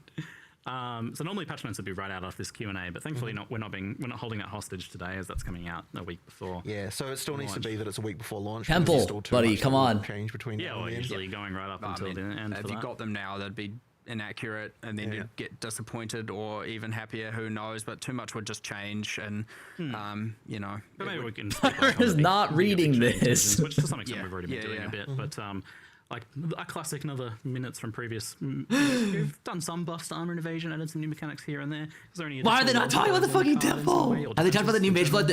Nothing meaningful. They don't. They want you to like discover it on launch. Because I'm all about like just reviewing the fundamentals. Is we're like, okay, we at some point in one of our many millions of spreadsheets, we were like, okay, here's obviously you have an expected amount of how much defense does someone have at a certain point in the game. Now that we have obviously enough players, enough statistics, we went and then had a look, and we were like, oh. Mage Blood would essentially be like you have permanent uptime on your interlude, Act 4, charms. mid-game, early in-game. People's defenses are significantly lower than what we had deemed as what we wanted them to have. And you can look at that in a few ways. You can say, well, okay, people aren't upgrading gear as much as we wanted or expected. People aren't upgrading, I wouldn't say expected is definitely more of the thing. People aren't maybe taking as many defensive passives as we had expected, etc. And there are obviously many reasons for that. Some of them are garbage. But at the end of the day, right, we balance the game for people to have this much of a defense or this much EHP, and they don't have it. So let's get them to have that amount is our plan. So instead of obviously changing, you can either change monster damage at that point, or we can give people more defenses. So we are PoE 2. What is Toda? Is that Temple? No, that's a PoE 1 mechanic. On all of the defensive gear. Should be like an ascendancy method. Up to like a way to get your ascendancy, like Sekima or end of end game, because like peak characters, Ultimatum. there's a lot. You can get a lot. So like we've taken some of the outliers that are the things that make the end game characters have a lot of those defenses and kind of brought them a bit down. So it shouldn't be worse. It should just be the same. But relative to rares, they could be a little bit worse. But yeah, ultimately, this is mostly from Act 3 onwards, right? Pretty much, yeah. So more armor and evasion is the start point. We've In done 2.5 hours, stuff, yeah. like, They're still dropping info for Energy sure. Shield there's a thing that has too much recovery available, like too easily for recharge, and like we've done a few things. A lot of them are outliers, not necessarily all of them. So we've done a bit of changes to a whole bunch of stuff. But in particular, we're also doing like the deflection equation is honestly kind of not good enough. It's too rewarding for very little investment, and then there's like a kind of weird thing in the formula that I was trying to figure out the other day, but and then for investing beyond that, it's kind of like, well, not worth it. Yeah. The passive tree nodes are too weak. There's all these clusters there no one cares about, well, mostly. There's other things like the armor applies to elemental, like there's a bit of it. Generally it isn't weak, but I wanted 5 clusters for it. I wanted you to be able to actually invest in it if you were in different parts of the tree. Currently there's only like 3 nodes that grant it in the strength section. It's not enough. And then all the way through to like things like the hybrid section of the passive tree, where normally you have armor in the strength section. Over here you have evasion in the deck section, and then combined you should have Deep beneath the forbidden caverns of Farmer lies a tiny civilization of butt gnomes, people collapse, surviving. All the armor and evasion notables are like kind of hyper conditional. Some of them don't even grant armor and evasion. So there's just like a ton of work across the board. And then those secondary defenses don't generally have hybrid nodes, which they should. So if you're now playing hybrid, you have to double invest in the double. Their king, Sludgeford, the snail rides a stolen room with the cavern screaming more. Honestly, what I would establish is fundamental problems going on here that pulse with unholy vibrations. And civilization was never meant to look at all of them. I'm like, well, they all are just buffing it. So that's great. Awesome. Except for like a little bit of energy shield problems, I mean. Oh, sorry. 3 changes. My bad. Hybrid going more northeast, like we looked at all evasion, pure evasion versus pure evasion with 1,000 energy shield or more kind of thing, as in a Ghost Dance user. Yep. And like the differential in power of using Ghost Dance with 1k ES is just out of control. And I know everyone will be like, make everything like that. That's how this works. We're not going to do that. So like Ghost Dance needs some changes, but then also playing hybrid without that needs to be brought up. So there's a whole bunch. And then also, I mean, the highest death rate, just to be clear, and by 300%, is armor ES, which I don't have an exact plan for yet, but that needs a lot of love. There's a missing piece of the puzzle there. Yes, and it's obvious, right? You look at it and you're like, obviously, but it's I don't exactly know what the solution is yet, but we need to do some more love there. But like generally speaking, yes, armor ES, a couple of OP outliers, but everything should be getting raised up for average player, especially mid game, early end game, without having to. And you don't have to, the only way to play it shouldn't be this one very specific node to take this very specific skill or use this very specific node or use this very specific unique, and just trying to make it just more broadly, like investing in defenses no matter what feels good. And we're not there yet. So anyway, Giga Rant. Covered a lot of things there, but anyway. I saw a few questions about it in chat. It does surprise me a little bit. I thought there was more of a consensus that life on the tree was unpopular as it was. He's reading the temple comments, no? Deemed as like attacks, like, I guess. Like, are we getting rage baited here? But I'm curious how you obviously removed life from the tree in PoE2 effectively. What led to that decision, and how do you feel about it now? Kind of like I'm seeing a lot of chat, comments in the chat right here asking about. I prefer it not being there. Act 3 mechanics. The decisions of what I'm taking. We talk about that next. More interesting and like what? Talk about the fucking temple, please. I think to not have it. I think that will increase over time. I think I am less penalized for hunkering down in a certain section as opposed to having to get this like minimum life percentage threshold by going to certain spots. I think it allows you to be a bit. No, I want it to be dead. But I want to like know that it's dead. Especially, like, I see a lot of people comparing life and energy shield, where it's obvious, right? They're both your life pool, but energy shield should be compared to armor and evasion, and obviously they're asymmetric. So +4 jewel sight. That's that was in PoE 1. It's gonna be giga expensive. I can also understand that when people are dying to a thing and they don't necessarily understand why, the answer is I need more life, and I get it. But that can not that it can be that the problem and the solution don't have to be the same thing. Like, there's an obvious path to the solution when you're dying, you're running out of life. But it can be that there are other ways to solve that problem. And when I look at the defenses and just identify fundamental problems, how much of that problem will be solved by just fixing those fundamentals? Want to make those juicy to take and actually. Yeah, so I'm not ready just yet to, like, you know.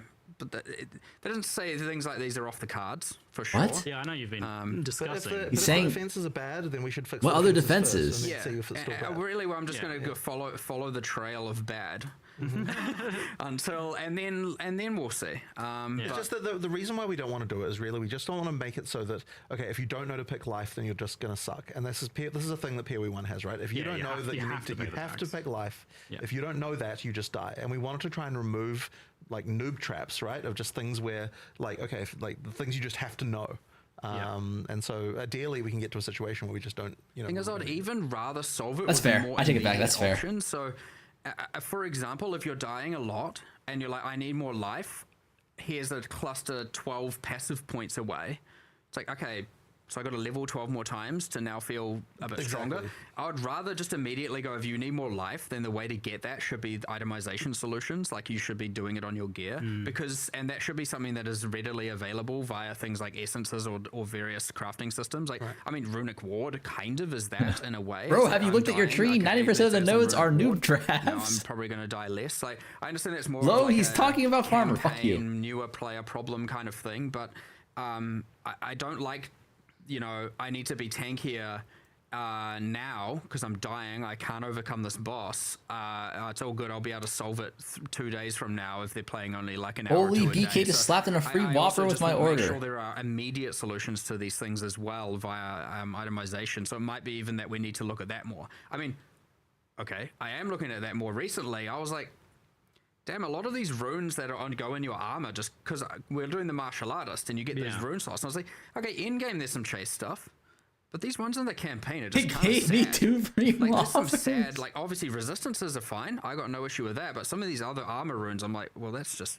I heard they were nerfing not- almost okay, I put that 6'2" in, Asians. and I'm an now almost like 6'3" Asian, buddy. 2% Relax. tankier. Like, what am I even getting out of this? Like, I want to make sure that. So I was looking recently, and I'm like, we just need to buff all these armor runes. Like, those were meant to be problem solvers for holes in Nah, your, Addicted, send me a screenshot core of that. stats throughout the campaign, and like, so even just things like that, where it's like, yeah, you should be able to just get a lot more of that just by using defense or armor slot runes, as well as adding new ones. Because honestly, there's kind of a thin selection, and it just ends up being like resistances in most slots. Until endgame again. Well, even still, sometimes just resistances there as well. Depends, but. Yeah, obviously we're adding 160, so that's a big difference. But I wanted to make sure there's a lot more in the campaign, and the campaign ones are buffed as well. So I don't know. There's Farmer heaps skipping going on here. It's, like, 0.5 is a hard to really crazy nail thought down to a here. What the? single problem Why and does this a guy keep single saying that? solution. And I know there's like the easy way out, and we spoke. We don't like necessarily the easy way out. And I don't want to have to make these kind of compromising decisions that I feel like have made. Is it bad to say that I hope the temple is gone perma? When we have just fundamental problems. Yeah, I kind of agree. I think they need to gut that shit, especially if there's like all these new mechanics. It can't be meta. If Temple's meta, that'd be so bad because no one's gonna play the new mechanics. By release, right? This is why we're wanting to do, you know, these intermediary patches, and here on out just like make everything better, plug all the holes, get everything good. Because it's really hard to do that when you're adding 100 new systems and crafting systems at the same time.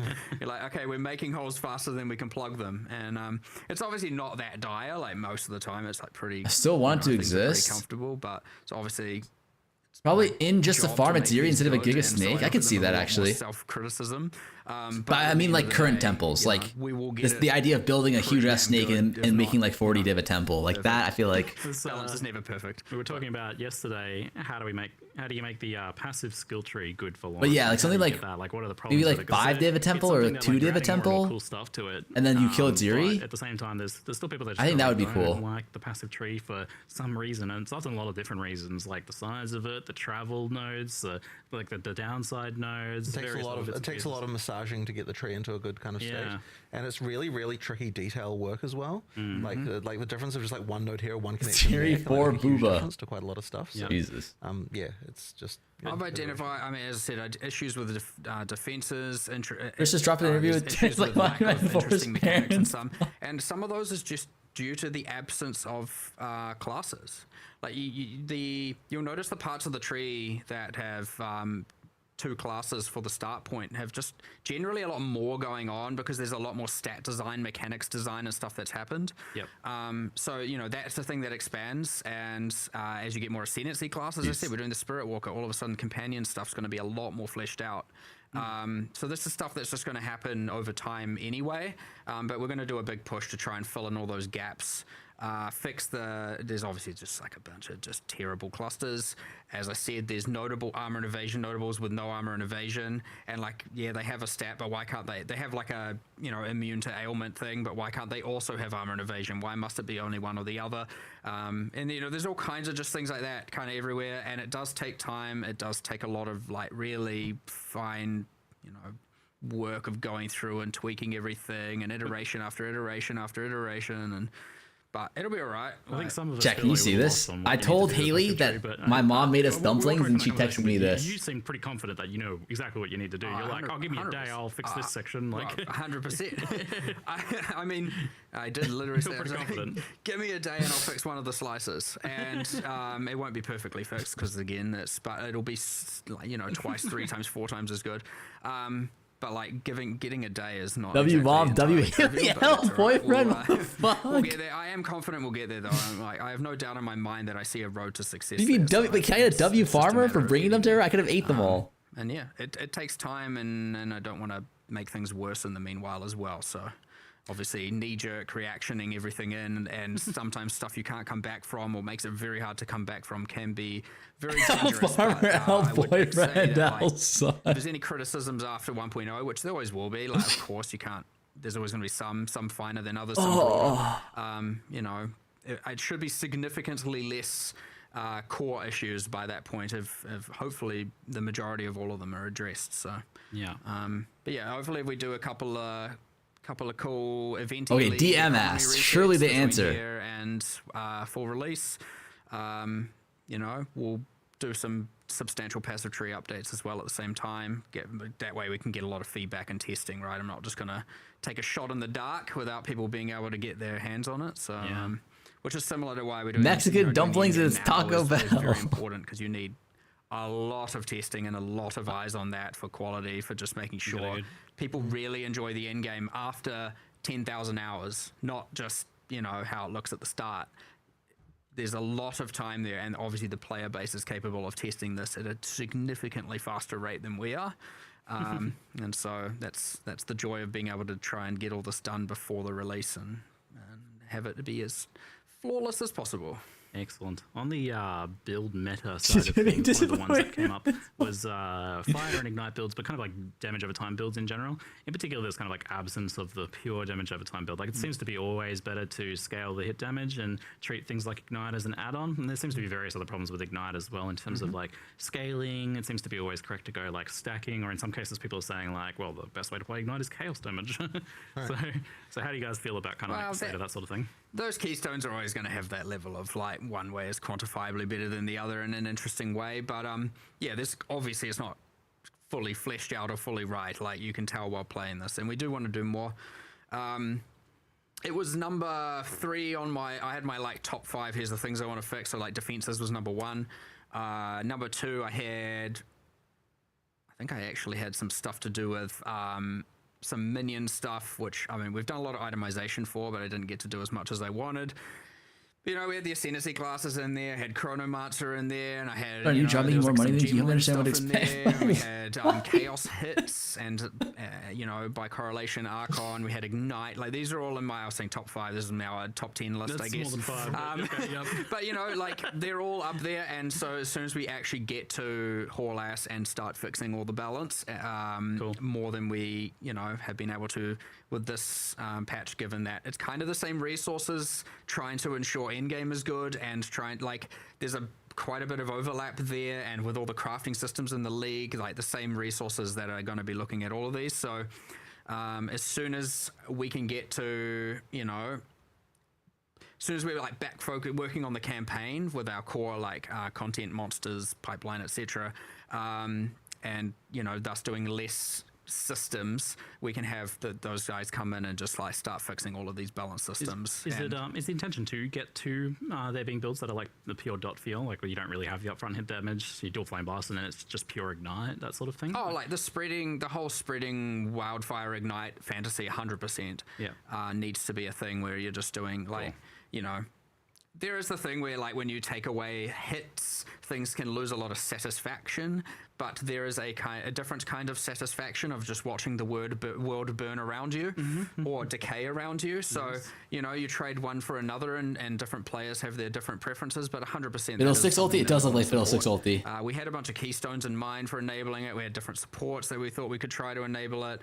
It's just a matter of being time to execute it. So I would be very, very surprised if it doesn't come in one of these interim patches between here and full release, though, to at least some degree. With that wanting to get things right for 1.0, there's I have a feeling that like 1.0 is like where you get to establish like here's the baseline of what the game is supposed to look like, and that's what you were saying with Endgame, indeed.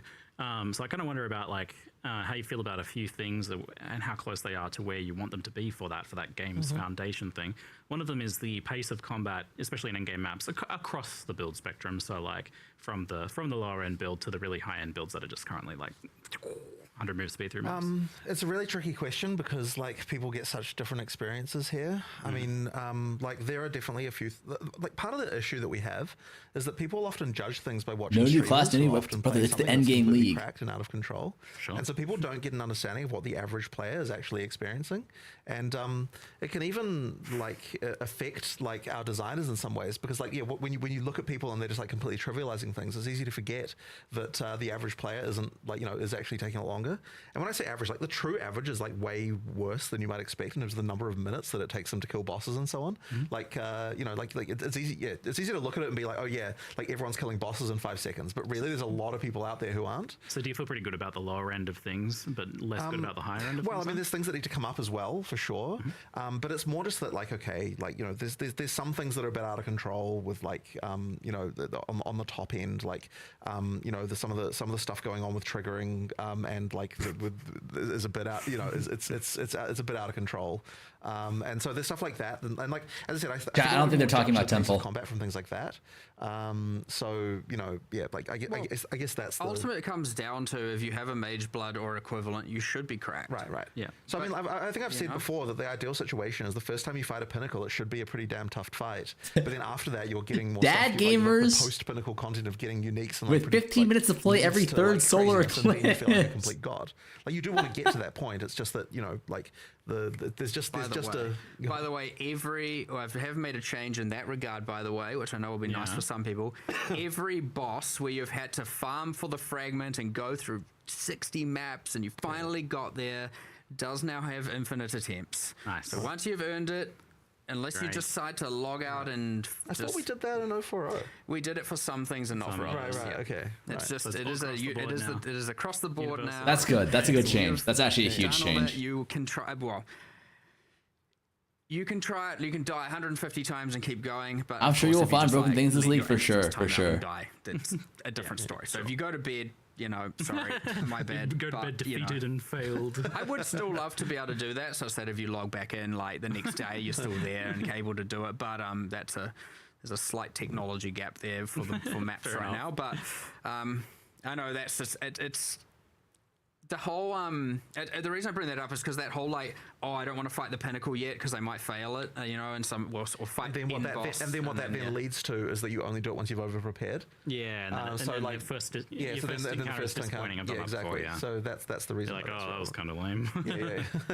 It's not what you want. You want to go in early and have an uphill battle the first time, don't you? For sure. Yeah, exactly. But I guess what I'm trying to say there is that I think that like that the pace of combat is correct in many instances. It's just that there are some things that then lead to that being bananas. But then you still want it to be bananas after the point where you've done that. So, you know, like, yeah, it's just a question of the power progression needs to be right. In terms Sounds of like if anything, you just want to wise Farmer, what's up? Tuning some certain points of that. For sure. There's crazy things you see where even when you go and ask a lot of our designers, you're like, how long do you reckon the average boss fight takes? And you specify a boss. You're like, how long do you reckon the average, I don't know, what's a random boss?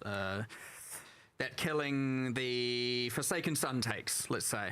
And like, honestly, I would say my experience at this point with understanding how to gear my character and build my build at that point, you know, sometimes it's honestly 8 seconds and sometimes it's 20 seconds. And it's like, is it ever really more than that?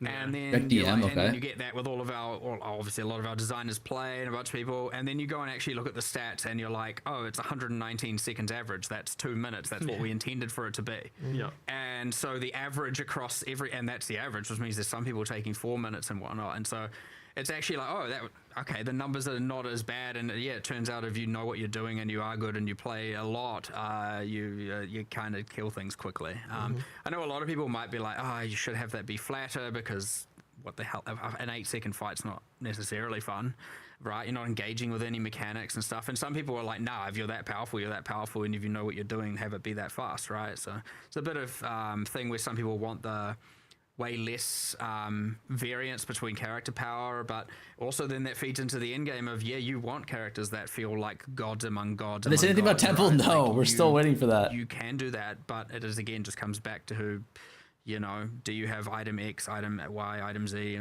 of different kinds. So when things are too cheaply OP, as in almost free, and I don't mean economically, I mean like as in your general time to earn, generally that has to come down. And I think that really is the message overall of like, you know, if it cost you a lot, then yeah, you can be a god. If it didn't cost you very much, maybe that's going to be something that we would consider nerfing. So leech. Yeah. I was going to ask, that's my next one, the state of recovery, especially because like really fast life recovery tends to lead to situations where in combat the only thing that matters is the thing that kills you instantly. So how do you feel about recovery overall? So we're definitely unhappy with leech, and this is one of those things where we attempted to simplify it from PoE 1 because PoE 1 had the most complicated leech thing in the history of the universe. So funny. And so we're like, we're going to simplify it, we're going to try and make it simpler, but unfortunately the simpler thing has not led to a good result, and so now leech is, like it's a bit of a problem. So we are changing it drastically. Like, are we fine with telling people how it works now? Like, we could go into it. Yeah, that's fine. Yeah, all right. So basically, the key thing that we're first changing is we're going to a single source method of doing leech, which means there's only one leech buff active. So whatever is the biggest hit that you did, like you're only leeching from one place, and that obviously then means that we need to change all the balance of leech and everything like that to make that work.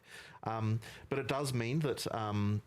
There's a difference between there's more of a thing with like life gain on hit versus leech is like a thing between like fast hitting and slow hitting builds. Like higher hits are going to lead to more leech. What does that mean, though? though? We're changing as well, and this is just kind of to retain the idea. Like, so one thing we liked about what we had was that when you get more leech percent, you do get more leech. But the thing is that the way that damage scales, like it just gets completely cracked at some point, and like it gives you insane amounts. So effectively what we want to do is add a cap to the amount of damage that leech will consider when calculating how much leech you get. So I don't know what that number will be. Like, I don't even know what order of magnitude it is, right? But let's just say that it's like 1 million or something, right? Like, I don't know, maybe it's less than that. Yeah, it's hard to say what that number is. It's more that there's a goal of the kind of expected rate per second you get for various levels. Effectively, there'll be a number that's like 1 million or 100,000 or some number, right? That'll be like, okay, like after when we go to calculate leech, we're first capping your damage to that. Like, you're still doing the damage, by the way, but like just for the leech calculation, and then we apply your leech percent to that. And what that will mean is that it's always the case that getting more leech will give you more recovery, right? Like if you double the percent on your character, you get double the recovery. Yeah, so there's no like capping thing like that, but it just no means max that life yeah, related capped exactly. leech But then now. at some point, like getting more damage isn't increasing your recovery, and that's like the key thing that we need to That's what you're trying to prevent. disentangle. So, and I mean, the intention really is to that's sort of get it so interesting. that, you know, like a typical character who's like investing in leech. There's no hard cap on leech it's like then. they're able to recover their entire life orb in like 3 seconds or something like that. You know, like that's the kind of thing, right? And yeah, you could go further than that with like even more investment, but it's probably like not worthwhile compared to other stuff. And then like other characters who aren't investing are going to get less than that sort of thing. But like you do actually have to, you know, like we don't want it to be so ridiculous that that's the only like source of recovery you would ever need. Yeah, because it's now capped, we can give a lot more leech early as well, because that was kind of a bit dead. Yeah. If you're not dealing significantly high damage. Yeah. So then we get to buff all those values. And that obviously, some people know about leech resist on monsters, like you know. Watching anime interview and you yap at the same time, I should get a medal. Your brain is fucked, man. White or magic monster than, say, a unique monster. Because the assumption was you're hitting many, you're AoEing. Right. Now you only get one instance that's flat. And then that means that leech will be more consistent between boss fights versus not boss fights, which is another thing, I think, a good thing. Like you kind of can rely on that in some level. But if you have all the affixes, you know, you got some investment, you could anywhere between 20, maybe up to 40, 50% of your life recovery per second. That's where you're aiming which for. Is obviously still pretty fast, but and then we're removing some of the instant leech just because obviously that's then bypassing that. Minimize 1.58 LP and TFT while doing schoolwork, office work, and watching anime at the same all these time. skills by 10 times. Or we can nerf leech. Like that was the thing that you were saying. It's part of the just like damage begets recovery, which also begets energy triggering, and like it just feeds into itself, and then you have characters getting 3,000,000% of their life per frame. Yeah. You know, while triggering. This is part of the meta skill equation infinite as well. triggering per frame, and it's just like, what are you supposed to do? And hence the 200 million DPS, like infinite recovery and immortality builds. You know, the leech explanation sounds like complicated, and it kind of is on the back end, but the player-facing side of it is now just 1.5 LP in Turkey server, affix, and you get more of it, you get more. Like for most people, you get a mod, and now your life starts recovering. So it's honestly better than before. And more importantly, and better than before, but also importantly, doubling it doubles the amount of life you're getting. Yes. You know, Getting Rip Blood Mage vibes, going on to achieve that. But the one player-facing thing that is important to know is that there is a point beyond which getting more single-hit damage is not going to increase the amount of recovery you're getting. Yeah. So at some point, obviously, getting damage gives you damage, but at some point, getting damage is less fully changed internally. Feel free to go have a look at it. Oh my god! And with that, so like I mentioned, the part of the core problem ultimately is that you, aside from the meta skill stuff, what do you mean he's right? If you're recovering so quickly, then things have to kill you very quickly. Does that allow you to look at things that are killing very quickly? Then, once you start to feel like recovery is getting a bit more under control. Well, part of that, I mean, that folds into the whole the defenses and everything thing. But like outliers are outliers for sure. Holy Rage Bait Farmer hardened me, so I can't fall. What do you mean hard? Don't say hardened me. But don't say farmer hardened me, brother. It all folds into the same, be it recovery, full life, one shots, characters having significantly lower defenses than we anticipated, tools for getting more life via runes, like all of that folds into the same problem here of, if you're absent of all of these tools and you don't know how to do the like very, you know, I guess the meta strategies, then you sometimes are just going to get obliterated by things. So I'm just hoping like, obviously that leech is a case of bringing down the top end, but I think more the defenses, bringing up the defensive tools, like wait, is it just me or did leech look like runic ward, everything? After all of this is going to help contribute to ideally overkill damage on you doesn't affect the ward, and right? Of course, as expected. Though, like, isn't that broken for ward? Just like one-shotting you, and you don't think the telegraphing's enough, you just let us know, because like it's like a second life, right? It might be on our radar, but it might not be on our urgent radar, and maybe we need to do something about it. Like we have improved a lot of these things either via increasing telegraphing or lowering damage. Like we had problems with a whole number of skills, especially early. I'd say the number of those is dwindling, but they're still there, and obviously we might add some new ones on accident, but you know, just keep telling us about that stuff 100%. You gotta at least start monk, bro. You meant to do the kung fu. Thing is things feel fair. Actually, might so then think about damage one way or the other. So, you know, if you're getting insta killed by something you couldn't even see coming, that is a problem. we're obviously adding a ton of new pinnacles and all of that, and we're going to do our best to get everything as well telegraphed and as you know, the correct damage output and everything. But you know, we miss things, and if things feel unfair, just raise the alarm. All right. With that, we'll change topic a little bit to Endgame, and I've been getting asked about a lot with Temple going core. Oh my God, please! Yeah, so Temple snaking works, especially. we had to get rid of the snake strategy. Okay, good. It caused a lot of problems.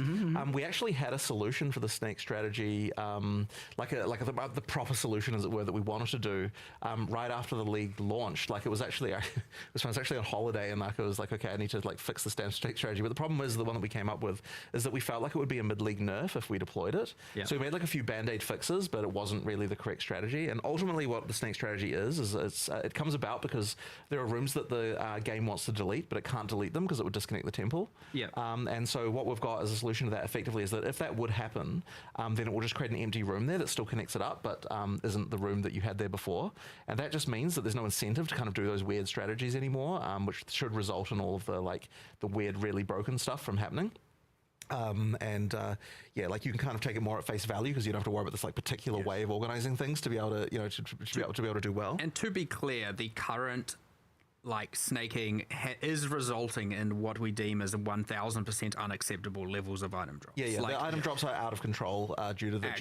Out of control. But there was just there's always the situation when you've got the stuff where like we would love to nerf it, but you can only nerf something like that if it hasn't gotten too out of containment before you nerf it. Yeah. Because the moment that people feel like, oh, like 10% of the player base have like gotten, well, then I can't do it, and like you're pulling the ladder up behind them and that kind of stuff. Exactly, like it just doesn't feel good.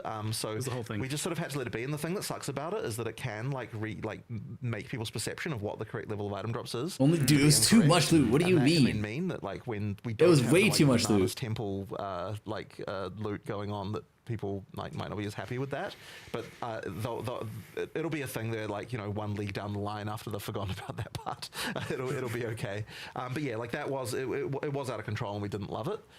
That being said, like there are also some. Did you get the extra reward stuff for the reward rooms? Is that we've done some buffs to the reward rooms. Yeah. So basically, just like if you play it conventionally, there's some TLDR, I'll probably post a YouTube video in hopefully a few hours. That was like pointless to do before. So in particular, the reward rooms that you get for killing the architects, like those weren't good enough. We want to make sure, you know, so people weren't even bothering. It is fixed. It really is. People were using those to like get quick at Zeri runs and stuff as well, and we fixed that problem. There's a bunch of algorithmic problems with like how rooms get deleted or decide to get deleted or swapped that have been changed such that there's not like some of these weird, you know, they got to the point of being honestly a little bit exploitative to the point it's like, oh, I hate that I have to do this thing. All right. We certainly don't want anything. All right. Well, they answered my question about temples. I think that's going to be it for me. Yeah, because of course they will do it, right? I'm so tired. I've streamed for 10 hours. I'm also so hungry. I need to go eat some dumplings. Whole thing. I need to post a video as well. 07 boys. I'm going to send you guys over to Gramps. Make sure you call him old for me. You know. And obviously it has its own atlas tree now.